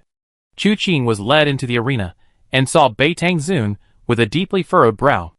Across from him stood 2 Taoist priests in sky-blue robes, one old and one young. One had white hair and a youthful face, the other was only 16 or 17 years old, both looking around with curiosity. Beitang Zun said in a deep voice, "As I just said, my elder brother is long dead. The person in charge of the Blazing Fire Hall is someone else now. If you 2 have anything to say, you can speak directly to me." "You?" The old Taoist priest frowned, glanced at Beitang Zun, and shook his head. You are not qualified. Since you say there's someone else in charge of the Blazing Fire Hall now, why not invite them here? A flash of anger crossed Bei Tongzuan's eyes. He was about to speak when Chu Qing's voice rang out. Where do you two Taoist masters come from? I am the one in charge of the Blazing Fire Hall now. Just say what you need. Young master. Bei Tongzuan hurriedly turned and bowed deeply to Chu Qing. The old Taoist narrowed his eyes slightly, scrutinizing Chu Qing from head to toe. Suddenly, he drew his long sword from behind his back and thrust it at Chu Qing. This humble Taoist is from Qingwan, from the Heavenly One sect. I have come only to kill you, this traitor of the Heavenly Evil sect. Chu Qing, ? Chapter 212. The old Taoist priest, Qingguan, drew his sword without a word. The sword's edge was incredibly sharp. Streams of sword energy rose with the swing of the sword, gathering and flowing around him with azure light. A single point of sharpness shot straight towards Chu Qing. Chu Qing's eyes narrowed. This sword strike, seemingly clumsy yet skillful, appeared to be a single move, but in reality, it exploited opportunities from all directions, its sharpness covering him from all sides. There was no way to dodge, no way to avoid. The only option was to meet it head-on. The sheer sharpness within it, even just within sight, was enough to send a chill down one's spine. Such a sword strike, normally speaking, would be impossible to block, only death would be the end. Excellent swordsmanship. Chu Qing didn't bother to explain that he had no connection with the Heavenly Evil sect. The old man's immediate attack clearly indicated he was certain of something. He suddenly extended his hand, fingers spread wide, palm facing outwards. He actually blocked the sword's edge with his palm, leaving aside the reactions of others. The old Taoist Qingguan's eyes widened instantly. He never dreamed that this villain from the Heavenly Evil cult would be so audacious. His sword strike was called Immortal's Guidance, a supreme move from the Heavenly One sect's ultimate technique, soaring to the Heavenly Gate. The Immortal's Guidance was unstoppable. Without the guidance of an immortal, how could one enter the Heavenly Gate? Yet someone dared to block this Immortal's guidance with their bare palm, truly audacious beyond measure. Enraged, his inner energy surged threefold, and in an instant, his aura flowed, its sharpness boundless. At the same time, a layer of protective energy enveloped Chu Qing's palm. Crystal clear as jade, cold as ice. A clang rang out. The Immortal's guidance had already reached Chu Qing's palm. The old Taoist Qingguan had thought this sword would easily break through the villain's palm, but little did he expect that this clash would result in a stalemate. The protective aura emanating from Chu Qing's palm was like an impenetrable wall. No matter how sharp Chu Qing's sword intent was, it couldn't break through it. His inner energy flowed, his Taoist robes fluttered, and his hair and beard moved in the wind. This old Taoist priest of Qingguan truly seemed like an immortal descending to earth. But then Chu Qing spoke, saying, Taoist priest, you mistaken me for someone else. I am not a traitor of the Heavenly Evil sect. These words, once uttered, caused an even greater change in the old Taoist priest's expression. He hadn't used all his inner strength, but he had used about 70 or 80% of it. At this level of attack, he himself was almost speechless, yet Chu Qing, as the defender, could still speak as usual. Didn't they hear that everyone around them was thrown back by the aftershocks the moment the two clashed? The buildings on both sides of the city's streets also suffered damage immediately. Sword marks flowed, leaving the houses covered in wounds, accompanied by a series of cracking sounds. Even the thatched roofs were blown away. But Chu Qing could still speak? He couldn't afford to lose face. The old Taoist Qingguan's face was grim. He gritted his teeth and said, You still dare to say you're not a traitor of the Heavenly Evil cult? If you weren't, how could you possess such cultivation at such a young age? Indeed, I was too arrogant. But rest assured, you can only be reckless for now. Sooner or later, I will make you, a traitor of the Heavenly Evil cult, pay for your crimes in blood. As he spoke, blood trickled from the corner of his mouth, and he cried out in a mournful voice to the young Taoist behind him, Disciple, run. This traitor of the Heavenly Evil cult is powerful. I'm afraid I die here today. His lips moved, as if he wanted to say something more. Chu Qing felt he had to interrupt him, otherwise, the old man would cough up blood and utter his last words. Immediately, he clenched his fists, grabbed the old Taoist's sword, pulled him aside, and threw a punch. Taoist master, listen to me. I won't listen. If you have the guts, kill me. I never let you Heavenly Evil sect villains rest. Seeing his recklessness, Chu Qing had no choice but to punch him again to calm him down. The old Taoist was far from calm, continuing to curse. Chu Qing had to interrupt him with punch after punch. I am not a villain of the Heavenly Evil sect. All the members of the Heavenly Evil sect who left behind here have perished. There is no heavenly evil sect in Ghost God Gorge now. Please, Taoist Master, understand. He punched the old Taoist every few words he spoke. In the end, it was unclear whether the old Taoist finally listened or was simply stunned by the punches. With his other hand, he frantically tried to block, saying, "Stop! Stop! Hey! You villain, why are you only hitting this one eye?" Chu Qing readily complied, and his punch landed on the other eye. However, his control of force was becoming increasingly refined. The punch sent the old man flying without killing him. The old Taoist priest retreated with his sword, arriving before the young Taoist priest.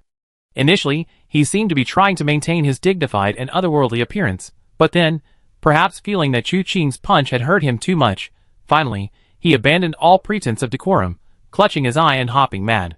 While hopping, he expressed his dissatisfaction. Seeing this, Chu Qing didn't pursue him, but simply said, "Because hitting this eye is the most convenient." The old Taoist priest's face turned ashen, and he couldn't help but grit his teeth.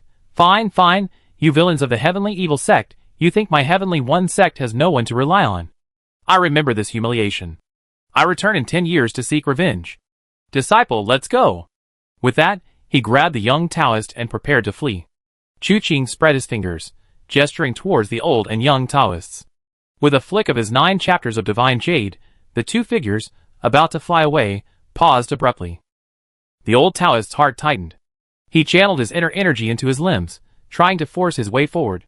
Suddenly, he felt a lightness in his hand.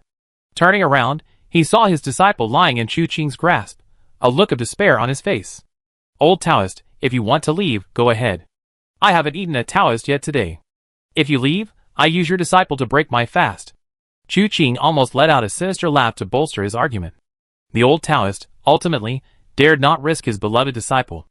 The young Taoist reluctantly fell from midair, wiping the blood from his mouth. He gritted his teeth and said, "Fine, fine, I've been defeated today. But let me tell you, don't think that just because your heavenly evil sect is meticulous, no one knows the whereabouts of my master and me. Someone will definitely avenge us. You're not dead yet, what revenge?" Chu Qing was speechless. "Where did this dramatic Taoist come from?" Chu Qing said, "Didn't I already tell you? I'm not a member of the heavenly evil sect. Your abrupt and reckless actions are unacceptable in the future." He placed his hand on the young Taoist's shoulder. "Don't move. The master is speaking." The young Taoist didn't dare move an inch, like a wooden stake, trapped between the fingers of this great demon who had brutally beaten his master. Although he desperately wanted to argue, pointing out that they weren't that far apart in age, he lacked the courage. He could only look pitifully at his master. "Master, go quickly, don't worry about me. At worst, let him eat me." Seeing that the fight between the two had ended, Bei Tangzun quickly stepped forward. "This senior from Tianyi sect, it seems there's some misunderstanding. The third young master is not a member of the heavenly evil sect." Upon hearing this, the old Taoist rolled his eyes, about to rebuke him, but before he could speak, he suddenly paused. "The third young master? Which third young master?" "The Mad Blade third young master from Luochen Manor, who killed the Tomb King." "Where is he?" Chu Qing coughed. "Is it possible that the third young master you mentioned?" "Young master, is this me?" "It's you?" The Qinghuan Taoist was taken aback. "But how did you become the head of the Blazing Fire Hall?" "The third young master has shown the Blazing Fire Hall immense kindness. Everyone in the Blazing Fire Hall is united in our loyalty to him. In that case, the third young master is naturally the head of the Blazing Fire Hall." The Northern Hall master said in a deep voice, "Taoist master, your arrival was abrupt, and your behavior even more so. Please give an explanation." "I see." The Qinghuan Taoist paused, then slapped his forehead and said, "Oh dear, I didn't check the almanac before going out today. It's not auspicious for travel. Well, this old Taoist will take his leave first. I still have soup simmering at home." After saying this, he turned and ran. "Stop!" Chu Qing quickly called out. The Qinghuan Taoist turned back with a bitter face. "What happened today was my mistake. But you already hit me, third young master, and I lost face too. My eyes are even black and blue. So could you please be merciful and let me off the hook? I really want to hit you. Not just give you a black eye. I just kill you." Chu Qing was speechless for a moment, then patted the young Taoist priest in front of him. "You don't want this anymore?" "Yes, yes, yes." The old Taoist priest quickly nodded. "Quick, disciple, come here." The young Taoist priest, with Chu Qing holding his shoulder, didn't dare to move. Only when Chu Qing let go did he dart over to the old Taoist priest. The master and disciples stood shoulder to shoulder, turning to leave, but after taking 2 steps, the young Taoist priest whispered something in the old Taoist priest's ear, and the old Taoist priest suddenly understood. He pulled the young Taoist priest back. "What's this, Taoist master?" Chu Qing raised an eyebrow, wondering if the old Taoist hadn't had enough of being beaten. The old Taoist snorted, took out an invitation from his robes, and tossed it to Chu Qing. "Since the third young master is now in charge of the Blazing Fire Hall, this invitation is for you." "An invitation?" Chu Qing frowned slightly, opened the invitation, and glanced at it, looking somewhat surprised. "The Southern Ridge Martial Arts Tournament." "Indeed," the old Taoist said solemnly. "Recently, the Heavenly Evil Cult has been operating within the territory of my Heavenly One sect, with grand ambitions and heinous acts, actions that are intolerable to the righteous path of the martial world. Afterwards, rumors of the Heavenly Evil Cult causing trouble have spread throughout various places. Not to mention the distant incident at Luoch Manor, the third young master personally experienced it. Even more so, the battle between the 2 sects in Ghost God Gorge was secretly orchestrated by the Heavenly Evil sect. As far as I know, Beitang Lai has joined the Heavenly Evil sect with a grand scheme." He paused, his lips twitching, feeling a sting in his eyes. Chu Qing was speechless. "So, senior, upon arriving here and seeing me in charge, you assumed I was one of Beitang Lai's traitors to the Heavenly Evil sect? This is all a misunderstanding." The old Taoist chuckled dryly. "You're fine now, aren't you? It's you who beat me up. If it were anyone else here today, wouldn't you be afraid of killing the wrong person with your ruthlessness, Taoist master?" Chu Qing snorted. "Anyone else?" This old Taoist reckons that without the third young master's astonishing martial arts, it would be impossible to eradicate the Heavenly Evil sect and gain the Fiery Hall's willing allegiance. So even if what you say is true, young master, this old Taoist still wouldn't gain anything. Chu Qing pondered for a moment, feeling there was some truth to what he said. Seeing his expression soften, the old Taoist said, "Given the Heavenly Evil sect's reckless actions and stirring up trouble, the troubles in the martial world of Nanling are escalating. Therefore, our Tianyi sect has widely distributed invitations to all martial arts practitioners, inviting you to the Nanling Martial Arts Gathering on the 8th day of the 6th lunar month next year, to discuss how to deal with the Heavenly Evil Cult. We cannot allow these perverse villains to run rampant in the martial world. We earnestly request that you, third young master, attend the gathering." Chu Qing said, thoughtfully, "Whom has the Tianyi sect invited this time?" "Every one of the prominent figures in Nanling has been invited. Especially the 2 gangs, 3 halls, 5 sects, and 1 manor." "Good." Chu Qing nodded, accepting the invitation.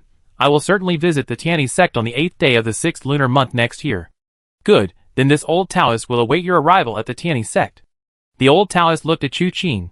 "Moreover, with your martial arts skills, third young master, you might even be able to take charge of things for us." Chu Qing's expression turned somewhat strange for a moment. "A martial arts tournament? That doesn't sound new. Before transmigrating, I had read many martial arts novels and watched many TV dramas. In any martial arts tournament where people jointly discuss how to deal with an evil cult, a martial arts leader is usually chosen. In other words, the martial arts tournament can be understood as a selection competition for the martial arts leader. If I were to become the martial arts leader of the Southern Ridge, it would be a very good choice, whether to use it to deal with the Heavenly Evil Cult or the Mirror of Evil. However, thinking about it is one thing, saying it aloud is another." Chu Qing clasped his hands and smiled. "Senior is too kind.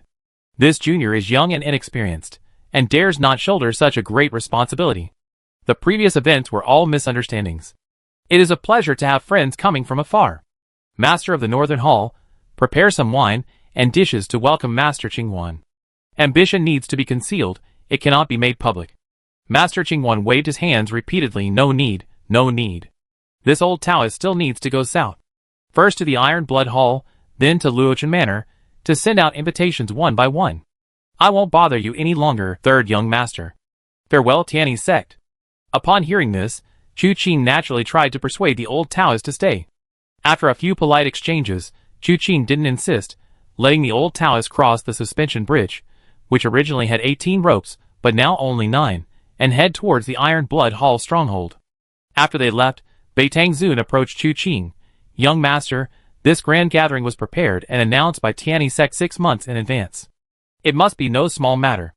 If you could take control of the Southern Ridge Jianghu, what would the Heavenly Evil sect be worth?"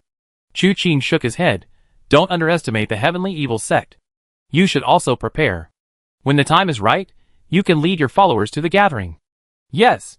Beitang Zun replied. Chu Qing then took Wenru and Wuchan and left the Blazing Fire Hall stronghold, heading north to continue their original itinerary. Chapter 213. The sun was high in the sky, yet there was no warmth to be felt. Only after the crackling of firecrackers did a red stain remain on the ground. The Su residence was brightly decorated with lanterns and streamers, bustling with activity, and filled with distinguished guests. At the alley entrance, a young woman dressed in red, wearing a straw hat, and leading a white horse, was drawn by the commotion and couldn't help but feel curious. A middle-aged man who was about to walk away was stopped, and asked, "Excuse me, whose wedding is this? Young lady, are you from out of town? No wonder you don't know. This is the wedding of the youngest daughter of the Su family in Beihu Town." "Oh, is this the wedding procession?" "Not really. The groom is marrying into the family," the middle-aged man said with a smile. "Master Su is extremely wealthy, and his youngest daughter has been pampered since childhood. Hearing that the groom's family is a wandering swordsman with no relatives, she simply decided to marry into the family." "I see." The young woman nodded slightly, a smile playing on her lips. The middle-aged man chuckled. "Miss, if you're passing by and have some free time, you might as well come over and ask for a cup of wine." We're not related. Isn't it a bit inappropriate?" "What's inappropriate about it?" Master Su said. "All who come are guests. A word of congratulations, a feast, and a good connection are all good things to do. Master Su is quite generous." The young woman smiled. "In that case, I'd like to join in the fun."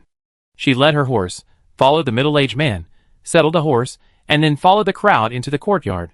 Just as the middle-aged man had said, a simple congratulations was all it took. He didn't care who she was, and with a smile, welcomed her into the courtyard. Seeing an empty seat, she was offered a place to sit. She casually picked up chopsticks to eat and drink, and as expected, no one paid her any attention.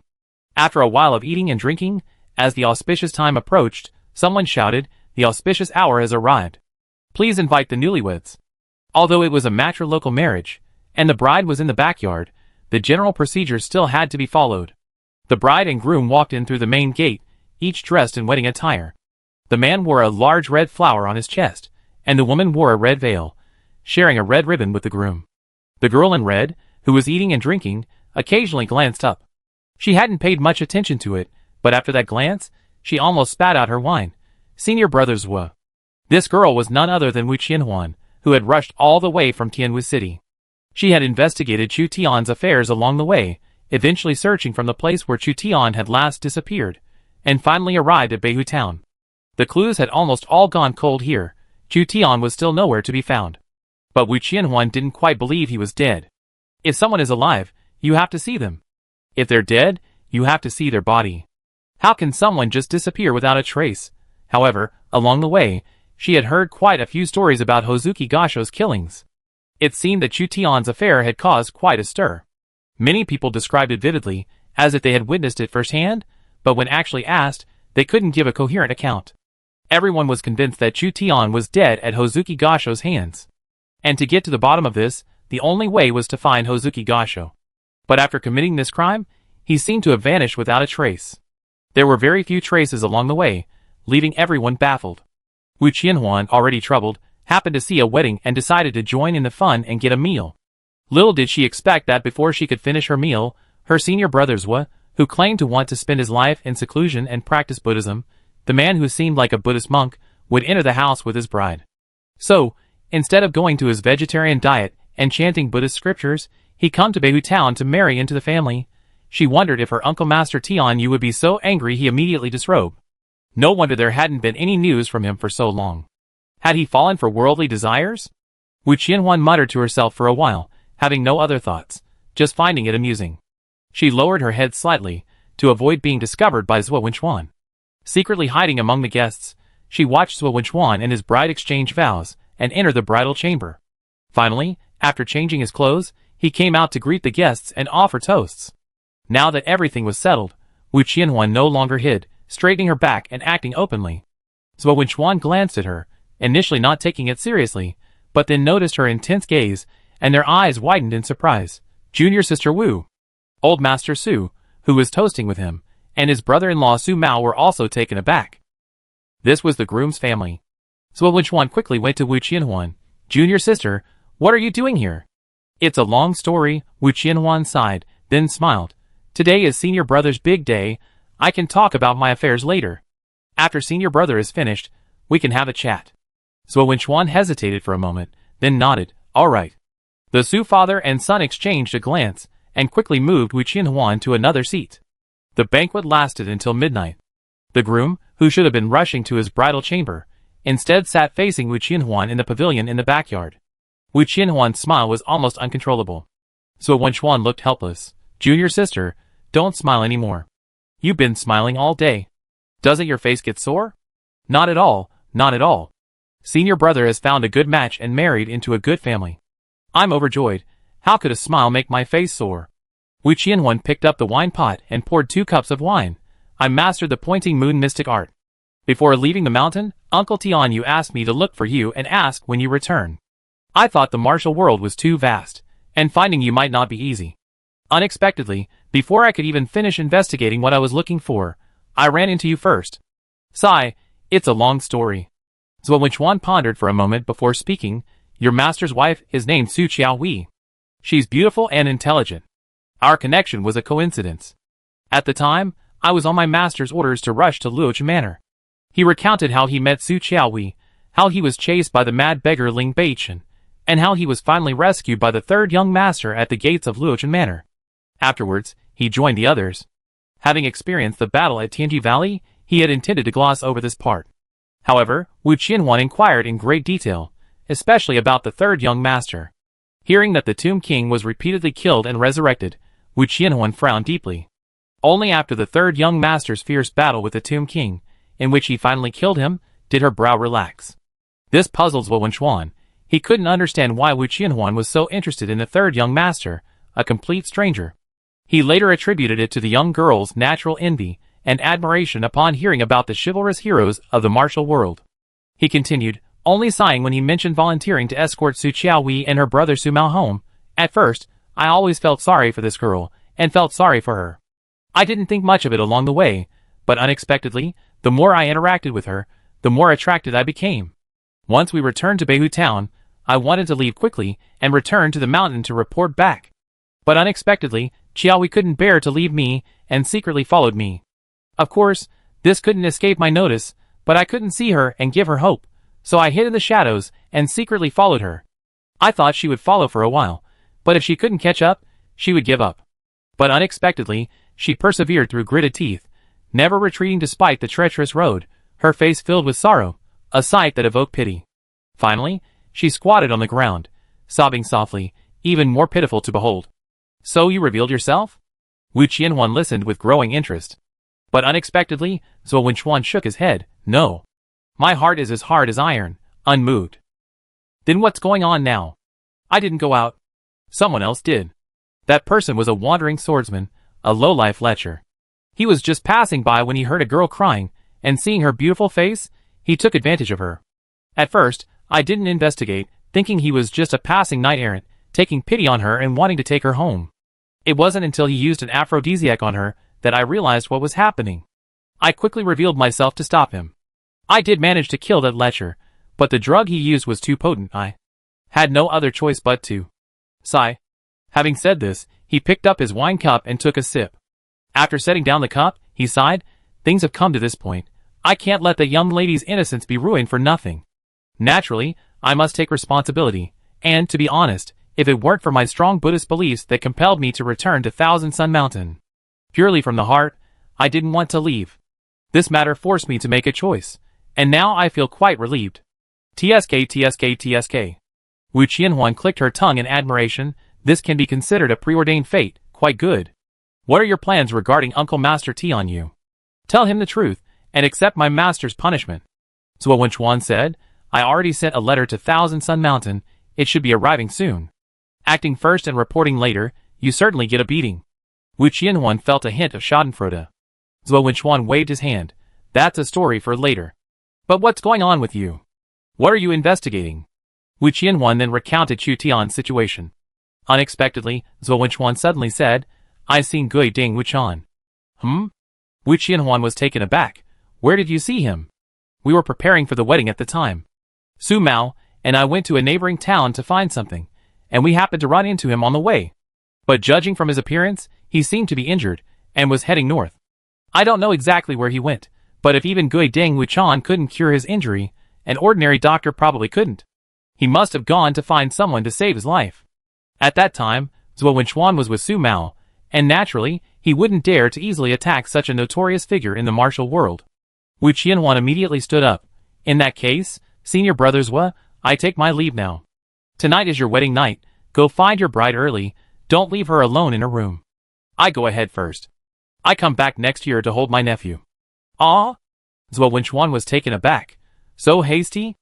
I already arranged a guest room for you, stay one night. I'm in a hurry. Wu Qianhuan said bluntly. This matter concerns Chu Qing's elder brother, so naturally I'm anxious. Moreover, I'm even more anxious to see him. Never mind. Zhuo Wenchuan couldn't understand before, but now, he suddenly understood. Go, I hope you two will be reunited soon. Yes. Wu Qianhuan nodded, bid farewell to the Su family, and rode her snow-white horse north again. The raging fire crackled and popped as it burned. The towering flames engulfed everything around them. Chu Qing dragged a corpse into the burning house, and clapped his hands lightly. This should be the last one. Wenren nodded gently. It is indeed the last one. There aren't as many people in this branch as the previous one. Only a few dozen people in total. Generally, there aren't many useful clues in the buildings. Chu Qing pursed his lips. Never mind, the Nijingtai has no less than 100 branches in the southern ridge. Naturally, not all of them can be large-scale. Many of them probably only serve as contact points. He picked at his ear, glancing at Wuchan, who was sitting before the firelight, chanting the rebirth mantra with a compassionate expression. That's enough. A bunch of ruthless killers, why are you trying to send them to the afterlife? Since that day, as Chu Qing continued his northward journey with Wuchan and Wenro, he had been checking along the way for any branches of the Nie Jingtai sect, and if any were found, he would eliminate them. This was already the second branch Chu Qing had taken down. The dignified ghost lantern Wuchan, one of the demon kings of the southern ridge, was always chanting sutras for the assassins Chu Qing killed afterward. Amitabha! Wuchan stood up, wanting to argue with Chu Qing. However, he was tongue-tied and ran out of words, finally saying, this humble monk is willing. Chu Qing was too lazy to argue with him. If it weren't for Chu Tian's desire to keep him quiet, if it weren't for the fact that this monk was indeed a good person, if it weren't for the possibility that he might have some kind of warrant, Chu Qing would have killed this monk long ago. Seeing that the surroundings had been cleaned up, Chu Qing waved his hand. Let's go. Wenro and Wuchan followed behind Chu Qing. Chu Qing was curious about Wuchan. I heard that the burning lamp divine skill can see both the divine and the demonic aspects. They all say that what you see is a ghost, so they call you the ghost lamp. But I haven't seen you have any demonic thoughts. Wuchan was about to speak when Chu Qing suddenly turned around and gently waved her hand. Someone's here? She asked softly. Chu Qing nodded. She didn't intend to hide. The newcomer possessed martial arts skills. If they were from the Mirror of Karma, she could kill them easily. If not, given Chu Qing's martial arts skills, she couldn't. What are you afraid of? The three immediately kept pace and continued forward. A moment later, a somewhat disheveled woman in black appeared before them.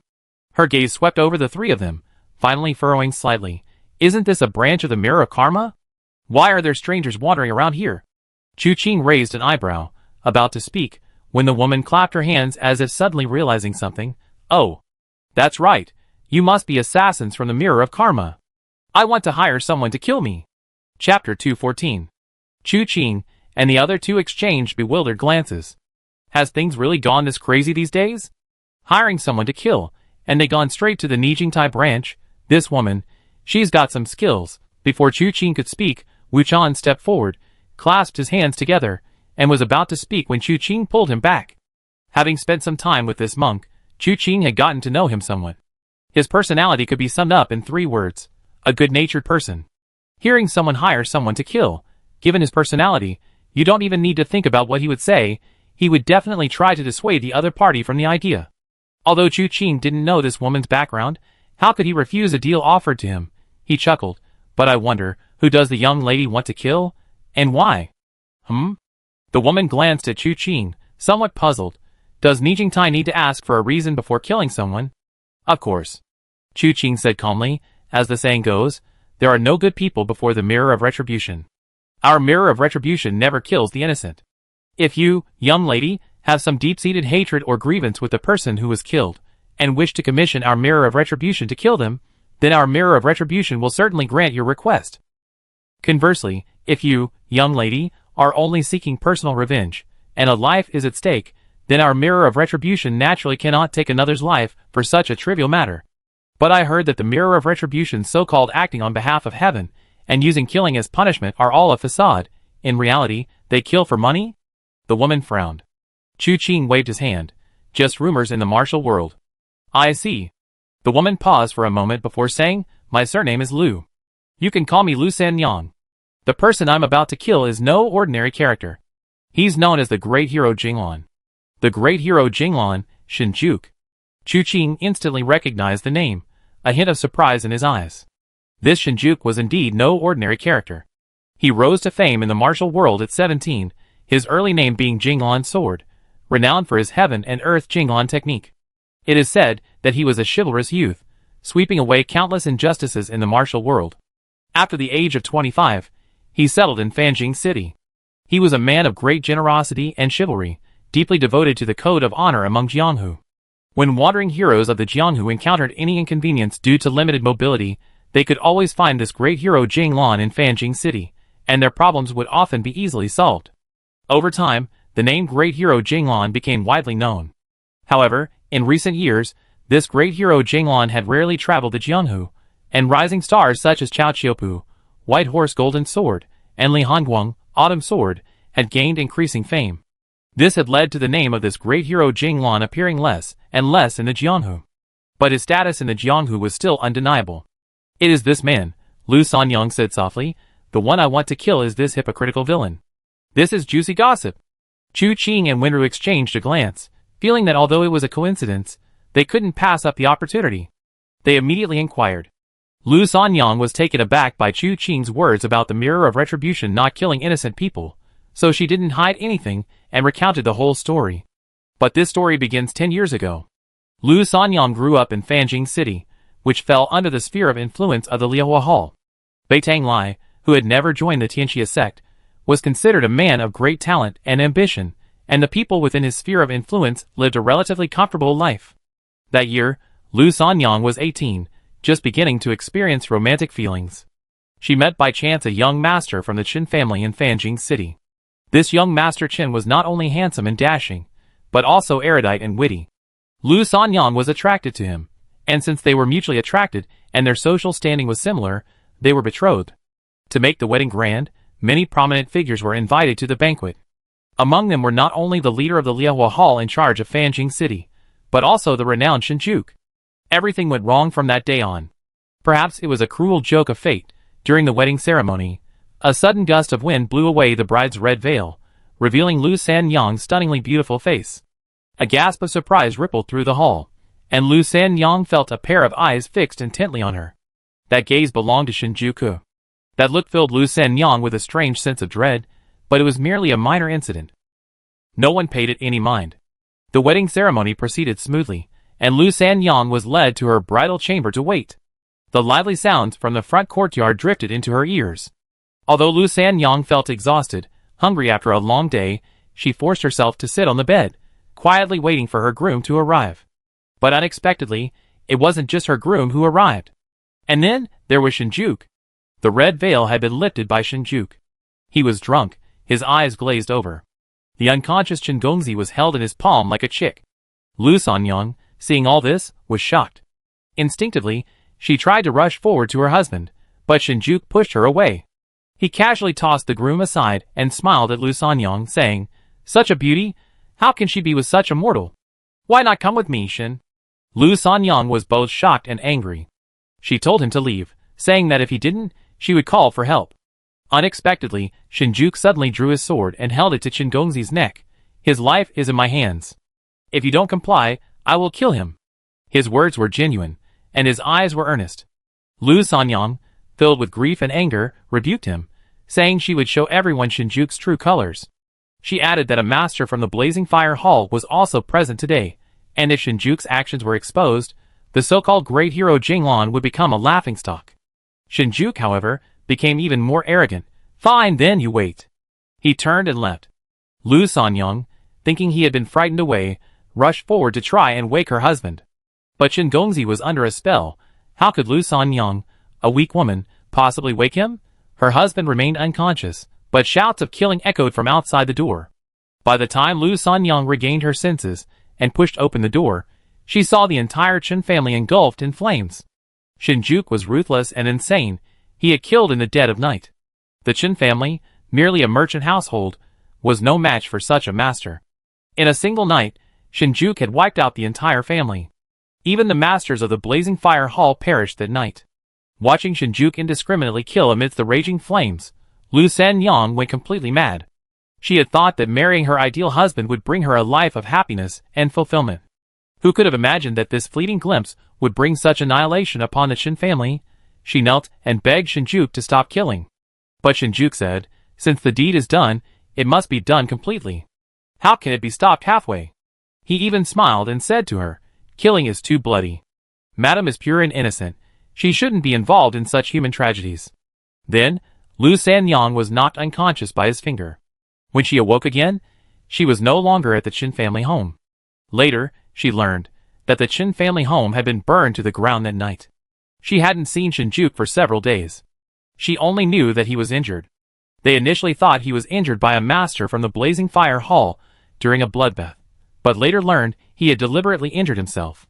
He then framed someone else for the massacre of the entire Qin family.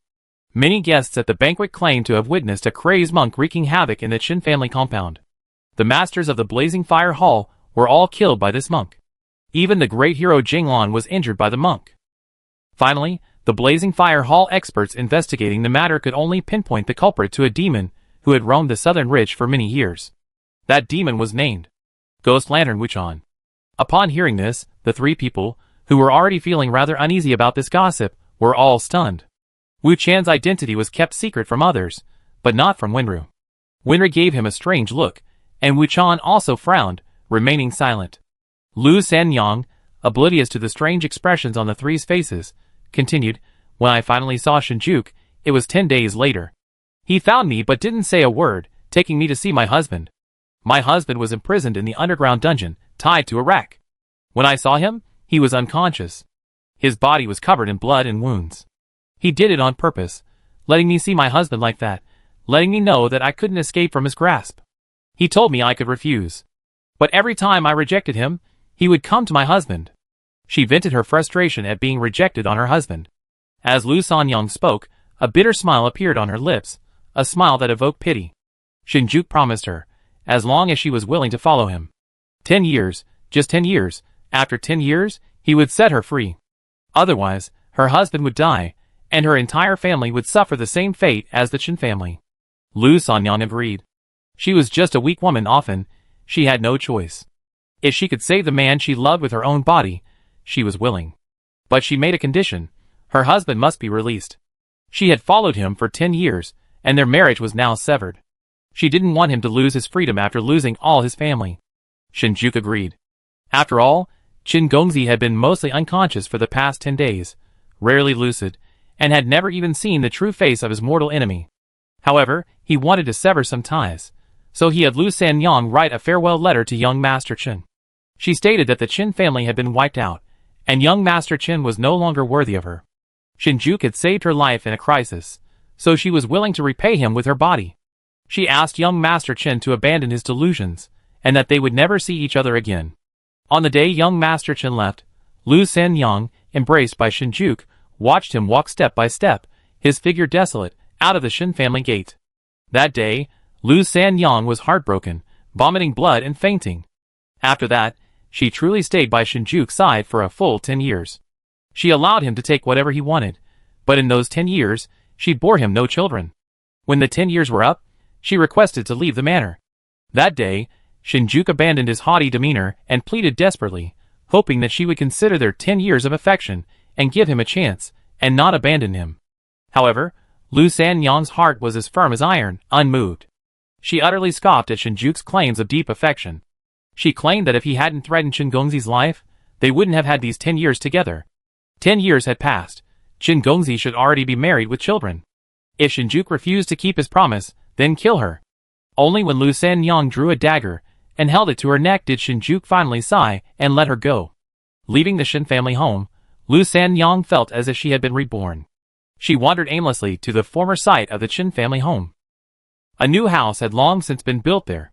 She stood before the door, tears streaming down her face, reflecting on the past 10 years, feeling utterly exhausted. Perhaps she should have died long ago.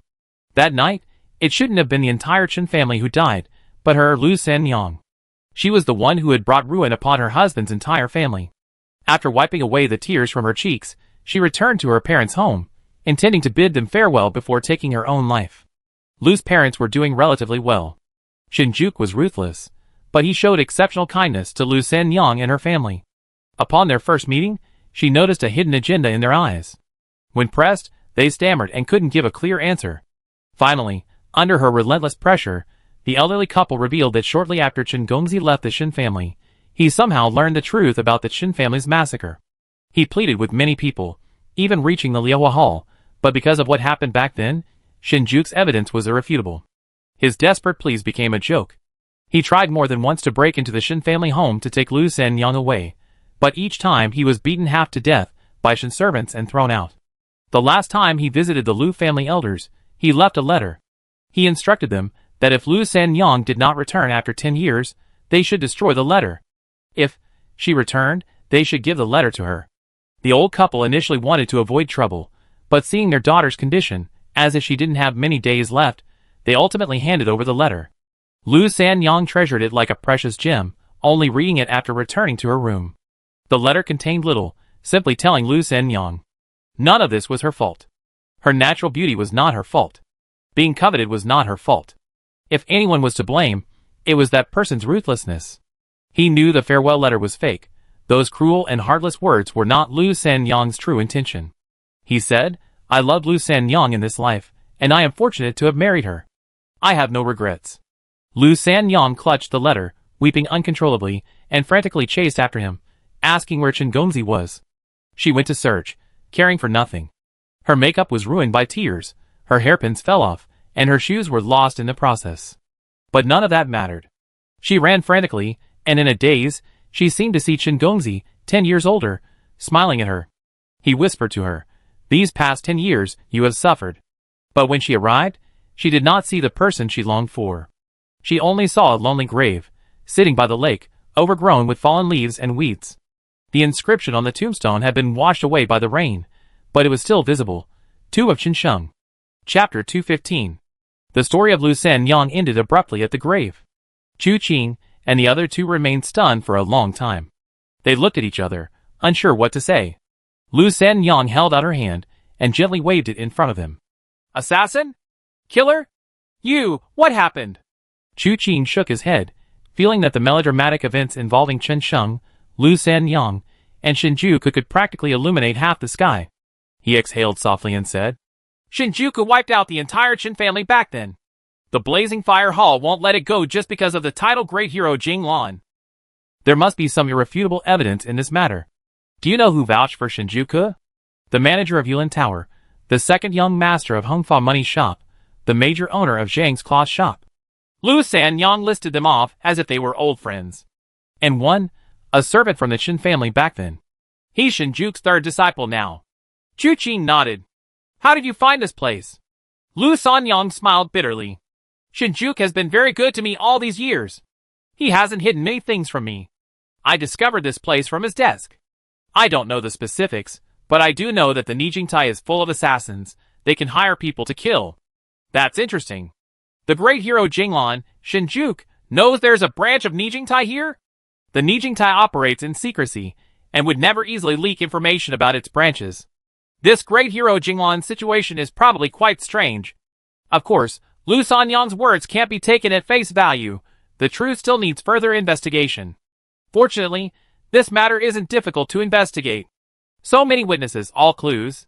This place isn't far from Fanjing City, so we accompany you there. If things are truly as you say, I can agree to kill Shinjuku." "Really?" Lu Sanyang looked at Chu Qing with some surprise, then shook her head. "You're so young. Do you really have such ability? Shinjuku is a master of the martial world. Although I don't know exactly how powerful he is, he's definitely not someone an ordinary person can handle. You can rest assured about this matter. Even if I can't, I have the powerful Nijingtai behind me. Chu Qing said, however, how much silver do you intend to use to buy Shinjuku's life?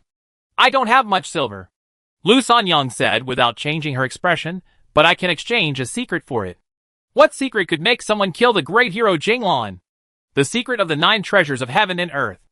I know the 9 treasures of heaven and earth are extremely precious, said Lu Sanyang. Shinjuku once said that if these things appeared in the martial world, they would inevitably cause a bloodbath. He knows the whereabouts of one of the 9 treasures of heaven and earth, and he hasn't hidden it from me, but he himself doesn't dare to seek it out. I can give you this secret as a bribe. Chu Qing glanced at the woman with slight surprise. Judging from her appearance, she indeed didn't know martial arts. However, she seemed to know a great deal about the affairs of the martial world, otherwise, she would never have uttered the words 9 treasures of heaven and earth. From this perspective, it seemed that Shinjuku hadn't harbored any suspicion towards Lu Sanyang. This surprised Chu Qing, who wondered what this person was thinking. But then, the system popped up a notification. Trial request. Assassinate the great hero Shinjuku of Jinglan. Accept? Chu Qing didn't accept it yet, planning to investigate further after arriving in Fanjing City. After that, the group set off together for Fanjing City. The journey was relatively peaceful, but Lu Sanyang, who didn't know martial arts, was lucky to have made it this far. Now, without even a chance to rest, she had to turn back, and she was already quite tired after a short while. Chu Qing then asked Wenru to lead the way. Lu Sanyang shook her head. Men and women shouldn't touch each other. It's inappropriate.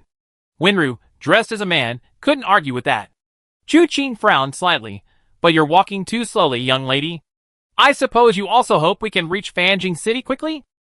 If that's the case, why don't you lead me? Lu Sanyang frowned as she looked at Chu Qing. I see those two are completely obedient to you. You must be more capable than them. They both believe men and women shouldn't touch each other. It should be faster if you lead me, right? Chu Qing paused, looked Lu Sanyang carefully for a moment, and nodded slightly. All right, then I lead you myself. As for Wu Chan, Chu Qing had already released his pressure points. This monk was sensible, and knew when to advance and retreat. He had long since given up on running away, so there was no need to worry. When they burned down the branch headquarters, it was already noon. They had been leading Lu Sanyang for half a day, but there was no place to stay nearby. So they simply found a place with a water source to rest for the time being. Chu Qing and Wenru were already quite adept at this, having spent most of their nights outdoors with Chu Qing. They quickly gathered firewood, started a fire, set up a pot, and cooked a delicious dinner before everyone went to rest. In the dead of night, Chu Qing groggily opened his eyes, and glanced at Wu Chan, who was on night watch. Still not back. No. Just a short while ago, Lu Sanyang suddenly claimed she needed to relieve herself, and went to the toilet. Although Chu Qing's eyes were closed, his senses were still sharp, and he couldn't stop her, so he let her go. But it seemed strange that she hadn't returned for so long. He gently nudged Wenru, who opened her eyes to look at him. Come with me to find her, Chu Qing said softly. Lu Sanyang is missing. He told Wu Chan to continue waiting there, and then Chu Qing and Wenru went to look for her. On one hand, Wenru had a keen nose and could smell Lu Sanyang's scent. On the other hand, it was all pitch black, and Lu Sanyang was a woman, so having Wenru with her was more convenient. However, after searching for a while, they finally found themselves at a water source. Chu Qing heard breathing, and knew that Lu Sanyang had entered the water. Chu Qing was immediately shocked. In this freezing weather, was she taking a bath? Or had she finally lost her mind and decided to end it all? The two quickened their pace and arrived at the pool in the blink of an eye. From afar, they saw a woman washing herself in the water. It was Lu Sanyang. Chu Qing only glanced at her before quickly looking away, speechless. In such cold weather, she still didn't forget to bathe. How strong was her obsession? Wenru, however, stared intently, as if she never seen anyone bathe before. Chu Qing couldn't help but poke her forehead. Stop staring, tell her to come up. You speak. Wenru shrank back. I'm a man. I am now too. Chu Qing was speechless for a moment, then coughed. Miss Lu, in this freezing weather, you don't cherish your body at all. Aren't you afraid of dying before Shinjuku? Ah! Lu Sanyang was startled by this, and quickly covered her chest. Looking in the direction of Chu Qing and Wenru, she saw that the two were hidden behind the bushes. After a long silence in the water, she gritted her teeth and said, You go first, I be right back. Okay. Leaving this one word, Chu Qing took Wenru and went back first. A while later, Lu Sanyang returned, her face deathly pale. She sat down by the campfire, hugging her knees, her body hunched over. Chu Qing glanced at her. Why are you like this, young lady? For the past 10 years, I often felt filthy. If I don't wash, I feel a foul stench. Lu Sanyang let out a soft sigh. But don't worry, young master, I won't die before Shinjuku. Even if I do, he have to pay for my Qinlang's life first. Chu Qing was silent for a long while before saying, rest early, we still have to travel tomorrow. Lu Sanyang rested her head on her arm and slowly closed her eyes. Nothing happened that night. The next morning, the group continued their journey, reaching Fanjing City by midday. The group didn't enter the city, but followed Lu Sanyang to another place. It was a lake outside Fanjing City, nameless but beautiful. Beside the lake stood a thatched hut, seemingly renovated, its doors tightly shut. Lu Sanyang pushed open the gate of the fenced courtyard and led the group in. This is where Qinlang lived a few years ago. When I found him, this hut was in a terrible state of disrepair. After I had it renovated, I lived here ever since. Make yourselves at home. I'm going to talk to Qinlang. She gestured to the hut, inviting everyone inside, then went to a solitary grave in the corner of the fenced courtyard. Chu Qing quietly followed behind Lu Sanyang, listening to her rambling words at the grave. She excitedly told her beloved that she had found someone who could avenge him. Chu Qing listened silently, her gaze darting around. After a while, she withdrew her gaze and waited quietly before the hut. Soon, Lu Sanyang returned and looked at Chu Qing and the other two. I'm sorry to have kept you waiting. It's not that. Chu Qing waved his hand. This place can't accommodate so many of us. Let's take our leave for now. Once things are settled, I will come to find you and ask for the secret you mentioned. All right. Lu Sanyang didn't try to keep them. Then I trouble you all, but I hope this matter can be resolved as soon as possible. Because in 2 days, it will be Shinjuku's 44th birthday. I don't want him to live past 44.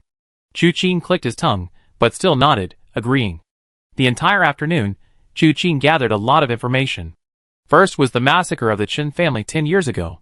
This wasn't a secret. Anyone who had lived in Fanjing City for a few years had heard about it to some extent. The situation was basically identical to what Lu Sanyang had described. That year, the Qin family was getting married, and that very night, villains came and slaughtered the entire Qin family. The difference in the latter part was that, according to legend, Shinjuku saved the day, not only rescuing the bride but also the groom, who had been kidnapped by thieves. However, the bride was not a straightforward person. She fell for the highly skilled Shinjuku but despised Qinsheng, who was weak and had lost all his family overnight. In the end, she stayed at the Qin family's house.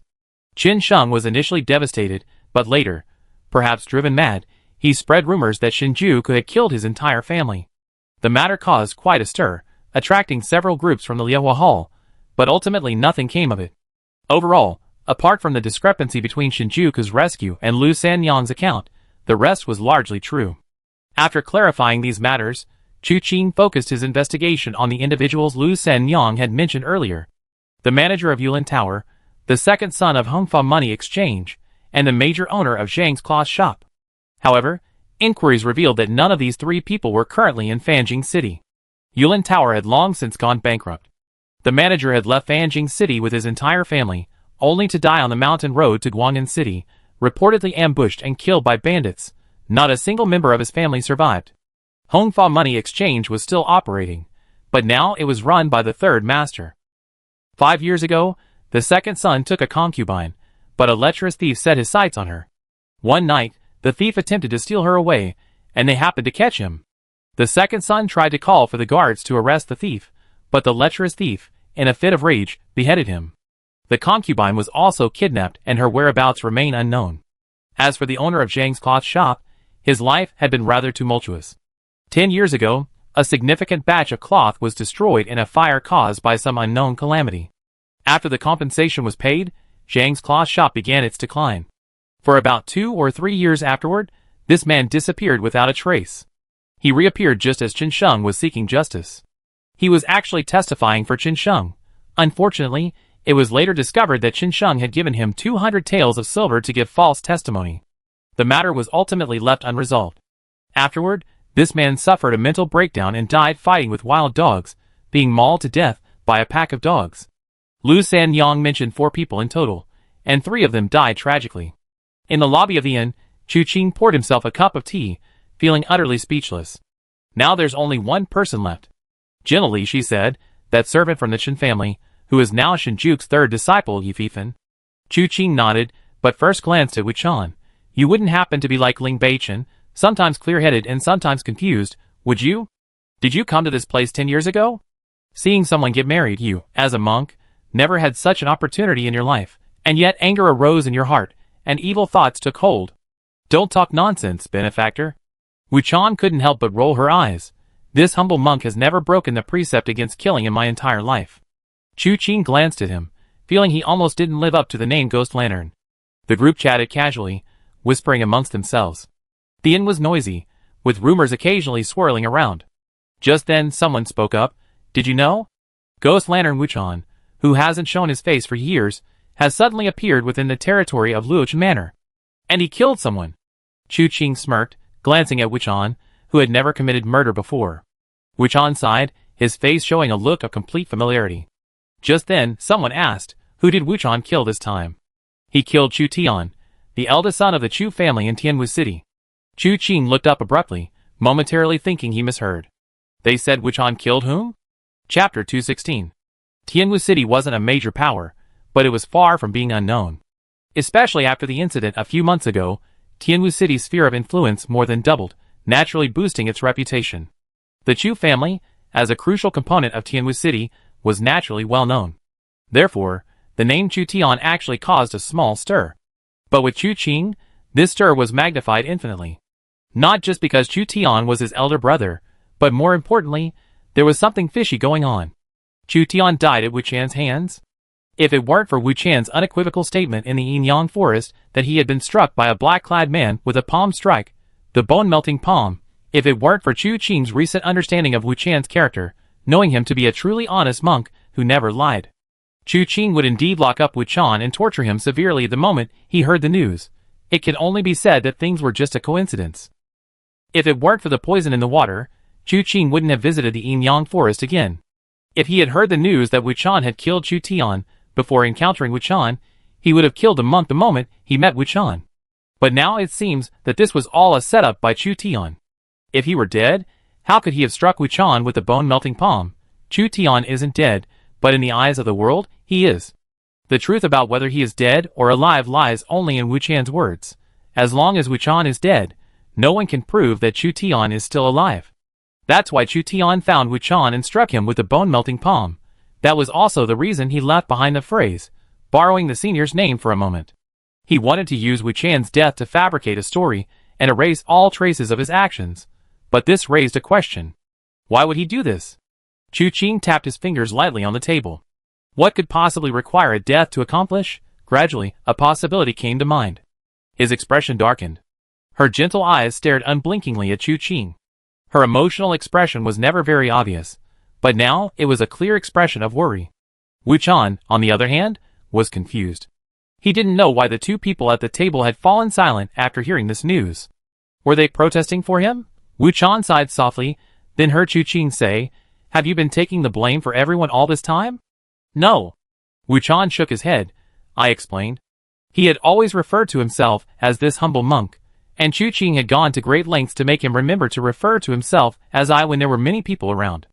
And then? They didn't believe me, and their shouts for battle only intensified. Wuchan sighed helplessly.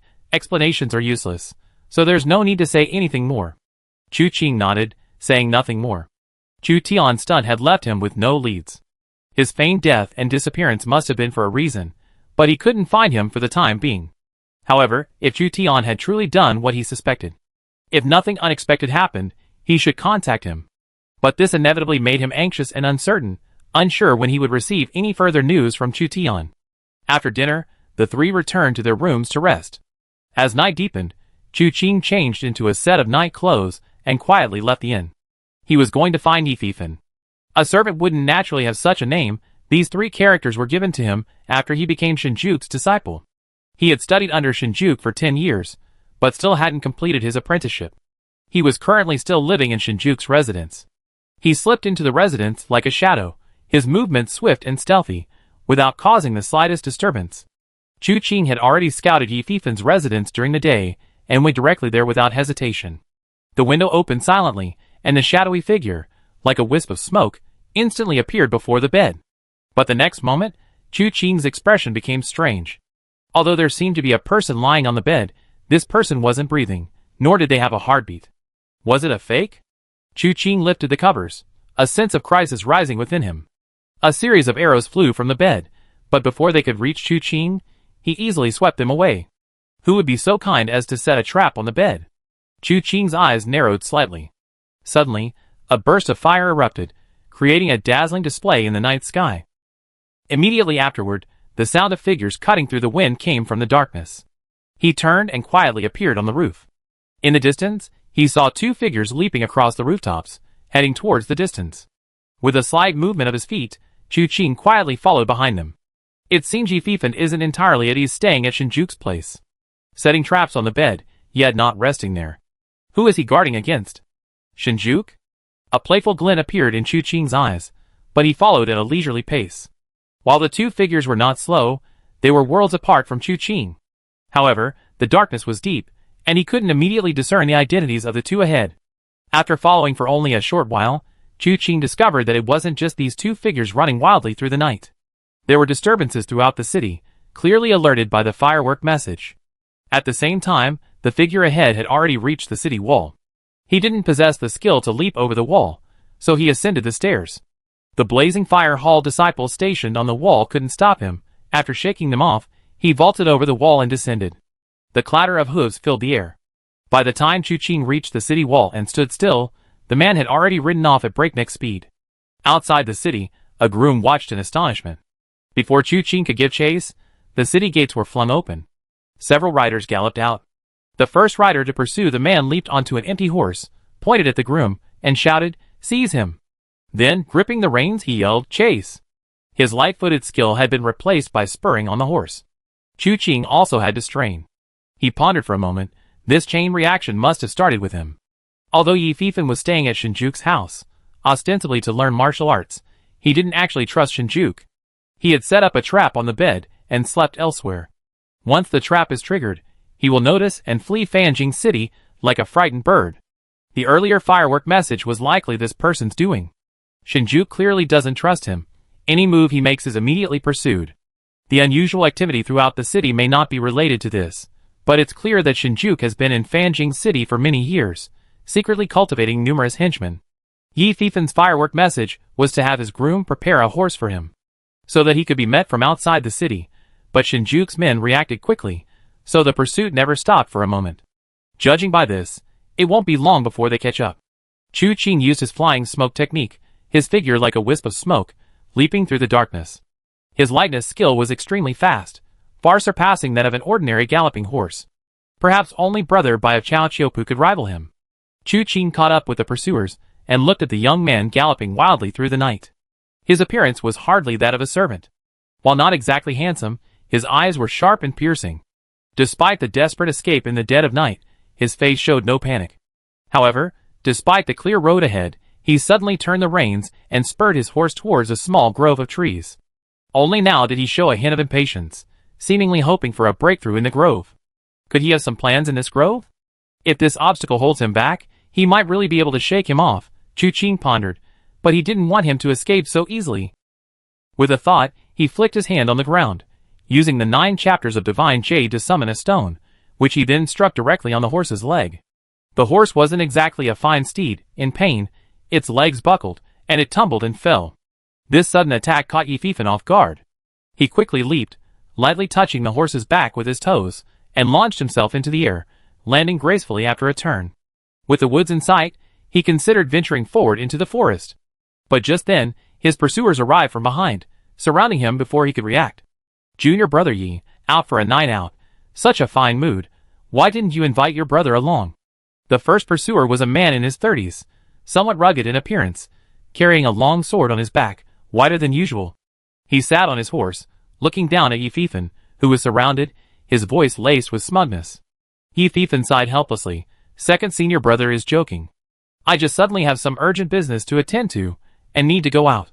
Why bother second senior brother with such a trivial matter?" "A trivial matter?" The second senior brother sneered. How could I recall that Master explicitly ordered that third junior brother, your martial arts skills are not yet proficient, and you are not allowed to leave the manor without Master's permission. Otherwise, if something unexpected happens, not only will your own life be in danger, but Master will also lose face. Are you taking Master's words as a joke? I wouldn't dare, but this matter is of utmost importance. I beg second senior brother to show mercy. Yi Fifan clasped his hands in a fist salute to the second senior brother. The second senior brother smiled. Junior brother Yi, don't say any more. Master's orders are hard to disobey.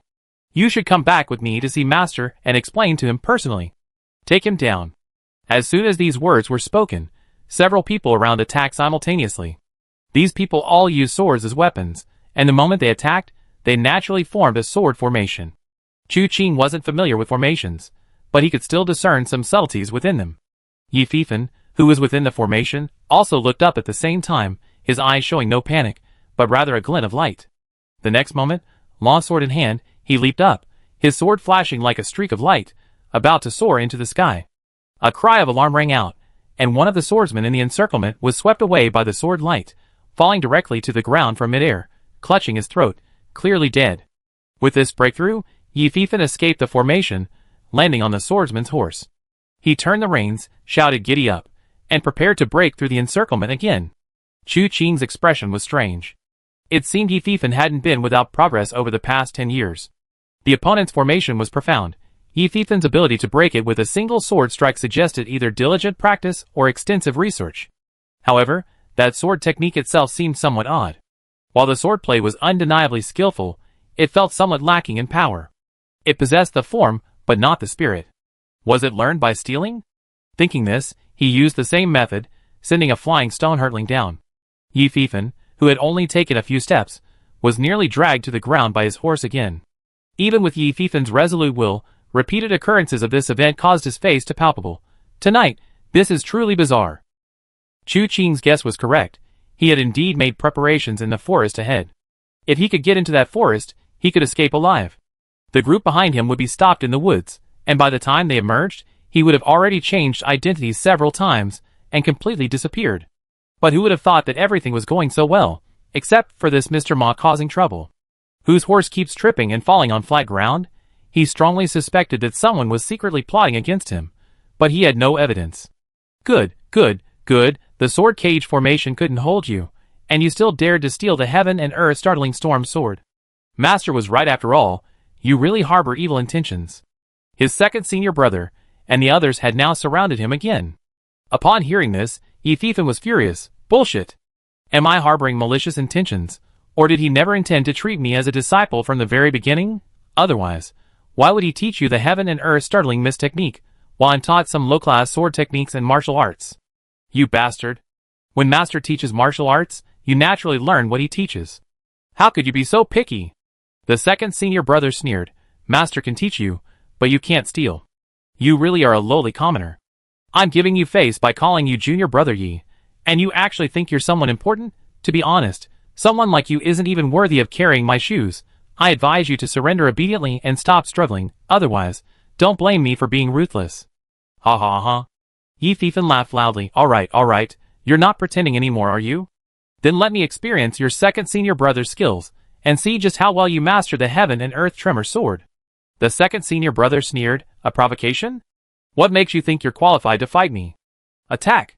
Life or death. As soon as the second senior brother finished speaking, several swordsmen around attacked again. However, this time there weren't enough of them to unleash the sword cage formation, so they each used their skills to attack Yi Fifan. Chu Qing, hidden in the shadows, stroked his chin, feeling that the time was right. Chapter 217. From tonight's events, it's clear that the relationship between Shinjuku and Yi Fifan is quite peculiar. To put it bluntly, if Shinjuku took Yi Fifan as his apprentice back then hoping Yi Fifan would give false testimony for him, then their relationship stemmed from a sordid foundation. It contained elements of trust, but also mutual distrust. Considering Yi Fifan's ability to stay at the Shin family for 10 years, the former might even be more significant than the latter. Or rather, Yi Fifan might possess something that could influence Shinjuku. Otherwise, he couldn't have enjoyed 10 years of peace. This complex situation is difficult to dismantle simply through Chu Qing's coercion and inducement. Once Yi Fifan learns that Chu Qing is here because of the Tang family's massacre 10 years ago, he will know that Chu Qing won't kill him easily, giving him leverage. Furthermore, once Chu Qing appears, given Yi Fifen's cunning, he could even guess that the person truly looking for him tonight isn't Shinjuku, but Chu Qing. Then his escape would seem utterly unnecessary. In a sense, he could go back to being Shinjuku's third disciple obediently.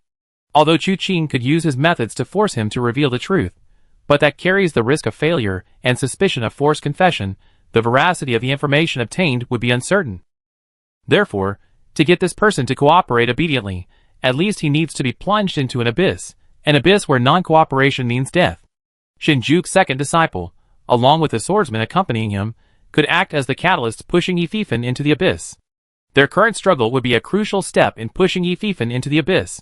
At this moment, the second senior brother sat high on his horse, looking down at the battle. Yi Fifen's swordsmanship was somewhat difficult to assess. It wasn't bad, but rather too ordinary. His true strength wasn't the stolen heaven and earth startling storm sword, but a patchwork of sword techniques. Most of these techniques could be learned from martial arts schools, such as 3-talent sword technique, autumn wind sword technique, and law sword manual. Among them, 3-talent sword technique and law sword manual were foundational techniques. The 3 talents are heaven, earth, and man.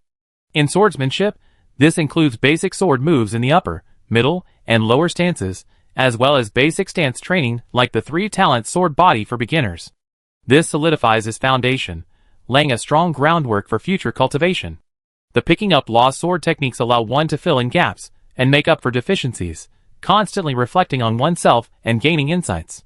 In general, these 2 sword techniques focus more on honing one's skills than on actual combat. The autumn wind sword techniques, however, are somewhat interesting. The sword sweeps like the autumn wind, exuding a chilling aura. But this sword technique is already commonplace. Yi Fifen followed Shinjuku for 10 years, learning only these sword techniques that can be learned from martial arts schools for a fee. No wonder he previously said he learned only low-grade, inferior sword techniques and martial arts. However, if that's all, it doesn't deserve Chu Qing's difficult to evaluate assessment. This person clearly has a deep understanding of these sword techniques. Although they seem disjointed, the connections between them inexplicably create a smooth and flowing effect. He incorporated the autumn wind sword technique into these 2 sword styles, striking in all directions with lightning speed. Even knowing the weaknesses of the autumn wind sword technique, his attacks were easily blocked by the 3-talent sword technique and remnant sword art. As a result, after a fierce battle, these people not only failed to capture Yi Fifen quickly, but also suffered 2 injuries from Yi Fifen's sword strikes. However, this situation was only temporary. Yi Fifen's internal strength was mediocre, and although his swordsmanship had its merits, he was no match for the sheer number of opponents. A moment of distraction, however slight, resulted in him being struck in the back. Yi Fifen winced in pain, but still retaliated with the autumn wind fall strike, a strike imbued with anger and killing intent. However, the person behind him anticipated his move and dodged in advance. Just as the sword was about to pass, the man suddenly groaned, as if his leg had cramped, and stopped abruptly just as he was completely free from the sword's edge. Whoosh! The blade sliced across his head and face, and with a scream, his face was nearly cleaved in 2. His body slumped to the ground, clutching his head and face in pain, rolling around on the floor. This sudden turn of events startled not only the attackers, but also Yi Fifen, who was among the crowd, who hadn't expected such a turn of events. And in that moment of hesitation, 2 more swords arrived simultaneously. These 2 swords came from the left and right, their blades unpredictable and extremely cunning. Yi Fifen raised his sword to block one of the swords, but the other left a bloody gash on his shoulder. As the sword swept past, Yi Fifen couldn't help but turn around, then with a quick step, he roared, unleashing the autumn wind sword technique. The autumn wind sweeps away fallen leaves move. The sword spun, tracing a perfect circle from its origin. Yi Fifen's intention in unleashing this attack was to force everyone around him back, allowing him to regroup. However, unexpectedly, after this strike, 3 figures clutched their throats and collapsed to the ground. Outrageous. The second senior brother, seeing that Yi Fifen, though injured himself, had already taken down 4 of his men, was enraged. He hadn't brought many men. Including himself, there were 8 in total. When Yi Fifen broke the formation with the heaven and earth startling storm sword, he killed one. Now, with 4 more down, only 3 of them, including himself, remained capable of fighting. Could he really allow this lowly individual to wipe out all his men, and then face him one-on-one? Losing so many men would be unacceptable to his master, and it would be incredibly humiliating. Therefore, The second senior brother leaped into the air. With a sharp hiss, the long sword flew out from behind him, and was caught in his hand. The sword tip turned, descending from above, heading straight for Yi Fifan. This was the heaven and earth startling mist sword. Unbreakable even when descending to the heavens or the earth, its power undiminished by the turbulent waves, this sword technique was exquisite. Combined with the heaven and earth startling mist technique, it was like clouds swirling in reverse, sunlight pouring down, and sword energy flowing continuously downwards, making it difficult to defend against. Yi Fifan's expression changed drastically. The heaven and earth startling mist sword he had learned was merely a sword technique. He had neither received the heaven and earth startling mist technique nor truly learned the energy cultivation method of the heaven and earth startling mist sword. Seeing his second senior brother's fierce attack, he held his long sword, momentarily at a loss as to how to defend against this ultimate skill. Just then, a voice suddenly rang out. Step to the left, sword pointing at the cloud gate, offense as defense. The voice came abruptly. Yi Fifan, who had been waiting for death with his eyes closed, instinctively stepped to the left upon hearing this, raising his sword and pointing it at his second senior brother. By the time he finished, it was too late for regrets. The heaven and earth startling storm sword technique didn't allow for much thought. Now, the sword's edge had barely risen when his second senior brother's sword energy arrived. Strangely, his position seemed to be precisely where the heaven and earth startling storm sword technique had a weakness, or rather, where his second senior brother's heaven and earth startling storm sword technique had a weakness. As a result, while the surrounding sword energy struck the ground, leaving sword marks everywhere, he remained unharmed. Then, a hissing sound was heard. The sword energy dissipated, revealing two figures standing there. One was Yi Fifan, the other was his second senior brother. However, the second senior brother's sword missed its mark. The powerful heaven and earth tremor sword hadn't even scratched Yi Fifan's skin.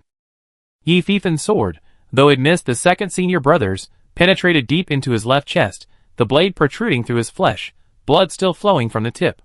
He was clearly not going to live. Second senior brother is dead. Yi Fifan killed second senior brother. Let's go, and report this to our master. The remaining two disciples of Shinjuku exchanged glances, then suddenly leaped onto their horses, and turned to leave. Yi Fifan snapped out of his daze, hurriedly pulling his sword from his second senior brother's body, and was about to chase after the two men.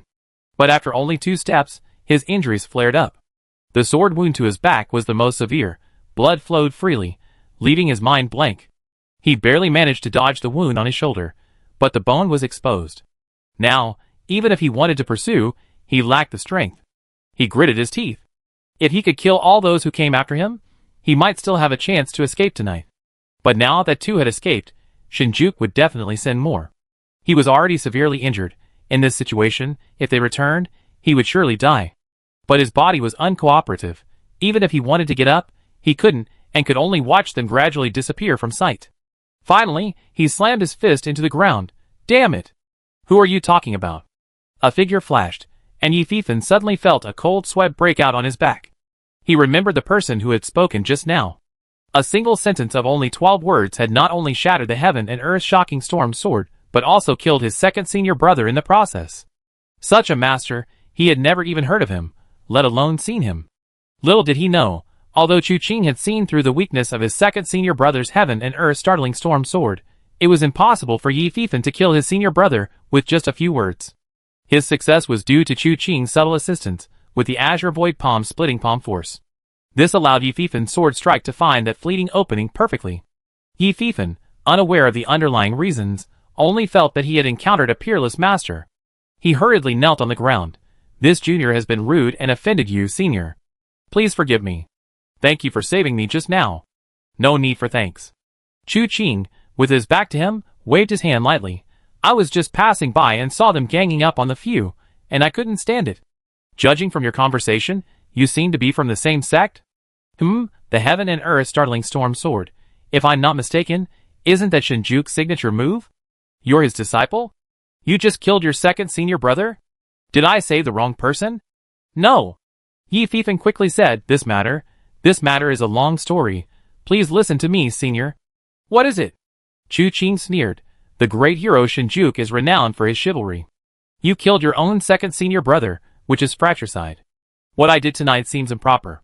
Let's go, I take you to Shinjuku, and we clear things up. No. Yi Fifan quickly said, Senior, you don't know, Although my master Shinjuku is known as the great hero Shinjuku, in reality, he's two-faced and definitely not a good person. Outrageous. Chu Qing was immediately enraged. With a flick of his sleeve, a surge of internal force set Yi Fifan flying. He acted with restraint, making Yi Fifan realize that Chu Qing's internal strength was unfathomable, capable of killing him with a mere flick of the wrist, yet he didn't truly strike with deadly force. After Yi Fifan rolled a few times on the ground, he scrambled to his feet and knelt towards Chu Qing, pleading, "Everything I said is true. Please forgive me, senior." Outrageous. You truly have no right to say such a thing. Chu Qing sneered. Your master taught you martial arts and swordsmanship, yet you secretly say your master is two-faced? Where did you get this idea? What wrong has he done? Why don't I know? If you knew, how could he maintain his title of Master Jinglan? Yi Fifan took a deep breath. He knew the situation tonight had reached a dead end. Shinjuku was simply no match for him. If he had focused solely on running, he might have had a chance to escape. But now he had killed someone, and it was his second senior brother no less. From both a moral and legal standpoint, Shinjuku had every reason to take his life personally. If this person made a move, he would be certain to die. And this passing senior had become his only hope for survival. He immediately blurted out, "Senior, you may not know, but 10 years ago, Shinjuku, in order to obtain Lu Sanyang, the new bride of the Chen family, slaughtered all 67 members of the Chen family, wiping out the entire clan." Bullshit! Bullshit! Chu Qing sneered repeatedly. Even a ghost wouldn't believe such nonsense. The chivalrous Jing Lan is unparalleled in righteousness. How could he kill for such a thing? Besides, do you think the people of the Liehua Hall are just sitting around doing nothing? Such a huge incident, and they didn't even investigate? Of course they investigated. Yi Fifan gritted his teeth and said, but Shinjuku bribed the witnesses to give false testimony. Although the Liehua Hall had some suspicions about Shinjuku, his reputation was too good, it was hard to believe he would commit such a heinous act. Plus the witness testimonies, in the end, they could only let it go. Oh! Chu Qing's tone changed slightly, making Yi Fifan feel that there was hope. Then Chu Qing asked again, but how do you know about this? Are you involved too? Yi Fifan suddenly burst into tears. Senior, you don't know, but I was a servant of the Chen family back then. Shinjuku threatened my life, forcing me to give false testimony for him. I didn't want to do this against my conscience, to become a traitor, but I'm powerless, and even if I wanted to tell the truth, no one would believe me. For the past 10 years, I've been his disciple, enduring humiliation and hardship, hoping that one day I could avenge my former master. Chapter 218. Although everything was exactly as Chu Qing had predicted, he still almost burst out laughing when he heard Yi Fifan's arrogant words. Yi Fifan was now treating him like a passing expert, unaware of the truth, and trying to fool him to save his life. But where in the world is there such a cheap deal? Chu Qing sneered. Oh! As you say, you're just a lowly servant of the Chen family, your words carry no weight. Shinjuku, the dignified Master Jinglan, why would he need a lowly servant like you to give false testimony? Do you think that's believable? Yi Fifan quickly replied, Senior, you don't know, this matter was quite a coincidence. I was found among the corpses by the people of the Liehua Hall. Shinjuku wasn't searching the Chen family with the Liehua Hall. Upon discovering I was still alive, they wanted to wait for me to wake up, so they could ask who the intruder was. Afterwards, the people from the Blazing Fire Hall went elsewhere to investigate. When I woke up, I happened to run into Shinjuku, who had returned. When I saw him, I wanted to report him, but Shinjuku threatened me, saying that if I dared to report him, he would kill me on the spot. Seeing my hesitation, he added, I'm just a lowly servant, my words carry little weight.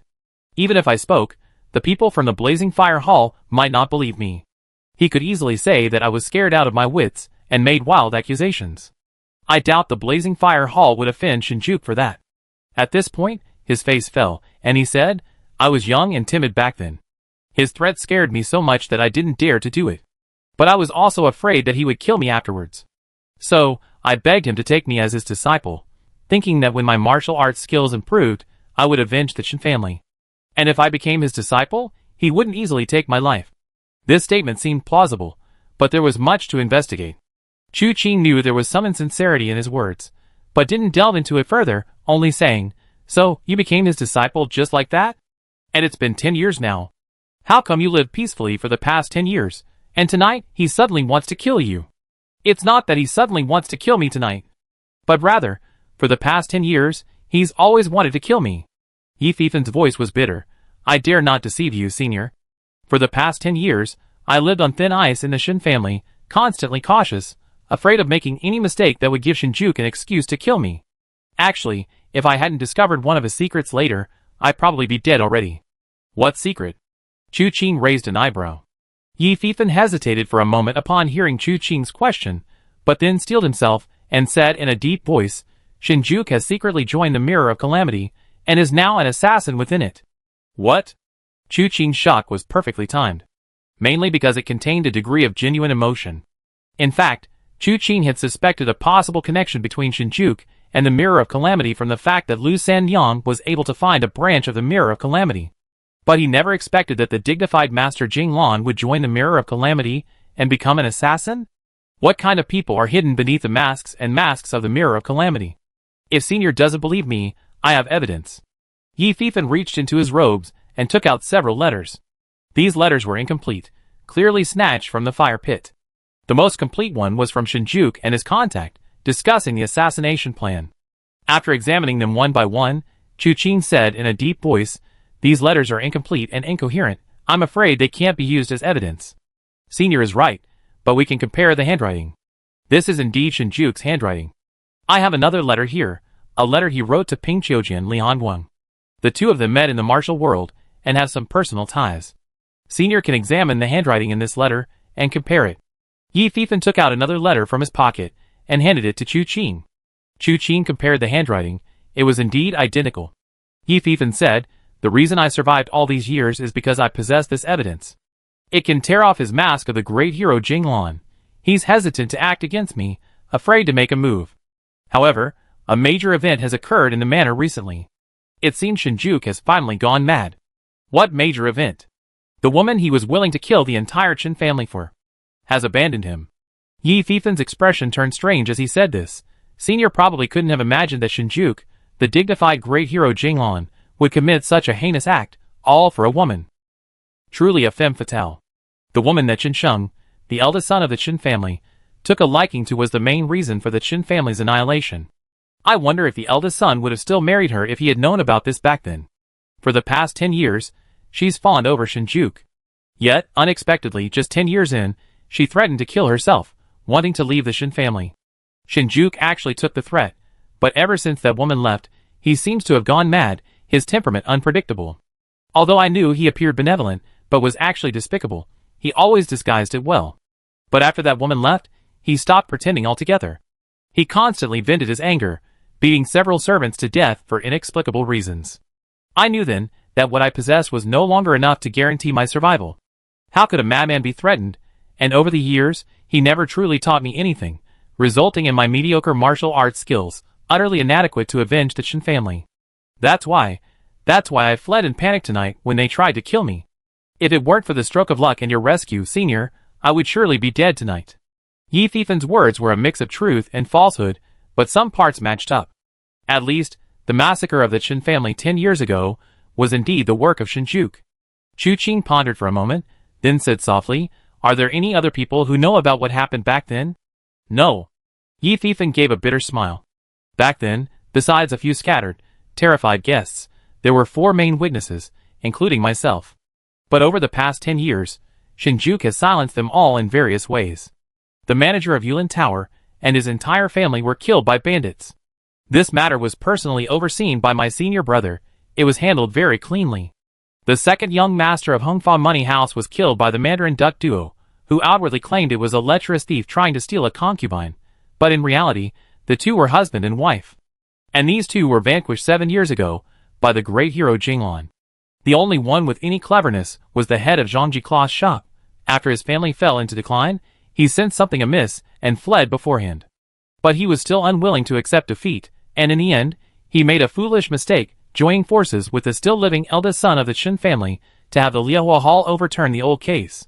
But unexpectedly, Shinjuku turned the tables on him. He was beaten in the head and thrown into a pack of wild dogs by my second senior brother, where he was torn to pieces. Good, what a great hero Jing Lan. Chu Qing's voice carried a hint of coldness. Such ruthless methods are truly unexpected. Young man, I give you a chance to avenge yourself. Are you willing? This junior is willing. Yi Fifan immediately nodded. If it can avenge my former master, I'm willing to do anything. Quite rare. He still manages to maintain his public image even at this crucial moment. Chu Qing's lips curled slightly, and he said in a deep voice, "In 2 days, it will be Shinjuku's 44th birthday. These past few days, many people have come to celebrate the birthday of the great hero Jinglan. The hall will surely be full of distinguished guests. I want you to infiltrate the hall on the day of the celebration, expose this man's many evil deeds, and proclaim them to the martial world." Shinjuku's reputation is widespread. The title of great hero Jinglan is deeply ingrained in people's minds. Killing him alone wouldn't be difficult, but killing him like this would be too lenient. He needs to pay the price for what he has done, and the truth needs to be revealed to the world. Only then can those who have suffered some solace. Otherwise, even in death, he would be remembered as the peerless, benevolent hero Jinglan, not as a butcher who slaughtered the entire Qin family for personal gain. Therefore, Chu Qing needed to ensure his death was both clear and thorough. Yi Fifen's expression changed drastically. "Senior, you are unaware that even if I were to re-enter the Qin family, or even step into Fanjing City again, I would undoubtedly die. You're sending me to my death. Since I dare to say this, I naturally have a way to save your life." Chu Qing snorted coldly. "You don't even dare to do this much, yet you claim to want to avenge your former master? This?" Yi Fifen hesitated for a long time before finally nodding. "All right, this junior is willing." "Ha ha ha, good, you're commendable." Chu Qing laughed. "Not forgetting your former master shows loyalty and righteousness. I've been wandering the martial world for quite some time, yet I possess martial arts skills, but have no successor. I don't think that Shinjuku has truly taught you any superior martial arts. Your loyalty and righteousness are admirable. After this matter is resolved, would you be willing to become my disciple?" Yi Fifen was taken aback, then overjoyed. This junior is willing. "Good, very good." Chu Qing nodded. "In that case, come with me to Fanjing City first. I arrange a hiding place for you." Yi Fifen immediately stood up. "This junior will lead your horse, senior." "There's no need." Chu Qing reached out, and Yi Fifen suddenly felt an irresistible force upon him, his body involuntarily falling into Chu Qing's palm. He was horrified. Although he had become Shinjuku's disciple, Shinjuku had never truly treated him as a student. So, with his limited experience and mediocre martial arts skills, how could he have ever witnessed such a method? The next moment, Chu Qing had already carried him and soared towards Fanjing City. The speed was so fast, like a fleeting shadow, the surrounding scenery rushing past, causing Yi Fifen to tremble uncontrollably. What kind of master was this? What kind of martial arts was this? He had endured 10 years of hardship under Shinjuku's command, not to avenge the Qin family. In the Qin family, he was nothing more than a servant, a lowly servant. Even when he was on the verge of freezing and starving to death, he was taken in by the Qin family and given a bite to eat. It wasn't worth risking his life for. His feigned compliance with Shinjuku wasn't just about securing a livelihood, it was about achieving someday success. Today, he finally encountered a true master. After Shinjuku's death, he could become his disciple, learn unparalleled martial arts, and rise to prominence. He could then roam the martial world freely. Overwhelmed with excitement, he forgot all the potential risks ahead. And all the problems he might have considered were completely ignored. With such immense benefits before him, who cared about anything else? In the blink of an eye, they arrived at Fanjing City. Chu Qing's leap over the city walls, with Yi Fifen left Yi Fifen in awe. However, Chu Qing's method of settling Yi Fifen was rather crude. He simply found an abandoned house, and threw him inside. He instructed him not to go out for the next few days, but to wait quietly inside. He would provide all his food and supplies. Yi Fifen then asked, "Isn't Senior going to stay with me?" Chu Qing shook his head. "I have some personal matters to attend to. You should wait here patiently. However, to avoid you getting bored, I teach you 3 sword techniques first." As he spoke, he pointed his fingers like a sword, and with a clang, Yi Fifen's sword was in his hand. Then, Chu Qing swiftly unleashed 3 sword moves. Although Yi Fifen's martial arts were mediocre, his foundation was solid. He only needed a glance to know that Chu Qing's sword techniques were many times more profound than his own. He quickly memorized the moves, intending to practice diligently during his free time so that his senior would recognize his talent later. Chu Qing demonstrated the 3 sword techniques, repeated them twice, and then returned the sword to Yi Fifen. "Memorize these 3 sword techniques well, stay here diligently, practice martial arts earnestly, and wait for the right opportunity." "Yes." Yi Fifen nodded repeatedly, watching Chu Qing leave before eagerly trying out his sword. He did indeed possess some talent, and quickly mastered the technique, though he couldn't understand why the swordsmanship, seemingly incredibly profound in Chu Qing's hands, felt inexplicably ordinary in his own.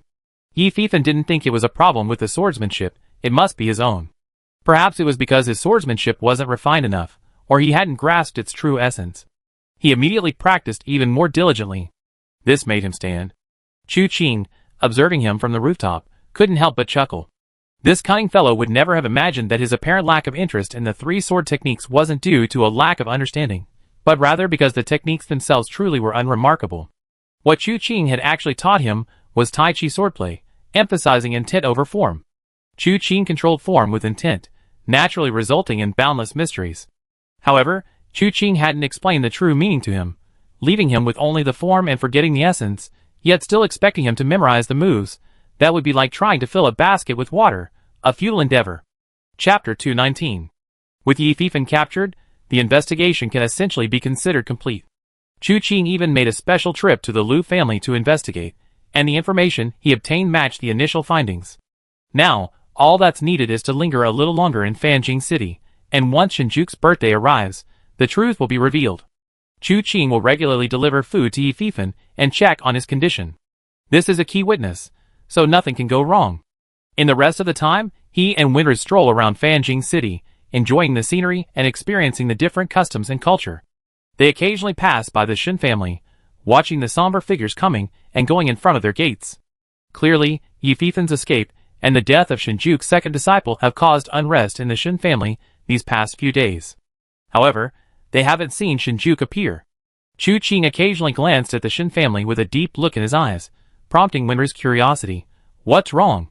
Chu Qing shook his head. I feel like something's not right. The problem wasn't that there was anything wrong with the whole affair. 10 years ago, it was undoubtedly Shinjuku who slaughtered the entire Shin family. He felt something was amiss, but he couldn't quite place it.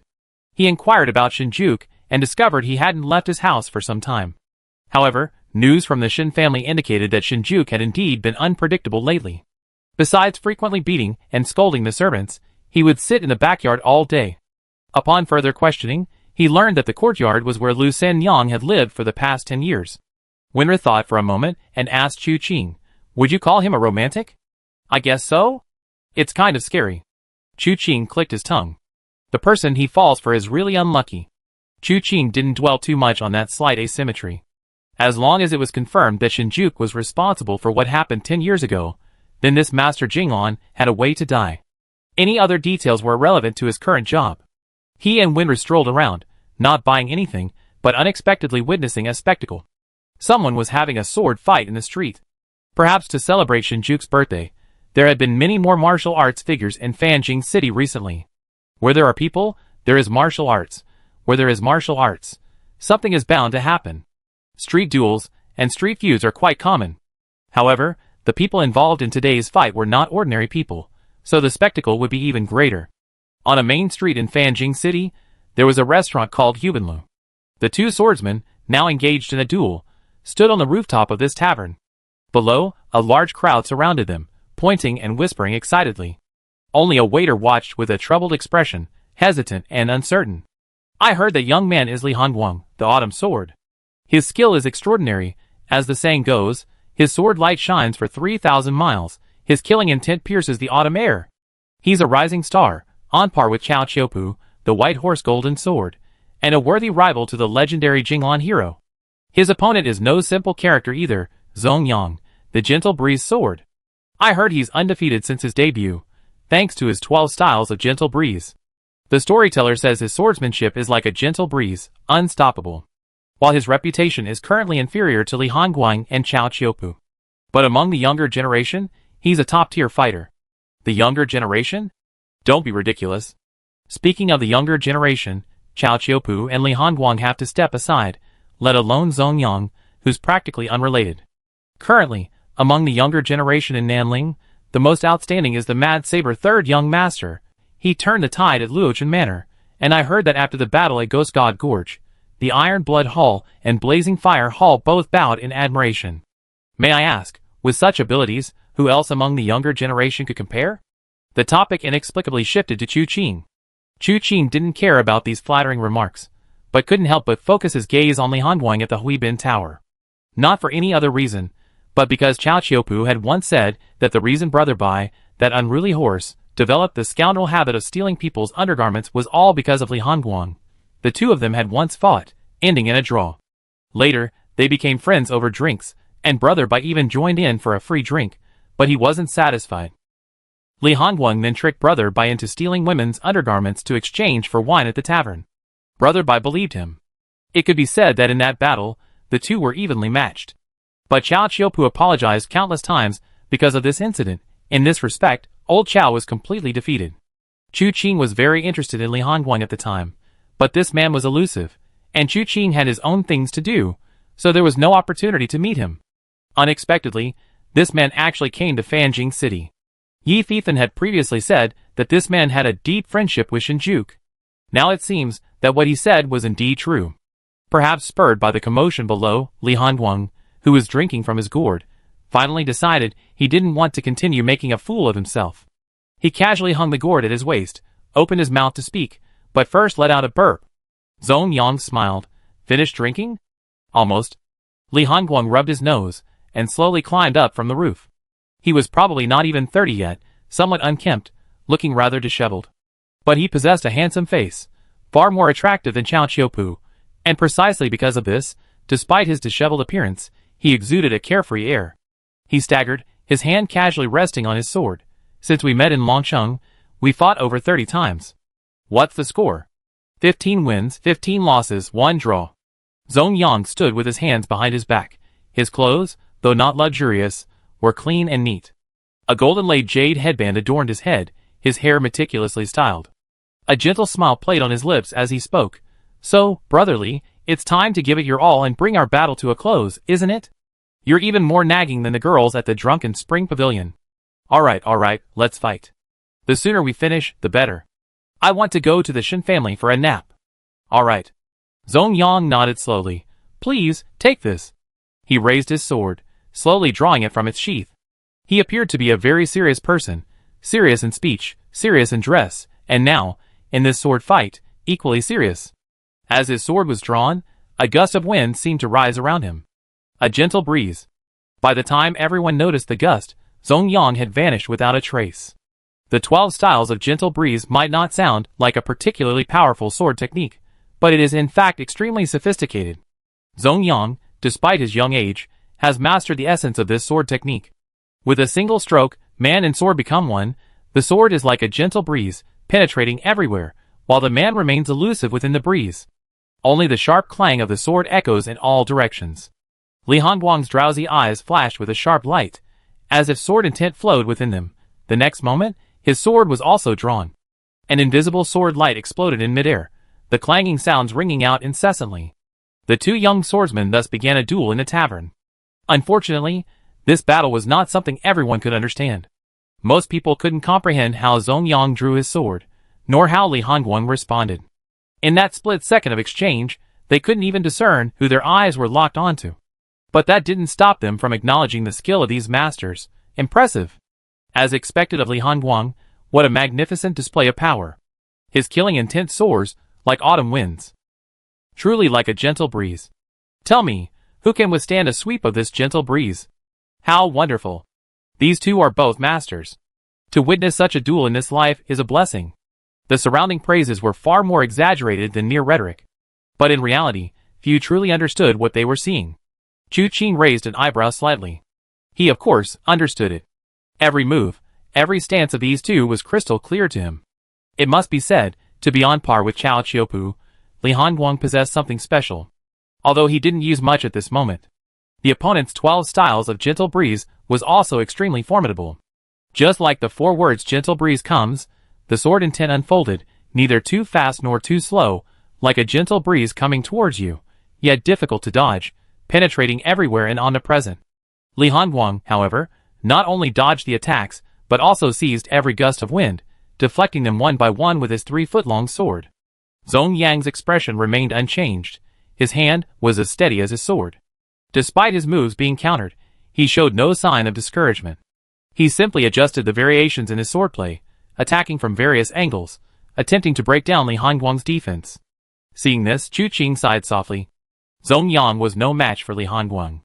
He didn't know how the previous 15 wins, 15 losses, and 1 draw had been achieved. But judging from the current situation, the 12 forms of Qi Feng had been used repeatedly, yet Li Hongguang's swordsmanship remained confined to basic moves like blocking, pointing, flicking, lifting, slanting, and thrusting. At this point, the fight between the two was essentially over. But then, Zhong Yang suddenly leaped into the air, his longsword held horizontally, the wind gathering around him. Whoosh, clatter. The surrounding tiles rustled and sputtered, drawn by his swordplay. Everyone present sensed a sharp edge within the gust of wind. They didn't know what sword energy or sword intent was. But that didn't stop them from recognizing the power of this move. Zhong Yang is about to unleash his ultimate move. It's that move, Gentle Breeze and Flying Snow. The build-up was brief. Li Hongguang slightly bent his body, his long sword turning to gather momentum. Suddenly, the sword rose, its light stretching for miles. The incomparably sharp sword intent shot out in an instant, and at the same time, Gentle Breeze and Flying Snow had already struck. A clang rang out. The two long swords clashed in midair, tip to tip, crack, crack, crack. Forced by the two sword energies, a large section of the roof tiles of the human building shattered. The waiter's heart, which had been hanging in suspense, finally died. He had been entrusted with an important task by the manager, to come out and stop them, or to ask the two heroes to fight elsewhere, so as not to damage people's property here. But how could the waiter dare? He stood there, hesitant to speak, remaining motionless for a long time. He had pinned his hopes on the two fighting, but at least not damaging anything. Now, his heart was ashen. He knew he couldn't fulfill the manager's task. Two arcs of sword energy shot out from the two swords, locked in a stalemate for only a moment before Zhong Yang couldn't withstand the onslaught, and was sent flying. His figure fell from midair, his long sword sweeping out a whoosh, a sword energy flying out and severing a stone pillar on a bridge not far away. He landed on the roof, watching Li Hongguang slowly sheath his sword. Zhong Yang let out a soft breath. Still can't break your move. The sword's momentum was magnificent. If it weren't for the contrast of a Gentle Breeze and Flying Snow, the sword energy would seem to pierce the heavens. Li Hongguang took out his wine gourd and took a sip. 16 wins are in my hands. If you want to fight me again, remember to bring some good wine. I suspect you're just trying to trick me into drinking wine. The willing take the bait. Li Hongguang smiled. All right, today's business is finished. I'm going to find a place to sleep. With that, he leaped into the air and disappeared in a few bounds. Zhong Yang looked at the long sword in his hand, pondered for a moment, then landed, took out a money pouch from his waist, and handed some silver to the waiter, replacing the damaged item with the original price. By the way, do you have any good wine? Preferably more than 10 years. Chu Qing almost laughed upon hearing this. Clearly, this wasn't their last battle. Li Hongguang's martial arts were superior to Zhong Yang's. In reality, Zhong Yang had suffered repeated defeats. His current record of 16 losses, 15 wins, and 1 draw was obviously inflated. But clearly, Li Hongguang was a good whetstone. Zhong Yang had no intention of giving up so easily. Quite interesting. After uttering these 4 words, Chu Qing led Wenru away, treating it as simply watching a spectacle. The following day was peaceful. The next day was the 44th birthday of the great hero Shinjuku. Early in the morning, the Shin family was bustling with activity. People came in an endless stream to offer their birthday wishes. The entire area in front of the Shin family's gate was packed, and the courtyard was also crowded. Chu Qing didn't hide his identity, openly and honestly bringing Wenru, Wuchan, and Yi Fifan to the house. The excuse given to Yi Fifan was that they were looking for someone to take him into the Shin family. Although Yi Fifan was somewhat suspicious, he didn't ask further, only feeling uneasy, afraid of being discovered. Upon arriving at the Shin family's gate, Chu Qing announced his identity, attracting frequent glances from those around him. The gatekeeper couldn't help but excitedly shout, "Mad Blade! The third young master has come to offer birthday greetings." Only then did Yi Fifan realize that the person the senior had found to take him into the Shin family was actually this increasingly renowned expert. The third young master, arguably the #1 young master of the Southern Ridge, Chu Qing's reputation was growing increasingly prominent, especially after the battle at Ghost God Gorge. Everyone knew that the Blazing Fire Hall had already joined the third young master's ranks. Now, even the entire Fanjing city, strictly speaking, belonged to this third young master. His status was truly unparalleled. Chapter 220. Thinking of the aura surrounding Chu Qing, Yi Fifan felt his breath quicken. He didn't know who the senior who had taught him 3 moves that night was. But since the third young master had brought him into the Shin family, his identity must be extraordinary. Both the third young master and that senior were unattainable figures to him. If he did what the senior instructed, he could become the senior's disciple, and perhaps even become another third young master in the future. Just as he was feeling elated, he heard a familiar voice.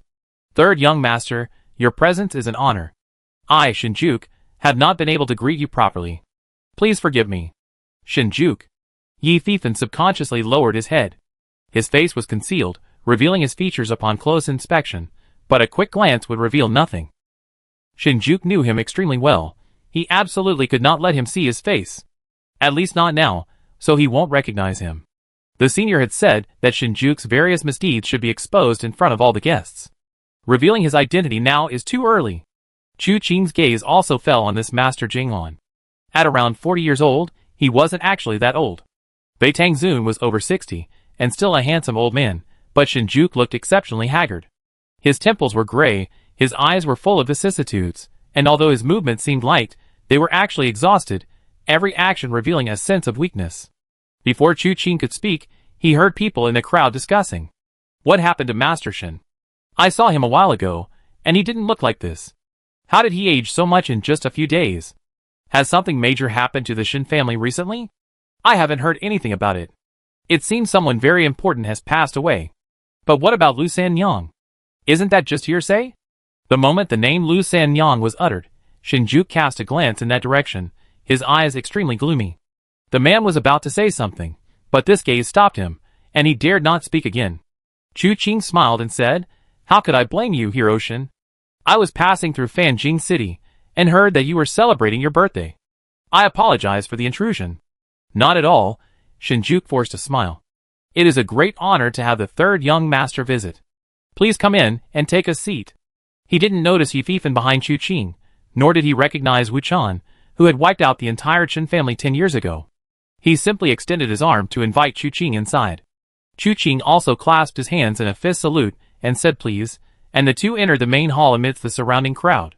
The hall was sparsely populated, not too crowded. Shinjuku led Chu Qing to the main table, which was still somewhat empty. The only person seated was Li Hongguang, whom he had met briefly the day before. This man was idly pouring himself wine, his eyes darting around as he drank. Judging by his appearance, he seemed to be quite drunk again. This was a drunkard. Let me introduce you, third young master, Shinjuku said, seeing Chu Qing looking at Li Hongguang. This is a close friend of mine, Li Hongguang. Known in the martial arts world as Ping Qiu Jian, meaning autumn sword. Hearing Shinjuku mention him, Li Hongguang glanced up at Chu Qing, finding him unfamiliar.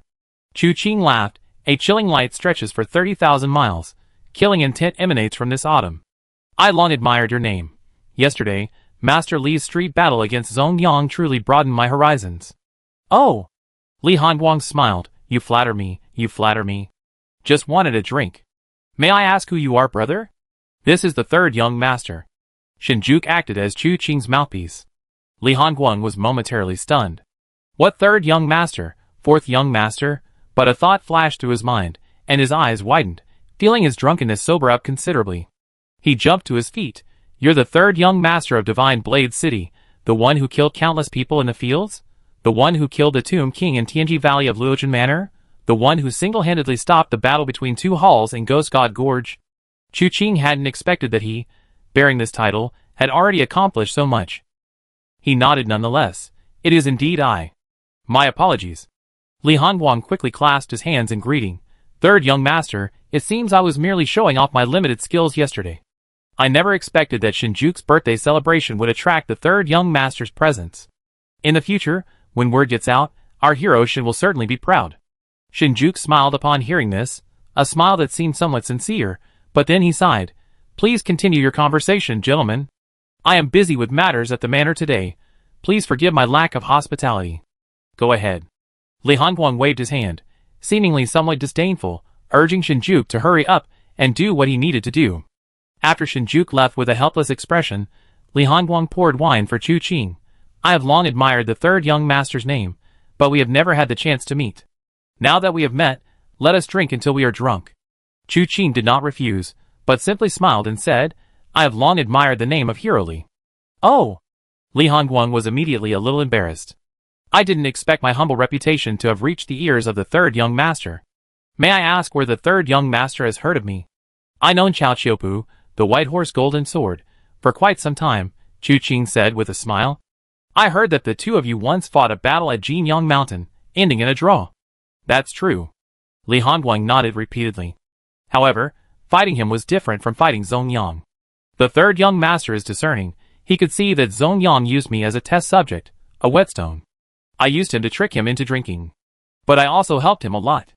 But Chao Chiopu's 7-character Heavenly Sound sword technique is extraordinary. His early life was quite difficult, and his foundation is incredibly solid. His self-created 5 elements returning to origin technique is truly unique and has great potential. I fought him with my 9 styles Autumn Light sword, giving it my all, yet I nearly lost to his 100 sounds returning. That 100 sounds returning was truly a masterpiece of profound silence, resonating through 100 peaks, truly magnificent. After that battle, I kept replaying it in my mind, always feeling that Chao Chiopu had held back a bit, otherwise, the outcome would have been very different. He spoke with a sigh, seemingly still savoring the battle. Chu Qing was somewhat surprised. He had known Chao Chiopu for a considerable time, but his understanding of his 7-tone Heavenly Sound sword technique wasn't very deep. He first saw him use it in Qingxi village. At that time, he had shown mercy to the little blacksmith, trying to bring him back to his senses. The most direct demonstration of his martial arts prowess after that was the battle at 7 Plum Manor, where he fought against young Master Mei. He didn't use many moves, and certainly not the 100 sounds returning technique. Now it seems old Chao wasn't lacking in martial arts, but rather that he had no opportunity to demonstrate his skills when he was with me. Next time we meet, I can certainly learn a thing or two from him. Chu Qing smiled and poured Li Hongguang another cup of wine. However, what impressed me most about Brother Li wasn't the battle Chao Chiopu described. Does Brother Li still remember Brother Bai? Chao the hero's horse? Li Hongguang nodded repeatedly. Of course I remember. That horse was quite interesting. Chao the hero was upright and taciturn, but that horse was incredibly agile. Chu Qing said leisurely. I first met Chao Chiopu because this horse stole a disciple's undergarment and was being chased by the disciples of the Misty Rain Pavilion, almost becoming horse meat dumplings. Ah? Li Hongguang was taken aback, then burst into laughter. That wretched horse actually believed it. Completely believed it, and enjoyed it immensely. Chu Qing sighed softly. Judging from Brother Li's reaction, this matter was indeed your doing. I thought Chao Chiopu was trying to shirk responsibility, but I didn't expect. Li Hongguang quickly said, it was just drunken nonsense. I never thought Brother Bai would have such a good memory. Your nonsense has made Chao Chiopu run his legs off apologizing. Chu Qing couldn't help but laugh as he said this. I advise you to stay away from the Iron Blood Hall in the future. Be careful, or when Master Chao sees you, he might give you another 100 sounds echo move. Li Hongguang subconsciously shrank his nose, but was also a little curious. Chao Chiopu and the Iron Blood Hall. How are they connected? Chu Qing didn't hide anything and gave a general account of the matter. After hearing this, Li Hongguang frowned and couldn't help but snort. Such a thing.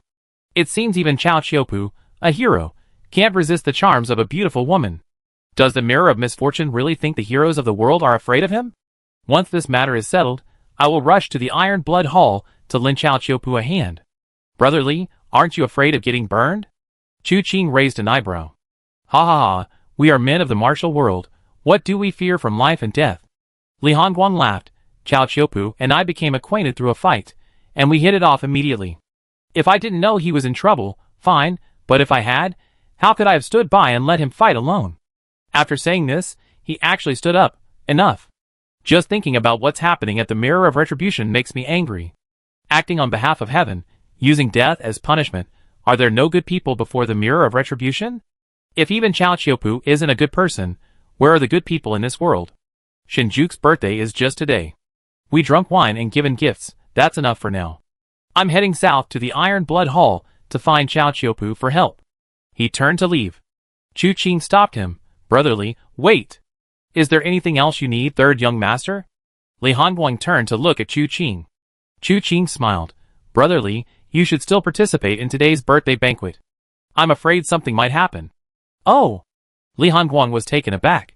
Could it be that someone wants to use this opportunity to cause trouble? Shinjuku has been gone for several years, and hasn't been active in the martial world much. How could someone possibly target him? Brother Li, please be patient. You find out soon enough. Chu Qing said calmly. Upon hearing this, Li Hongguang indeed stopped moving. He wanted to see who dared to misbehave at Shinjuku's birthday celebration. Afterwards, he pulled Chu Qing aside and began chatting about all sorts of things. However, this man was a martial arts fanatic. He couldn't stop talking about martial arts, casually asking Chu Qing for pointers. Chu Qing's martial arts skills were increasingly advanced, theoretically far surpassing Li Hongguang's. But as the saying goes, every coin has two sides. Li Hongguang specialized in swordsmanship and had unique insights into sword techniques. Some of his points were quite insightful for Chu Qing, but he didn't discuss swordsmanship with Li Hongguang. Instead, he talked about fist and palm techniques. However, martial arts ultimately lead to the same goal, and Li Hongguang also gained something from this. The two chatted more and more animatedly, and during this time, more people arrived at their seats. Strangely, none of these people sat down. They all stood to the side, as if they weren't there to eat at the feast, but to serve others. Chu Qing glanced up occasionally, and was taken aback when he realized that these people weren't Shin family servants. A rather dignified-looking man clasped his hands, and said, "Qi Zhenhai of the Flaming Hall's Fanjing branch greets young master." Chu Qing recognized him, and, after a moment's thought, realized he'd seen him at the Flaming Hall's Ghost God Gorge stronghold. "It's you returned?" "Yes." Qi Zhenhai quickly nodded. "I didn't expect young master to be in Fanjing City. I haven't been able to pay my respects. Please forgive me." "It's all right." Chu Qing waved his hand. "I didn't want to disturb you anyway. Since you're all here for the feast, let's not stand on ceremony. Please take your seats." "Yes." Qi Zhenhai nodded hastily, extremely respectful to Chu Qing. He couldn't help but be respectful. The others hadn't witnessed Chu Qing's abilities. The Ghost God Gorge's ability to single-handedly stop a war between two halls sounded impressive, but they didn't know the details. But Qi Zhenhai knew. He had once, in front of so many people, slain a pawn discarded by the chess king. It was as easy as slicing through melons and vegetables. His martial arts were so high that just thinking about it filled one with despair. And what power did the old Taoist Qingwan of the Tianyi sect unleash with that sword strike? Yet this man before him, gripping his sword, punched him repeatedly in the eye socket, leaving the old Taoist Qingwan with black eyes. Faced with such a figure, even if Beitang Zun had already led the Blazing Fire Hall to surrender, how could he dare to disobey in the slightest? As soon as Qi Zhenhai sat down, those standing around him also took their seats. Chu Qing then realized that Qi Zhenhai was a leader of the Blazing Fire Hall, in charge of the overall situation in Fanjing City. That meant he was essentially the city lord of Fanjing City. This man, whose status was so high in Fanjing City, stood obediently to the side, who dared to sit down first. Just now, Chu Qing and Li Hongguang had been chatting animatedly, so Qi Zhenhai dared not sit down, and the others could only wait obediently as well. Only now did everyone finally sit down, but they dared not even sit properly. These were usually prominent figures in Fanjing City, but now they didn't dare to breathe loudly. They were afraid of offending the young man who had been laughing and joking with Li Hongguang just moments before. Fortunately, by this time, all the guests had arrived. Shinjuku rose to give a speech, raised his wine cup, thanked all his friends for attending his birthday celebration, and after saying these and other such things, announced the start of the banquet. But at this moment, Chu Qing suddenly smiled and said, "Hiroshin, please wait. Before the banquet begins, I have someone I would like to introduce to you, Hiroshin." Li Hongguang was taken aback. He knew from Chu Qing's earlier words that someone was coming to cause trouble today. But now it seemed that the one coming to cause trouble was none other than Chu Qing himself. Shinjuku was also surprised. "May I ask who the third young master would like to introduce me to?" "Me." Yi Fifan, who had been standing behind Chu Qing for a while, suddenly stepped forward. Yi Fifan. Chapter 221. Standing behind Chu Qing, Yi Fifan, who had been waiting for a long time, finally had his chance to shine. The moment he introduced himself, he felt a long-lost, even unprecedented, sense of triumph. Shinjuku, who had been smiling, suddenly turned grim. The crowd exchanged bewildered glances. The name Yi Fifan was unfamiliar. Some knew he was Shinjuku's disciple, but most were confused. Who is Yi Fifan? Master Shin doesn't look too good. Why is the third young master introducing this young man to Master Shin at this time? Questions arose one after another. Li Hongguang stared at Yi Fifan for a while, then suddenly asked Chu Qing, "Isn't he Shinjuku's disciple? If he's a disciple, why would Chu Qing need to introduce him?" And at that moment, the grimness on Shinjuku's face vanished. He smiled and said, "Thank you for your trouble, third young master. My third disciple suddenly betrayed the sect last night. even killing several fellow disciples, including his second senior brother. Third young master, you have brought this traitor here. I am deeply grateful. From now on, whatever third young master commands, I will obey without question. These words carried an implication, but Chu Qing pretended not to notice, gently waving his hand. Hiroshin, no need to rush. Why no need to rush? A young man behind Shinjuku stepped forward, angrily saying, this treacherous villain who betrayed the sect, does third young master intend to protect him? Yi Fifan die. With a clang, his long sword was drawn, and in a flash, the sword was already thrust at Yi Fifan. Insolence! Without Chu Qing needing to intervene, Qi Zhenhai roared, shifting his stance to block the sword strike. Amidst a flurry of palm shadows, the young man's sword was somehow deflected, followed by a palm strike, faintly radiating heat, reaching his chest. 9 blazing palms. This martial art was the unique skill of the Blazing Fire Hall, but it wasn't just for the hall master. Those who had rendered great service within the hall could also learn a few moves. Although Qi Zhenhai's skill in this technique wasn't as high as Bai Tanlia's, this palm strike was still far beyond what a disciple of Shinjuku could withstand. It sent him flying backward, his face flushed red, and he spat out a mouthful of blood. What is your status before the third young master, daring to be so presumptuous? Qi Zhenhai roared, but ultimately held back, not killing Shinjuku's disciple in front of him. The young man clutched his chest, pulled open his robe, and saw a fiery red palm print imprinted there, radiating intense heat and causing him excruciating pain. He couldn't help but look at Shinjuku. However, Shinjuku didn't even glance at him, instead quietly looking at Chu Qing. Third young master, what exactly do you intend to do? Could it be that you intend to protect this rebellious disciple? Chu Qing smiled. Don't rush to conclusions about that, Hiroshin. I heard an interesting story while I was in Fanjing City. 10 years ago, there was a Qin family in Fanjing City, a merchant family. A son of the Qin family named Qin Sheng fell in love with a girl surnamed Lu, but unexpectedly, on their wedding night, the entire Qin family was wiped out. I heard that the person who killed the entire Qin family was none other than Ghost Lantern Wuchan. And that night, Master Shen not only saved the young lady surnamed Lu, but also later rescued Qin Sheng, who had been captured. He spoke concisely, ensuring everyone present understood the whole story. Qi Zhenhai couldn't help but glance at Chu Qing. Young master, we know about this matter. The Qin family's business is considerable. The Blazing Fire Hall wouldn't ignore it. Shinjuku's eyes were inscrutable. He simply stared coldly at Chu Qing without uttering a word. Chu Qing said calmly, this matter seems to have nothing to say. The Blazing Fire Hall investigated extensively back then, and it seems there were no problems. But coincidentally, not long ago, I happened to see this Ghost Lantern Wuchan. What? Upon hearing this, everyone present couldn't help but look at Chu Qing. Chu Qing remained composed. Rest assured, everyone, there is no longer a ghost lantern in the world. A collective gasp filled the hall. What did this mean? The third young master had seen Hozuki Gasho and killed him. If anyone else had said this, they might not have believed it, but since it was the third young master, it seemed perfectly reasonable. Chu Qing glanced at the crowd, knowing they believed him. In this way, news of Hozuki Gasho's death would gradually spread throughout the martial world. Chu Tian could rest assured for now, and as for the news that he had killed Gasho, Chu Tian would understand that he knew what Gasho had done. He could only hope that Gasho's next steps would go more smoothly. Of course, this was assuming Chu Qing couldn't find him, otherwise, Chu Qing would definitely capture him and interrogate him thoroughly. If he truly did what Chu Qing suspected, then Chu Qing would definitely pack him up and send him back to Tianwu City, preventing him from taking any risks.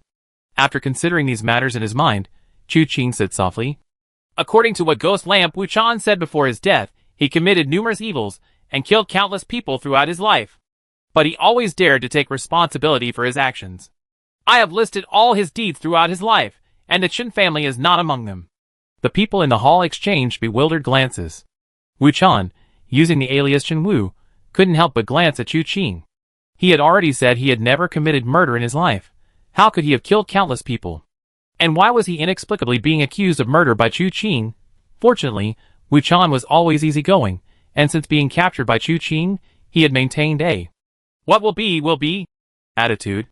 Yesterday, Chu Qing took Wenro out for a stroll, leaving him alone in the inn, and he didn't run away. So naturally, he didn't come out to refute this now. Say whatever you want, this humble monk is tired and doesn't care anymore. Perhaps the Qin family is too small, not worth mentioning. Shinjuku said indifferently, this Wuchan has been infamous for nearly 20 years. forgetting that this insignificant little Qin family is nothing. That makes sense. Chu Qing nodded, but in this battle, he didn't just kill the entire Qin family, he didn't even spare the members of my Blazing Fire Hall. Not only did he kill one of my Blazing Fire Hall's leaders, but even Hero Shin was seriously injured. In this situation, who can still say this is a small matter? Hearing this, everyone immediately felt that this made even more sense. The Qin family was indeed a merchant family, none of them knew martial arts, and they couldn't cause any trouble. But since Shinjuku saved the girl surnamed Lu at that critical moment, and later even saved young Master Chen, how could Wuchan easily forget such a master? Shi Zhenhai's expression changed. Could there be another story behind this? Exactly. Chu Qing smiled. See, things have taken a strange turn, haven't they? I felt something was amiss, so I investigated further, and discovered that several witnesses, who accused Wuchan of murder, had died tragically. Only one person remained, and that was Yi Fifan. The rest, please let this young master Yi tell everyone. Yi Fifan's spirits lifted upon hearing this, and he pointed at Shinjuku. The one who slaughtered the entire Qin family 10 years ago was not some ghost lantern Wuchan at all. It was this very same Shinjuku, the great hero of Jing'an, right before you all. He threatened my life, forcing me to give false testimony for him, all to escape the pursuit of the Blazing Fire Hall. What? How could this be? The great hero of Jing'an is unparalleled in his benevolence and righteousness. How could he do such a thing? Yi Fifan's words did not easily convince anyone. After all, one was the dignified great hero of Jing'an, and the other a traitor who had betrayed his sect. People tend to gravitate towards the authority they perceive. Shinjuku sneered, then sighed. I don't know where I offended the third young master, that he would slander me like this. Even conspiring with my rebellious disciple to stage such a charade. Fine, if the third young master truly wants to kill me, then do so directly. I dare not contend with him. I will submit to his judgment. However, I have lived a life of integrity, and have never done anything wrong. These words caused many in the hall to exchange bewildered glances. They dared not say Chu Qing was wrong, but their silence itself was an indication of their disapproval of Yi Fifan. Yi Fifan's face paled, and he hurriedly said, everything I said is true. The reason Shinjuku slaughtered the entire Qin family was to seize Qin's new bride, Lu Sanyang. Everyone says Lu Sanyang is vain, but in reality, Shinjuku seized her by force. To force Lu Sanyang to submit, he didn't hesitate to kidnap Qin Sheng, the eldest son. He claimed that Qin Sheng was kidnapped by Gui Ding Wuchan, but what would Gui Ding Wuchan, a monk, do with Qin Sheng? In reality, Qin Sheng was imprisoned in the Qin family's dungeon, but during that time, he was mostly unconscious and rarely conscious. So much so that even after young Master Qin left the Qin family, he didn't know he had fallen into Shinjuku's hands. Whenever Lu Sanyang refused Shinjuku, he would go to the dungeon to harass young Master Chen, beating him until he was covered in wounds and blood. Finally, he would take Lu Sanyang to see him, forcing her to agree to stay with him for 10 years. Nonsense! Shinjuku's expression shifted between anger and uncertainty, but aside from speaking, he dared not take a step forward. On one hand, Chu Qing was right in front of him. He couldn't get past this third young master to kill Yi Fifan. On the other hand, killing him now would be tantamount to silencing a witness. Previously, everyone felt that the prestigious title of Master Jing'an was far more trustworthy than a traitorous disciple who had betrayed his master. But Yi Fifan's words made more sense. There were many rumors in the martial arts world about what Ghost Lantern Wuchan had done, but no one had ever heard of Ghost Lantern Wuchan kidnapping anyone. Especially considering the complete annihilation of the Qin family, what was Wuchan's purpose in capturing Qin Sheng? He wanted money, but the Qin family was wiped out. There wasn't even anyone to pay the ransom. Wanted sex? But Gui Ding Gui Chan was a monk. While monks might be prone to lust, a monk with homosexual tendencies, that just didn't sound right. Moreover, everyone knew that Shinjuku rescued the eldest son of the Qin family back then, but no one knew how. The Qin family was wiped out by Gui Ding Gui Chan, and Shinjuku couldn't turn the tide. He was even severely injured by Gui Ding Gui Chan. Then, after rescuing someone, he returned unscathed. Something didn't make sense. The more everyone thought about it, the more suspicious it seemed, and their gazes toward Shinjuku became strange. Li Hongguang's expression was a mixture of emotions. On one hand, he was unwilling to believe that the usually upright Shinjuku could do such a thing. On the other hand, he didn't know how Shinjuku would explain himself. He glanced at Yi Fifan and suddenly asked, "Boy, let me ask you, since all the witnesses who accused Gui Ding Wuchan of murder have died tragically over the past few years, why are you still alive? And you even became Shinjuku's disciple." He raised you for 10 years. Is this how you repay him? Raised me for 10 years? Yi Fifan gave a bitter smile. Great hero Li, you don't know this, but he initially took me as his disciple only to appease me from spreading rumors. For 10 years, he tried to kill me several times. If I hadn't known he was connected to the Mirror of Karma and had become an assassin within it, and hadn't worried that I would reveal this secret, I would have been dead long ago. Shut up. Shinjuku suddenly roared in anger, his robes billowing without wind, sword energy swirling around him. But after glancing at Chu Qing, he forced himself to remain silent. Yi Fifan, however, didn't care. With the third young master backing him up, what was there to fear? He pulled out the letters he had shown Chu Qing earlier. This is evidence of Shinjuku's collusion with the Mirror of Karma. Li Hongguang's 5 fingers swept the letters into his palm. Although most were tattered, clues were still discernible. Comparing the handwriting, Li Hongguang immediately closed his eyes, gritting his teeth as he looked at Shinjuku. These letters, how do you explain them? You really joined the Mirror of Karma? 10 years ago, you really killed the entire Qin family for a woman? Ha! Shinjuku suddenly laughed, but the laughter was tinged with sadness. That's right, I did it. Chu Qing looked at him with some surprise. He had been prepared to see what excuse Shinjuku would use to lie. But unexpectedly, he seemed suddenly tired. He revealed his hand directly. These words immediately caused an uproar among the crowd. Qi Zhenhai roared in fury. Shinjuku, you have resided within the territory of my Blazing Fire Hall for a long time, and our Blazing Fire Hall has always treated you with utmost respect. But you have killed my Blazing Fire Hall's people and slaughtered my disciples. You are unworthy of being a great hero. You deserve to die 1,000 deaths. Deserve to die 1,000 deaths? Shinjuku laughed loudly. So what if I die? She is dead, and I shouldn't be living alone. If you want to kill me, then come and kill me. With that, he reached out with one hand, and with a clang, his long sword appeared in his grasp, its sword energy instantly surging forth. However, taking my life, Shinjuku, is not so easy. Although the people in the hall were all prominent figures, not all of them possessed martial arts skills. Many turned pale instantly under the pressure of this sword energy. Some even wanted to flee, to avoid being caught in the crossfire.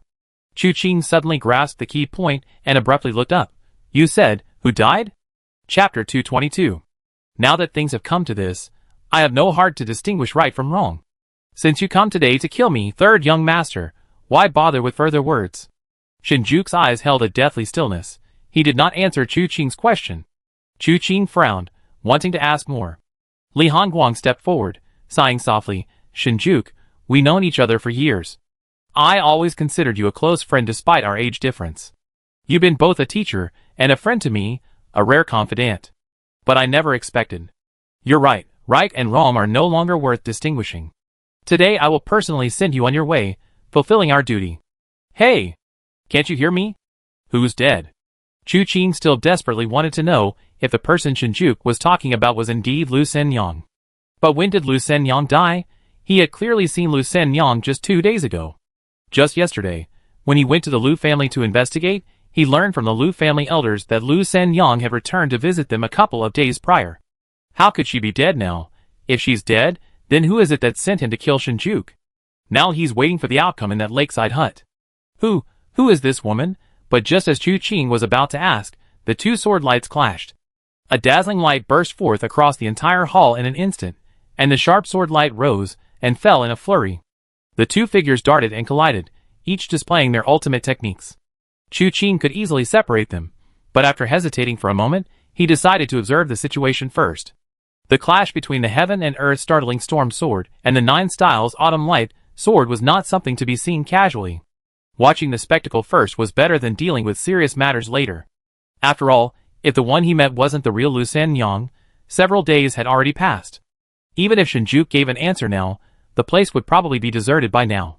He didn't care about the short delay. He quietly retreated with Wenru, Wuchan following beside them, ignoring Yi Fifan. This man was merely a tool Chu Qing used to expose the tragedy of 10 years ago. He had served his purpose, and his life or death was no longer Chu Qing's concern. Therefore, after only a few moves of observing the 2 masters exchange blows, Yi Fifan was accidentally injured by the sword energy and sent flying. He lay on the ground, looking up at Chu Qing, still hoping for help. But Chu Qing didn't even glance at him. His gaze merely darted between Shinjuku and Li Hongguang. It was at this moment that he finally witnessed the true nature of the heaven and earth startling storm sword. As the saying goes, even reaching the heavens and plunging into the earth, it cannot be broken. The storm has not yet subsided, and yet another aura of terror rises. Shinjuku's Heaven and Earth Tremor Sword is a sword technique derived from the Heaven and Earth Tremor technique. Ultimately, it boils down to 4 words: the union of sword and chi. Without chi, the sword is empty form. Without the sword, the chi, once formed, dissipates. When the two unite, chi can be gathered into a sword, the sword leading the chi, in a continuous cycle, with boundless power. The moves themselves are characterized by wide, sweeping movements, each move accompanied by endless sword chi, yet it doesn't follow a purely forceful path. In its gentler moments, the sword chi falls like rain, rustling softly. At its peak, the chi soars, shattering nothing in its path. In contrast, the 9 forms Autumn Light sword lacks many variations, possessing instead a chilling, murderous aura. Autumn itself is desolate and chilling. The so-called Autumn Light is formed from the convergence of killing intent. Each of Li Hongguang's sword strikes carried boundless killing intent. Facing it was like falling into an endless, desolate autumn, with withered leaves everywhere, awaiting the fall of the scythe. His swordplay lacked many formalities, disregarding fancy techniques and etiquette. He used basic sword stances to encompass endless killing methods, generating sword energy of extreme sharpness. These 2 men each possessed unique strengths, and once unleashed, their combined power was immense. The Shen family's main hall couldn't withstand the full force of the 2 swordsmen. In just a short time, it became a dilapidated building, riddled with mottled wounds from sword energy piercing through everything. From the outside, one couldn't see the 2 men clashing, but could see sword energy occasionally shooting out from within, piercing through walls or tiles. Sometimes these sword energies formed large patches, carving deep gaps in the building. Other times, they shot into the sky and disappeared without a trace. Finally, as the sword energy and momentum grew stronger, the 2 figures clashed once more, instantly blowing off most of the roof tiles. Following this, the 2 figures, entangled in sword light, spiraled upwards from the ground, their swords flashing as they fought their way higher and higher, gradually emerging from the main hall. With a final clash of swords, the powerful sword energy and internal force simultaneously blasted both of them away. They stood on opposite sides of the roof. Chu Qing, along with Wenru, had also left the main hall and found a spot on the roof to observe. He saw several sword wounds on Li Hongguang's body, blood flowing from the wounds. On the other side, Shinjuku's headband was shattered, and severed strands of hair lay scattered. A bloodstain appeared on his cheek, less than half an inch from his eye. He had been struck in the left shoulder by a sword, blood slowly dripping from his fingertips, but his eyes remained fixed on Li Hongguang. Your 9 styles Autumn Light sword has improved again, congratulations. But you regressed? Li Hongguang sighed. I don't know why you fall into this state. The first time we fought, I couldn't last 30 moves against you. But now, it's a draw. New talents emerge in every generation, each dominating for decades. Shinjuku laughed. I'm old. The martial world always has a passing of the torch. You're not old. You're only 44 in your prime. Li Hongguang's voice held regret. You taken the wrong path, strayed from the right path, and drifted further and further away. Ha ha ha. Shinjuku suddenly burst into laughter. Took the wrong path? There are countless paths in the world. Who dare say they always been on the right one? I pursue what I desire. I strive for it. Where did I go wrong? A gentleman acquires what he desires through proper means. For personal gain, using martial arts to forcibly seize and plunder, where is the wrong in that? Li Hongguang's face was filled with anger. What was the purpose of wielding the sword all those years ago? To obtain what I desired. Li Hongguang laughed upon hearing this. If that were truly the case, why have you fallen so dejected? That's because what I sought has been in vain. Shinjuku's words fell with a tap of his foot. Come, let me see what else you have to offer. Sword energy condensed around him, each sword a foot or so long swirling behind him to form a massive disc. His body froze, as if he had fallen into the disc of gathered sword energy. His human aura seemed to instantly vanish, and boundless sword intent spread in all directions. He merged with the sword, man and sword became one. Suddenly, Shinjuku disappeared without a trace, leaving only a massive sword aura that shot forth from the ground, its tip pointing diagonally, seemingly about to soar into the clouds. The massive sword shadow was 7 or 8 feet wide, its blade intricately detailed. With a single touch of the tip, a sharp clang rang out. Li Hongguang held the sword horizontally to his chest, propelled by the sword's tip, flying over 100 feet into the air in the blink of an eye, But just then, the sword shadow vanished, and Li Hongguang, still in midair, abruptly looked up to see Shinjuku already above him. From the sky, high above, Shinjuku descended with a single sword strike. The massive sword shadow enveloped him, like a celestial being descending with a sword, ready to annihilate all evil. It was the ultimate move of the Heavenly Stormbreaker's sword, Heavenly Stormbreaker. The condensed sword energy was almost tangible, its sharpness not reaching the ground. From this center, a radius of nearly 100 feet was entirely within its range. Li Hongguang's pupils contracted sharply, his long sword flashing at his waist, allowing him to gather sword energy even in midair. Suddenly, the light within his long sword blazed brightly, and he abruptly raised it high, his sword energy soaring into the sky. 9 forms Autumn Light Sword. Killing intent rises with autumn. The enormous sword shadow and the dazzling sword light collided instantly, creating ripples. The phantom and sword energy emitted a tremendous roar, causing both men to tremble violently. Fortunately, they were in midair, and the sword intent, stirred by the wind, did not cause significant damage. The next moment, the phantom and sword energy shattered simultaneously, the two swords clashing at one point. The sharp edges intertwined, fierce and unstoppable. Endless sharpness spread in all directions. Shinjuku, already battered and bruised, let out a soft shout, and his sword intent pressed down relentlessly. Blood spurted from Li Hongguang's mouth, yet he was involuntarily pressed down by the sword intent. He couldn't possibly stand in midair. The force of his fall from above, combined with the power of the sword itself, sent the two figures crashing to the ground like meteors. In the blink of an eye, they landed heavily from 100 feet in the air. A deafening roar followed, and boundless sword energy erupted, instantly causing explosions and wall collapses. The main hall, already a dangerous structure, finally crumbled and collapsed. Smoke filled the surroundings, forcing onlookers to cover their mouths and noses with their sleeves, unable to discern the victor. Suddenly, a strong wind swept through, dispersing the dust. Everyone looked towards the center of the attack, where they saw Li Hongguang, coughing up blood, leaning against a broken wall, struggling to drink from a gourd. His sword was broken. The broken half had flown away, its whereabouts unknown. He held only the broken sword in his hand, gripping it tightly, refusing to let go. Looking at Shinjuku, his clothes were tattered and torn, as if cut 100 times with scissors, the cuffs were ripped, the hem completely ruined.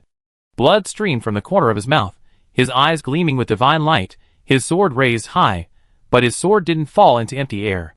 It was caught in someone's hand. A young man dressed in black, a knife hanging at his waist, grasped Shinjuku's sword with one hand.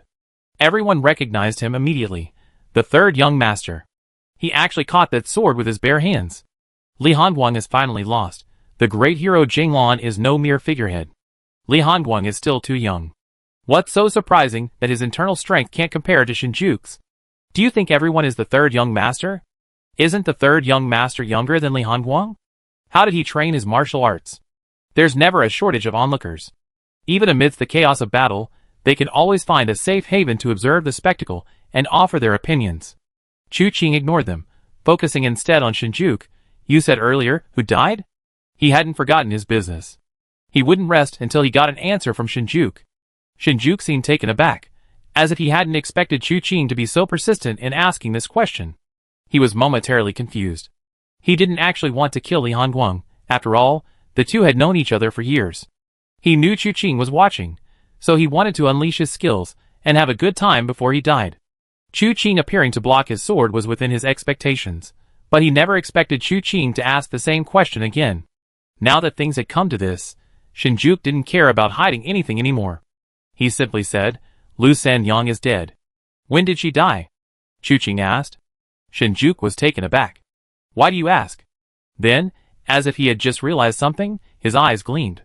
Sanyang isn't dead? You've seen her? Indeed, I've seen her. Chu Qing nodded. Shinjuku suddenly understood. So that's why the third young master came to Fanjing City, meddling in other people's business. So, Sanyang faked her death at Qinsheng's grave to find a master like you to avenge her husband. When he said this, he didn't seem resentful. Instead, he seemed somewhat relieved.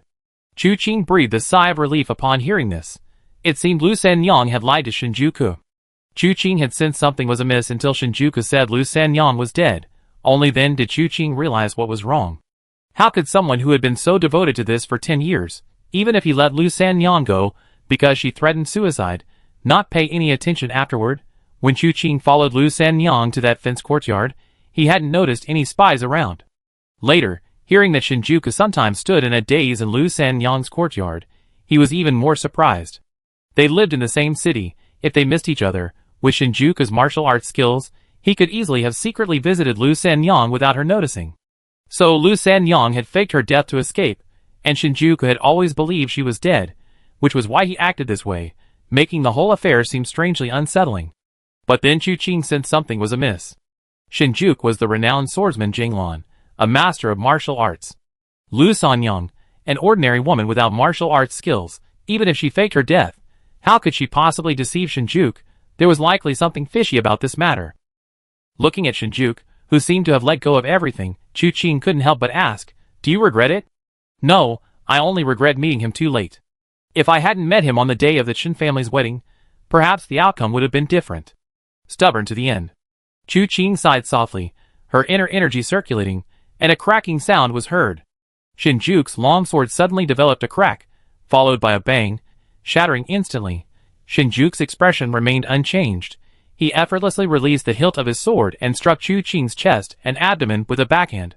Chu Qing followed up with a heavenly frost fist. The moment their fist and palm collided, frost energy instantly entered Shinjuku's body, causing his face to turn deathly pale. A deafening crash followed. His body remained intact, though he was sent flying backward, crashing onto the ruins of the main hall. Chapter 223. A person's martial arts skills fluctuate depending on their condition. A cold, fever, incessant sneezing, lack of rest, mental exhaustion, or even food poisoning causing severe stomach pain and the urge to urinate. All these can prevent a person from unleashing their full potential. Chu Qing had never witnessed the peak martial arts prowess of the great hero Jinglan. But in today's match against Li Hongguang, he hadn't truly displayed his skills. Although the heaven and earth Jinglan sword technique was powerful, even that immense power couldn't break through the 3-foot-long sword in Li Hongguang's hand. It was clear that too much flashiness masked ordinary power. This was likely because the death of Lu Sanyang had left him heartbroken, and his condition had been poor for the past few days. He was depressed and disheartened. Not every martial art is called a heartbreaking palm, so it's understandable that he hadn't unleashed his full potential. After his all-out battle with Li Hongguang, he was utterly powerless against Chu Qing's heavenly frost fist. This punch froze his meridians, but simultaneously shattered all the meridians in his body. With his heart meridian broken, death was inevitable. Therefore, this was probably the easiest mission Chu Qing had ever completed since his debut. Mission completed. Successfully assassinated the great hero Shinjuku of Jinglan, obtaining a random martial arts treasure chest. This wasn't actually an assassination, but the system insisted on saying so, so how could Chu Qing change it? Anyway, the mission was completed, nothing else mattered.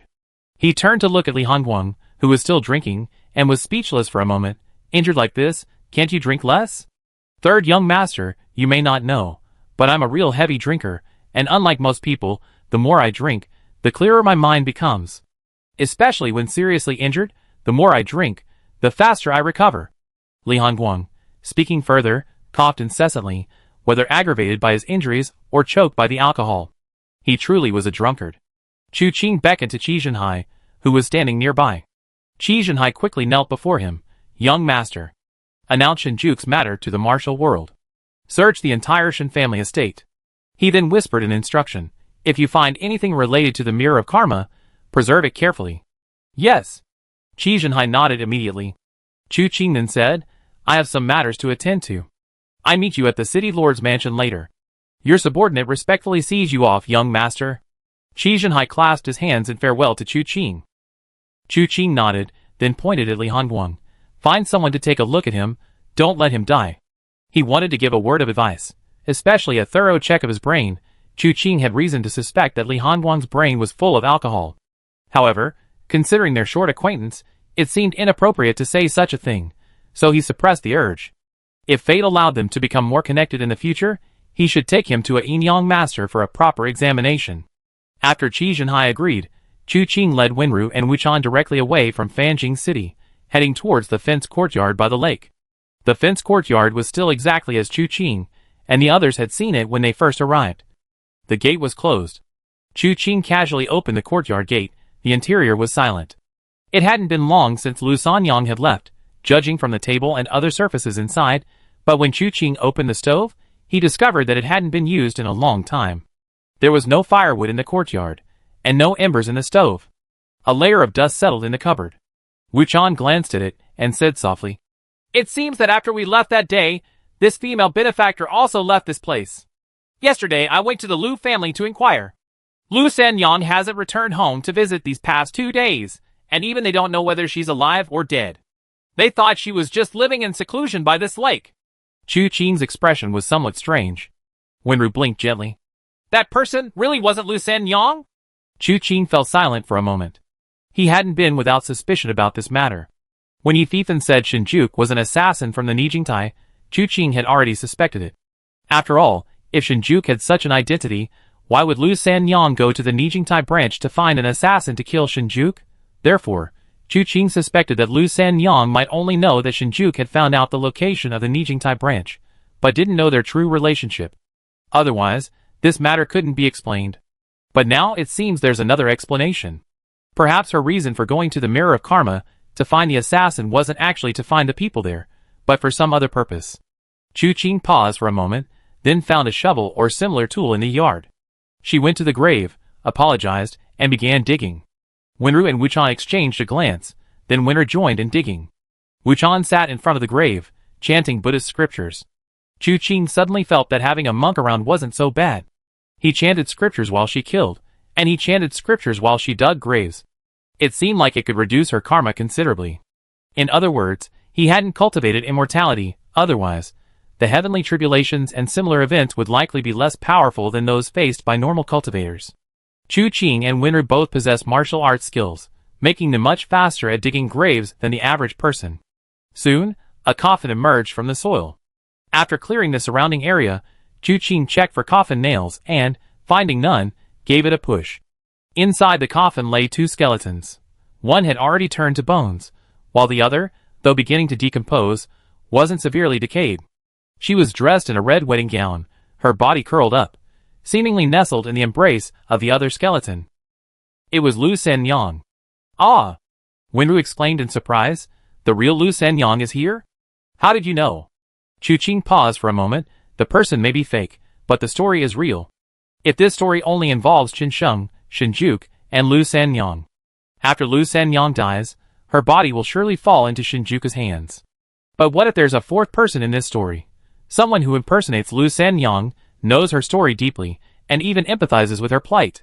Then she's very likely to fulfill Lu Sanyang's last wish.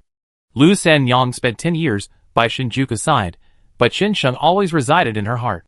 While she was alive, she wasn't with Qinsheng. After death, she probably didn't want to leave him again. Born not sharing a bed, dying in the same grave. Her gentle eyes remained largely unmoved, yet she couldn't help but murmur, "How pitiful." Chu Qing didn't disturb the star-crossed lovers any further, closing the coffin again and filling it with soil. They planned to go into the city to order another tombstone, engraving the names of Lu Sanyang and Qinsheng on it. This would prevent 2 people from lying in the grave, yet only 1 name on the tombstone. The group searched the room again and finally found a letter. It was likely from the fake Lu Sanyang to Chu Qing. Besides some words of thanks, it contained clues about the 9 treasures of heaven and earth. Looking at this clue, Chu Qing's brows furrowed slightly. Wind on Qingwan Mountain, divine sound in the moonlight. Qingwan Mountain? Qingwan? Divine sound. What does that mean? Chu Qing looked up at Wenru and Wuchan. Both shook their heads, indicating they didn't understand. Chu Qing scoffed. Riddlers should get out of Gotham City. After thinking carefully, Chu Qing had never heard of Qingwan Mountain, at least not within the Southern Ridge region. As for divine sound in the moonlight, that was completely baffling. The only thing Chu Qing could think of related to the phrase divine sound was Chao Chiopu's divine sound sword. While divine sound in the shadow might have some connection to that sword, moon in the shadow was completely baffling. The 3 of them pondered for a long time, still utterly confused. They decided to stop thinking about it. A lie might not be true.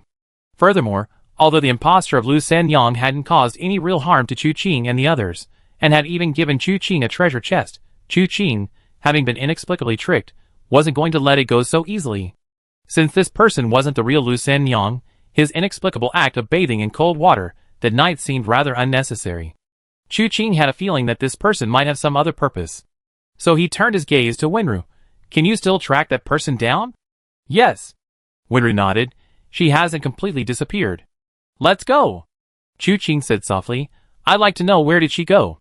Wenru immediately nodded and led the way, with Chu Qing following closely behind, and behind them was a completely bewildered ghost lantern Wuchan.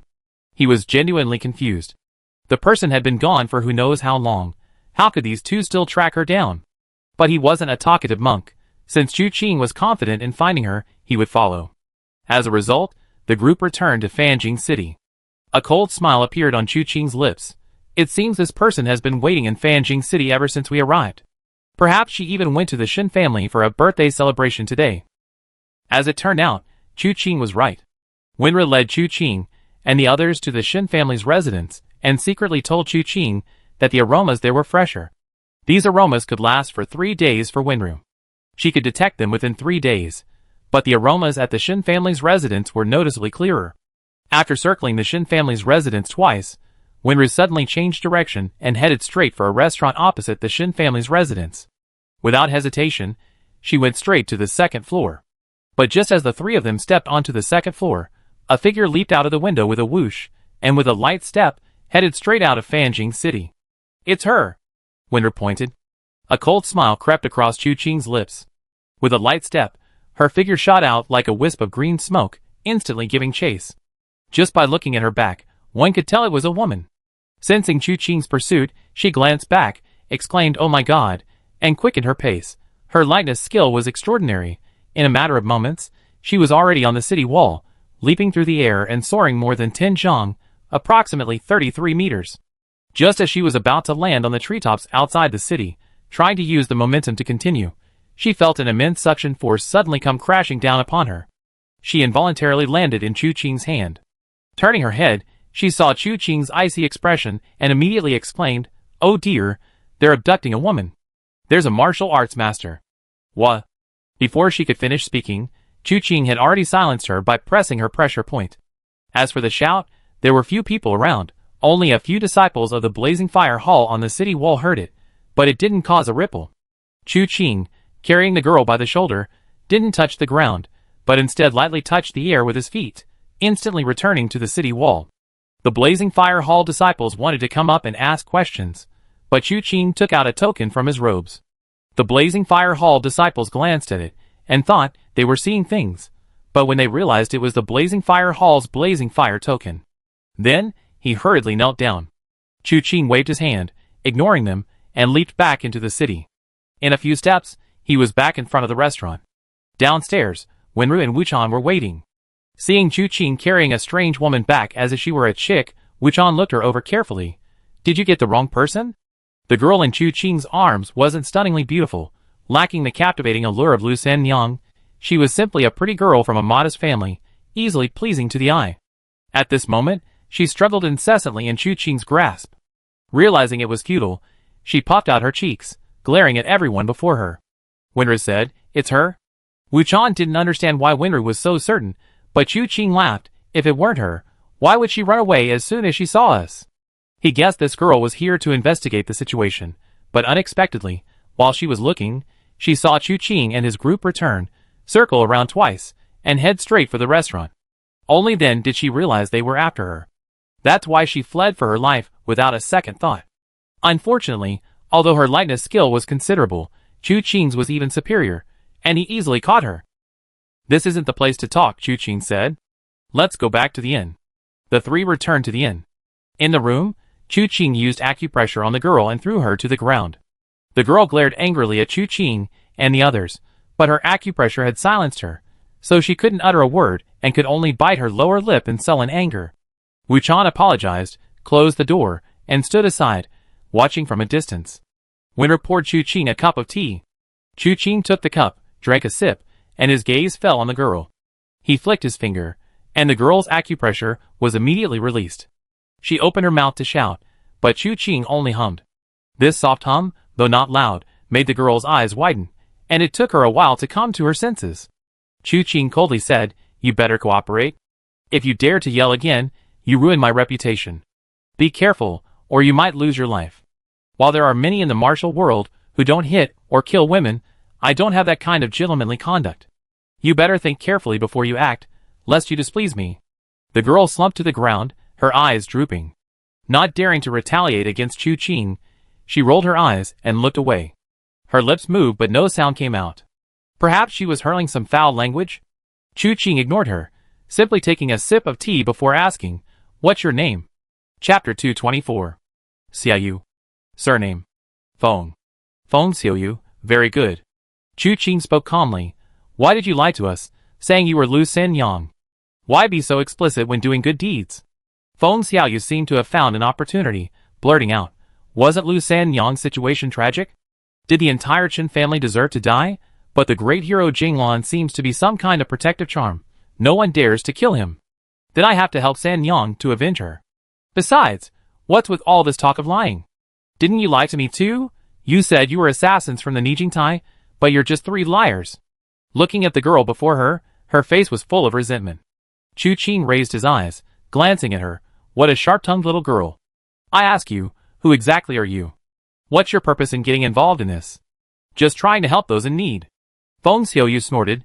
It's only because my martial arts are lacking that I done this, otherwise, I would have killed Shinjuku myself. Fine, if you want to know, I tell you. Anyway, now that Shinjuku is dead, there's nothing left to hide. I met Sanyang by chance in the fenced yard by the lake.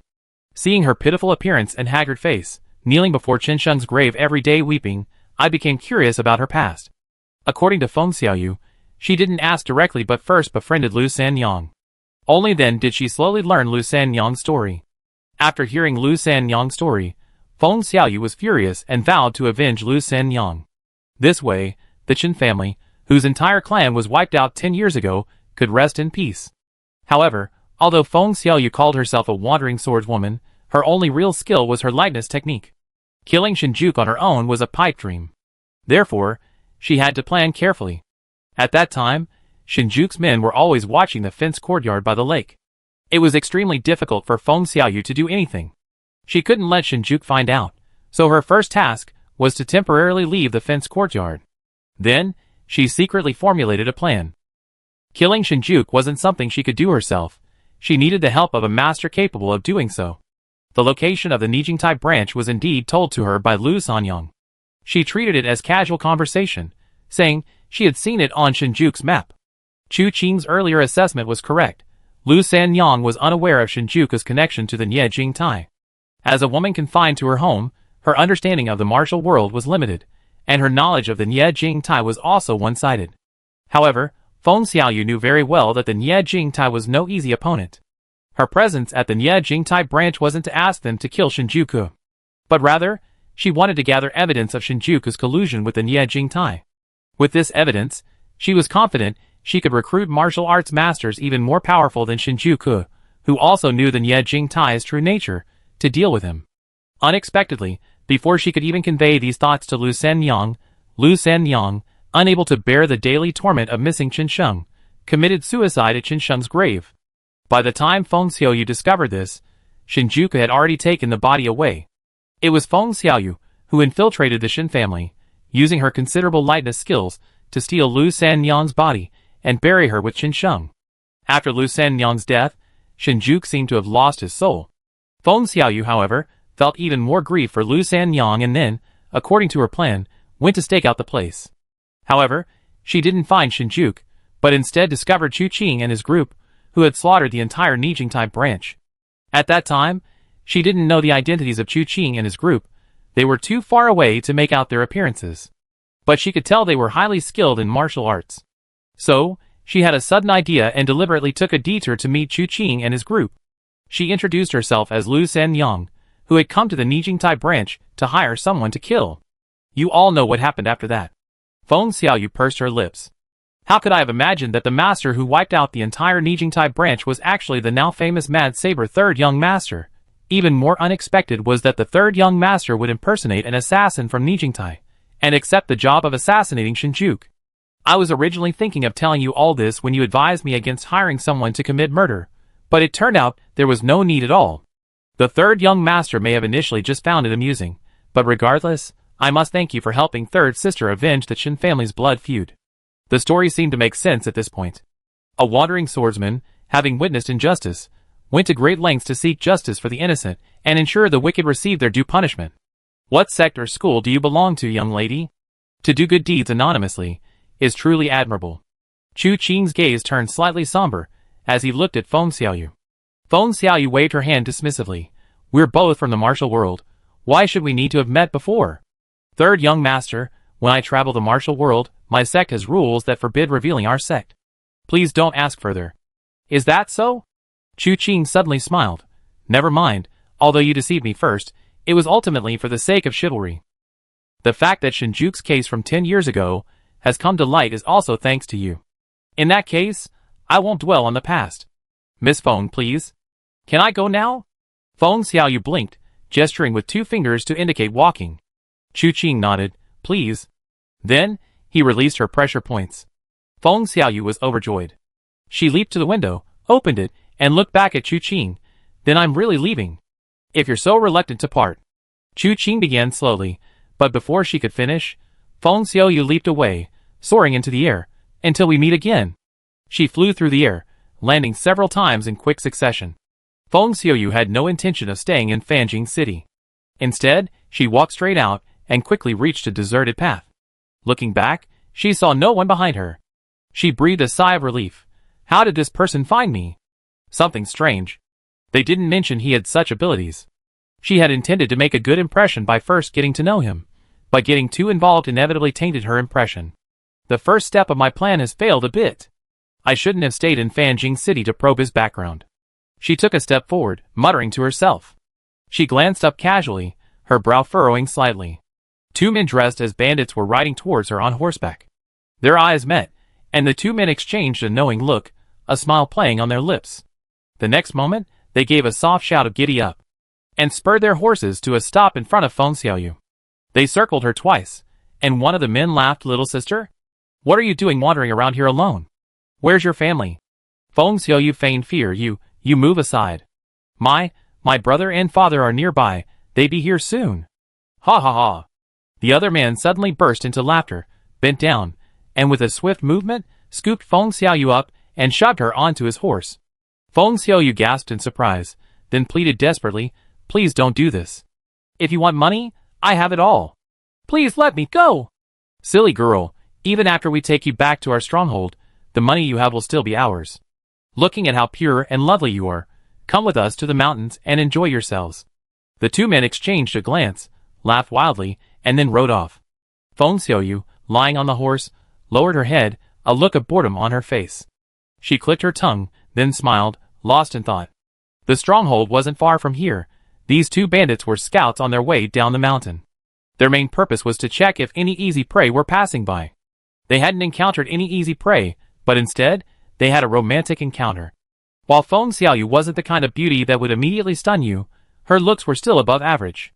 They were led into the mountain stronghold, but before they could even dismount, the 2 were stopped. A large, stout man slammed a heavy hammer into the ground. What's that on horseback? Third leader? The bandit chuckled dryly and quickly replied, it's a girl, a gift for the 3rd leader. Oh!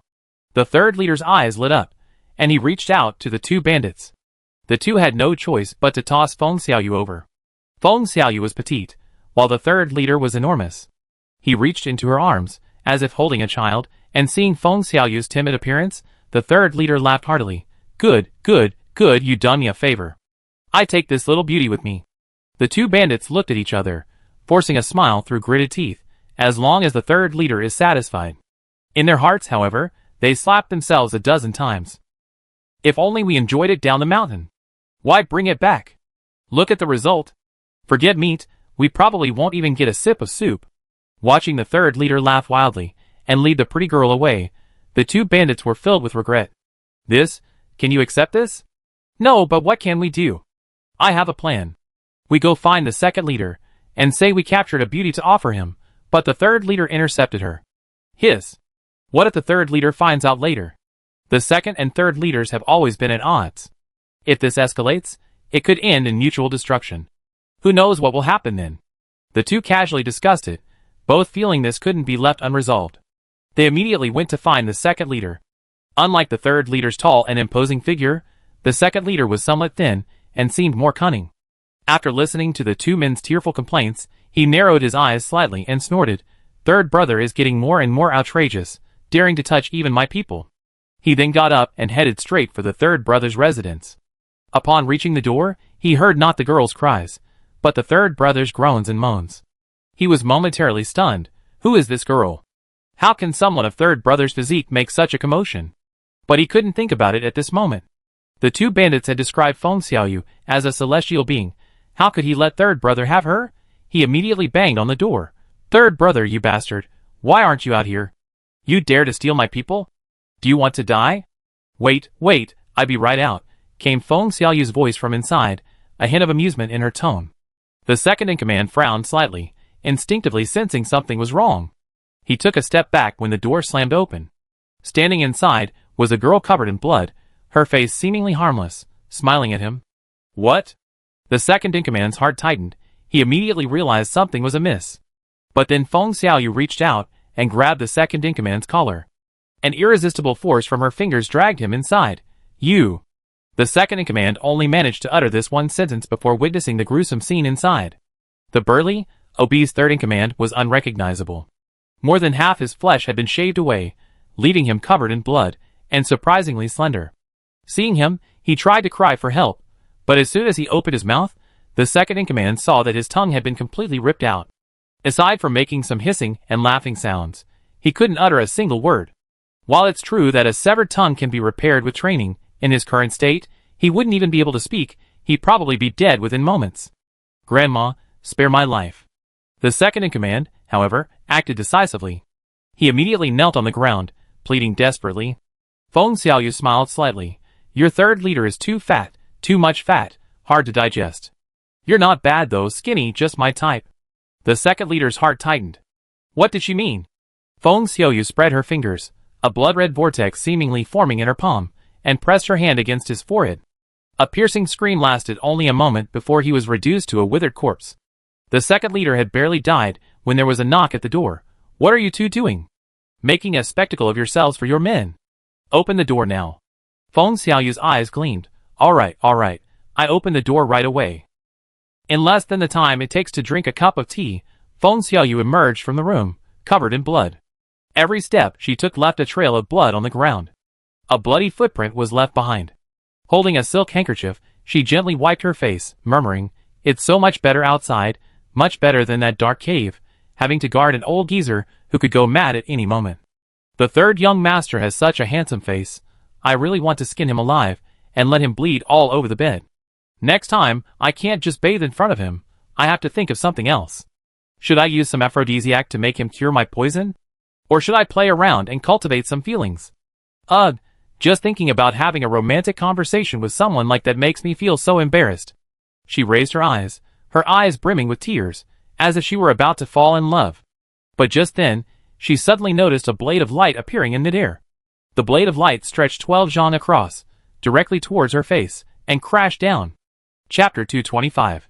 The blade's edge arrived too fast, too suddenly, yet with immense force.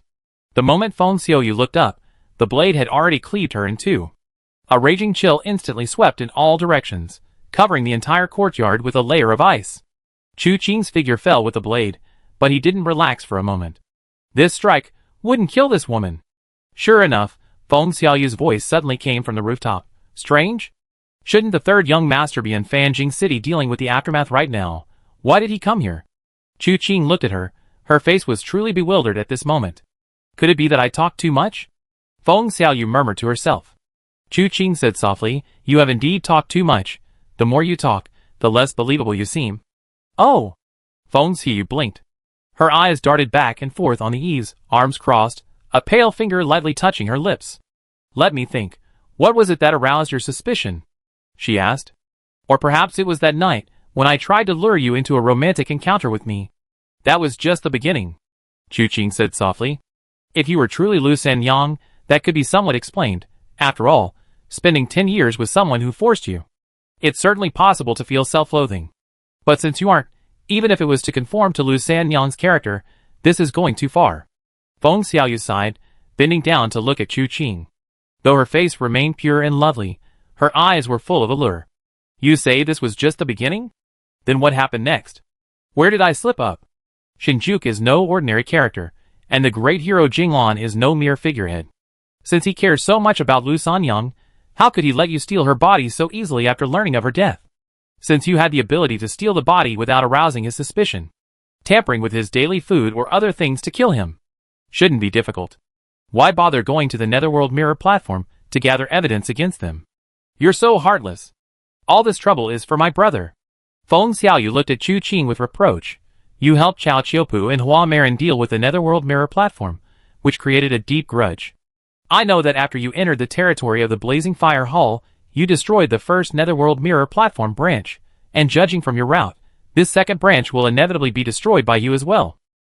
Coincidentally, that silly girl Lu Sanyang learned the location of the Netherworld Mirror platform branch from Shinjuku. So, I waited for you there beforehand. Persistence pays off, and I finally got to see you, brother. But now, brother, you speak to me like this, it truly saddens me. Should I thank you for your painstaking efforts? Chu Qing's eyes narrowed slightly. However, what is the purpose of all this trouble, young lady? Just to kill me? That seems a bit too much trouble. Of course, it's not just to kill you. I have a love affair, the kind that lasts until death, and I want to have a proper talk with you, brother. What do you think, third brother? Alright, come down, let's have a good talk. Chu Qing held the knife in one hand, a hint of joy and excitement flickering in his eyes. Brother's naughty, tricking a little girl. Feng Xiaoyu, of course, wouldn't fall for it so easily. Chu Qing sighed. Has anyone ever told you that girls who are too suspicious aren't popular with men? Then what kind of girl does brother like? Like Lu Sanyang, deeply in love with someone? Feng Xiaoyu seemed suddenly intrigued. Third brother, what do you think is the reason Lu Sanyang hasn't forgotten Shinsheng for 10 years? They haven't known each other for very long. Far less than Shinjuku's 10 years of companionship. Could it be? Shinjuku is impotent? She suddenly covered her mouth and laughed. Chu Qing frowned slightly. Do those fiends of the heavenly evil sect have any sense of shame? Food and sex are human nature. Third brother, don't be a hypocrite. Feng Xiaoyu began pacing back and forth on the roof again. If you ask me, Shinjuku is a fool too. He even went so far as to slaughter the entire Chen family for Lu Sanyang. So why must he let her know?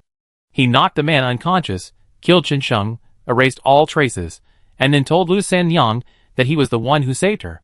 Then, by showing her utmost care and concern, even if Lu Sanyang still harbors feelings for Shinsheng, wouldn't she eventually be moved by Shinjuku's actions?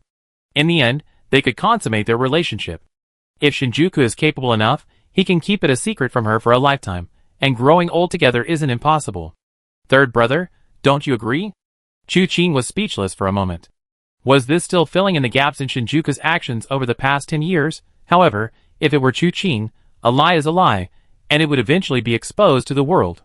Putting aside other matters, Shinjuku used Ghost Lantern Wuchan as a pretext to slaughter the entire Chen family.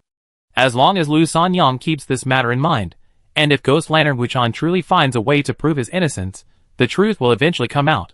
Chu Qing was so easily certain that Shinjuku was responsible for what happened 10 years ago, precisely because Wuchan was not a monk who indiscriminately killed innocent people. But now Wuchan cannot appear in public, which is why he found Yi Fifan and, through a little trick, got him to testify at Shinjuku's birthday celebration. The truth is the truth, and it cannot be false. A lie is a lie, and it can never become the truth. What is stolen must eventually be returned. Chu Qing looked up at Feng Xiaoyu. It seems you're not planning to continue this romance, so why don't you tell me, which of the 12 holy kings of the heavenly evil sect are you? The movement technique you just used was the blood shadow illusion from the blood demon true scripture. You wouldn't happen to be the Blood King? Feng Xiaoyu sighed softly. Has anyone ever told my brother that overly clever men aren't popular? That's strange. When did the Blood King start doing good deeds anonymously? Chu Qing sneered, naturally referring to the matter of Lu Sanyang. Regardless of Feng Xiaoyu's identity, the matter of Lu Sanyang and the Chen family's massacre were indeed, because she had caught Chu Qing's eye just now. Naturally, it's for my brother. Feng Xiaoyu smiled. Look at how much I flattered you for your sake. Why not give me a chance? Flattering you? Perhaps you're just naturally weak-willed. You call me lowly. Feng Xiaoyu suddenly burst into laughter. You think I'm afraid of you just because I'm speaking so nicely to you. I just wanted to amuse myself with you. But it seems you really don't know what's good for you. With that, she spun around, her figure suddenly appearing in midair. Her slender hand was stained with blood, and a huge, blood-red claw was already in front of Chu Qing the instant she struck. The most troublesome thing about the blood demon scripture, besides its ability to absorb the life force of others to strengthen itself, is its ghostly, phantom-like movement technique. The combination of movement technique and martial arts makes it truly impossible to defend against. Chu Qing had fought Chu Yan before, and naturally knew its power. He remembered the battle at Tianwu City. If he hadn't used his swift sword speed to engage Chu Yan in a battle of speed, and then used Little Li's flying dagger to pierce Chu Yan's throat, his incomplete blood demon scripture would have fully unleashed its weaknesses, and the outcome would have been very uncertain. Now, the Blood Prince wielding this martial art, its power far surpasses that of Chu Yan back then. It was as if a firefly were worlds apart from the moon. Fortunately, Chu Qing was no longer the Chu Qing of Tianwu City. His martial arts, honed through numerous trials in the martial world, were vastly different now. He shifted his stance, his single blade shifting into a myriad of afterimages. 16 styles of the terrifying evil blade. The blade's light cleaved the blood-red claw in an instant, but just as it was about to strike Feng Xiaoyu's palm, the hand twisted, using speed against speed, actually matching Chu Qing's 16 styles of the terrifying evil blade in a rapid exchange. In a flash, claw winds ripped through the air, blade light upon blade light. In the blink of an eye, they had already exchanged over 30 blows. For the time being, it was a stalemate. Chu Qing's eyes widened slightly in surprise. His single blade swirled in his hand, and he rose into the air, a chilling glint in his eyes. The blade's edge stretched 12 zhang, its chilling aura spreading in all directions. Feng Xiaoyu looked up and felt that the blade's edge enveloped everything, leaving no room to dodge or avoid. Around her, in all directions, above and below, all were covered by this blade's edge. The only option was to take it head-on. A smile played on her lips. She remained calm, her hands moving in a coordinated motion, a crimson light flowing from her fingertips. Then, she joined her fingers together, forming a strangely eerie hand seal. With a slight push, the crimson light instantly enveloped it. Boom! The blade's edge struck, colliding with the other, and the crimson light and blade's edge instantly dissipated. Previously, in the battle between Li Hongguang and Shinjuku, the Shen family's main hall had been destroyed by the two men. Now, this fierce wind and crimson aura were even more terrifying in their power. Walls crumbled and houses collapsed where the blade's edge passed, then were covered in ice. Where the crimson light enveloped everything, all things silently crumbled, seemingly containing the power of the blood transformation divine palm.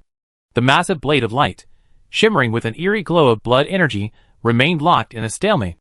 Forces surged outwards in all directions, accompanied by muffled rumbles, as buildings collapsed in all directions.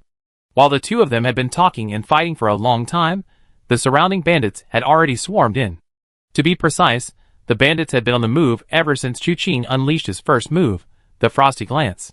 However, they dared not show themselves. Neither of these two individuals was someone they could afford to provoke. They became bandits to eat better food, drink better wine, and sleep with more beautiful women, not to seek a more gruesome death.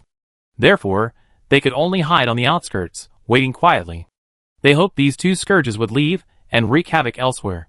But unexpectedly, the two still fought, and with tremendous force.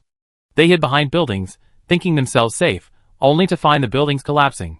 Some were crushed beneath the collapsed structures, screaming in agony, a truly horrific sight. Looking back, they saw those unaffected by the buildings were sliced to pieces by the blade's edge, their bodies covered in ice, not even a drop of blood flowing. As for those not touched by the blade's edge, their fate was even more tragic.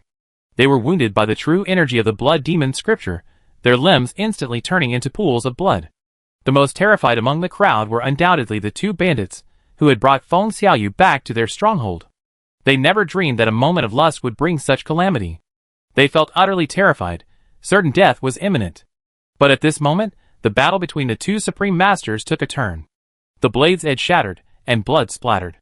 The clash of the two streams of true energy forced them both back a distance. Each was now 3 to 5 zhang away, seemingly evenly matched. However, Chu Qing remained unmoved, while Feng Xiaoyu frowned, observing her surroundings.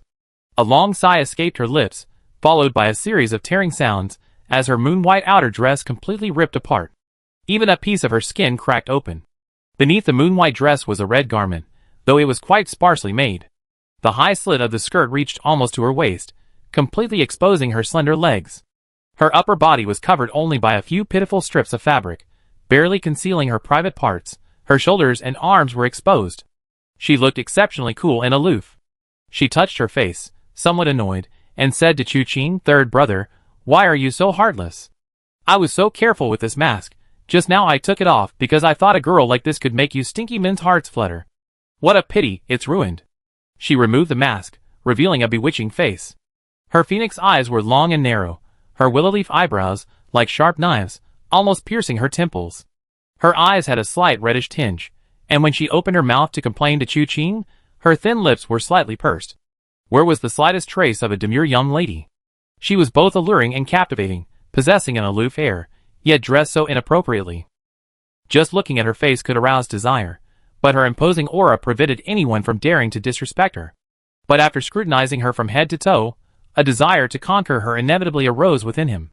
Chu Qing's gaze swept over her, his brows furrowing slightly. Are you the Blood Prince or the Plum Prince? The Plum Prince isn't as handsome as me. She ran her hand lightly across her cheek. That cloud and rain token she practices has made her bones grow larger and larger. There's no way around it.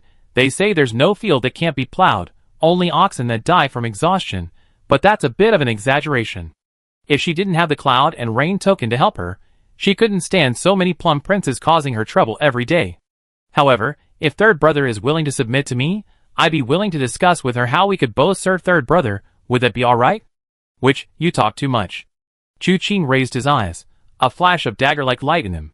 His left hand unleashed a palm strike of regretful dragon, while his right hand unleashed the 16 paths of evil slaying blade. Chapter 226. The two figures clashed once more. The Blood King's Blood Demon True Scripture and Chu Qing's 9 chapters of Divine Jade, each clash created a massive upheaval. The entire mountain stronghold was almost razed to the ground in their battle. The intense shockwaves reverberated in all directions, attracting the attention of many passers-by. Ordinary people couldn't sense the terror, only noticing the strange weather. Why were there gusts of demonic wind? A clear day, yet thunder rumbled. What was going on? Occasionally, a skilled warrior would pass by, and seeing this from afar, their hearts would tremble with fear. What kind of masters were fighting like this? Just feeling the internal energy contained in the breeze, and hearing the source of the sounds, was enough to make one's liver and gallbladder tremble, and one's mind shatter. The two warriors in the midst of their battle constantly changed their techniques. Chu Qing's 16 styles of the evil slaying blade combined both orthodox and unorthodox methods, while the 6 secrets of the frosty sword were earth-shattering. A chilling aura emanated from her, clashing repeatedly with the Blood King's fists and palms. Blood often dripped from between the Blood King's fingers and palms. This blood wasn't hers, as she could draw blood from afar, the surrounding bandits being her source of nourishment. Then, with a pull and a thrust, her fists and palms, carrying boundless decaying power, each strike delivered a tremendous shock. Suddenly, Chu Qing's swordsmanship shifted, leaping into the air. Still with a chilling glance, the Blood King looked up, laughing heartily. Have you run out of tricks? Chu Qing ignored her, her blade slashing down swiftly, a 12-zhong blade of light crashing to the ground. But amidst the multiple blade shadows, a second, and a third, 12-zhong blade of light appeared. The blade of light fell from 3 points, yet seemed to split into 7. The Blood King, who was about to defend as before, was suddenly startled. She thought she had it all figured out, but she hadn't expected such a sudden change. A figure was instantly shredded by the 7 blades of light, leaving a pool of blood on the spot. The Blood Prince, however, was already some distance away, holding an arm in his hand. Her own arm. Third Brother, how can you be so heartless? Such a fair and delicate arm? You're going to cut it off too? The strange thing was that although the woman spoke these words, not a single drop of blood flowed from her shoulder. And as she finished speaking, she placed the severed arm on the wound. With a gurgling of blood, the arm that Chu Qing had so cruelly severed was smoothly reattached. She moved her arm and laughed. 7 absolutes, 7 turns, 7 wounds sword? I must say, Ling Beichen back then was indeed a genius. It's just a pity that some people clearly have the talent to become famous in the martial world, but lack the carefree spirit of the martial world. So young, and already wanting to marry and have children. That's bad enough, but inexplicably, even his martial arts have fallen into disuse. Little did he know, things in this world are never as simple as you think. You want to leave the martial world? Have you even asked if it allows you to leave? Chu Qing narrowed his eyes slightly. Is this your reason for harming his entire family? Third Brother, what are you saying? The Tomb King should have told you that our heavenly evil sect's ambitions are too great. We want the entire world. How big is the world? The 4 regions of the Divine Continent are vast and magnificent, with countless people and sects. Nanling, while not a tiny place, is still only half of one region in the grand scheme of things. Such a place has 2 gangs, 3 halls, 5 sects, and 1 manor. To crush all of them under our feet, we need far too many people. But our schemes are incredibly secretive. If they were discovered, it would be either join us or die. Of course, it doesn't matter now. The ambitions of the heavenly evil cult are common knowledge. But back then, it wouldn't have worked. Ling Baichen rejected the Tomb Prince, leaving him with only one fate. That's something no one can change. The Blood Prince sighed. Actually, thinking about it, it's quite helpless. Third brother probably doesn't know that when I was still a young woman waiting to be married, I didn't think about fighting and killing every day.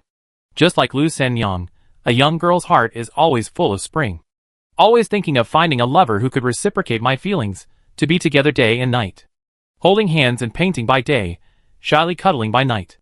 One life, one love. Alas, alas, a young man's dream is ultimately just a dream. Once the dream is shattered, one must fight and kill for it. Chu Qing's expression suddenly turned strange. Your Highness keeps calling me third brother, but I wonder how old you are this year? Upon hearing this, the Blood Prince's face suddenly darkened, and he snorted, Third brother, that's too ungentlemanly. How can you ask such a question? Do I look that old? Chu Qing felt she had probably hit the nail on the head. This woman was definitely not as young as she looked. A 70 or 80-year-old witch, calling her third brother repeatedly, Chu Qing suddenly shivered. This completely enraged the Blood Prince. She roared, I skin you and sew your skin onto dolls to decorate my blood pool. With that, she leaped into the air, her body condensing blood energy. Hundreds of blood-red rays, like threads, drew the surrounding blood energy into her body, and then she unleashed a powerful palm strike. This palm strike, wreathed in crimson light, didn't resemble a human hand, it seemed more like that of some demon.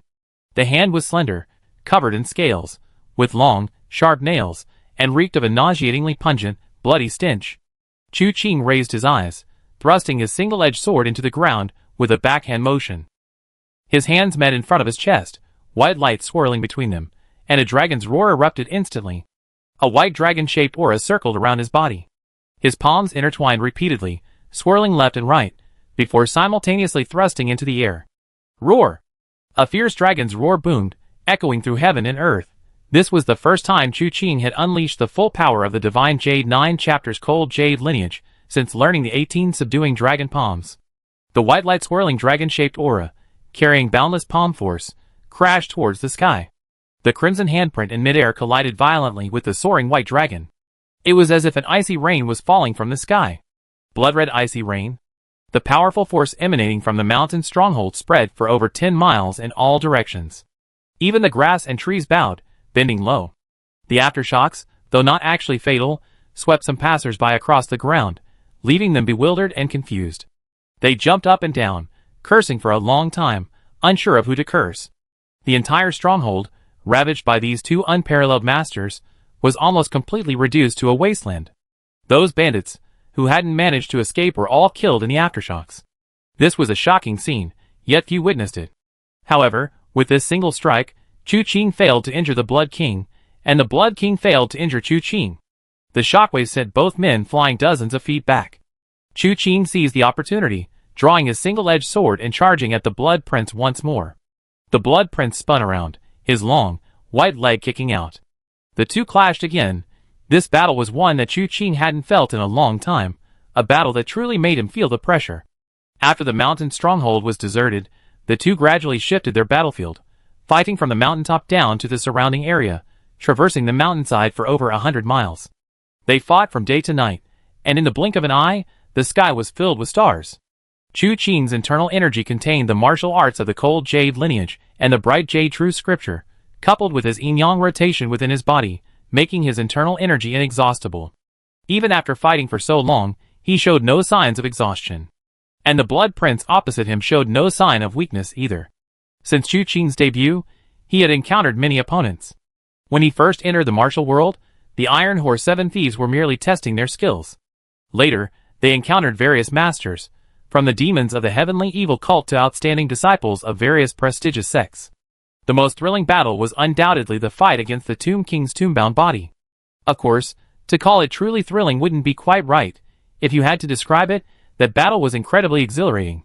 Every punch landed with a visceral impact, every move piercing the soul. As for the recent battle against the Chess King's chess pieces at Ghost God Gorge, it was, in essence, a one-sided affair. Although that life and death chess formation had some merit, it could only intimidate him temporarily, not permanently. Moreover, it didn't even intimidate him for a moment, being crushed by Chu Qing with a single kick. What followed was a massacre. Now, in Chu Qing's eyes, all those under the command of the 12 holy kings of the heavenly evil cult, including the masters on the Mirror of Karma's extermination list, were nothing more than chickens and dogs. It was truly insignificant. But the person before him was different. She was the true form of the Blood King, one of the 12 holy kings. Not the tomb-bound body of the Tomb King, nor the chess piece of the Chess King, nor the vessel used by the Plum King to store his inner energy. This woman's martial arts were unlike anything Chu Qing had ever witnessed. The Blood Demon's scripture already exhausted the possibilities of unorthodox methods, and the Blood King had long since reached its pinnacle in this art. Back then, even Chu Yin, who hadn't even fully mastered the incomplete version of the Blood Demon scripture, had already reached that level. Today, facing the Blood King, Chu Qing truly understood the power of this martial art. Every move she made carried immense danger. Her speed was like lightning. In the midst of the battle, everything changed in an instant. If Chu Qing hadn't possessed an indestructible golden body to protect him, he would likely have already suffered countless blows. Fortunately, Chu Qing's own techniques were equally formidable. Whether it's the 6 secrets of Ahin or the 16 styles of the shocking evil blade, both are ultimate techniques. The blades have passed over this woman more than once, yet the complete Blood Demon true scripture is completely impervious to such injuries. No blood is drawn after the blade strikes, the wounds heal instantly. Even when Chu Qing stabbed her in the heart, shattering her heart, it wasn't a fatal wound. Aside from muttering a few words that Chu Qing is a heartless and cruel man, she was completely unharmed. The Blood Demon true scripture absorbs human blood to repeatedly strengthen itself, but this woman's blood seems inexhaustible. She has used the Blood Shadow illusionary body countless times without showing any sign of depletion. Anyone else would probably have given up hope by now. Fortunately, the one fighting the Blood King was none other than Chu Qing. His inner strength was inexhaustible, and he was never afraid of a prolonged battle. However, this battle, having dragged on for so long, had finally caused some ripples. Coming were martial artists passing by, as well as experts from the Blazing Fire Hall. They watched from a distance, not daring to approach. The Blood King was completely unconcerned, but Chu Qing's face darkened. These people didn't know the Blood King's power, and Chu Qing didn't know how much blood this woman still had to expend, but wouldn't these martial artists, who had come to watch, become the Blood King's living blood bank? The situation absolutely couldn't be allowed to escalate to that point. If the Blood King insisted on drawing blood, even Chu Qing would find it difficult to stop him, even if he risked exposure by using his literally flying dagger. The Blood King wasn't Chu Yin, not a fragile person who would die at the slightest touch. Even if his throat was pierced, she could still go to draw blood with boundless energy. I must severely injure her and kill her in one fell swoop. In truth, throughout the fight, although Chu Qing didn't know if the Blood King was going all out, he had always held back. Of the 9 chapters of Divine Jade, only the internal energy of the Cold Jade lineage had been activated. The internal energy of the Warm Jade lineage remained undiscovered. Only by combining the two could Chu Qing truly unleash his full power. With these thoughts racing, Chu Qing suddenly unleashed a burst of sword light. Within the sword light of the 6 arts of arrogant cold, the true essence of the 16 styles of the evil surprising blade was infused. The immense and chilling sword light merged with this unpredictable, both orthodox and unorthodox, sword intent. This was what Chu Qing had gained in this battle. It wasn't simply the 6 arts of arrogant cold, nor was it simply the 16 styles of the evil surprising blade. He hadn't yet decided how to name this entire sword technique, nor what to call this particular move. Once the blade was drawn, it seemed that nothing in the world, gods, demons, or monsters could withstand it. The immense power was overwhelming. In an instant, the Blood King didn't even have a chance to react before he was completely enveloped by the blade's light. This was an indescribably fierce sword technique. In that instant, Chu Qing suddenly had a flash of inspiration and thought of a name that perfectly suited this blade. Heaven and earth, gods and monsters, all submit. With this strike, heaven and earth, gods and monsters, all submit. I reign supreme over the 8 wastelands and 6 directions. Blood flew everywhere, and the Blood King's pupils contracted sharply. He felt as if endless blade light had swept through him in that instant. He could no longer control the blood flowing naturally within his body. He was able to survive being wounded in vital areas not because of some mystical art, but because he could control his blood, making it flow according to his will. blood was supplied from his heart to his entire body. If damaged, her blood would involuntarily stray from its path, but not hers. Her blood would flow in its original direction. A vital wound would become a common injury, and under the protection of the blood demon scripture, the injury wouldn't linger for long. But at this moment, this strike damaged her blood demon scripture, causing her blood and chi to flow in a distorted direction. However, this single strike still wouldn't be enough to kill the Blood King. The next moment, Chu Qing suddenly released his grip, the blade falling to the ground. He opened and closed his palms, unleashing the 18 subduing dragon palms. In a daze, a round jade seemed to appear behind him, hazy and dreamlike. The soaring dragon-shaped energy was no longer pure white, but a mixture of red and white, crystal clear like jade. The Blood King's pupils suddenly contracted. This was different. She drew her hands, and blood light instantly enveloped the area 3 zhang in front of her, yet she felt something was still missing. The next moment, the dragon-shaped energy crashed down upon her. Bang bang bang. The 3 zhang long blood wall could not withstand the power of this palm strike. The dragon-shaped true energy rolled out, and instantly engulfed the Blood King. Chapter 227.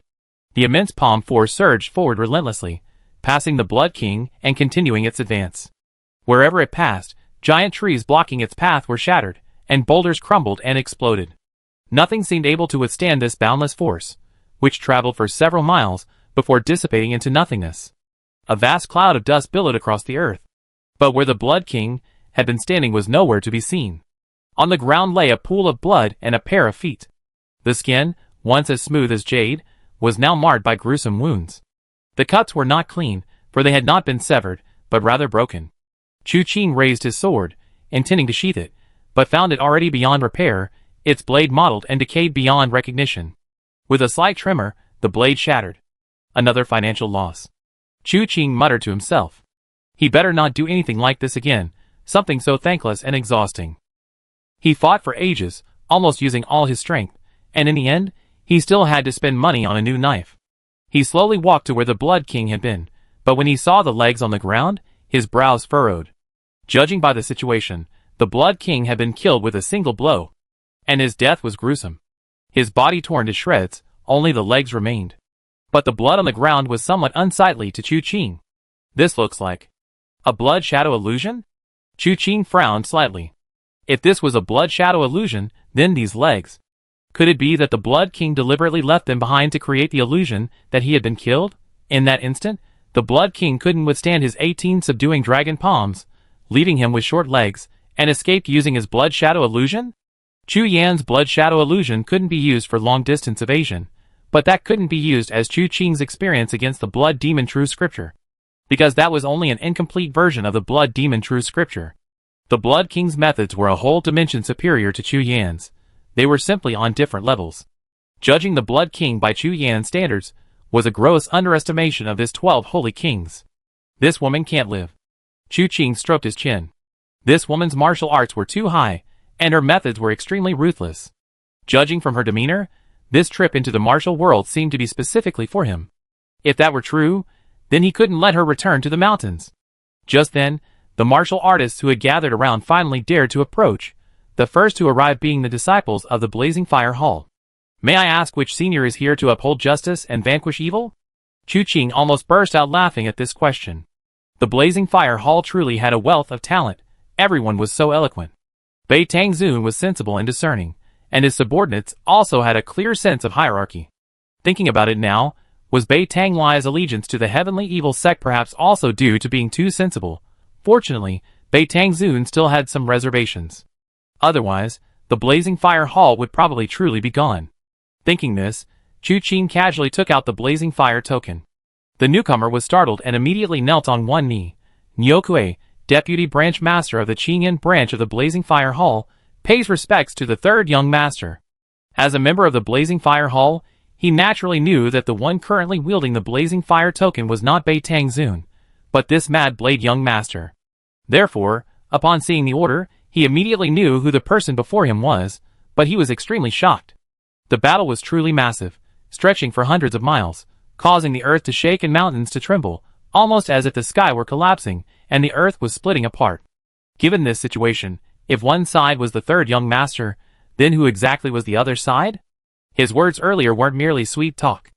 After all, The martial arts displayed by the other side were foul and bloody, clearly not of the righteous path. Say exorcising demons was only natural. For a moment, he hesitated, unsure whether to ask. Chu Qing spoke directly before him. I unintentionally encountered the Blood King of the Heavenly Evil Sect, and thus engaged in battle. Fortunately, I fulfilled my mission and killed this demon with my bare hands. I apologize for disturbing you all. The many wandering martial artists around him gasped upon hearing this. The Heavenly Evil Sect had become increasingly famous throughout the world recently. The news that Tianyi Sect had issued invitations to heroes from all over the world to participate in the Nanling Martial Arts Tournament had spread like wildfire. The purpose was to discuss how to counter the Tianyi Sect. Everyone knew that Chu Qing's true fame in the martial world, besides killing Ling Beichen, the #1 swordsman of Taiyang 20 years ago, was most importantly his rescue of all the martial artists present at Tianji Valley, where he brutally killed Tomb King, one of the 12 holy kings of the Tianxia sect. And now, Blood King had also died at his hands. 2 of the Tianxia sect's most formidable masters had fallen at the hands of this Mad Saber young master. The name Mad Saber was indeed well deserved. Instantly, everyone admired him, and wanted to flatter him, and get acquainted with him. Chu Qing had no time to linger. He'd been out all day, and it was already midnight. He hadn't yet gone to meet Qi Zhenhai as promised, and there were no further arrangements made with the Shin family. Most importantly, he hadn't had time to claim the reward he received for killing Shinjuku. The entire day had been wasted on this blood prince. After exchanging a few words with Nyokue, he clasped his hands in a fist salute to the assembled martial artists. Gentlemen, I have urgent business to attend to and cannot linger here. I will take my leave now, and we shall meet again. Naturally, no one dared to stop him.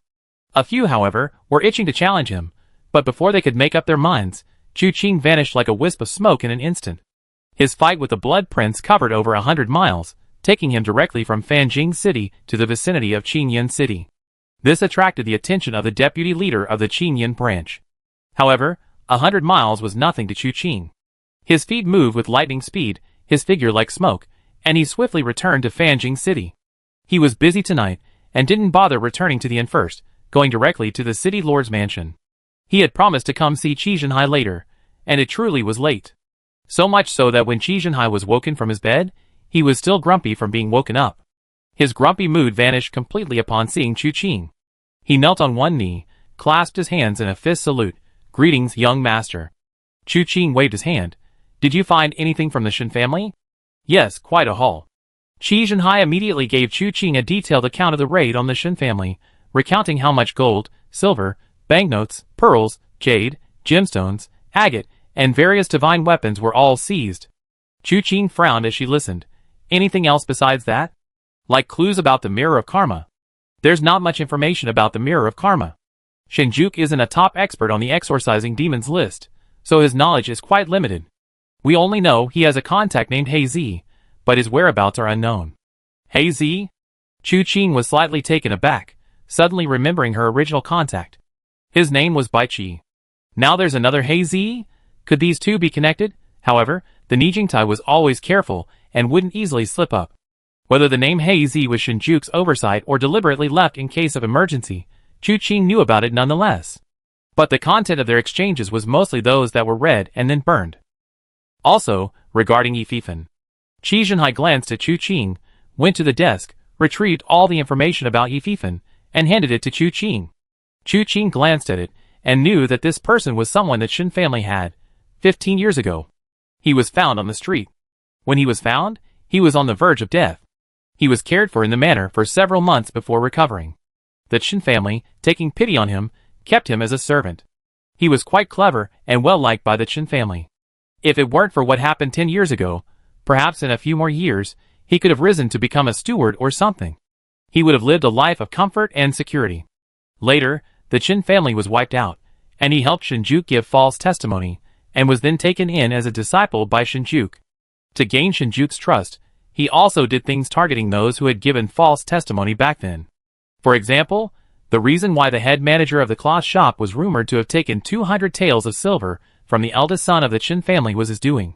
The specific reasons, in retrospect, seemed to be that Shinjuku wanted to erase all negative aspects of the matter from his life. The head manager was a shrewd man. Sensing something was amiss, he immediately fled.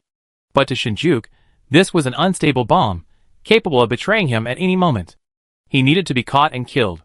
However, the head manager's preemptive strike, coming to the Blazing Fire Hall with Qin to accuse Shinjuku, inexplicably put Shinjuku at a disadvantage. In the end, it was Ye Fifan who intervened, deceiving Qin and framing both Qin and the head manager, thus causing the matter to be dropped. Qin, deeply depressed, unable to avenge the massacre of his family or win back his beloved, ultimately died in despair. It can be said that Ye Fifan played a crucial role in Qin death. Of course, in this respect, Qin wasn't exactly a useful person either. After all, he was just the eldest son of a merchant family. How could he possibly outmaneuver a seasoned veteran like Shinjuku? Moreover, he never expected that people's hearts would change, and the servant who once lived for the Qin family would ultimately stab him in the back. He was just an ordinary person with some talent in music, chess, calligraphy, and painting, and his mutual affection with Lu Sanyang wasn't anything particularly dramatic. Faced with the injustices of the world, and the martial arts world, ordinary people like them could only do so much. If Lu Sanyang hadn't accidentally met the Blood Prince, this matter wouldn't have led to its current outcome. Her greatest courage was that 10 years ago, to protect Qin, she willingly followed Shinjuku, and 10 years later, she risked her life to leave the Qin family. And the most ironic part of this matter is that Shinjuku, who had wronged her so deeply, actually had genuine feelings for her. However, Ye Fifan didn't mention any of this to Qin that night. Ever since Qin saved him, he habitually acted with her, his words a mix of truth and falsehood, thinking Qin wouldn't see through him.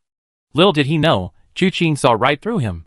All he wanted was a tool, perfect for exposing Shinjuku. If he hadn't been given a rosy picture, a hopeless illusion, given this man's cunning, the final outcome would have been uncertain. They were both scheming against each other. Once used, they were discarded. Qin herself didn't possess such high moral standards, and now, after seeing the information Qi brought, she felt even less sorry for this man. And Qi ability to investigate so thoroughly was largely thanks to Ye Fifan. He and Shinjuku were mutually manipulating. These were all useful assets. The reason he volunteered to deal with the head manager and Qin back then, besides demonstrating loyalty, was also for his own benefit. If Qin hadn't impersonated that so-called senior, Ye Fifan would have had to conceal his true nature, and wouldn't have dared to openly reveal these things. In a real life-or-death crisis, these were all bargaining chips he used to save his life. But ultimately, they all fell into Qi hands. He didn't die. He was found in the ruins, but his meridians were broken in the aftershocks of the battle between the two masters, and his legs were crushed by boulders. He's been rescued now, but the future is probably... Qi said, glancing cautiously at Qin. After all, this person was brought by Qin, and given his current fate, Qin had to provide a solution. Qin waved his hand. He's insignificant. You can handle him as you see fit. Yes. Qi breathed a sigh of relief, knowing this person was insignificant to Qin, so it didn't matter. Then he took out a box. He handed it to Qin with both hands. Qin opened it, and was immediately stunned. Heaven and Earth startling storm technique? It was found in a hidden compartment in Shinjuku's study. It's Shinjuku's martial arts, Qi said. He really wanted to keep this for himself. After all, the Heaven and Earth startling storm technique was incredibly powerful, truly a peerless skill. However, he dared not disobey Qin. Qin looked at the manual, lost in thought. After a long pause, he closed the lid and handed it to Qi. Give this manual to Li Hongguang. He had been friends with Shinjuku for many years, and was a free-spirited and upright person. Giving this manual to him was a way of telling him to find a suitable successor so that the secret technique would not be lost or entrusted to the wrong person. Qin didn't want this kind of martial arts that required learning from scratch. Li Hongguang was a good person. He was willing to fight against the mirror of misfortune for Cao Qiupu, whom he had only met once. Such a free-spirited man could surely find a truly suitable successor for Shinjuku. That was far better than the scoundrel Shinjuku had taken in. Some were vicious, some cunning, and some ruthless. Speaking of Shinjuku, over the years, he had earned the title of the great hero of Jinglan. Aside from the wicked thing he did 10 years ago, which forced him to do a whole host of other wicked things, overall, he had done his fair share of fighting evil and upholding justice in the martial world. If it weren't for that incident 10 years ago, he would indeed be a respectable hero. How could his judgment be so poor? Not a single disciple he taught was of any worth. Chapter 228. The Qin family's money was ultimately deposited into the Blazing Fire Hall's treasury. Qin didn't intend to interfere with how it was used. After giving all the necessary instructions, Qin left the city lord's mansion. He didn't go to see Li Hongguang. Time was a bit tight, so he entrusted the handover with Qi Zhenhai. Chu Qing went straight back to the inn and knocked on Wenru's door. When Wenru came out, she still looked tired. Anyone woken up in the middle of the night would probably look like that. However, she quickly perked up. What's wrong? Chu Qing wouldn't wake her in the middle of the night for no reason. Pack your things, come with me somewhere, Chu Qing said, then knocked on Wu Chan's door. Wenru didn't say a word and went back to pack her things. About the time it takes to drink a cup of tea, the three of them left the inn. Without stopping, they headed straight to the place where the previous battle had ended. Niokue was still waiting there. Chu Qing had previously instructed him to disperse the surrounding martial artists, and not to touch anything. He would return that night. When Chu Qing and his companions arrived, Niokue and the others were scattered around, all looking quite exhausted. However, perhaps hoping to impress the young master, even though they were all hunched over with sleep, they still forced themselves to stay alert. Chu Qing noticed that several of them were secretly pinching their thighs to stay awake. Upon noticing Chu Qing and his group's arrival, Niokue quickly perked up. Young master. Chu Qing waved his hand. Brothers, you worked hard. Now that this matter is settled, you can go back. Niokue dared not say more. Upon hearing this, he quickly agreed and led the disciples of the Blazing Fire Hall away. They wanted to make a good impression on Chu Qing and impress him. Now that Chu Qing was benevolent, their goal was achieved. If they could leave a good impression on Chu Qing tonight, even a casual remark could be incredibly beneficial in the future. Chu Qing ignored Nyokue's thoughts and simply asked Wenru, "Can you still detect Feng Xiaoyu?" Wenru frowned. Strange. How did she do that? Chu Qing was puzzled. Wenru glanced at Chu Qing and said softly, "I can smell the scent of internal energy. Very few people can isolate themselves from it. You said Feng Xiaoyu is here, but I can't smell her scent. Her scent is very faint. But here there's only an extremely strong stench of blood. This is clearly not Feng Xiaoyu's scent. Feng Xiaoyu's scent isn't here either. But you speak with such certainty, which clearly shows that this bloody smell was brought by Feng Xiaoyu. Then how did she conceal the scent?" Chu Qing understood Wenru's doubts. Her heavenly fragrance perception was almost invincible, rarely failing. If she had smelled Feng Xiaoyu's internal energy during the day, or if she had smelled it when she first met Lu Sanyan at the Nijingtai branch, Feng Xiaoyu couldn't have fooled them at all. This, in turn, proves two things. First, the Blood King's abilities are considerable. Her transformation is from the inside out. Even Wenru would find it difficult to detect the Blood King beneath this heavy disguise. Second, Wenru's heavenly fragrance perception is not invincible. Some people can fool Wenru's nose. This almost mystical ability has been evaded by only two people so far. The first is Yuzong, the world's #1 thief, who possesses mastery over the 9 heaven stars. As a master thief, his concealment skills are naturally 100 times stronger than others. When Chu Qing and Wenru chased after him, they found Sun Xiaoxiang, and after that, they couldn't find any trace of Yuzong. Now, this blood prince can also transform himself completely, inside and out, by changing his appearance. Even his internal energy state can be altered at will. Even Chu Qing can't do this. 12 holy kings, some things are indeed reasonable. Chu Qing frowned slightly. I'm only worried that this person is still alive. Can you still detect this bloody scent? Has it dissipated here? Or has it drifted away? She's not dead, Wenru said softly. The scent went north. This was the answer Chu Qing wanted. Let's chase after her. Having wasted half the night, what Chu Qing actually wanted wasn't this answer. What he wanted to hear more was that the Blood King had perished, vanished into thin air. But now, that was the answer, he could only take a gamble, and see if there was a chance to catch up with the Blood King. Chu Qing had previously told those wandering martial artists that the one who died at his hands tonight was the Blood King.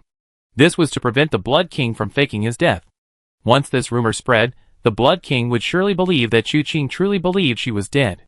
Therefore, given her severe injuries, she dared not rashly draw blood to heal herself. Otherwise, it would expose their whereabouts, allowing Chu Qing to discover the truth that this person was not dead. Chu Qing could then use Wenru to track down this person's trail as much as possible, striving to find and kill them before their injuries heal. This was a contingency plan Chu Qing had prepared in advance. At this moment, it might actually come in handy. It's just unknown how far the severely injured Blood Prince, relying on her remaining blood and the Blood Demon scripture, could run in such a short time. Having lost her legs, was it even possible for her to escape Chu Qing and the others' pursuit? Time waits for no one. Chu Qing, holding Wenru in one hand and Wu Chan in the other, used his lightness skill to chase after them in the direction Winter pointed out. However, this pursuit did not go smoothly. Normally, the scent lingers in the air for 3 days. Perhaps the Blood Prince was traveling too fast using methods like the blood shadow illusion, causing the scent to become shockingly faint. It took immense effort for Winru to even catch a faint trace. One wrong step, and she strayed from the path, ending up back at the last remaining spot where the scent lingered, forcing her to start searching again. Even so, after a whole night, the three of them had chased the scent northward for over 100 miles, yet they still hadn't found any trace of the Blood King. Not even a trace of blood remained on the ground. Seeing Winru's exhaustion, Chu Qing put her and Wuchan down, suggesting they rest for a bit. Winru's clear eyes held a hint of stubbornness. She didn't want to rest. But she couldn't resist Chu Qing's insistence. The Blood King is incredibly skilled. Since she's not dead, she must have 1,000 ways to escape. Now we just need to do our best, and leave the rest to fate. If we really can't catch up, then that's just how it is. Winru nodded gently, preparing to sit down and rest, and have something to eat. Chu Qing found a quiet spot, and slowly sat down. After all the commotion last night, he felt somewhat exhausted, but he still had 2 chests to open. One was the unnamed on the ranking quest. Chu Qing had only opened the martial arts chest, and obtained the 9 Yang divine skill. The other was a clue chest, which remained unopened. The other chest contained information about Killing Shen. After settling in, he received a random martial arts treasure chest. But he had no idea what it would contain. Lately, Chu Qing hadn't been looking forward to the martial arts techniques that could be obtained from these kinds of chests. In reality, even with selectable chests, the martial arts techniques weren't always satisfactory. The rewards from his system, while having a general classification, were still too random. He gently rubbed his temples, and opened the clue chest first. One unopened clue chest open. Open. Activation successful, clue obtained, Taiheng Sect. Chu Qing was stunned. How could it be Taiheng Sect? Taiheng Sect was indeed a necessary route for him. After all, he carried Ling Beichen's ashes. But Taiheng Sect, one of the 5 sects, had stood firm in the martial world for many years without wavering. Why would Nijingtai, with nothing better to do, go and cause trouble at Taiheng Sect? What was their purpose? Chu Qing was utterly puzzled, but now it seemed he really needed to make a trip to Taiheng Sect as soon as possible. Within the territory of the Blazing Fire Hall, besides pursuing the Blood King, he also needed to travel to Guang'an City and, using his identity as the Night Emperor, demand money from Beitang Zun. Currently, Beitang Zun probably hasn't returned to the Blazing Fire Hall's headquarters yet. He had to linger in Blazing Fire Hall territory for a while longer. He pondered how to split himself between 2 locations, creating the illusion that they weren't in the same place, but found it quite difficult. Although his lightness skill was impressive, if he prioritized the Taiheng Sect, traveling back and forth between the Taiheng Sect and the Blazing Fire Hall's headquarters would take too long. The best-case scenario was to complete the round trip in 1 night. Everyone saw the 3rd young master return to his room to rest, and he could emerge from his room the next day. No one would know that he had traveled 1,000 miles overnight, shuttling between the 2 locations. Only this way could he deceive others. Thinking this, he let out a soft sigh. At worst, I just calculate the distance carefully and make the trip. Beitang Zun had better return to the Blazing Fire Hall headquarters as soon as possible, otherwise, this matter will be very difficult to resolve. With that thought, a thought flashed through his mind, and the system immediately popped up a notification. 1 unopened martial arts treasure chest. Open it now? Open. Chu Qing didn't have much expectation. After all, he hadn't even washed his hands this time. Although opening a chest and washing hands was a bit too superstitious, it was better than doing nothing. Open successfully, gain the lightness skill. Lightning speed step. The system's feedback was incredibly fast. In this respect, it didn't seem like a knockoff system at all. Chu Qing's eyes suddenly widened. What was this called? This is like a soft pillow appearing when you're sleepy. What a coincidence. Just moments ago, I was worrying about how to travel 1,000 miles in 1 night, and then the lightning speed step appeared. A sharp, electric pain instantly spread throughout my body. The most intense pain was in my lower back, followed by my ankles. Then came my legs and back, with my shoulders and arms being the weakest points. The lightning speed step may seem like a simple light body technique, but it actually involves exerting force throughout the entire body, far more complex than it appears. Following this were incantations and methods for circulating internal energy, invading my mind. Chu Qing silently closed his eyes, absorbing all of this. After a short while, when he opened his eyes again, A faint electric light flickered in him, but it vanished in an instant. This electric light was generated by the methods of the lightning speed step, not by the emergence of a new internal energy technique. Even so, Chu Qing was quite satisfied. Looks like washing your hands really doesn't guarantee you get good stuff. Last time I didn't wash my hands, and I ended up with the 18 subduing dragon palms. Thinking this, Chu Qing jumped up, eager to try out the power of the lightning speed step. But after hesitating for a moment, he stopped. Wu Chan was a good monk, but not to the point where Chu Qing could unabashedly reveal his secrets. If only when Ro was with him, he wouldn't hesitate. Thinking this, Chu Qing asked, "How did you two rest?" Wu Chan was naturally unconcerned. He had been taken around by Chu Qing all night. When Ro stood up, "We need to hurry." Although she was the eldest daughter of Luochen Manor, and had been well protected by Cui Bu since childhood, she was not unaware of human suffering. The Blood Prince was seriously injured, and Chu Qing's explanation could deceive her temporarily, preventing her from drawing blood on a large scale to heal herself. But she would never simply sit idly by and wait to die. Every moment she lingered now meant the possibility of ordinary people falling victim to cruelty. Chu Qing's moral standards weren't so high that he would knowingly help someone he knew was no good. Nor were they so low that he would turn a blind eye to someone being harmed by treacherous officials. He had been rushing along this road precisely because he feared such a situation might occur. Seeing that Wenru was ready, he continued his journey with Wenru and Wu Chan. However, Wenru's search for the Blood Prince's scent seemed to be becoming increasingly difficult. The scent lingering in the air dissipated faster than expected. Finally, after chasing for a long time, a rare hint of dejection appeared on Wenru's face. I can't find her." Chu Qing's gaze swept around, and he nodded slightly. "It's all right. After all, she's one of the 12 holy kings.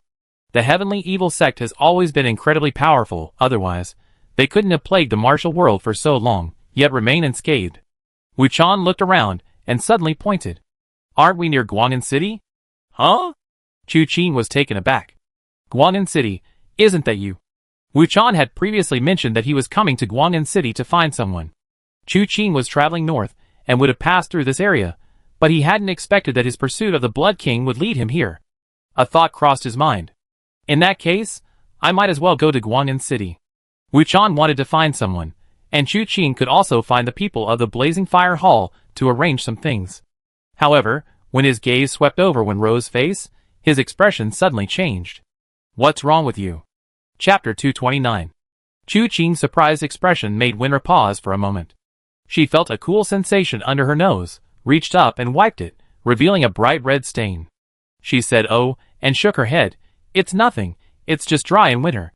My nostrils were itchy, so I couldn't help but scratch them. It's just a little nosebleed, nothing serious." "Really?" Chu Qing subconsciously breathed a sigh of relief upon hearing this, but he didn't dare to relax. Wenru's fragrant nose was a ticking time bomb. It was useful, but it also involved her life. He wasn't sure if Wenru was bleeding because of dryness, or because chasing the Blood Prince was too exhausting. He hesitated for a moment and asked, "When did you pick your nose?" "I didn't know." Wenru gave Chu Qing a strange look. "Don't think that just because I'm dressed as a man now, I'm really a man. A young lady secretly picking her nose would definitely do it in secret. How embarrassing." Chu Qing felt he was probably convinced. This explanation was so down to earth, and also very reasonable. A young lady picking her nose or farting shouldn't be made too public. Thinking of this, Chu Qing rubbed Wenru's head. "All right, since there's no trace of the Blood King now, whether it's due to the dry weather or something else, you should rest now. The tricky thing about the heavenly fragrance body is that this ability is constantly active. It's constantly being consumed. Although there's a time limit of 25, Chu Qing is actually quite anxious now, wanting to go to the Lesser Cold Valley to see if he can find the Earth Scroll of the Unchanging Heavenly Book. They had made up their minds that if they couldn't find the Blood Prince for the time being, they would give up. Once the matter of Taihan Gate was resolved, they would immediately set off for Lingbei.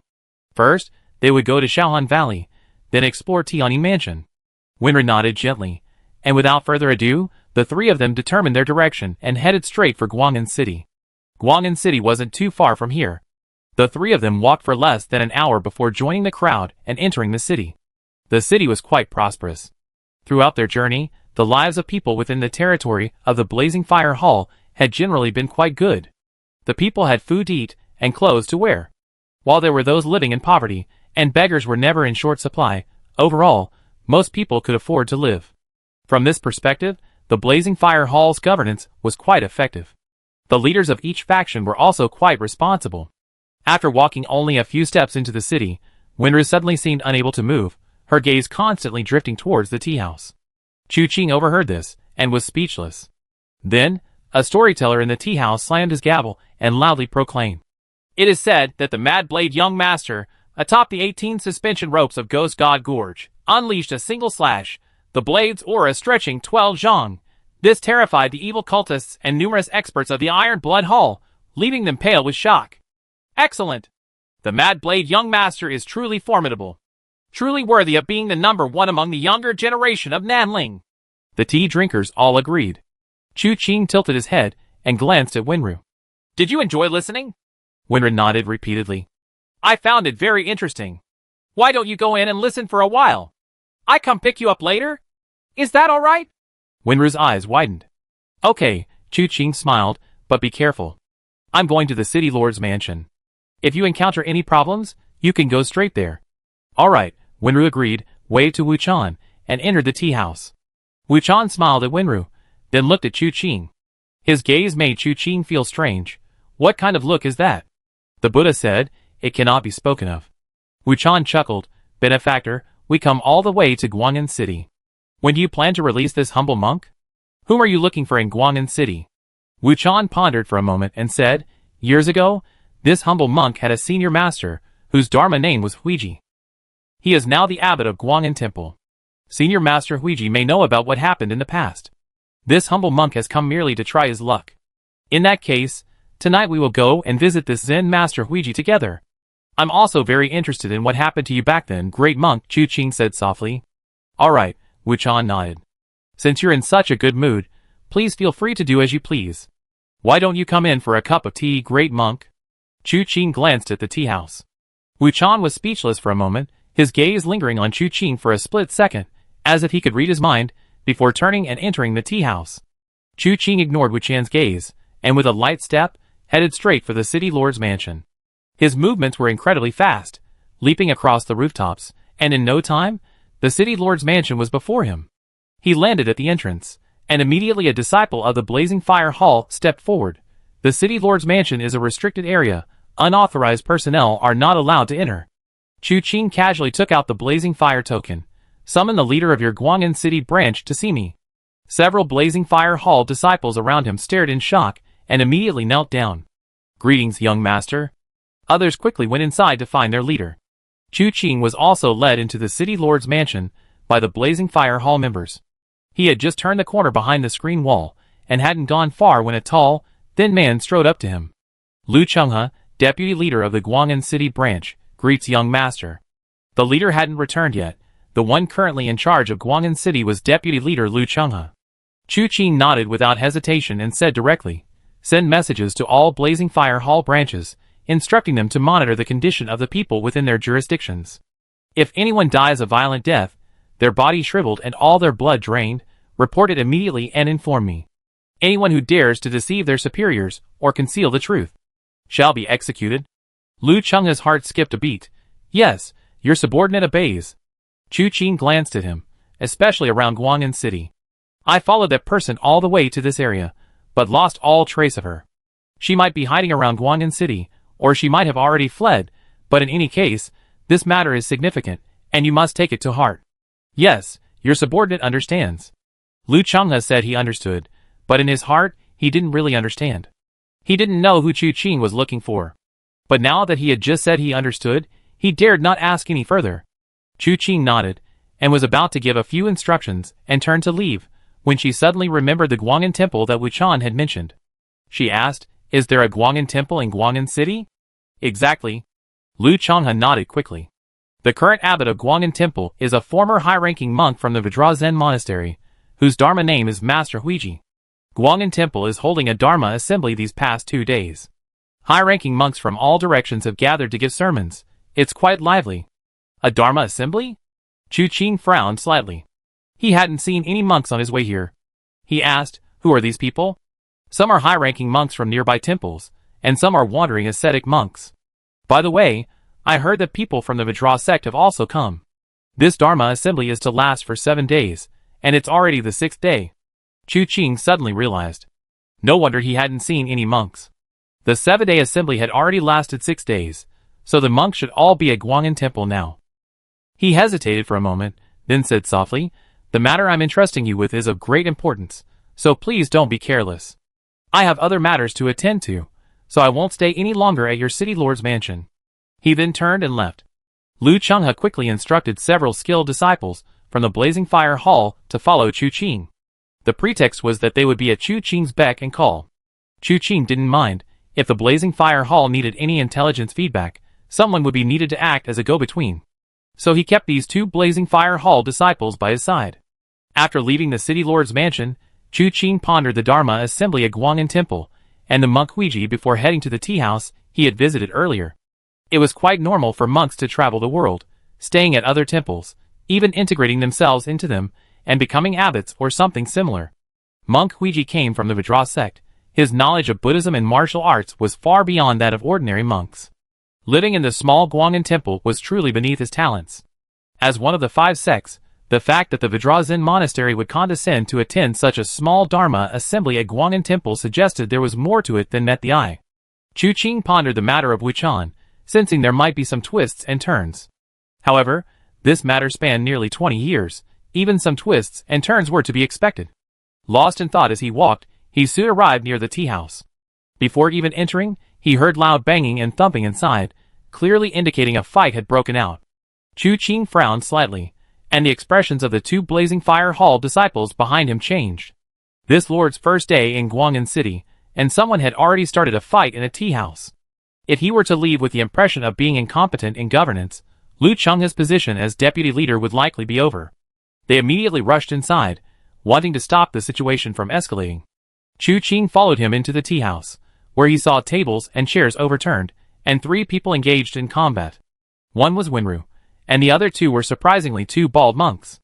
The 3 fought fiercely within the tea house, with Wenru using the Tai Divine Fist and Tai Divine Leg techniques, gaining a significant advantage despite fighting 2 opponents alone. Wuchan stood by, his brow furrowed, appearing somewhat anxious. He didn't intervene, not because he didn't want to, but because he couldn't. Because the 2 monks opposite him, judging from their physiques and martial arts skills, were clearly from the Vajra sect. Besides these 2 monks, there was another monk in white robes, sitting at a table by the window, leisurely sipping tea while watching the fight. His posture appeared quite relaxed.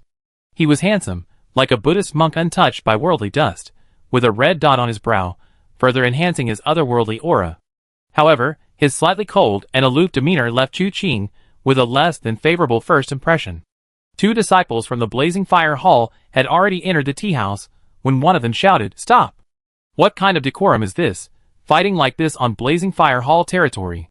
The monks ignored the Blazing Fire Hall disciples' rebuke. Wenru, however, had already seen Chu Qing. She immediately flipped her hands, splitting her fingers in 2, and each unleashed a 9-heaven star finger strike, temporarily forcing the 2 monks back. The 2 monks retreated a few steps, wanting to charge again, but the Blazing Fire Hall disciples blocked their path. Does the Vajra sect disregard my Blazing Fire Hall? The Blazing Fire Hall has already switched allegiance. Does that so-called number 1 among the younger generation of the Southern Ridge truly give you enough confidence? The white-robed monk chuckled. In my humble opinion, with Beitang Lai dead, the Blazing Fire Hall has long been a mere shell of its former self. It's not that I disregard you, it's that you are not worthy of my attention. How dare you? 2 Blazing Fire Hall disciples were instantly enraged, shouting, "You thieving bald man, leave your name. My Blazing Fire Hall will hold the Vajra sect accountable for this." 2 gangs, 3 halls, 5 sects, and 1 manor, none are inherently superior to the others. Although the Vajra sect is some distance from the Blazing Fire Hall, it is not a pushover to be bullied. How could they tolerate such disrespect? Chu Qing then approached Wenru. "Did you suffer any losses?" Wenru shook her head. "They couldn't hurt me." The white-robed monk narrowed his eyes slightly upon seeing Chu Qing standing beside Wenru. "So you're with this person, benefactor? And these 2 disciples of the Blazing Fire Hall, did they come with you too? But who are you, benefactor? How can you allow the dogs of the Blazing Fire Hall to swagger around beside you?" Chu Qing ignored the ill-mannered monk and instead asked Wenru, "Why did you suddenly get into a fight?" "I just heard the storyteller say that the 3rd young master is the number 1 young talent in Nanling." Wenru said softly, "I cheered along with others, but I don't know how I angered this damn bald thief. Without a word, he wanted to fight me. That's how the fight started. Seeing that Chu Qing ignored him and chatted idly with the girl disguised as a man, the monk frowned slightly. Can't you hear what I'm saying, benefactor? Are you hard of hearing? Have you gone deaf at such a young age? Chu Qing glanced at Wuchan with some surprise, thinking, what kind of nonsense is this Vidra sect? This monk, who seems so otherworldly, doesn't even know how to hold his tongue when he speaks? He looked up at the monk. Little monk, are you talking to me? The white-robed monk's face darkened. What did you call me?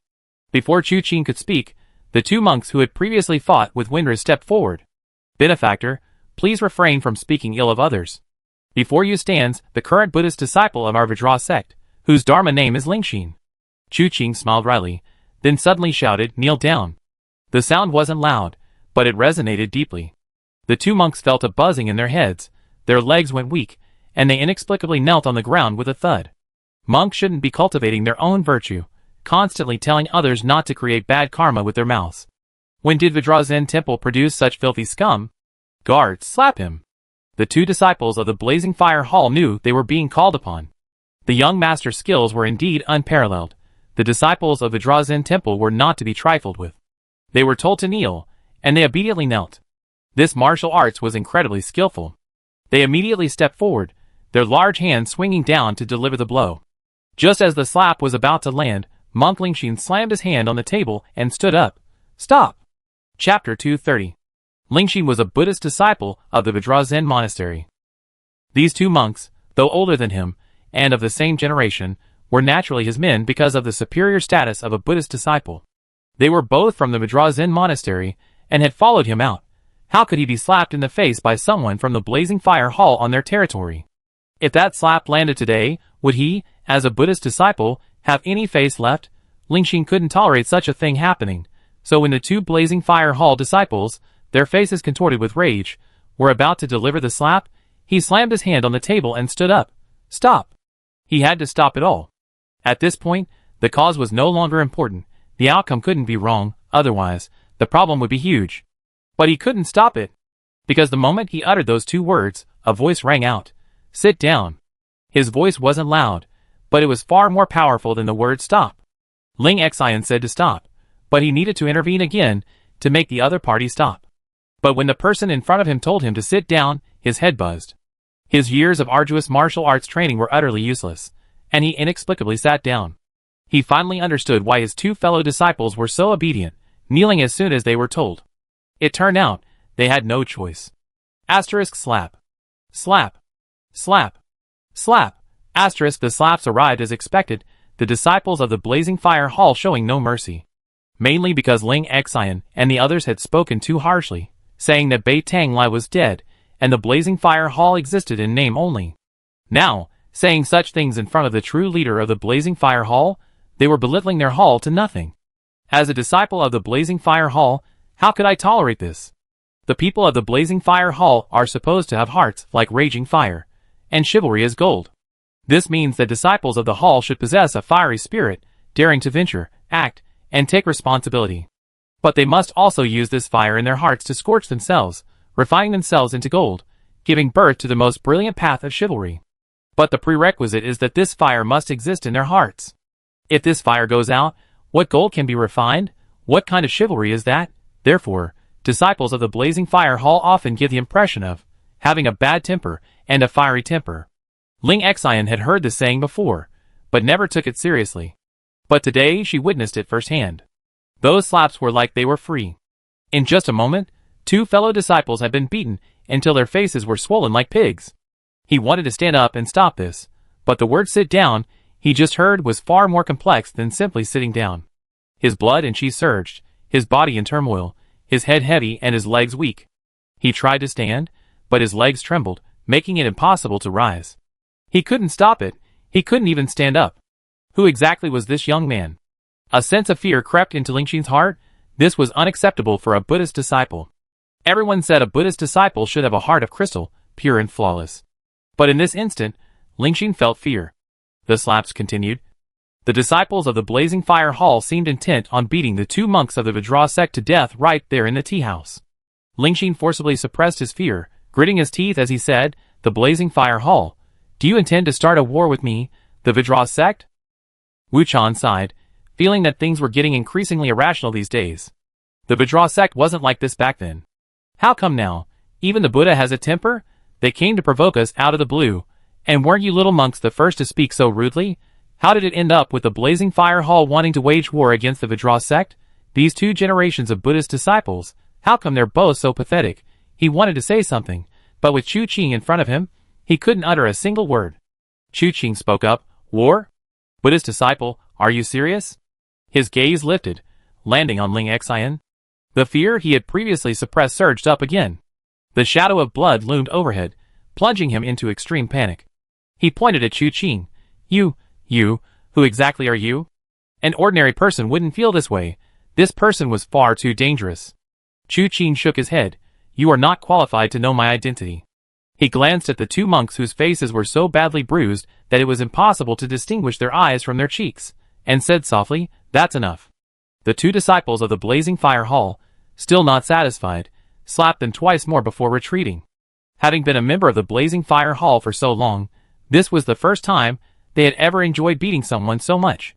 But looking back at Chu Qing, they were a little worried. Had they gone too far and displeased their young master? Fortunately, the young master's expression was indifferent. Perhaps he was quite satisfied. Chu Qing waved his hand. Aren't you going to get lost? The two monks were completely dazed from the beating, and couldn't hear what Chu Qing was saying. They opened their mouths to say something, but sticky blood dripped down their chins. The sticky substance was a mixture of saliva and other substances. Having endured so many slaps, their mouths were riddled with wounds, and the mixture of saliva and saliva made it sticky and disgusting. Although they couldn't hear what Chu Qing said, they recognized his gestures. So, without a second thought, they struggled to their feet. The effects of Chu Qing's Vidra lion's roar gradually faded, and the two of them managed to stand and head out. After taking a couple of steps, they remembered that the Buddha was still there. Looking back, they found their Buddha watching them, his eyes filled with a look of shock. You're just leaving like this, abandoning me? The two quickly went to help Ling Xian up, and they walked away together. Ling Xian thought that as a disciple of the Vidra sect, and a current Buddha, he shouldn't leave in such an unsightly manner. He wanted to say something to Chu Qing. But before he could speak, Chu Qing said, get out. 3 figures were sent flying out of the tea house with a loud bang. No one knew how Chu Qing had acted, or why his words could command such power. He told them to kneel, and they knelt. He told them to sit, and they sat. He told them to get lost. The 3 monks, as if afraid of not rolling enough, were sent flying, rolling 7 or 8 times on the ground like cartwheels before collapsing with a thud. When they got up, the 3 monks helped each other up, glancing back at the tea house with eyes filled with fear and trepidation. Then, they trudged away with difficulty. It's a pity they're not ascetic monks, Chu Qing said with a smirk. Otherwise, this kind of training would be very beneficial to them. This Vidra lion's roar technique, while utterly useless against someone like the Blood King, is incredibly effective against these people. Wu Chan's lips twitched. He wanted to hint to Chu Qing that the ascetic monks were somewhat different from what he remembered. After all, the purpose of asceticism is to temper the heart with the world, to hone one's sincere desire for Buddhahood through harsh environments. It's not about being humiliated here for no reason. There's no divine skill of humiliation in the world, so such humiliation wouldn't benefit them. However, after hesitating for a moment, he didn't say it aloud. After all, it wasn't anything important. Chu Qing waved his hand. Let's go! Wenru was a little unhappy. What a pity! I just heard you break the life and death chess formation, and I wanted to hear more. The rest might not be included. Chu Qing smiled. We can hear it another time. They all call you Mad Blade Young Master now, and some people call you Heavenly Blade Young Master. Which one do you prefer? They're both fine, but I like the sound of the third one. Wenru nodded. I think so too. The two chatted casually for a bit, then Chu Qing looked at Wuchan. Guang'an Temple is in Guang'an City, and your Uncle Huiji is indeed the abbot there. I heard there's a Dharma assembly these days. When do you plan to go see your Uncle Huiji? Tonight? Okay. Chu Qing nodded. I go with you. I. Winter raised her hand, indicating that she wanted to go too. Chu Qing glanced at her and silently nodded. Then everyone go. Wu Chan's face showed a hint of unease. After all, it was her private matter, involving secrets of her sect, and it really wasn't appropriate for Chu Qing and Wenru, 2 outsiders, to hear it. But she anticipated that Chu Qing wouldn't take her suggestion seriously, and that a refusal would be met with disdain. Therefore, after a moment's hesitation, she kept quiet. That day, Chu Qing and his group wandered around Guang'an City, but couldn't find any trace of the Blood King. Winter's nosebleed also made Chu Qing's heart tighten. Although she made up an excuse, Chu Qing didn't really believe it. Winter's condition worried him, so he decided to wait for news from the Blazing Fire Hall. They were within the Blazing Fire Hall's territory. Wouldn't it be a waste not to use them? However, the entire afternoon passed without any news from the Blazing Fire Hall. This was actually good news. Although they hadn't found the Blood King, they hadn't found the victim either. In the afternoon, they even went to Guang'an Temple to join in the festivities of the Buddhist ceremony. Devout believers from all directions gathered here, kneeling in worship, hoping to find new insights from the words of the masters. Chu Qing didn't care whether he believed in ghosts or gods. After all, he had already experienced time travel, so there was no point in discussing it further. However, these monk sermons, while seemingly eloquent, were actually just empty platitudes. Some people couldn't understand them, yet still thought they were speaking well. Not because they were truly eloquent, but because they wanted to show off to others that they could understand the true meaning in these words and had profound insights. In reality, he had no profound insights whatsoever. But people love these things. They pray to gods and Buddhas, seeking nothing more than peace of mind. Leaving aside the current chaotic world, even in times of peace and prosperity, what people seek in prayer and worship is ultimately the same. After watching for a while, Chu Qing felt drowsy, so he led Wenru and Wuchan away, finding an inn to rest. Night fell in the blink of an eye. Chu Qing and Wenru changed into their night clothes, preparing to go out and carry out their mission. But when they turned around, they saw that Wuchan was still dressed as Chen Wu. Upon seeing the two men in black, the monk was startled, wondering where these ill-intentioned individuals had come from.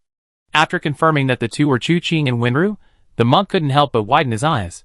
"Do you both always carry night clothes?" Wenru nodded seriously. "We never know when we might need to kill, infiltrate, or do things where our identities must be kept secret, so night clothes are naturally a must. But this humble monk doesn't have one." Chu Qing pulled a mask from his robes and tossed it to him. "This will do. Never worn one before." Then the monk, holding the mask, first covered his eyes, nearly falling off the roof, then covered his mouth and nose, as if afraid that Chu Qing's cultivation was too profound to suffocate him. Finally, Chu Qing, through words and actions, personally helped him tie the mask, telling him, "From now on, you learn from me. Do you understand how to tie it like this?" This method ensures the mask fits snugly against the skin without being too tight and causing breathing difficulties. It also prevents the mask from falling off during large movements. Such a small veil, yet it contained so much wisdom? Wuchan felt he had wasted half his life. Even a small piece of black cloth could hold profound meaning. Chu Qing, too lazy to look at his seemingly enlightened expression, simply took one in each hand and headed towards Guang'an Temple. Soon, the three arrived at Guang'an Temple. It was nighttime, but still early, and the monks were performing their evening prayers. Each monk was in the Buddha hall, striking wooden fish drums and chanting Amitabha. Chu Qing and the other two waited on the roof until the evening prayers ended, then followed behind Zen Master Huiji. Finally, they followed him to his meditation room. There was someone inside, clearly having been waiting for some time. "Grandmaster Huiji," Ling Xian said, her expression showing both respect and a hint of flippancy when she saw Zen Master Huiji. Zen Master Huiji glanced at him, said nothing, and sat down, pouring himself a cup of tea. "Did Buddha send you?" he asked. "Indeed," Lingxin replied softly. "My master asked me to convey his greetings to you." "No need for greetings," Lingxin said. "I know what he wants to do. I didn't tell anyone about that matter back then, and naturally I won't now." Master Huiji spoke calmly. Lingxin nodded upon hearing this. "That's good. By the way, Grandmaster Uncle, my master heard that you have a scroll of the Shakyamuni precious scroll, and wishes to borrow it." Master Huiji glanced at him, sighed, stood up, and walked to the bookshelf. "This old monk will get it for you." Lingxin naturally came behind Master Huiji, a dagger already in his hand. "Let me take a look for you too." As he spoke, he swiftly plunged the dagger into Master Huiji's lower back. Unexpectedly, the tip of the blade touched flesh and blood, producing a clang sound. This old monk looked frail and old, yet possessed indestructible martial arts skills. He turned to look at Lingxin. "What are you doing?" Lingxin hesitated for a moment. If he lied now, saying it was a misunderstanding, would his grandmaster uncle believe him?